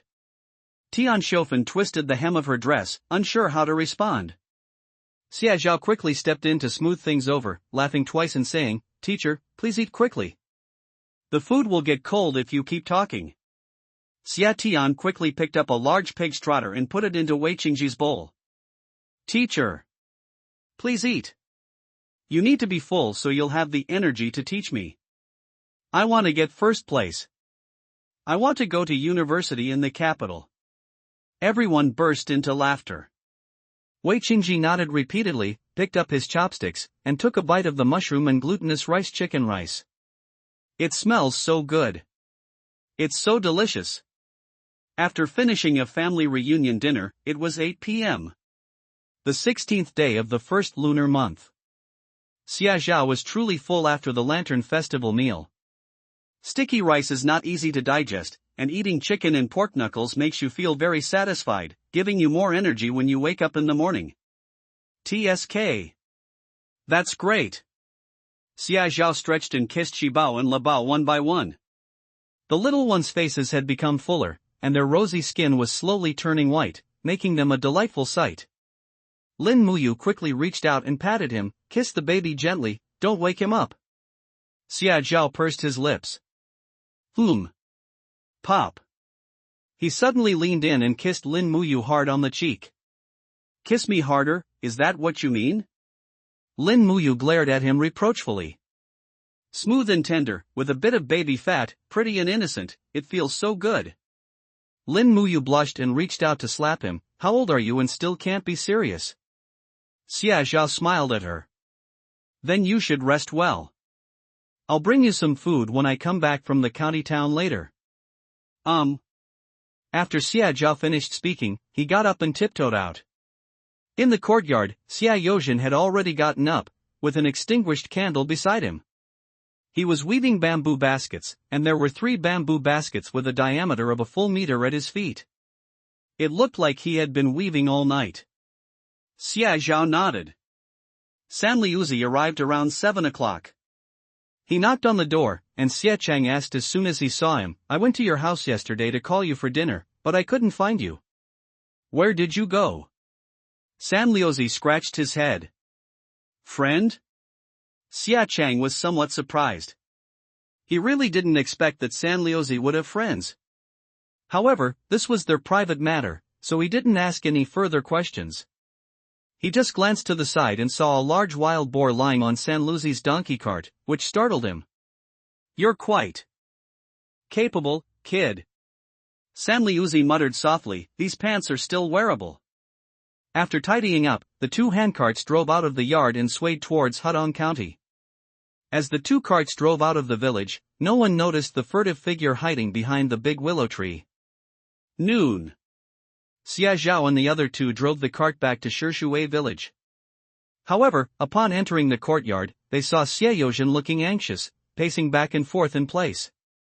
Upon seeing Xia Zhao and Xia Chang return, he quickly walked over. Something's happened. What's wrong? What? Xia Chang's face immediately darkened. Xia Zhao quickly grabbed him. Xia Zhao shouted. Brother! You should see if he has the ability to beat him up before you do. Xia Zhao quickly added, besides, even if you can beat one up, can you beat up a second or a third?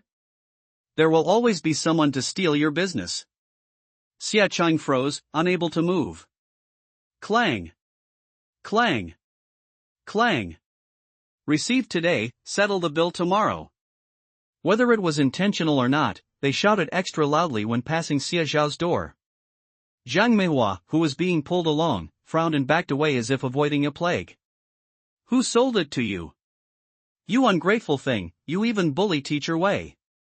Don't even mention 50 cents a pound, I wouldn't sell it to you for even $1 a pound. Do you think everyone in our village is as heartless as you? You're worse than a dog. Get out of here. When they saw him walking down the road, they simply closed the gates of their courtyards. That's when he got greedy and started thinking crookedly, planning to just come to Xia Zhao's house and snatch him away. But to my surprise, even after chasing him to Xia Zhao's house, he still refused to sell the person to me. You dare to come to my house and try to take someone away? You're really bullying me. Xia Cheng finally couldn't hold back any longer. With lightning speed, he grabbed the carrying pole and rushed over, then shouted. 3 tumors. Close the door. San Liuzi had already tied his donkey to the gate. Upon hearing Xia Cheng's shout, he quickly slammed the gate shut. A carrying pole, swirling in the wind, came crashing down on his head. Ouch! Murder! Oh no! Xia Cheng is going to kill someone. I'm going to sue you. You dare? But his eyes seemed to be poisoned, both vicious and cruel. Go ahead and sue if you want. You trespassed on private property and assaulted a woman. My brother beat you up to protect women's rights and safety. Everyone saw it. If the police want to arrest someone, you'll be the first one they arrest. Don't you all agree? Upon hearing Xia Zhao's voice, everyone craned their necks and shouted. Well done. Excellent. He deserved it. The crowd was noisy, and the noise seemed to pierce his ears. Damn it. Xia is simply exaggerating the truth. But no one helps me. Before leaving, he didn't forget to utter some harsh words. People on the courtyard wall burst into laughter. A good beating will keep him behaving himself for 3 days. That was so satisfying. Yeah. They even bully Teacher Wei. They're such scoundrels. Now. Office of the Deputy Director of the Tobacco Bureau in the county town. Chen Gang tensed up, staring nervously at the middle-aged man in front of him. He is Yi Haodong, the second in command of the Tobacco Bureau. Yi Haodong, a phoenix cigarette between his fingers, slowly glanced at Chen Gang and asked, "How did you know there was an ambush?" He spoke slowly, but Chen Gang felt an invisible pressure. Chen Gang is still in shock. He had made connections with the Tobacco Bureau in his early years, and the person he had been in contact with was the dispatcher Xiang Jiefang. Although Xiang Jiefang was just a distributor, he had direct access to the flow of tobacco, so his power was considerable. This rendezvous and receiving operation was also a message to Jiefang. Over the years, Chen Gang had vaguely guessed that Xiang Jiefang had someone backing him. So when the police appeared yesterday, he rushed to find Xiang Jiefang, hoping that he could report to his superiors and find out the truth about the matter. Otherwise, he wouldn't even dare to show his face. But this afternoon, Xiang Jiefang called him over directly. Chen Gang guessed that it was the person behind him who was looking for him, but he never expected that the person would be Yi Haodong, the second in command of the Tobacco Bureau. What's wrong? Is there something you can't say? Yi Haodong narrowed his eyes, flicked off the ash from his cigarette, and scrutinized him with sharp eyes. At this very moment, his heart was also experiencing turbulent emotions, but he was always good at hiding his feelings and didn't let anyone see it. How is that possible? That truckload of goods was something he personally contacted with the North to arrange for. Because it was so valuable, he was very careful and only allowed access to his trusted confidants. Even so, it was still leaked? It's obvious they're after me. Fortunately, God didn't kill him. This Chen Gang in front of me has unexpectedly saved me. Now, all he wants to do is thoroughly investigate the ins and outs of this whole matter. Yi Haodong finally showed a look of shock. Who is this person? How did they manage to find out such information? Was it just a coincidence, or was there another reason? Go and bring him to me. Now. Night falls. Xia Zhao sat on the bed, with a long bench in front of him. He lay on it, holding a Zhonghua pencil, and quickly finished writing the test paper left by Wei Qingji. Xia Zhao's exam paper was the most difficult. The National College Entrance Examination, NCE, was reinstated in 1977, and it was only 6 years later, in 1983. The registration requirements are even more lenient. Anyone who meets the age and educational requirements can participate in the college entrance examination. After finishing the last math problem, Xia Zhao checked it one last time before carefully putting the paper away. Lin Muyu was still reading. Her eyes shone with a gentle light. Xia Zhao couldn't bear to disturb her. Tian Xiofan is cutting fabric. She was very nervous. In the past, we would make insoles or cloth shoes to sell in Shenyang town, but we had never tried making this kind of thing before. Fortunately, the blueprints Xia Zhao brought were clear. Take apart the fabric piece by piece, trace the pattern onto the fabric, and then cut it out. Tian Xiofan was quite skilled at needlework, and since this thing was small and not difficult, she had already started sewing and piecing it together in just one day. Xia Zhao took the 2 pieces of fabric that were only half sewn together and examined them carefully by the light of the kerosene lamp. His expression was extremely serious. Tian Xiofan couldn't help but feel nervous. Tian Xiofan breathed a sigh of relief. She laughed and retorted, "You're such a smooth talker." After she finished speaking, she took the fabric and began to sew it carefully by the light of the kerosene lamp. There are 4 types of fabric in total, and he plans to design 4 different designs. 2 styles are youthful and vibrant, while the other 2 are mature and sophisticated. However, these 2 types can be further subdivided. Youthful and lively styles can be divided into fresh and cute styles, while mature and sophisticated styles can be divided into high-profile luxury and low-profile composure. Call. He breathed a sigh of relief. He got up and rubbed his swollen wrist. It's already 9 p.m. The moonlight outside the window was bright and clear, casting a silvery glow. Xiaozhou peeked out, just about to relax his eyes, when suddenly a dark figure emerged from the corner of the wall, startling him. Grass. He blurted out a curse word without thinking. Immediately following was Xie Chang's deep and steady voice. It's me. He was carrying a basket and came out from the corner of the wall. Brother? What are you doing up so late? Xiaozhou rubbed his temples, opened the door, stepped out from under the eaves, and finally managed to see Xie Cheng clearly by the moonlight. He appeared out of nowhere, covered in dirt and cobwebs, carrying a basket covered with a blue cloth. The cloth was lifted slightly, revealing a round object inside. Xiaozhou's eyes widened. Etc. What's this? A vase? Look at these, are they valuable? After he finished speaking, he lifted the floral cloth, revealing the contents of the basket. When Xiaozhou finally saw what was inside the basket, his eyes widened in surprise. Goodness! What are all these? The outermost part of the basket was a vase with a light blue glaze, decorated with blue and white lotus scroll patterns, and a long neck. It was very beautiful. Xiaozhou was stunned. This was the first time since his rebirth that he had been so thoroughly shocked. Xie Chang nodded. Xie Chang stared at Xiaozhou. Is it very valuable? Hiss. These two are worth another 30 million. Even Xiaozhou, at this moment, wanted to smoke a cigarette to calm down. What's wrong? Xie Chang was also taken aback for a moment. Is there something wrong with these things? Xiaozhou shook his head, finally calming down. After the initial shock subsided, he suddenly realized something. Where did these things come from? That leaves only Wang Jinhua. But Wang Jinhua's family were just ordinary farmers. How could she possibly have these? Moreover, putting everything else aside, given the scale of the destruction of the four olds back then, her pigsty would have been ransacked long ago. How did they manage to survive? There's only one answer. This is something new that's been acquired in the last few years. Wang Jinhua and Xie Yushan? Grooming antiques? Xie Chang was taken aback. He hadn't expected it to be this troublesome.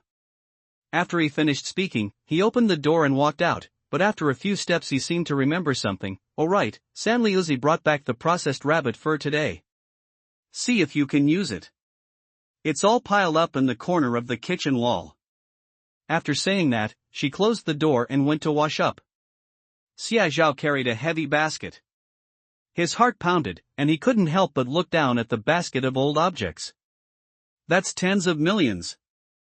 Xiaozhou briefly considered selling it for money, but quickly suppressed the thought. It's not the right time. First of all, the origin of this basket of items is unknown. If you sell them and the investigation comes back to you, you might not even be able to save your life. Secondly, he couldn't easily make a move. Without money or power, rashly selling antiques will only result in being ripped off or robbed. He gradually calmed down and became completely composed. No matter what, let's hide it first.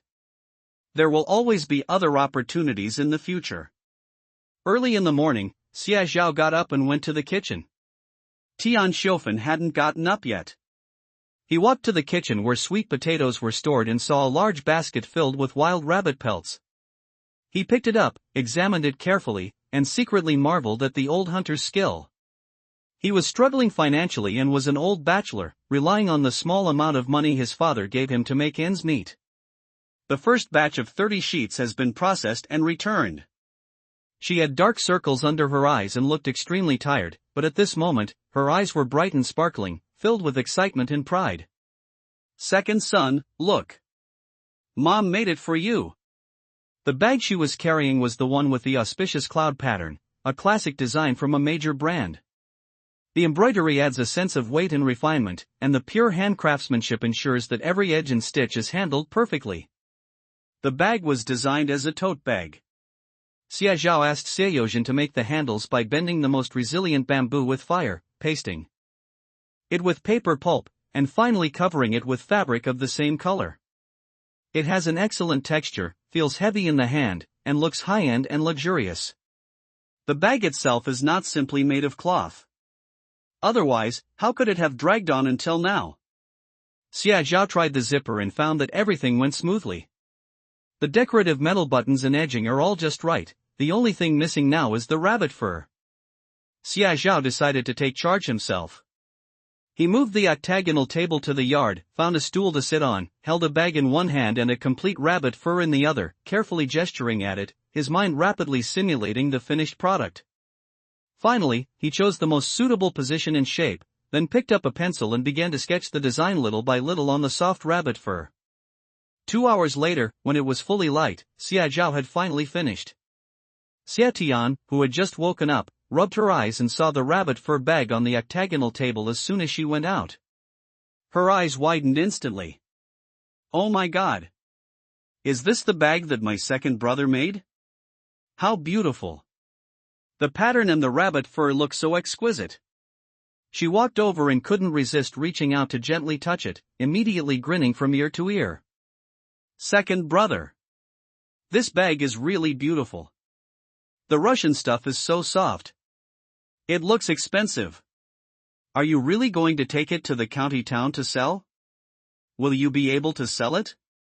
Xia Zhao was rinsing his mouth and washing his face when he heard Xia Tian's words.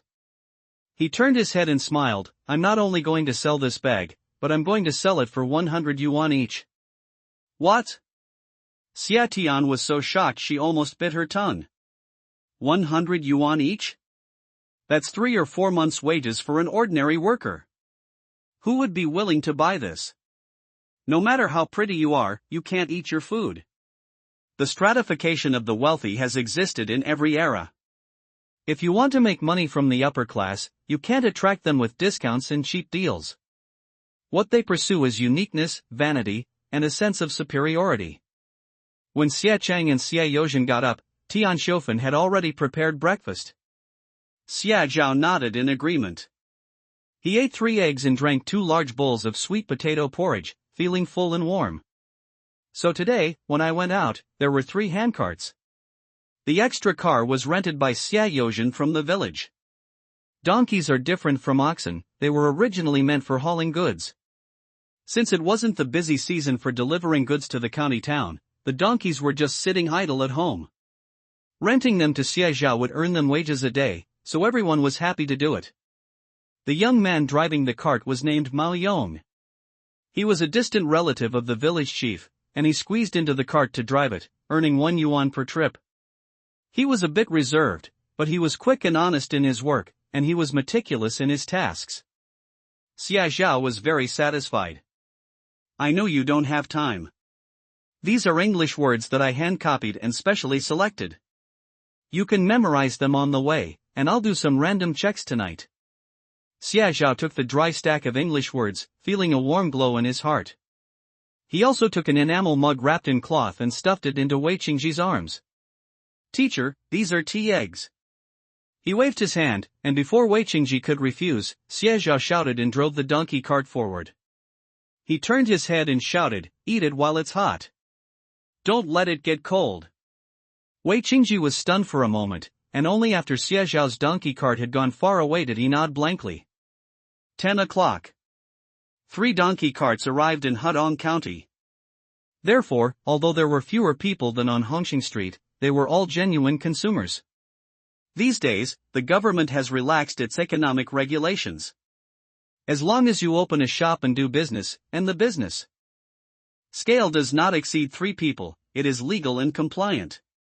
Therefore, along this route, most of the shops were small-scale family-run businesses. It's probably the most well-known brand on Chenshui Street these days. It opened 2 years ago.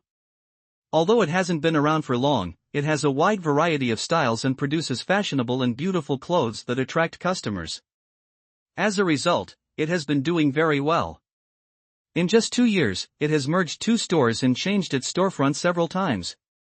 A noisy crowd gathered at the shop entrance, loudly inquiring about the latest fashionable styles. The shop was run by an older man and a younger woman. He's obviously a shrewd person. The two are quite different in age, and Xia Zhao knows a little about it. They came from out of town. And the shop owner wasn't the original one. She used to be an apprentice at the shop. She grew up without parents, and since the elderly couple in the shop were also unable to have children, she was treated like their own daughter by the elderly couple in the shop. He imparted all his skills to her without reservation, nurturing her like a precious jewel. Unfortunately, things are unpredictable. Not everyone is grateful or has a kind heart. When the first wife was 50, the young woman was 20.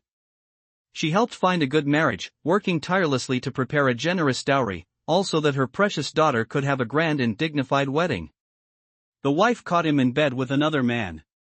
She was already in poor health, and when she saw her husband and her precious adopted daughter rolling together in the bright red wedding quilt, the glaring red and shocking white made her feel a mouthful of blood stuck in her throat.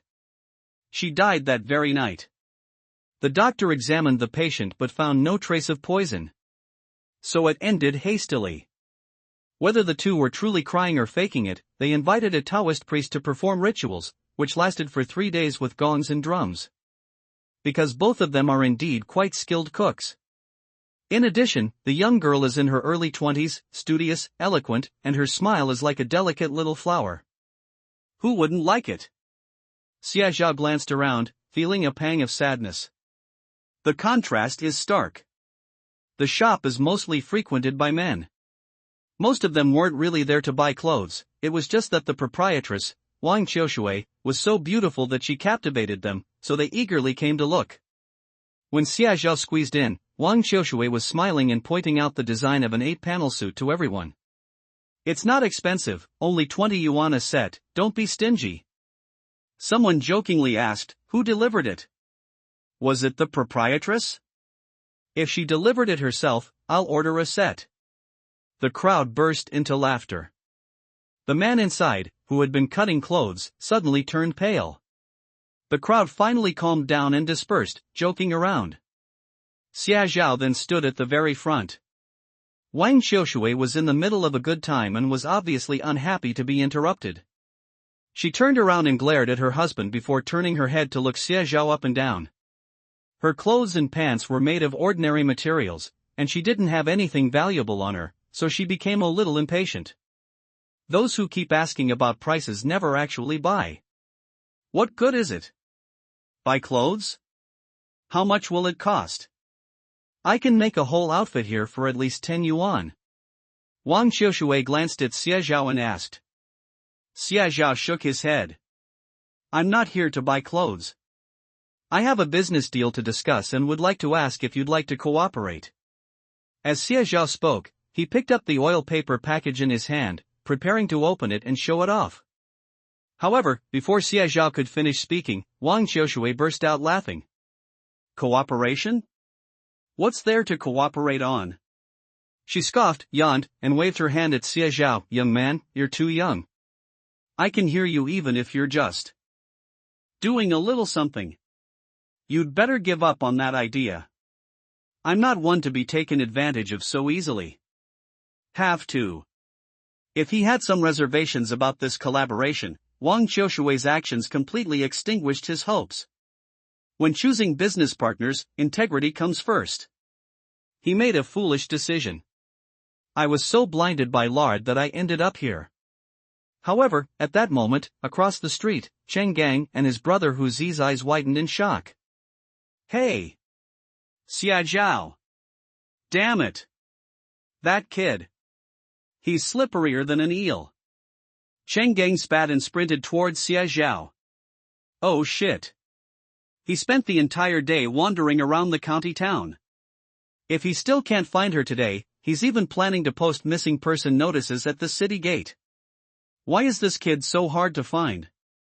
Who does he think he is? Does he even care about his life? When Cheng Gang saw Xia Zhao, it was like seeing his second parents.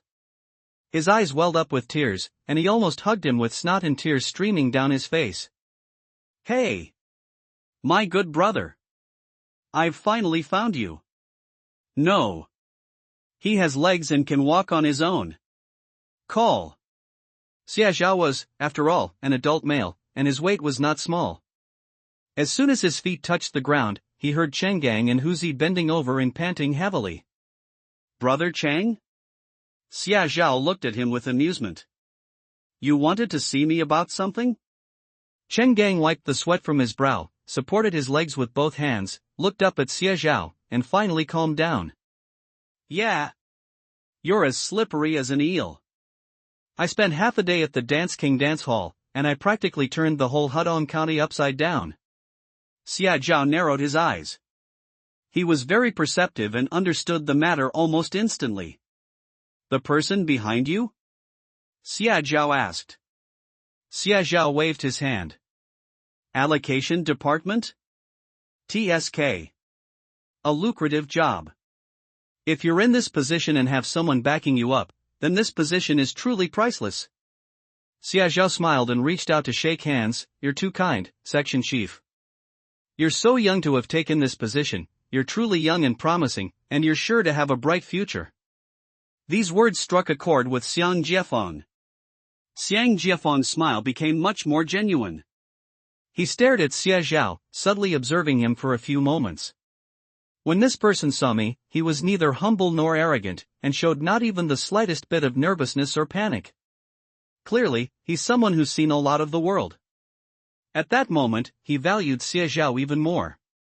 Deputy Director Yi? Xia Zhao's eyelids twitched. TSK. It seems these two have a lot of powerful backing. He followed them discreetly all the way to the office at the far end of the third floor of the Tobacco Bureau. Gently knock on the door to liberation. But a somewhat languid middle-aged woman's voice came from inside. Who is it? Oh, it's Xiao Xiang? Come in. The door's unlocked. He smiled apologetically, then looked at Chun Gangzi. Would you like to sit in my office for a while? Have some tea? Cheng Gang breathed a sigh of relief. God knows he didn't want to go in. Cheng Gang nodded vigorously, then looked at Xia Zhao and patted him on the back. Brother, I'll treat you to roast chicken when we get out. After saying that, Cheng Gang grabbed Hu Zi and fled as if they were escaping. Why does this sound so awkward? Xiang Jiefeng led Xia Zhao inside and casually closed the door. Xia Zhao glanced at it and concluded they were rich. As everyone knows, the Tobacco Bureau is the richest place.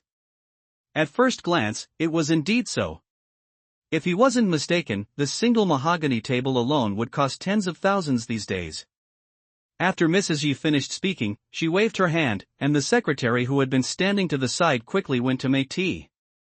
Mrs. Yi, holding her cup, sat down opposite Xia Zhao and sized up the young man in front of her. He was tall, handsome, and looked so young that you could squeeze water out of him. How old are you? 18. What kind of work do you do? I'm starting a small business, and now I'm planning to make women's handbags. Xia Zhao answered in a very serious manner. Women's handbags? Mrs. Yi was somewhat skeptical. The young man in front of me really doesn't seem like someone who does this kind of work. Although he was handsome, his clothes were rather ordinary. Looks poor and shabby. This doesn't look like something you'd do to get ready. Xia Zhao, on the other hand, was completely open and let her look at him. He stood up, looked at Mrs. Yi, and began to recommend himself in a humble yet assertive manner. Or how about I put together an outfit for you?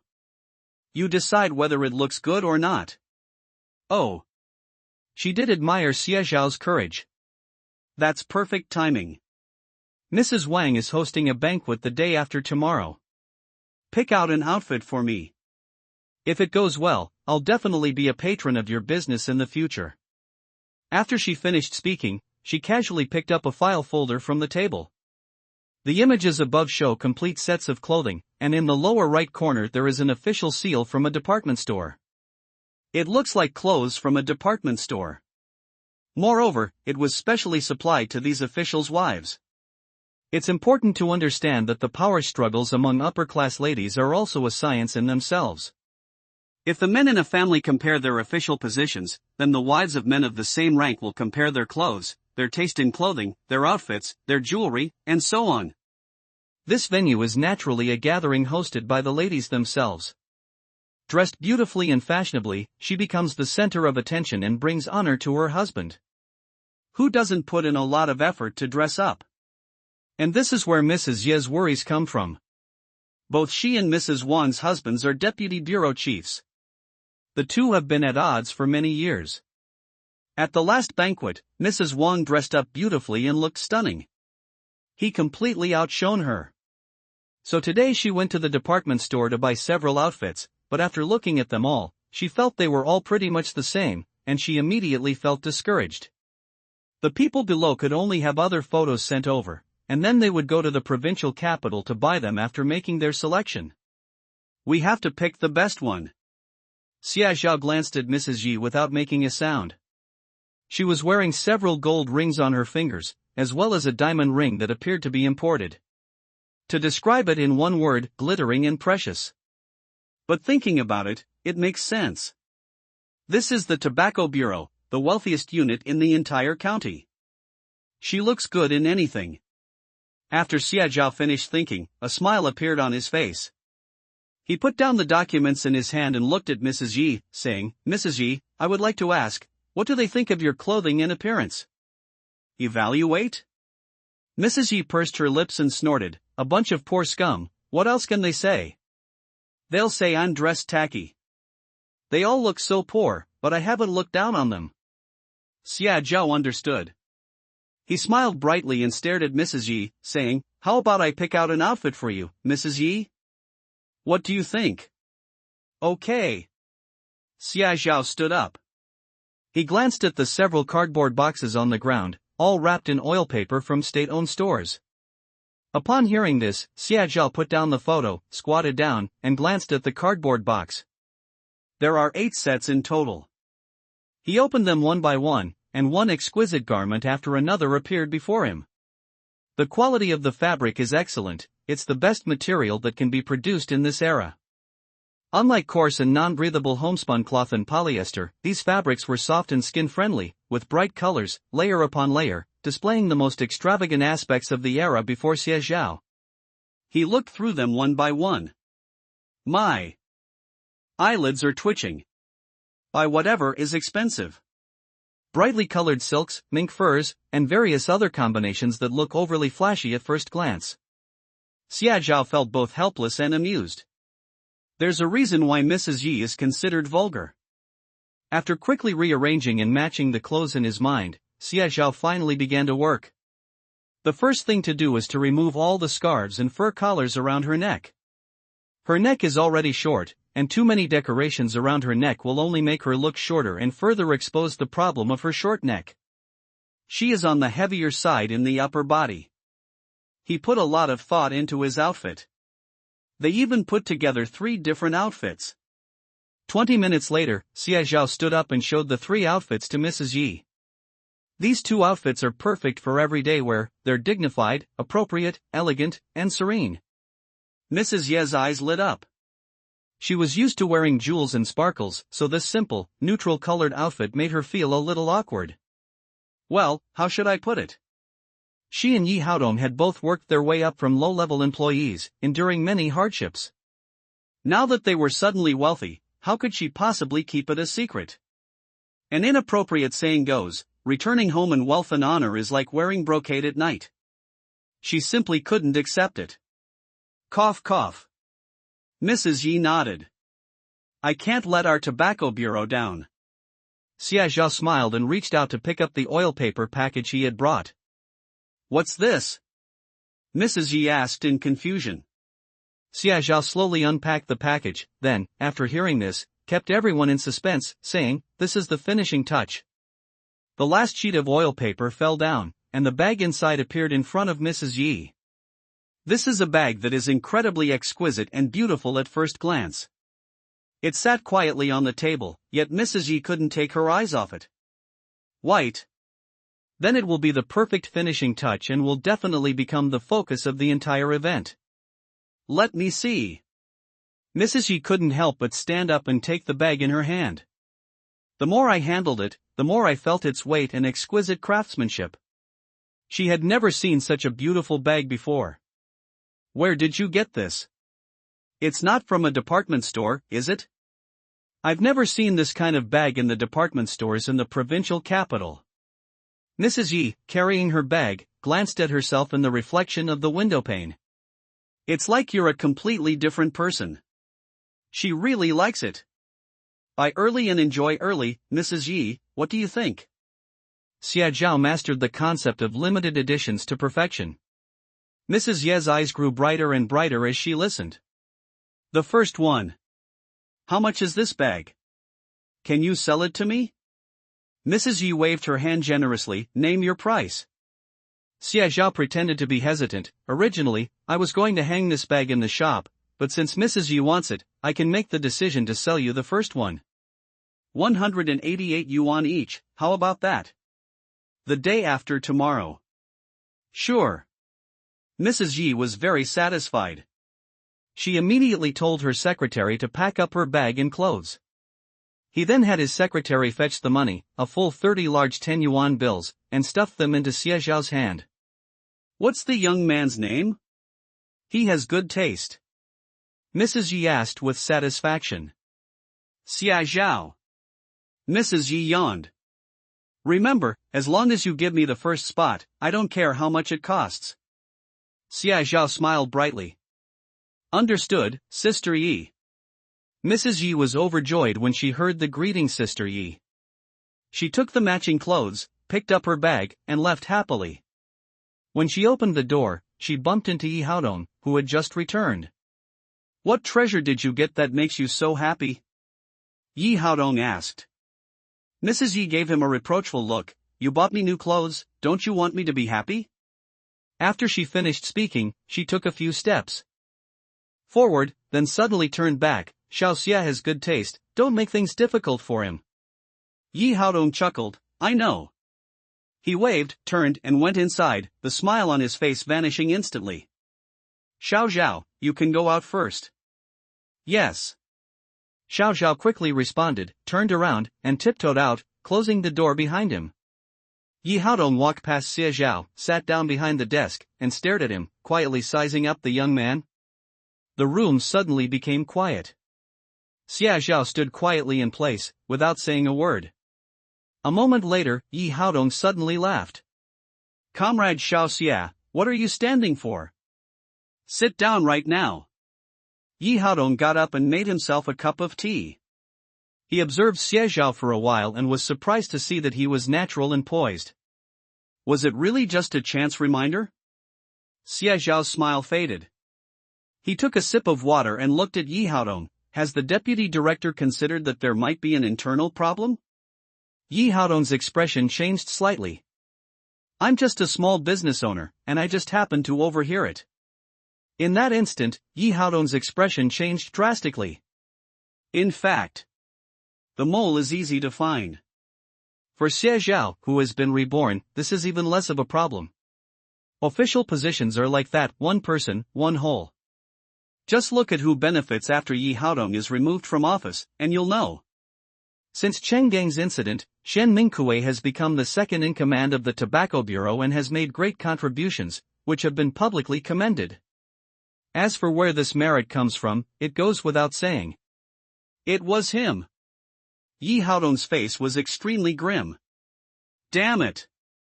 I worked so hard to get him to where he is now, and he betrayed me.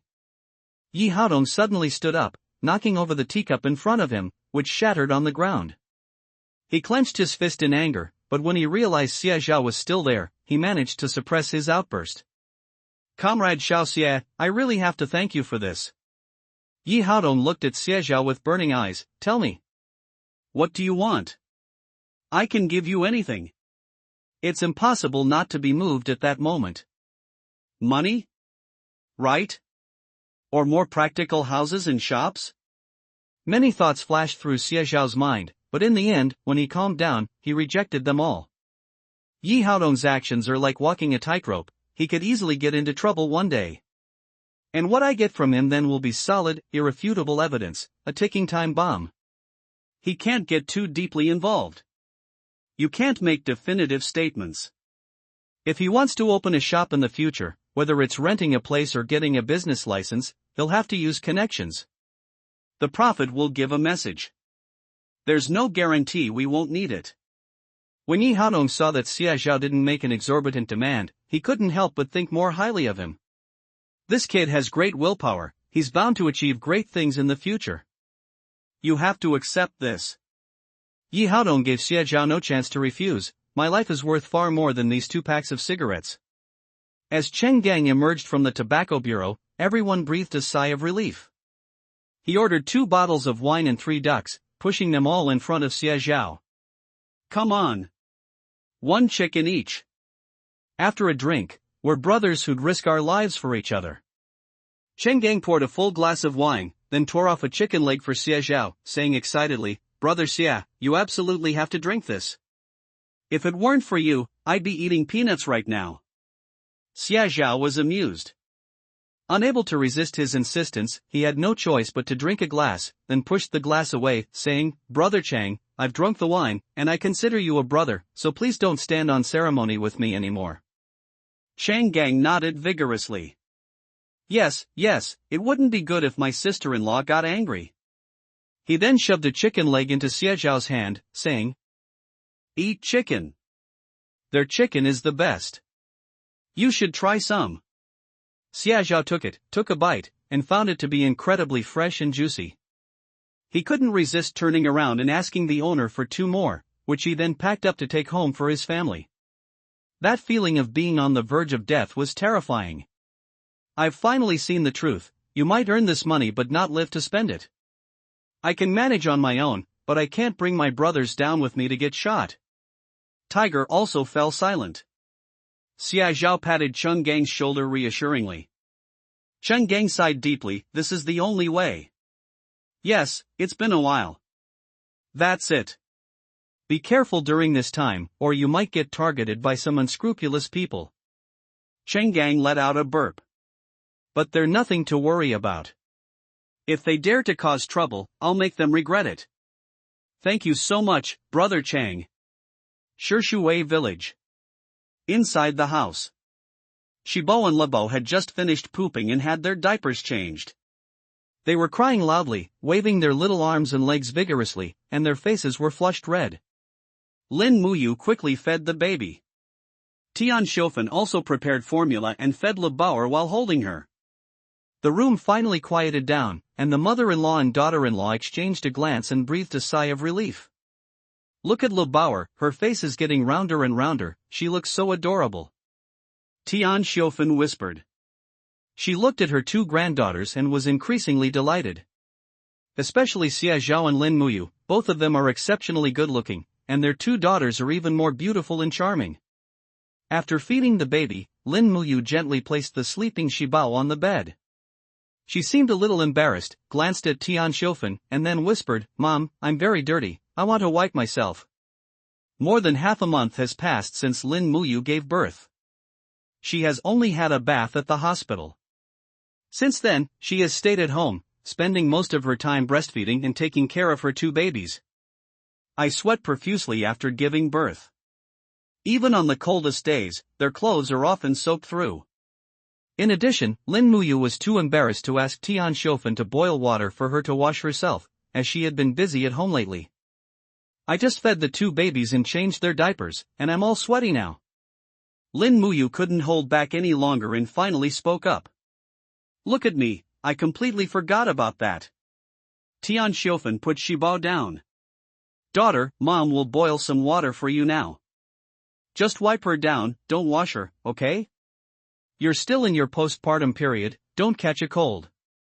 Lin Muyu nodded. "Mom, I know." Tian Xiaofan tiptoed out and closed the door behind her. Lin Muyu got up and walked to the innermost part of the room, where there was an extremely old camphor wood cabinet, which was also her only dowry. To be more precise, that was the only thing her mother left her. Lin Muyu opened it, and inside were her clothes and some old items she had brought from home.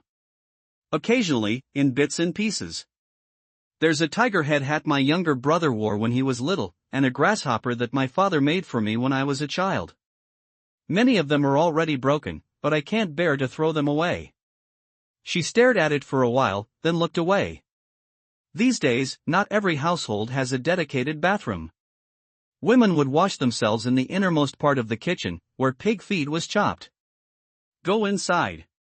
Mom will stay inside and watch the baby, and your younger sister will stay outside." "Don't worry." Lin Muyu nodded, picked up the basin, and went inside to wash. The long procession stretched out, and at first glance, it turned out that most of them were not from this village. "Mom saved some food for you. Eat something first. There are quite a few wild rabbits and pheasants today. Come over and help out after you finish eating. There's so much food." Xia Zhao nodded. She didn't hear me even after I called her several times. "What are you looking at so intently?" "Oh. Second brother? Why are you back?" Xie Tian stood up happily, ran to the stove, lifted the lid off the plate that Tian Shofen had been covering, and brought out a bowl of rice for him. "Eat. Mom specially saved this for you, don't let it get cold." Xia Zhao took it and smacked his lips. It's a rice bowl with stir-fried eggs and chili peppers. Although Xie Zhao ate a chicken, everyone says that a half-grown boy can bankrupt his father. Besides, he had walked 20 miles, so this bowl of rice was a piece of cake. "My brother asked you to help out, I'll come right after I finish eating." "Okay." Xia Tian happily ran out to help with the accounting. He completely forgot the things Tian Shofen had told him to do.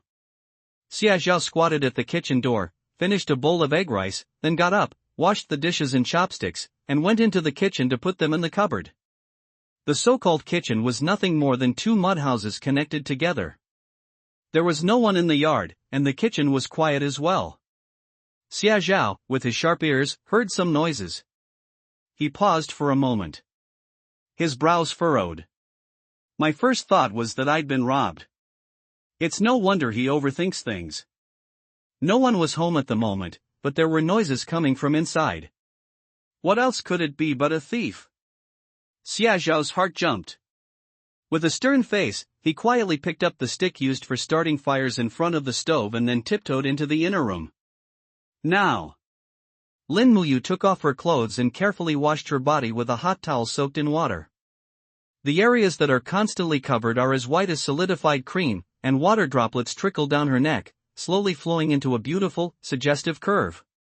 Xia Zhao, still gripping the hot pot with a fierce expression, stood frozen in place. Ha! Etc. Did he see his wife wiping herself? Who is it? Lin Muyu had obviously heard the commotion behind her. She was almost panicked, instinctively reaching out to grab the clothes scattered nearby to cover herself, and then turned to look. Their eyes met. Chi was stunned. Lin Muyu's face was flushed red from the steam, and her eyes looked as if they had been pulled out of the water, wet, clear, and clean. How did you get back? She spoke softly, her ears turning bright red. But now, sitting on the small stool with her hands covering her clothes, she didn't know whether to stand up or continue. All things considered, Xia Zhao is still her man. However, the two still had sex while in a state of unconsciousness. To be precise, it was Xia Zhao in a state of unconsciousness. Lin Muyu, however, always knew what she was doing. Xia Zhao was extremely embarrassed. He wanted to scratch his head, but then realized he was holding a fire poker. He couldn't help but cough twice and quickly threw the poker aside.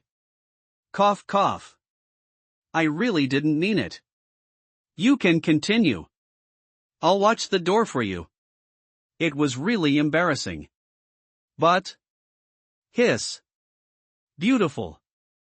His mind was racing, but before he could take 2 steps, he heard Lin Muyu's voice behind him. Etc. She called out to him. Lin Muyu spoke shyly but firmly. She is never one to back down. She knew Xie Zhao was drunk, but she still had sex with him. She knew perfectly well that Xie Zhao was not someone she could even dream of, but she still bravely tried her best. The moon is out of reach. So she bravely and tried her best to reach it by standing on tiptoe. For the moon in her heart, she is willing to give it her all. For a moment, Xia Zhao doubted that he had misheard. He? Help? Back rub? Xia Zhao was a little unsure. He turned around and saw Lin Muyu looking at him. Although she was shy, she looked at herself seriously, clearly not joking. Xia Zhao thought to himself, if she's not shy at all, does she really have to turn around and run away? This is outrageous. After saying that, he picked up the fire poker and put it back in front of the stove.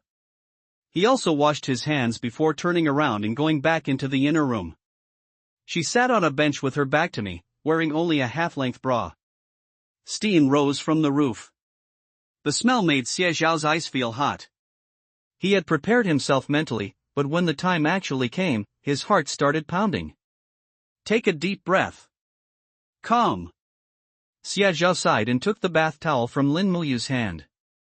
To ease the awkwardness, he tried to make small talk. I brought back some roasted chicken from the county. You can try it later, it's delicious. Glug. His Adam's apple bobbed involuntarily, and his pupils dilated little by little. Oh no. This is pure torture. What's wrong? Lin Muyu spoke softly. Her voice was as ethereal as mist, and in this small, misty space, it was like a feather gently landing on Xie Zhao's heart. Xie Zhao looked up. Xie Zhao blushed. He stared blankly, then gently touched her skin with his hand. As he wiped her skin, his fingertips inevitably touched the delicate, jade-like texture. Hiss. Although he lived 2 lives.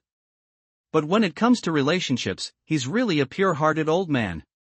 He didn't see the subtle curve of Lin Muyu's lips, which were slightly upturned as she faced away from him, a hint of smugness in her eyes, making her look adorably cheerful. Wipe down a little, and also wipe the sides. Lin Muyu gave instructions in a soft voice. Behind him, Xie Zhao was torn between his thoughts and his inner turmoil. He managed to suppress his wandering mind, silently recite the party constitution, and then forcefully followed Lin Muyu's instructions to slowly wipe her back. Hot water was applied. Okay, all done. Xia Zhao finally finished wiping. He breathed a sigh of relief, but then, as if facing a formidable enemy, he turned and tried to run away. She was still in her postpartum period and had lochia. Before being discharged from the hospital, the doctor repeatedly told her that she must finish her postpartum period before having sex, otherwise it would be bad for her health. Once you develop a chronic illness, which means you're bleeding profusely, that's when things get really troublesome. Xia Zhao got up to leave. He turned around and saw Lin Muyu put on her clothes and stand up. She was wearing a shirt, and her cleavage was clearly visible. Xia Zhao spoke with difficulty. It was warm and incredibly soft. I know. She released Xie Zhao's lips and whispered. This time. She gently bit him. A slight stinging sensation, accompanied by an indescribable tingling numbness, swept over Xie Zhao's entire body. Call. The veins on his temples were throbbing. Okay. That girl. She's deliberately flirting with me. There will always be a time to get it back. Hudong County. How's this batch? They all look great to me. These bags are so beautiful, I could sell out 300, or even 500. Chen Qiming was full of heroic spirit. He even patted his secretary on the shoulder, saying, "Secretary Liu, do a good job.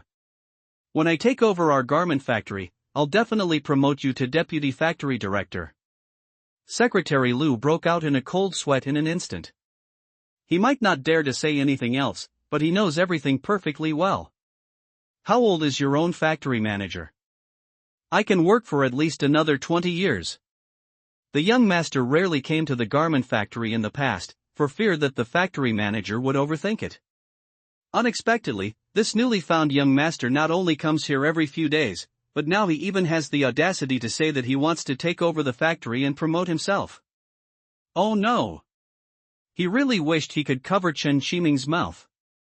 If this gets out, he'll be in deep trouble no matter what. I know. Chen Qiming waved his hand. I'll take this bag for now. It's a gift.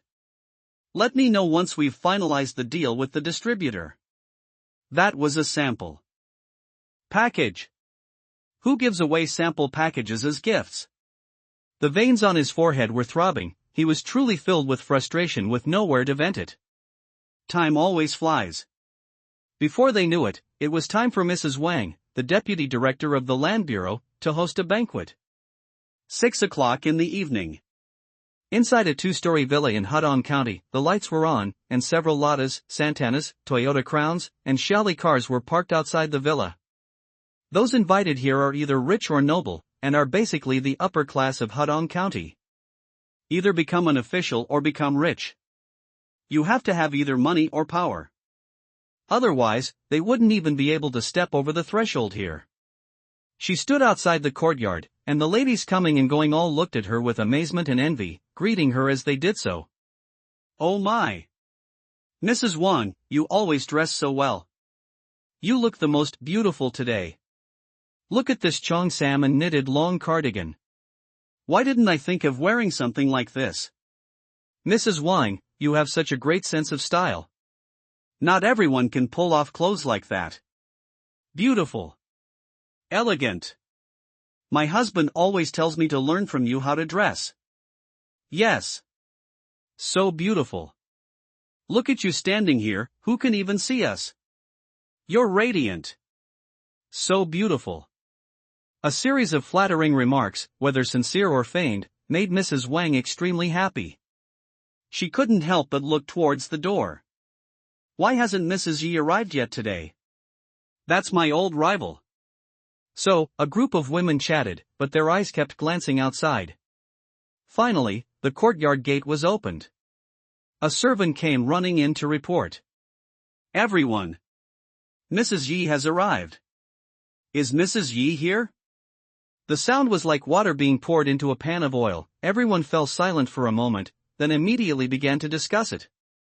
Zhao Lanji is one of them. His rise to power inevitably involved dealing with officials, so he had Zhao Lanji handle the social interactions among the wives, focusing on being low-key, flattering, and using various methods to give them money and gifts to win their favor. This way, one's business can proceed smoothly in Hudong County. Zhao Lanji's face was stiff from smiling, but she was still responding earnestly. That's right. She doesn't look as good as Mrs. Wang in terms of figure, she's a bit plump. But the Tobacco Bureau is really rich. I heard that one of her diamond rings cost several thousand. Crunch. The courtyard gate was pushed open. Mrs. Yi walked in. This time, everyone was stunned the moment Mrs. Yi appeared. Is this still Mrs. Yi? She wore a long, double-breasted camel cashmere coat, which was slim and sophisticated, while underneath she wore no longer a variety of fancy sweaters or shirts.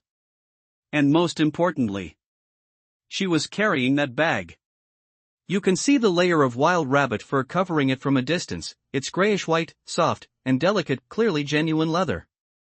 Moreover, this style is so luxurious and elegant. It was crisp and stylish, and they didn't notice it from a distance. But when Mrs. Yi got closer, they realized that the fabric was actually all hand-knitted. The auspicious cloud pattern is elegant and sophisticated. Combined with the wild rabbit fur and the specially hardened body, it is simply too beautiful and exquisite. Mrs. Yi placed it on the table, and the hardware on the base made a clack sound, which involuntarily drew everyone's attention. What? Everyone's silent? Don't you welcome me? Mrs. Yi was extremely pleased with everyone's gaze. Snort! It's finally my turn to shine. She even deliberately turned her bag around to face Mrs. Wang. Mrs. Wang, why aren't you saying anything? You invited me to this banquet, you wouldn't just leave me sitting on the sidelines, would you? Mrs. Wang. Her face turned green. She forced a smile, walked over, and affectionately took Mrs. Ye's hand, saying, Mrs. Yi, you're joking. It's nothing. We just didn't expect you to be dressed so differently today. The ladies almost didn't recognize you. As Mrs. Wang spoke, her eyes finally fell on the handbag. Mrs. Yi, your handbag is so beautiful, it outshines all the other ladies here. Where did you buy it? From a department store in the provincial capital? I've never seen one like it before. After Mrs. Wang finished asking her question, all the ladies perked up their ears. Although I was unwilling, that's how it is when you hold a banquet. Winning and losing. If you're talking about holding grudges, that's not the case. They'll just find ways to find out where the clothes came from and where the bags were bought. After all, what woman wouldn't want a beautiful handbag? Mrs. Yi was overjoyed. She could hardly remember the last time she had enjoyed being the center of attention. Call. What's the point of buying goods from the provincial capital? Wouldn't it be better to support our time-honored brands in Hudong County?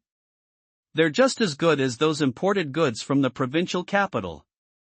These words were, of course, taught to her by Yi Haodong. Really? After Mrs. Yi finished speaking, everyone's expression changed slightly. Yes. Why didn't they think of saying that?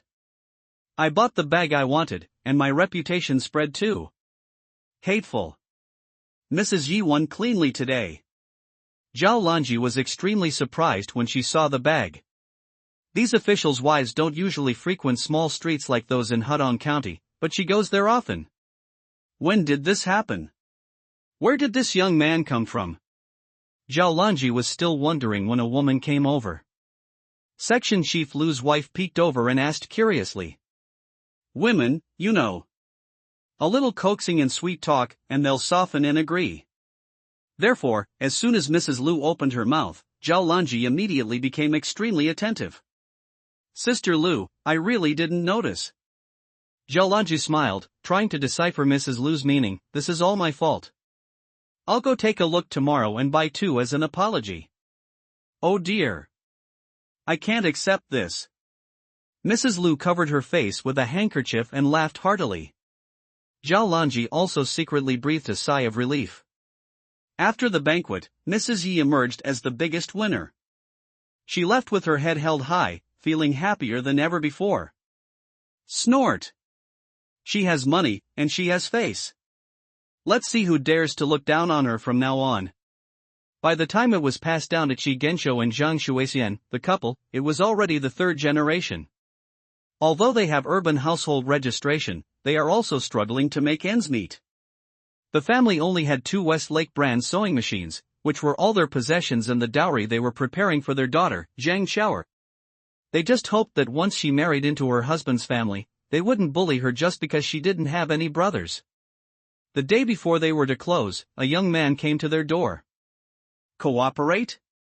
Qi Genshou and Zhang Shuixian were suspicious, but when they saw the young man take out an exquisite handbag with rabbit fur trim, their doubts were completely dispelled. It is indeed a time-honored brand passed down from generation to generation. How could the two of them be willing to disappear at their own hands? But the two of them were getting old and couldn't take any more risks. Therefore, they reached a new cooperation agreement with Xie Zhao. Therefore, they would receive a commission of 2 yuan for every bag Xie Zhao sold. The agreement was signed, and the contract officially came into effect. Xie Yozhen, on the other hand, was busy tending to his own small plot of land. As for Tian Xiufen, while taking care of Lin Muyu and the 2 children, she also took time to use scraps of cloth to apply starch and make the base lining. Apart from the one sold to Mrs. Yi, the other 3 styles were all brand new, neatly arranged on the innermost wooden shelf, appearing beautiful and elegant in the dim light. It's beautiful. Zhang Xiaoer is holding a needle and thread, sewing a special identification tag onto each bag. She smacked her lips and glanced down at the numbers in her hand. It's a tiny 8. Zhang Xiaoer looked up at Xie Zhao, somewhat puzzled. What's the use of this? If we didn't sew on this identity tag, we could save a lot of trouble. Xie Zhao is inspecting the quality of each bag. Xie Zhao plans to use special funds to open up the market in high society. Therefore, each of the special edition pieces has its own unique serial number. Its production is controlled at around 30, so these bags are numbered from 1 to 30 and each has its own unique identification tag. In other words, the earlier you buy it, the earlier the bag's serial number will be. For people in high society, this number represents more than just a bag. That was a symbol of status. It is a woman's honor. Once the reputation of the Jinsho bag is established, and the market gradually expands, that's when the real money will be made. There was a knock on the door. It's Xia Chang. Second brother? Mom asked me to bring over the lining. Xia Zhao got up, opened the door, and immediately saw the donkey cart outside covered with layers of inner lining cloth. We'll be busy starting tomorrow, so we need to ask for help when we go back today. Otherwise, it'll be too tiring for Mom to manage on her own. Xia Zhao unloaded the inner lining from the car. Zhang Xiaoer quickly came over to help. She glanced at Xia Chang and called out, "Brother Xia, would you like some water?" Xia Chang shook his head, "I'm not thirsty, don't bother. The lining is a bit heavy, I'll carry it." His older brother seems a bit slow-witted. After the lining fabric was moved, Xia Chang turned the donkey cart around and prepared to take Xia Zhao back. "It's getting late." Xia Zhao quickly called out to him. Xia Chang turned to look at him, "What's wrong?" West of the city. A 2-story villa. Mrs. Yi had just finished getting ready to go out for dinner when she heard that Xia Zhao had arrived. She immediately told the attendant to bring him in. "Xiao Xie.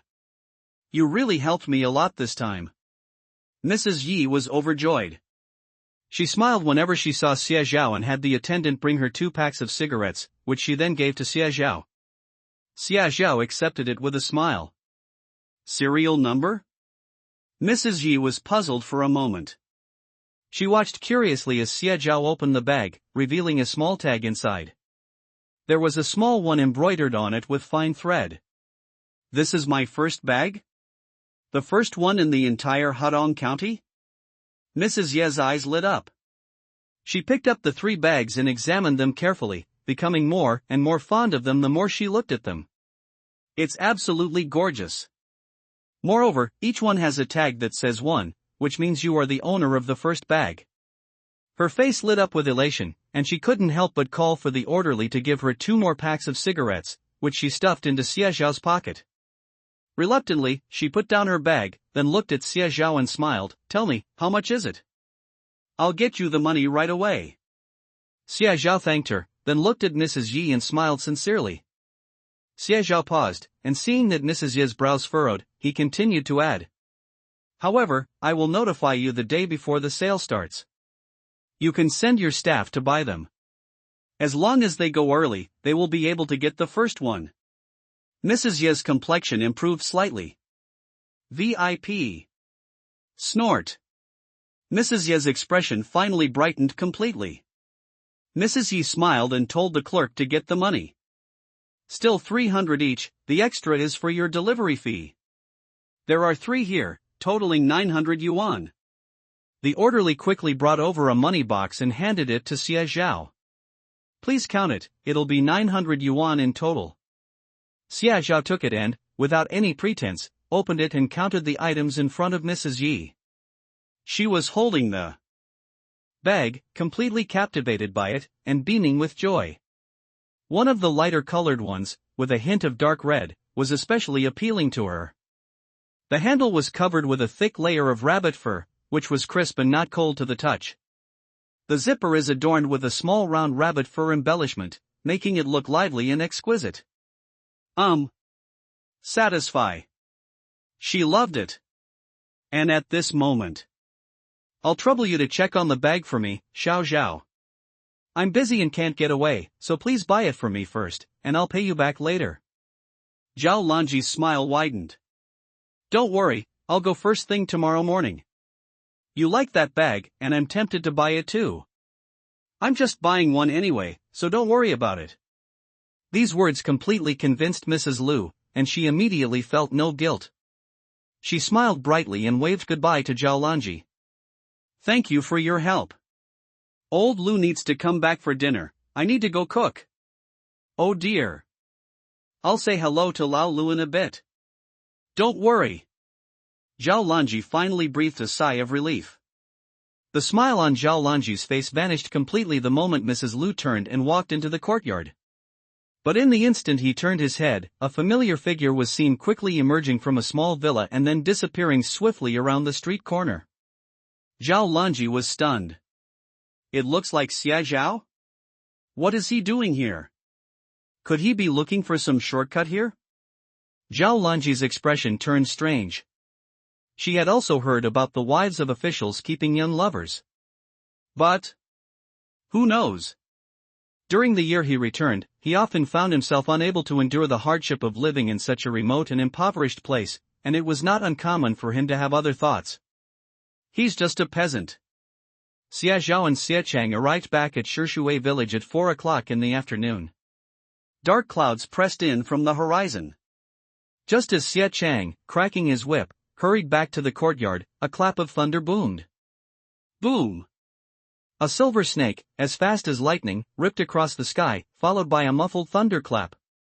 Xia Yozhen squatted under the eaves, his face full of joy. Upon seeing Xia Zhao, he immediately frowned. "Why are you so late today?" Xia Zhao scratched his head somewhat embarrassedly. "Teacher, something came up and I was delayed." "I'm really sorry."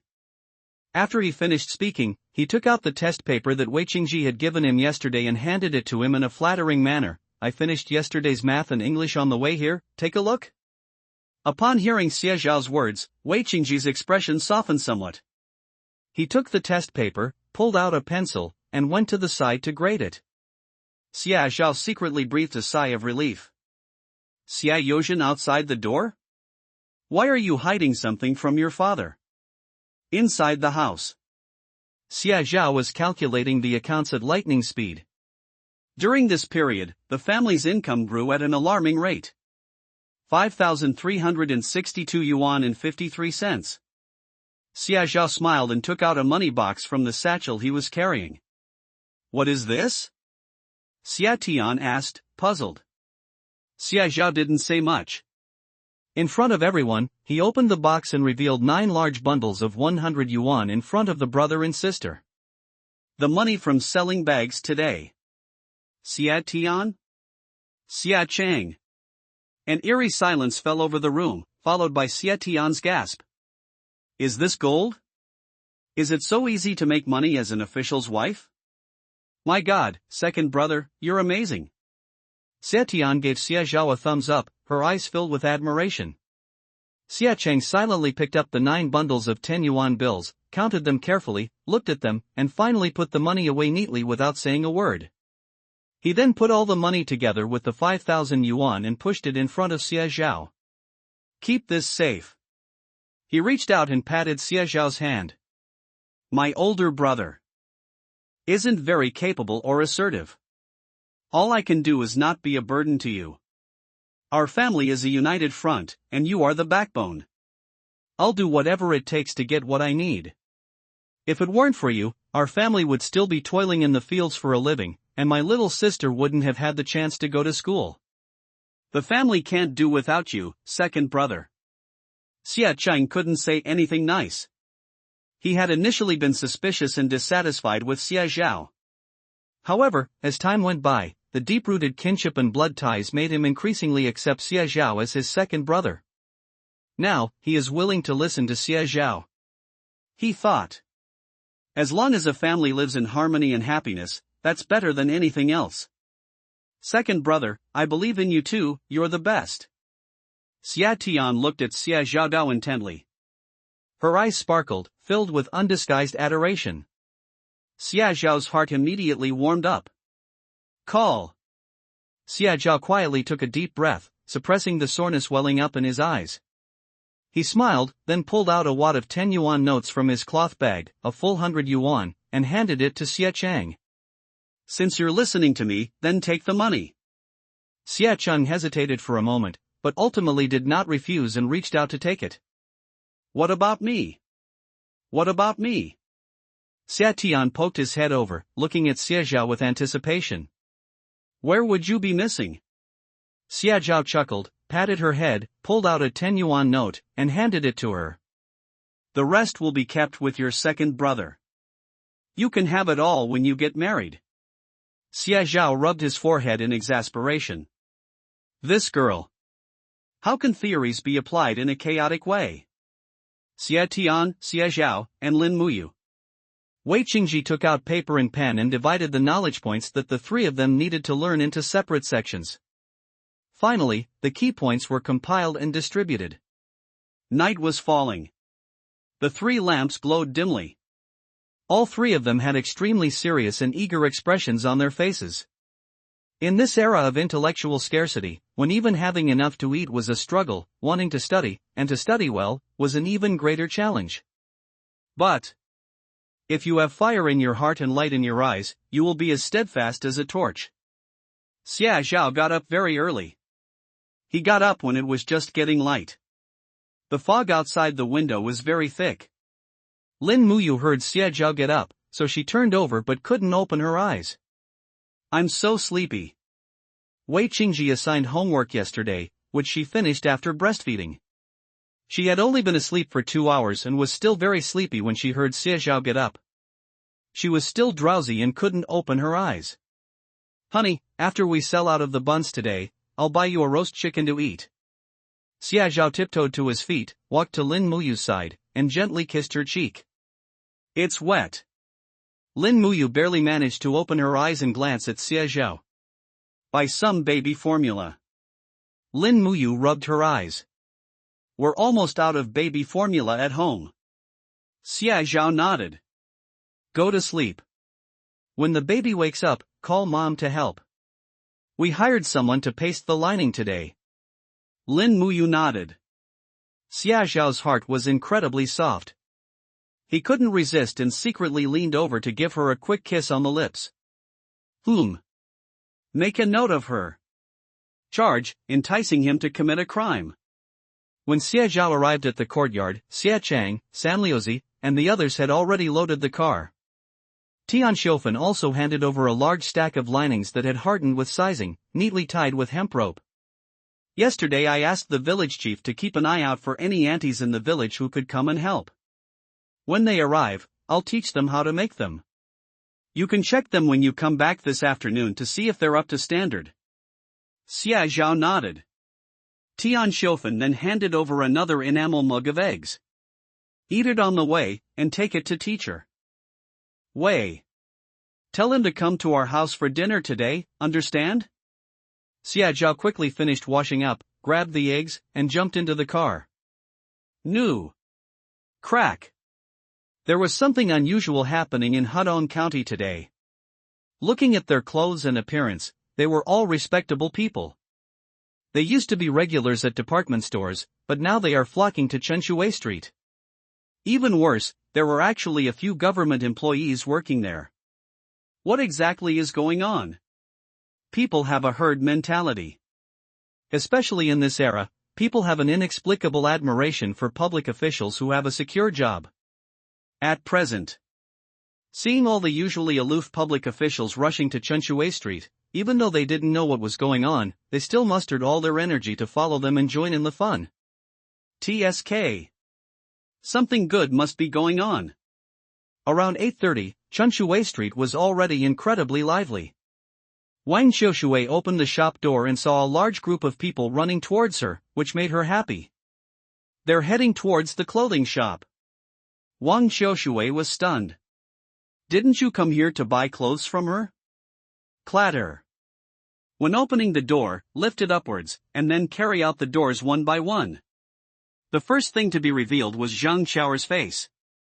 Even though she was well prepared, she was still incredibly nervous when she saw so many people outside the door. Oh dear. Little girl. You finally opened the door. Suddenly, someone shouted from the crowd, followed by someone asking, "Where are the bags?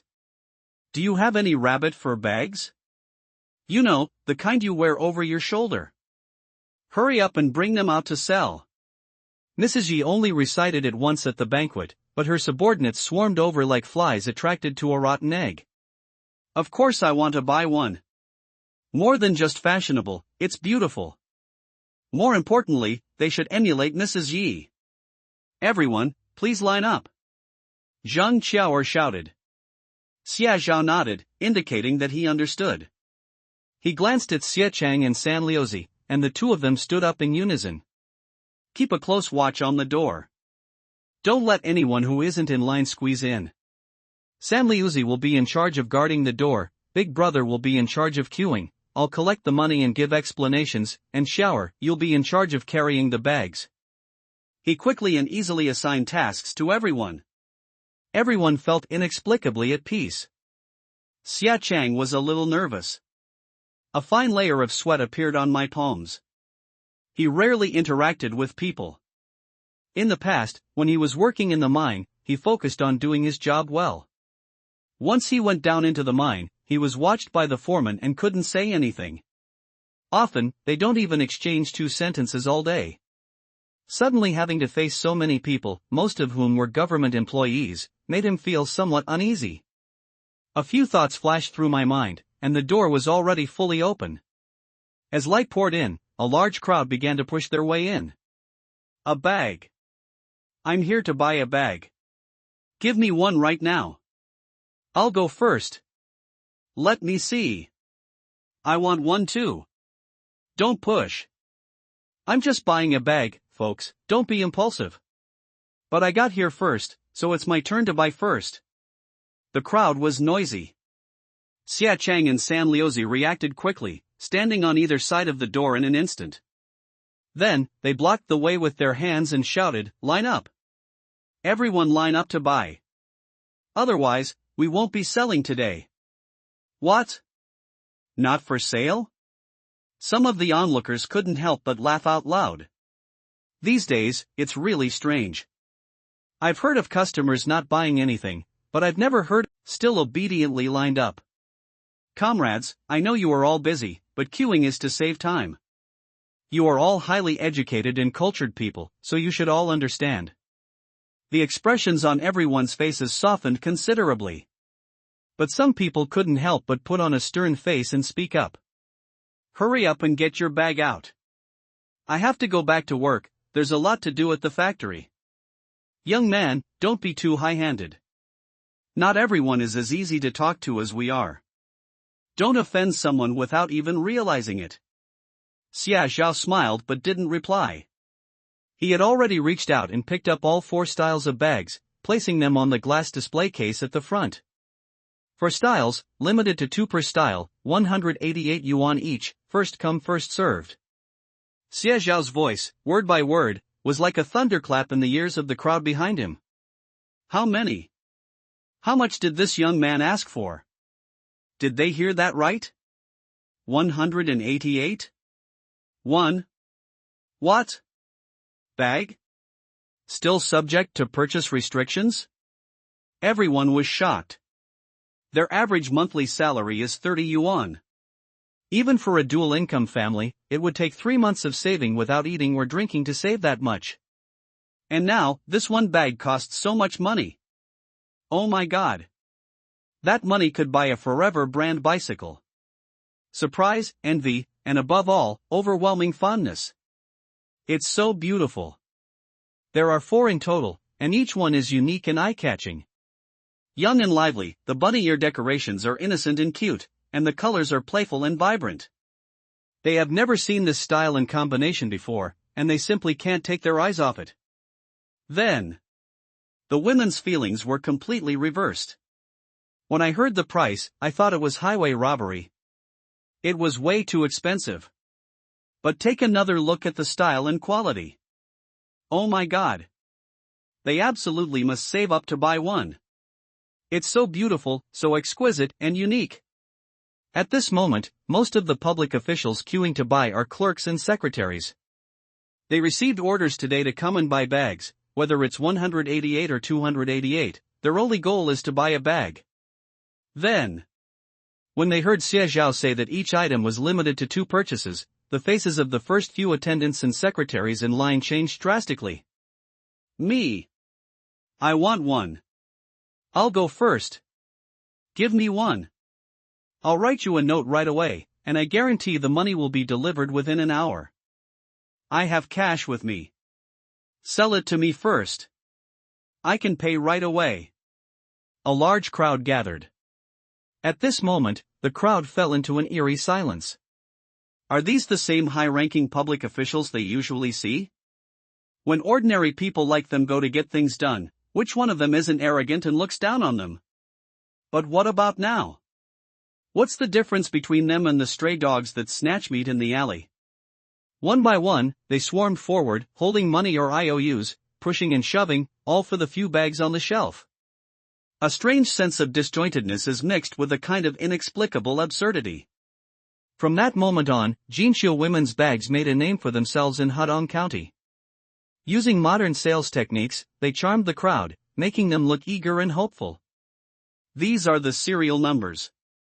Only 30 of each of these 4 bags will be produced. The earlier you buy them, the earlier the serial number will be. After Xie Zhao finished speaking with a smile, he reached out and took 20 10-yuan bills from the man at the front of the line. Second one. The middle-aged man with the bag quickly squeezed out of the crowd, followed closely by a young man. I want this one. This one. His finger pointed to the outermost pale yellow floral handbag. Here's an IOU. I'll bring the money over within an hour. I absolutely won't delay payment. No delays in payment. These words actually came from a public servant. The young man choked. His wife is, after all, the wife of a team leader at the local tax bureau. When has she never been the one being begged for favors? Even if it's a written approval, it's still a worthless IOU. People beg for money, they've never chased after someone to hand it over. But he just didn't dare to be arrogant. My wife gave me a strict order today. I absolutely had to buy this, or I wouldn't be allowed to come back. The young man scratched his head awkwardly and laughed. When Xie Zhao handed him the wrapped bag, he asked about the code on it. He felt much better when he learned it was a 2. Okay. I'll bring it to you as soon as I get back. The young man, carrying his bag, happily ran back to report. Ha! Sold out? Is it true or false? Sold out? No way. There are really only 10. I haven't bought any yet. All sorts of sounds, too numerous to mention. He even stepped back a few paces confidently, showing everyone the display case behind him. Everyone wants to make money, so why should we hide the bags? It's just too slow. Every stitch is hand-sewn by us. To ensure quality, we have to control the quantity. Otherwise, how can we sell such high-priced goods that are produced in a shoddy manner? Xie Zhao spoke so logically and clearly that no one could find fault with him. Call. Zhang Xiaoer wiped the sweat from her brow and breathed a sigh of relief. But her eyes were full of excitement and wonder. But now, the women's handbag business that Xie Zhao brought has completely broadened her horizons in understanding. She stood there, stunned, for a long time. I don't know what he's thinking. Meanwhile, Xia Cheng had already quickly started packing up.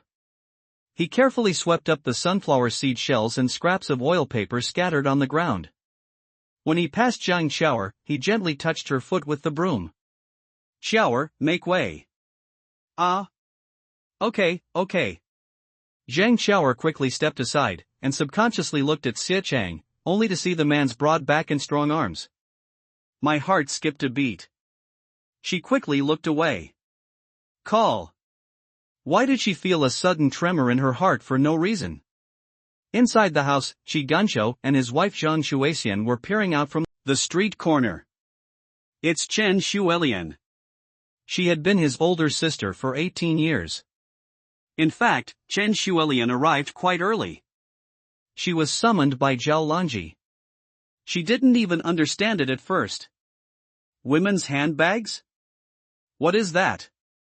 Chen Xuelian was both surprised and shocked. What bag? It's so beautiful and stylish. She was stunned.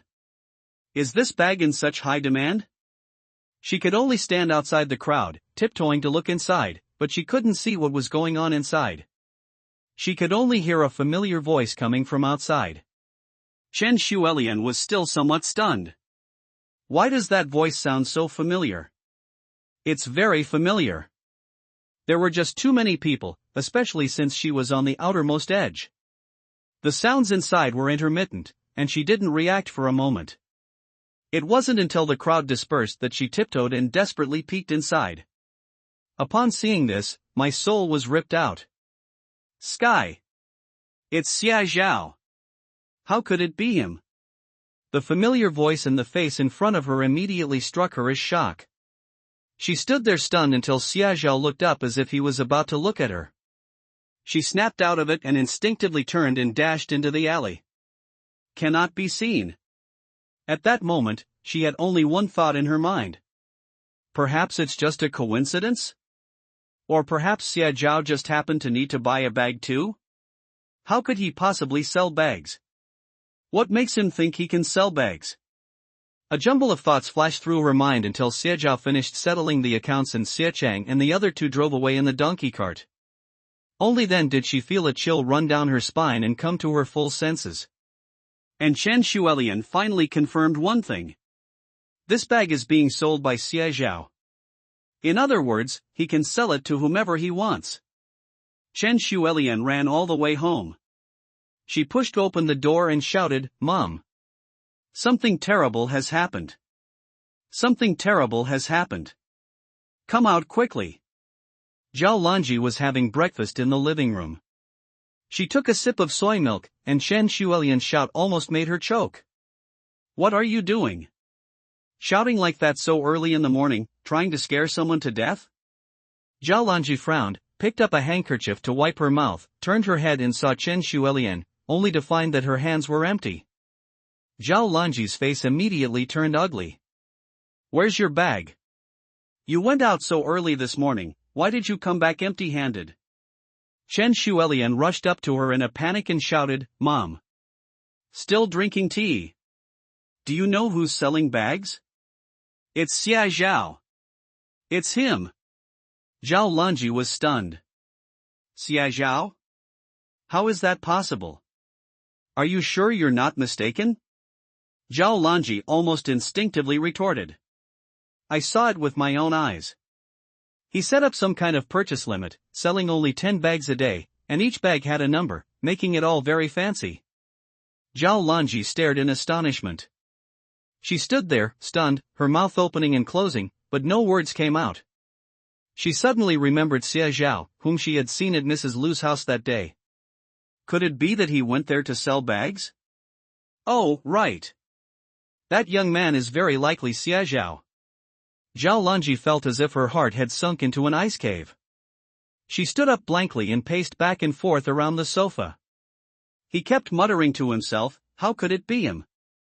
After gulping down several mouthfuls of soy milk, Chen Shuelian finally calmed down completely. Upon hearing this, Zhao Lanji finally calmed down. She walked to the sofa, sat down, took a few deep breaths, and finally her mind cleared up a bit. Yes. He's definitely helping out with the work. As people get older, they become less adept at talking and shopping, so hiring a younger person is a perfectly normal thing to do. Don't we hire someone to watch our clothes at the department store? After figuring things out, Zhao Lanji's expression finally improved. She picked up the soy milk, took a sip, and realized it was already cold. Snort. He was just lucky and got some power. Those who work for others and those who are business owners. Are they comparable? I'll have someone else buy it in a couple of days, someone I don't know well, as long as they can buy the bag. The most important thing right now is to get in touch with Mrs. Lu. Your brother's bags will be going on sale soon, that's what we should be concerned about. Night falls. Shishui Village, Old Xia's house. When Xia Zhao placed a neat stack of money on the table, Old Xia and Tian Shofen stared wide-eyed. There are too many. There are just too many. They've lived their whole lives and never seen so much money.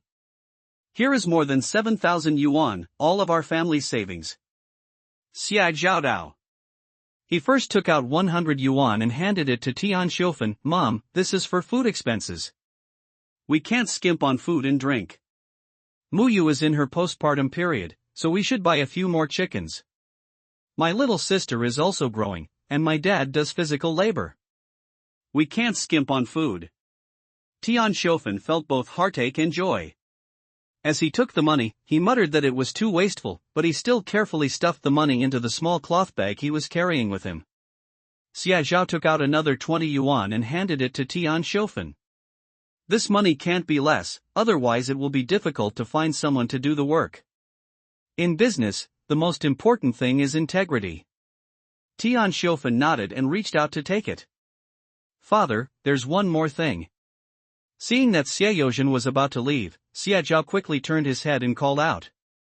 Xia Yozhen, who was just taking out his pipe to squat by the door and smoke, was taken aback. What? Calling yourself? He turned his head. What's up? Our family is going to build a new house. Xia Yozhen and Tian Shofen were both stunned. Building a new house? Xia Yozhen? Hey! That girl? Tian Shofen paused for a moment, thought about it, and then nodded. My daughter has grown up. She's 14 this year. The last time I helped her scrub her back, I could see she'd developed quite a bit. It's not convenient for her to sleep in the same room with them anymore. After all, an old couple needs a nightlife too, right? It would be even more outrageous to let her share a room with her older brother. Not to mention that Xie Chang is already over 20, he still needs to get married in the future. After thinking for a moment, Tian Shofen added, it would be best to build a bathhouse as well, so that it will be more convenient for me and my second son's wife to take baths in the future. They are not like men at all. In the summer, you can go shirtless, swim a couple of laps in the river, and then come up. Sometimes, I could only carry a small basin and wipe myself in my room when no one was around at night. In the summer, when it was really hot, I would wrap a cloth around myself and carry water to the pigsty to wash myself. It's really inconvenient. Upon hearing this, Xia Yozhen nodded and plucked some tobacco and stuffed it into his pipe. Well, it's time for the eldest son to find a wife. We should build a few new houses so he can marry her and have a place to live after the baby is born. It would be nice if the house were lively and bustling. Xia Zhao grinned. He took a pen and paper, leaned over the table, and quickly sketched out a rough draft of the house.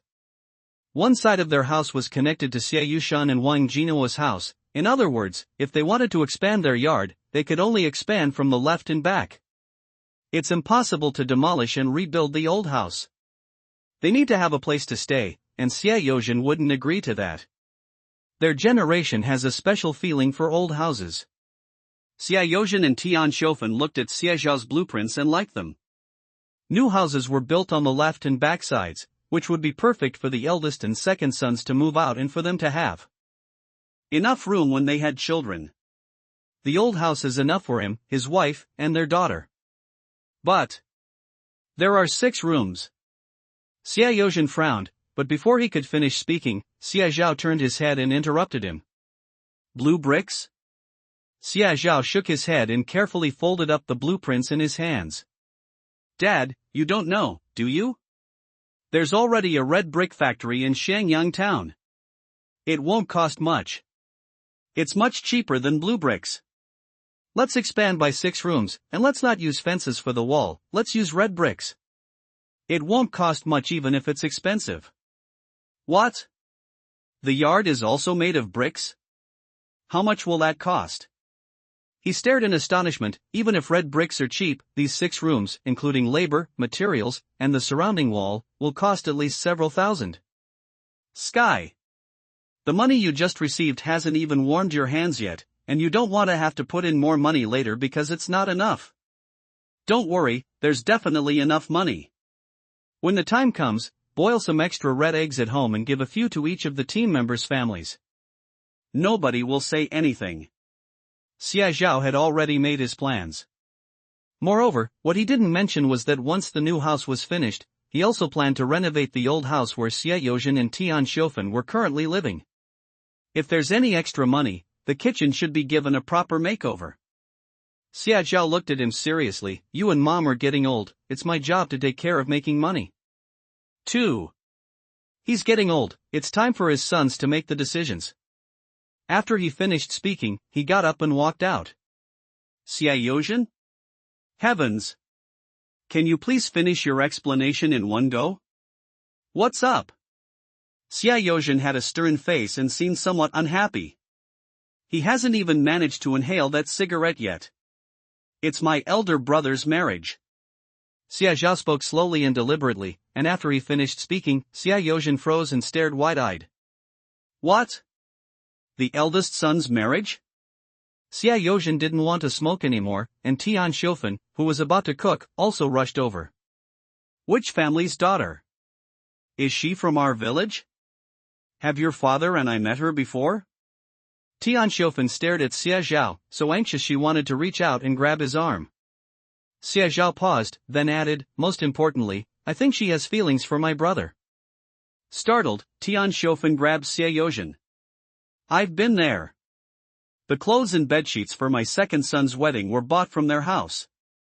The old couple are very honest, and their daughter is beautiful, but... Tian Xiufen is so anxious. Xia Yozhen was unhappy. Tian Xiufen's eyes reddened, and she fell silent. Xia Zhao reached out and patted the back of her hand. Mom, Dad is right. Our family can earn money now and we have land to farm. Who wouldn't say good things about us? Tian Xiufen's tears finally fell. She quickly lowered her head and wiped it with the back of her hand. Yes, Xingzi is good enough for anyone. Her voice choked with emotion, and her eyes were filled with guilt and remorse. The eldest son owes the most to this family. She thought that if she could really get the marriage arranged, she would be willing to give up her life for it. Night falls. After seeing Wei Qingji off, Xia Zhao washed up and returned to his room. Both Shibao and Lebao are awake. In the past half-month, the two little ones have grown quite a bit, and their wrinkled faces from when they were born have become rounder. Diaper rash on babies is such a headache. Xia Zhao was heartbroken. He quickly came over and took Shibao from him. The little guy stared at him with his dark eyes, smacked his lips twice, made iya sounds, and spat out a saliva bubble. Call me Dad. Xia Zhao teased her, leaning over to nudge Shibao's little hand hidden in her sleeve with his nose. Lin Muyu was amused. It's still early, she needs to be at least a year old. As she spoke, she reached out and took off Shibao's clothes, revealing her red, pitiful-looking little bottom. Xia Zhao quickly squatted down so that Lin Muyu could wash him with warm water. Unexpectedly, when the wet towel was draped over the head, a loud cry followed. Wow! Xia Zhao was startled. It sounded like someone whistled in my ear. Wife. What do we do? Xia Zhao froze instantly, not daring to move an inch. Lin Muyu was also heartbroken. She quickly washed the diaper with warm water, dried it with a soft cotton cloth, and finally applied a little sesame oil before taking out a diaper pad. Seeing that Shibao was still sobbing, Lin Muyu felt sorry for her and took the baby, lifting her clothes to breastfeed. The movements were completed in one smooth motion. The room fell silent. Lo Bauer had fallen asleep some time earlier. In the quiet night, a candle was lit, and the only sound was Shibao's soft, sobbing voice as she drank her milk. Xia Zhao breathed a sigh of relief. He wiped the sweat from his brow and looked down at Shibao, then suddenly froze. The pale yellow shirt was lifted, revealing a small, rounded shape. Under the orange light, it was dazzlingly white.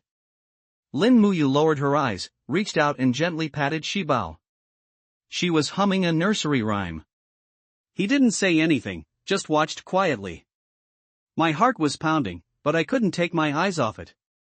10 minutes later. After Shibao had drunk her fill and fell asleep contentedly, Lin Muyu gently placed her on the bed. Xia Zhao was looking at her. Interest? Lin Muyu was stunned for a moment. The 17-year-old girl still had the innocence of a young girl in her eyes. She didn't quite understand what Xia Zhao meant. Should she and Xia Zhao discuss interest rates? Or does he feel he spent too much money? Lin Muyu's beautiful brows furrowed, and the light in her eyes slowly dimmed. I have no money. She lowered her head slightly. His voice sounded somewhat downcast and inexplicably aggrieved. Can I return it to you later? Xia Zhao was taken aback. How do you plan to repay it? If Lin Muyu looked up at that moment, she would see Xia Zhao's extremely bright eyes and the sly smile that couldn't be hidden at the corners of his mouth. It was clearly something I was very serious about. However, the more Lin Muyu spoke, the more inexplicably aggrieved she seemed to feel. My heart aches. It feels bittersweet and uncomfortable. She didn't intend for Xie Zhao to be the sole breadwinner. She understood that the pressure was immense. Young married woman. Lin Muyu responded with a muffled sound. Immediately afterwards, a moist and warm kiss pressed down on me. It was no longer just lips touching, the man's hot tongue pried open her teeth and slowly captured her. Her eyes widened suddenly. But all he felt was a hand gripping the back of his head tightly. Little by little, she led him toward the man opposite her, a gesture that left no room for refusal. Xia Zhao's breath was terrifyingly hot, and it touched her earlobe, causing a fine blush. He chuckled softly. By the end of the night, Lin Muyu's hands were so sore that she couldn't even speak. She was exhausted and slept soundly. She didn't open her eyes when Xia Zhao kissed her cheek in the morning. Call. Xia Zhao, on the other hand, looked refreshed and clearly felt extremely satisfied. Time flies. 2 days later. Another batch of 10 women's bags were sold, and Xie Zhao smiled as he saw off the throng of people. He put the money away, then turned around and handed a new blueprint to Zhang Shuixian and Shi Genshou. This is a new bag. Look, we don't need to use rabbit fur. We just use a lining as the base and floral fabric on the outside. The hardware and zippers are the same as before. However, we still need to put the brocade label inside. But this batch doesn't need to be numbered. This is another new women's bag he has launched, in addition to the 4 limited edition bags. Xia Zhao understood better than anyone else that if you wanted to make big money, the real target audience was the lower-tier markets. Because it targets a large group of people, even though the profit per package may not be that high, the sheer number of people involved is significant. Adding them all up, it would amount to a very considerable sum. Otherwise, why don't Chanel, Gucci, and Dior just cater to the wealthy directly? Instead, they set the price of the bag at a slightly subtle figure. Tens of thousands of yuan is a sum that the middle class can manage if they grit their teeth. Like a red apple growing on a tree, not too high or too low, you can reach it by standing on tiptoe and doing some manual labor, which gives you endless hope. Xia Zhao's bag is just like this apple. The target demographic is women aged 18 to 38 who are prone to impulsive spending. Most of them have entered the workforce, have their own savings, or are studying and come from well-off families. A women's handbag priced at 38 yuan is a month's salary, which is more than 188 yuan. It's still affordable if you grit your teeth and pay it. Then, by sewing the label brocade into it, it became a symbol of status. It creates a sense of vanity that allows one to share common ground with wealthy women. From then on, women's consumer psychology was completely grasped. In just a few days, they have already earned nearly 20 yuan from the 2 yuan commission per package. This is more than they earned in a month before. Zhang Shuixian carefully put away the blueprints. Seeing Xie Zhao preparing to leave, she finally couldn't help but call out to him. Oh, Xiao Xia, I have something I'd like to ask you. Hey, isn't that your older brother sweeping the floor outside? Zhang Shuixian smiled, rubbed her hands together, and her heart jumped. You're married, but what about your older brother? I've never heard him mention his wife. Xia Zhao suppressed a laugh. Oh dear. He's not even married yet. Zhang Shuixian's eyes widened. Ah. You're not married yet? That's right. My older brother is a kind-hearted man. A few years ago, when the family was struggling, he went down to the mine alone, which delayed him. Now, my parents are very anxious. In the last 2 years, as the family has made some money, they have started urging him to return to work. Zhang Shuixian was excited. She couldn't suppress the smile on her face. Yes, that's right, he's a good lad. After she finished speaking, she couldn't help but turn to look at her daughter. Whether by coincidence or not, Zhang Xiaoer happened to be standing on the doorframe of the inner room at that moment and heard the whole conversation.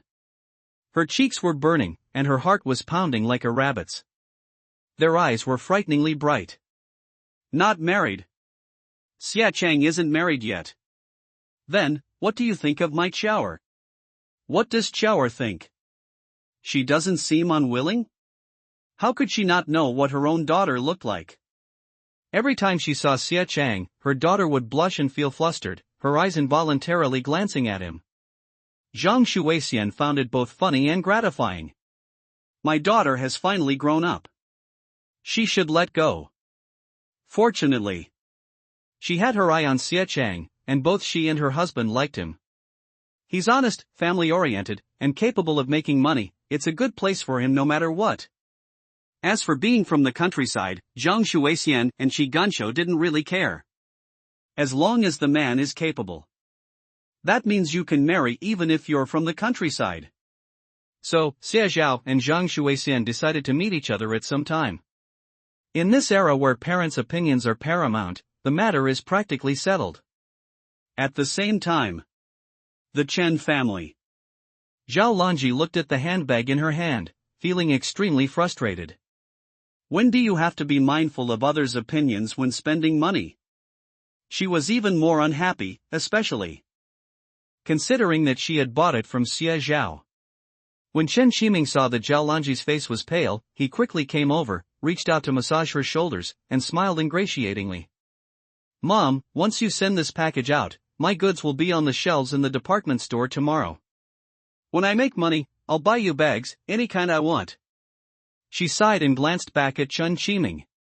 For a fleeting moment, I felt a strange mix of emotions. She had a nagging thought in her heart that she dared not voice. Just in case, she meant just in case. He single-handedly created these gadgets that the wives of officials loved and were completely fascinated by. Wouldn't that mean he'd have unimpeded access to connections, with all the wives of officials vying to give him their influence? Zhao Lanji felt a chill run down her spine. This is absolutely impossible.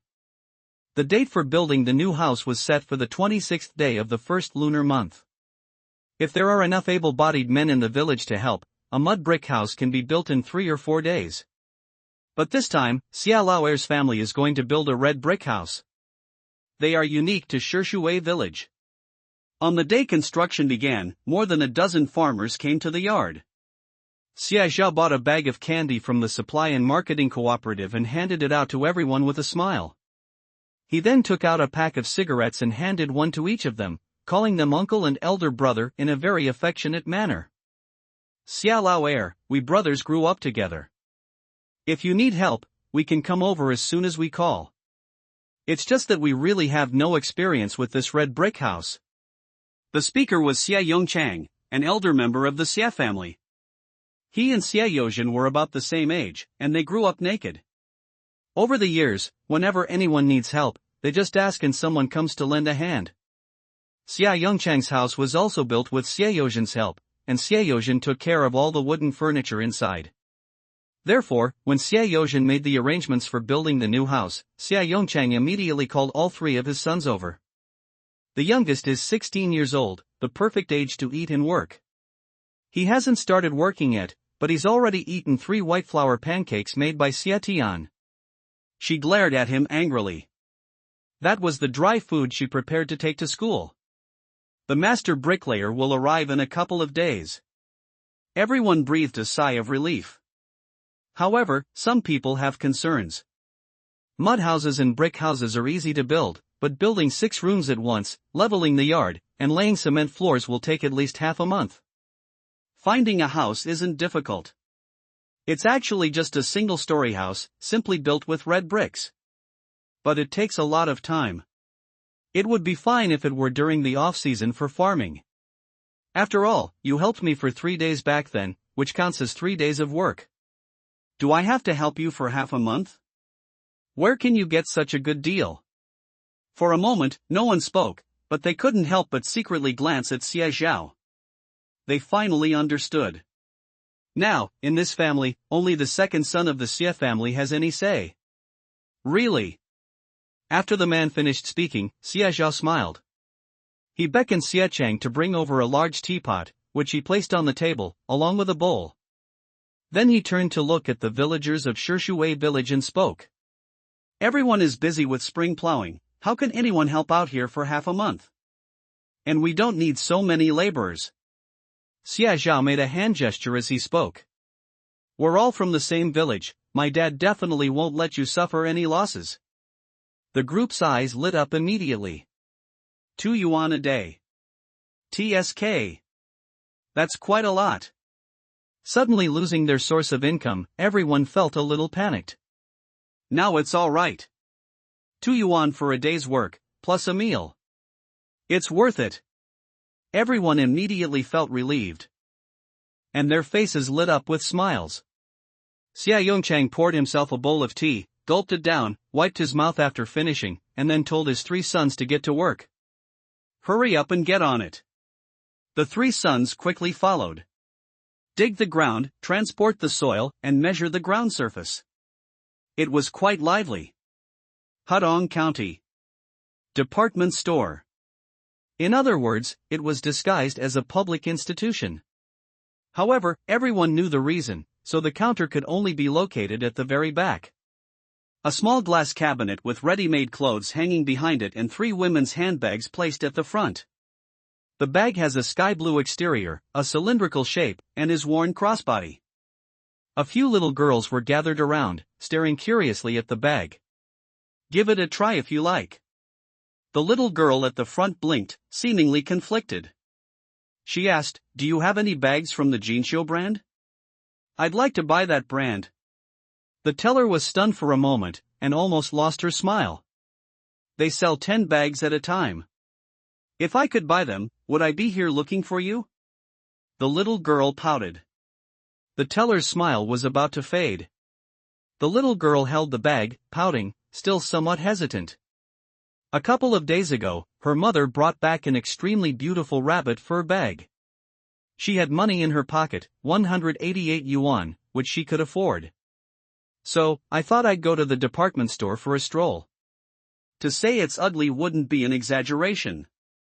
Aunt Lu's family snatched 2 of them, and even gave one to her daughter Lu Qin. Lu Qin was also his classmate. These past 2 days he's been showing off in front of me every day, and he even came to read aloud without a cover. Is it really necessary? He was clearly reciting it on purpose for his own benefit. Snort. They were unwilling in their hearts, and their expressions were even worse. 2.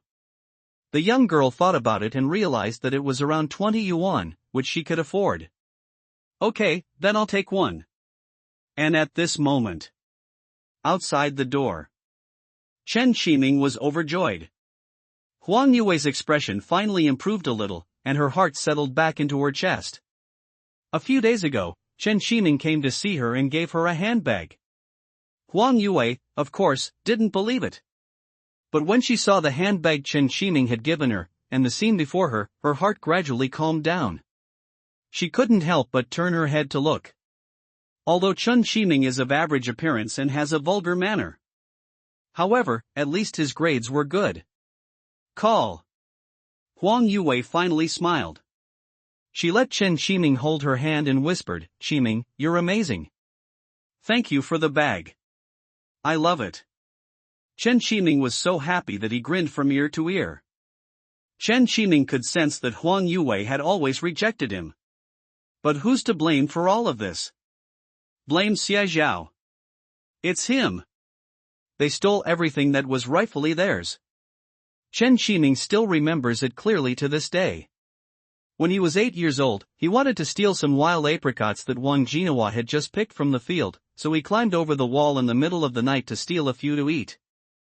That night there was no wind, and it was drizzling, damp and chilly. As he crouched down and passed under the window, he happened to overhear Wang Jinhua speaking. That little bastard really got lucky. He deliberately picked the poorest one to swap with, but the Chen family actually made money and got rich. They've made that kid live a good life. She muttered to herself, getting angrier and angrier, and her insults became increasingly offensive. Meanwhile, outside the corner, Chen Qiming was struck dumb, frozen in place, his mind filled with Wang Jinhua's words. What? Swap sons? Who was replaced? Him? He even forgot to steal the wild apricots and returned home dejectedly. It doesn't seem like it. It's so unlike anything I've seen before. I didn't notice it before, but upon closer inspection, I realized that he doesn't resemble them at all. He has single eyelids, but Xie Yozhen and Tian Xiufan both have double eyelids. His ears were large and fleshy, unlike Xie Tian's. After comparing everything, Chen Qiming confirmed that the child who had been switched was himself. A secret, overwhelming joy suddenly welled up inside me. He knew it. He should be carrying a golden alms bowl. The Xie family was really too poor. He was so poor that he suffered terribly. But all he heard was that he wasn't biologically related to his family, and that his original surname was Chun and that his family was wealthy. Besides that, he couldn't find any other useful information. He couldn't take it anymore and shouted that he wasn't his biological son. He has been searching ever since.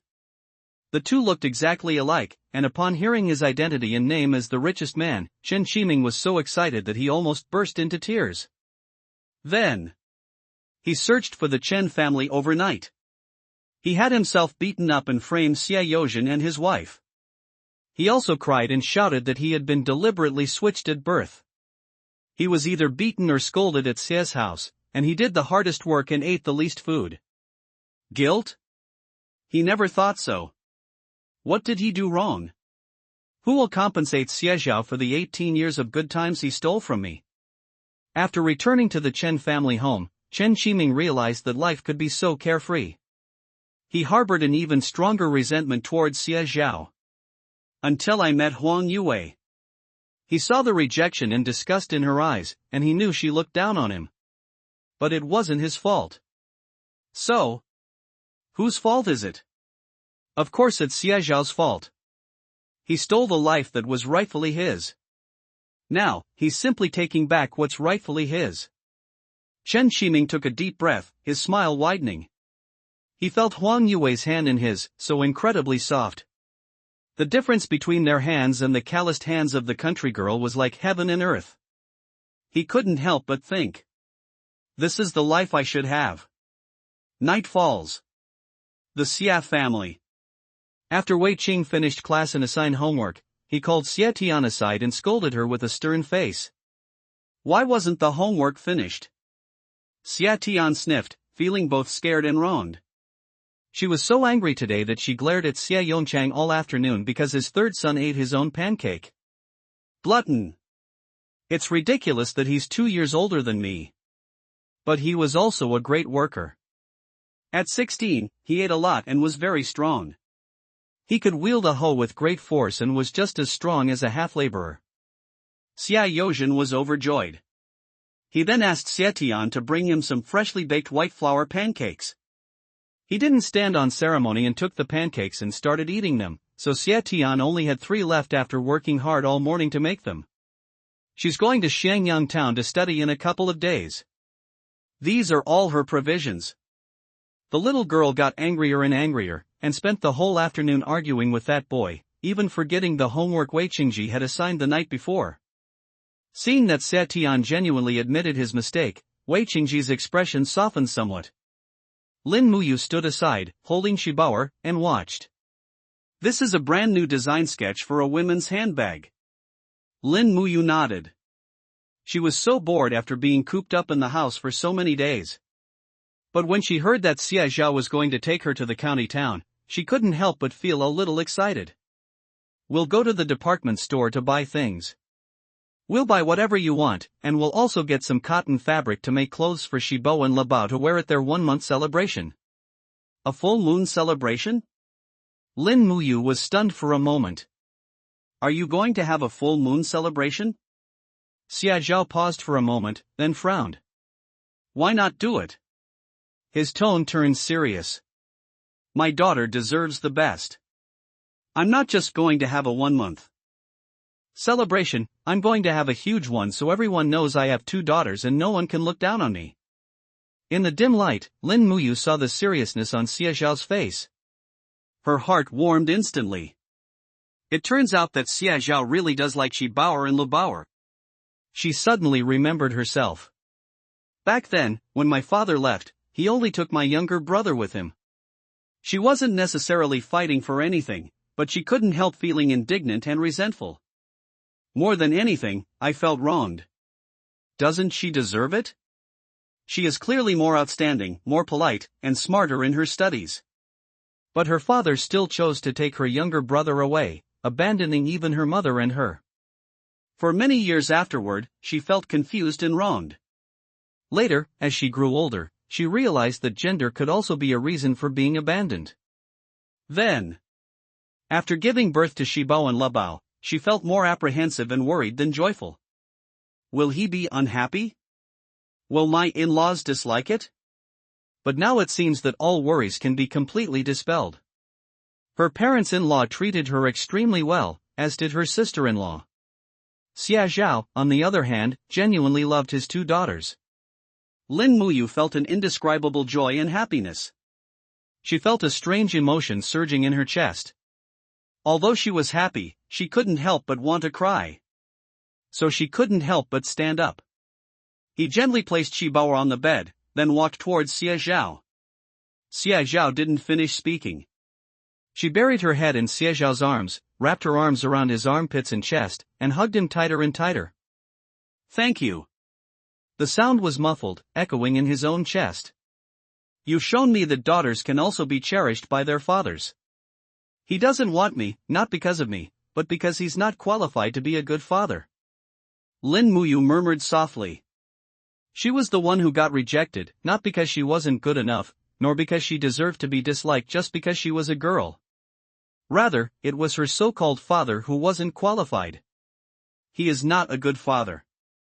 At this moment, Xia Zhao finally realized what she meant. To love someone is to feel indebted, to make amends, and to feel heartache. Honey, don't be sad, I'll take care of everything from now on. Lin Muyu nodded vigorously.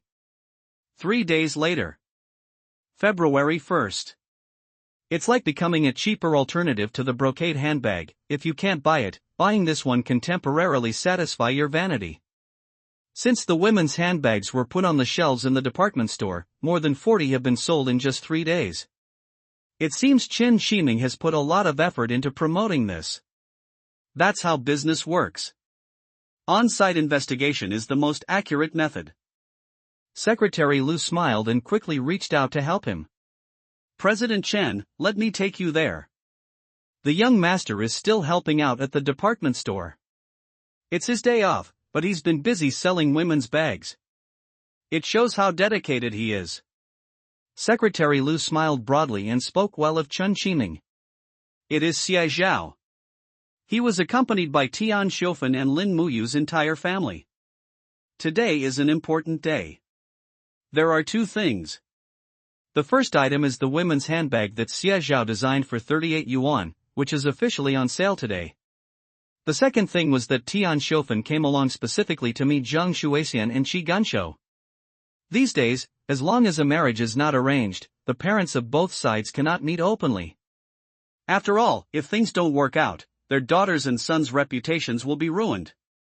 Therefore, Tian Xiufan took the opportunity of coming to help to visit the house, just to make it seem legitimate. Oh. You've arrived? Upon seeing them arrive, she quickly came over to greet them and immediately spotted Tian Xiufan and Lin Muyu sitting on the donkey cart. Is this Xia's second son's wife? Oh my, she's so beautiful. She's already had a baby? I'm so envious. She smiled happily, took 2 more red envelopes, and gave them to Shibao and Labao. Give the kid some money to buy some food, don't worry about the amount. Xia Zhao smiled and quickly thanked him. He reached out and helped Lin Muyu and Tian Xiufan down, and worried that Lin Muyu would catch a cold, so he wrapped her up tightly in a blanket. The 2 were about the same age, and once they got together, they immediately started chatting intimately. Xia Chang was driving the donkey cart into the back alley when he saw Tian Xiufan's appearance and looked puzzled. Does our mom know her? Xia Chang turned to look at Xia Zhao. Xia Zhao was taken aback. Yes. He had forgotten that he had never mentioned this to Xia Chang. In the 1980s, although there was free marriage, there were still many cases in the village where parents arranged marriages through matchmakers. Moreover, Xia Chang is already 22 years old. Tian Xiufan was as anxious as an ant on a hot pan. Now that she heard about a good marriage, she was so eager to come and see that she completely forgot to ask Xie Cheng's opinion. Xie Zhao thought for a moment, then looked up at Xie Cheng and asked, "Brother, what do you think of the Zhang family's daughter?" Xie Cheng paused. "Is this Qiaoer, my little sister?" Xie Zhao nodded. He wasn't some greenhorn. Xie Cheng understood why his mother had come, even after Xie Zhao's brief explanation. Xie Zhao did not urge him. A moment later, Xie Cheng quietly shook his head. "No, that won't work." Snap. However, before Xie Cheng could finish speaking, a sound of a wooden stick falling to the ground suddenly came from outside the alley. The two of them looked up at the same time. Zhang Xiaoer stood there blankly, with a fallen broom beside her. Noticing Xie Cheng's gaze, she almost reflexively reached out and picked up the fallen broom. "Yes, I'm sorry." She forced a smile. "We're about to open, so I'm here to get a broom and tidy up the shop." That's what they say. But her eyes still couldn't help but redden. After saying that, before Xie Cheng could speak, she had already picked up the broom and quickly walked away. Xie Cheng was stunned. "That's not what I meant." He was getting anxious, rubbing his hands together and looking at Xie Zhao. I'm not good enough for her. She's a good girl. I'm uneducated, incompetent, and a country bumpkin. She's a city girl, she'll definitely regret it if she comes with me." Xie Zhao shrugged. "It's no use telling me that, brother." Xie Cheng's eyes widened. He froze on the spot, not knowing what to do. Over the past few days, Zhang Xiaoer has proven to be hardworking, gentle, and kind, and she has also shown concern for his well-being. Although Xie Cheng is not good with words, he is not stupid. He knew the girl was interested in him. But he doesn't deserve it. Unlike his second brother, he was not eloquent, capable, or good at making money. He's like the most inconspicuous stone, no one would notice him if he were thrown anywhere. Perhaps the girl was just infatuated with him, took a liking to him, didn't know him well enough, and was thinking of marrying him. She's still young and doesn't understand things, but I can't hold her back. Big brother. How could Xie Zhao not understand Xie Cheng's thoughts? His older brother seems great in every way, but from childhood to adulthood, he has always been the one who was abandoned. In the end, it's because he's not brave enough, he's insecure, and he doesn't believe in himself. Xie Zhao felt a pang of heartache. Xie Cheng paused. He looked down at the ground. Many things flashed through my mind in that instant.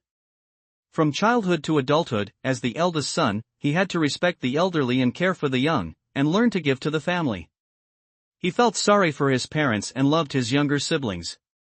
He has never attended school.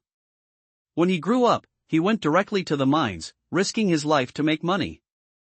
But every time I go home, I see my parents' increasingly aging faces, my younger siblings' expectant and joyful expressions, and hear them call me big brother in their childish voices.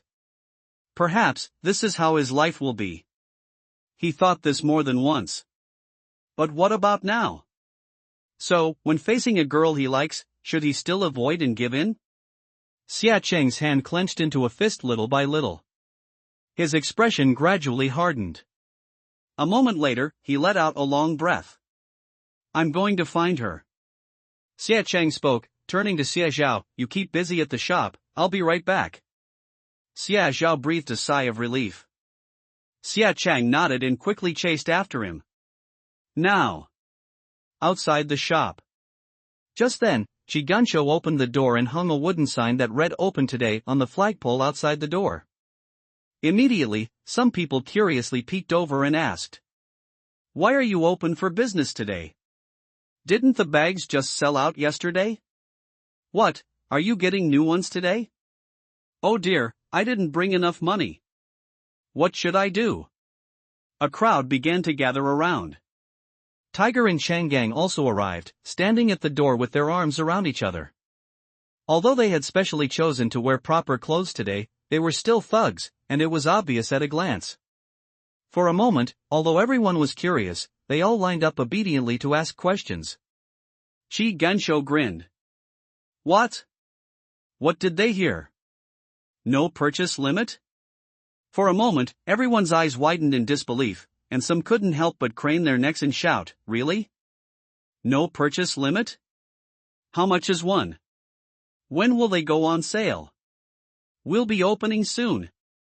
After Chi Gensho finished speaking, he turned and went into the shop.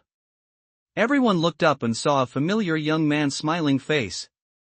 After Xie Zhao finished speaking, he reached under the counter and took out a handbag wrapped in yellow oil paper. He placed it on the counter, slowly peeling back the oil paper to reveal a floral-patterned women's handbag inside. Xie Zhao is undoubtedly a shrewd businessman. He even wore gloves, stood tall, and spoke eloquently and confidently. Despite wearing ordinary clothes, she somehow gives off the illusion of being extremely sophisticated and high-class. The bag he was carrying suddenly looked much more upscale, making people's eyes gleam with desire as they followed it. "Here you can see the label for our Jinxiu women's handbags." Xie Zhao smiled and opened the bag inside, revealing the unique tag on the brocade handbag and displaying it to everyone. "Our Jinxiu women's bags come with a 1-year warranty. This is a testament to our confidence in our quality and a way of thanking our customers for their satisfaction." As soon as Xie Zhao finished speaking, someone couldn't help but ask about the price. "How much is one? Over 100 yuan is too expensive. Even if we ordinary people like them, we can't afford them." "Exactly. My daughter really loves it and keeps asking for it every day, but it costs almost 200 yuan. How long would it take my wife and I to afford it if we didn't eat or drink anything? It's too expensive." "Yes. Make it cheaper. This bag doesn't look like it has any rabbit fur, so it should be cheaper, right? Young comrade, please consider the needs of us ordinary people." The crowd was noisy. More and more people gathered to watch. "What are you going to do? Give me the money." Xie Zhao reached out and pressed down slightly, and the crowd immediately quieted down. Everyone's eyes widened, and their hearts jumped into their throats. Immediately following was Xie Zhao's voice, which suddenly rose in pitch. "A bag, only 38. You can bring our exquisite women's bags home." Hiss. "Oh my god. 38. Only 38. The crowd was excited, and everyone was eager to take out their money and buy one right away. "You should know, it used to sell for 188. That's a bag that even officials' wives can't get their hands on." So, someone immediately took out money and stretched out their arm to hand it to Xie Zhao. "Give it to me. I want one. I'll buy the first one." Xie Zhao smiled, reached out and took the money, then solemnly handed over the bag. "Congratulations on successfully purchasing our Jinxiu women's handbag. We wish you happiness every day, prosperity every day, and a healthy and fulfilling life." Faced with the extremely sophisticated sales tactics of later generations, the masses in the 1980s were completely outmaneuvered. Is 38 yuan cheap? That's just cheaper compared to 188 yuan. However, under Xie Zhao's persuasive tactics, buying a beautiful handbag became a symbol of status and honor. It was as if she could find common ground with those high-ranking officials' wives, and her own status inexplicably became more noble. Is 38 yuan expensive? Not expensive. Those are handbags that even officials' wives line up to buy. Then, a sales frenzy has swept through Chunshui Street, creating a lively and bustling atmosphere. Now, the back room. Zhang Xiaoer sat blankly on the threshold of the back door, staring at the empty alley, her mind filled with Xie Cheng's words from earlier. Unworthy. She is not good enough for him. It felt like something had squeezed her heart hard, making it swell and hurt. Her eyes instantly reddened, and tears of grievance welled up, which she couldn't hold back no matter what she did. Zhang Xiaoer has always been well protected by her parents. She has never liked another man. Only Xie Chang. She wasn't making a choice, she didn't like Xie Chang just because Xie Zhao got married. That's right, I fell in love with it at first sight. Zhang Xiaoer still remembers the first time she met Xie Chang. Xie Chang arrived at this time. She pointed to the alley behind her. Xie Chang drove the donkey over, tied it up, and when he returned and saw that Xie Zhao hadn't come out yet, he silently picked up a broom and began to clean. They swept it very thoroughly.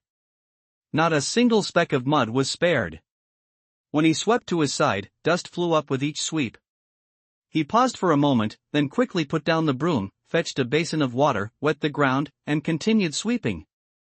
It seemed that at that very moment, Zhang Qiao inexplicably fell in love with him. The man had a well-defined face, a resolute chin, and a serious expression. She thought, if we really marry, he'll definitely love his wife very much. Later on, she took note and specifically asked Xie Zhao if he was married.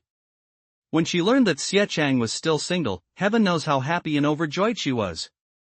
After that, she mentioned Xie Chang to her parents day and night, revealing her little thoughts to Zhang Shuixian.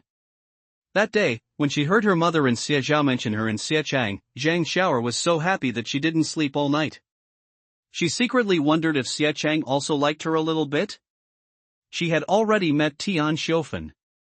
She likes herself very much. She happily took her hand and told her everything about Xie Chang, tears streaming down her face, telling her how much Xie Chang had suffered for the family. If she could marry him, she would never let her suffer and would cherish her from the bottom of her heart. Zhang Qiao was heartbroken.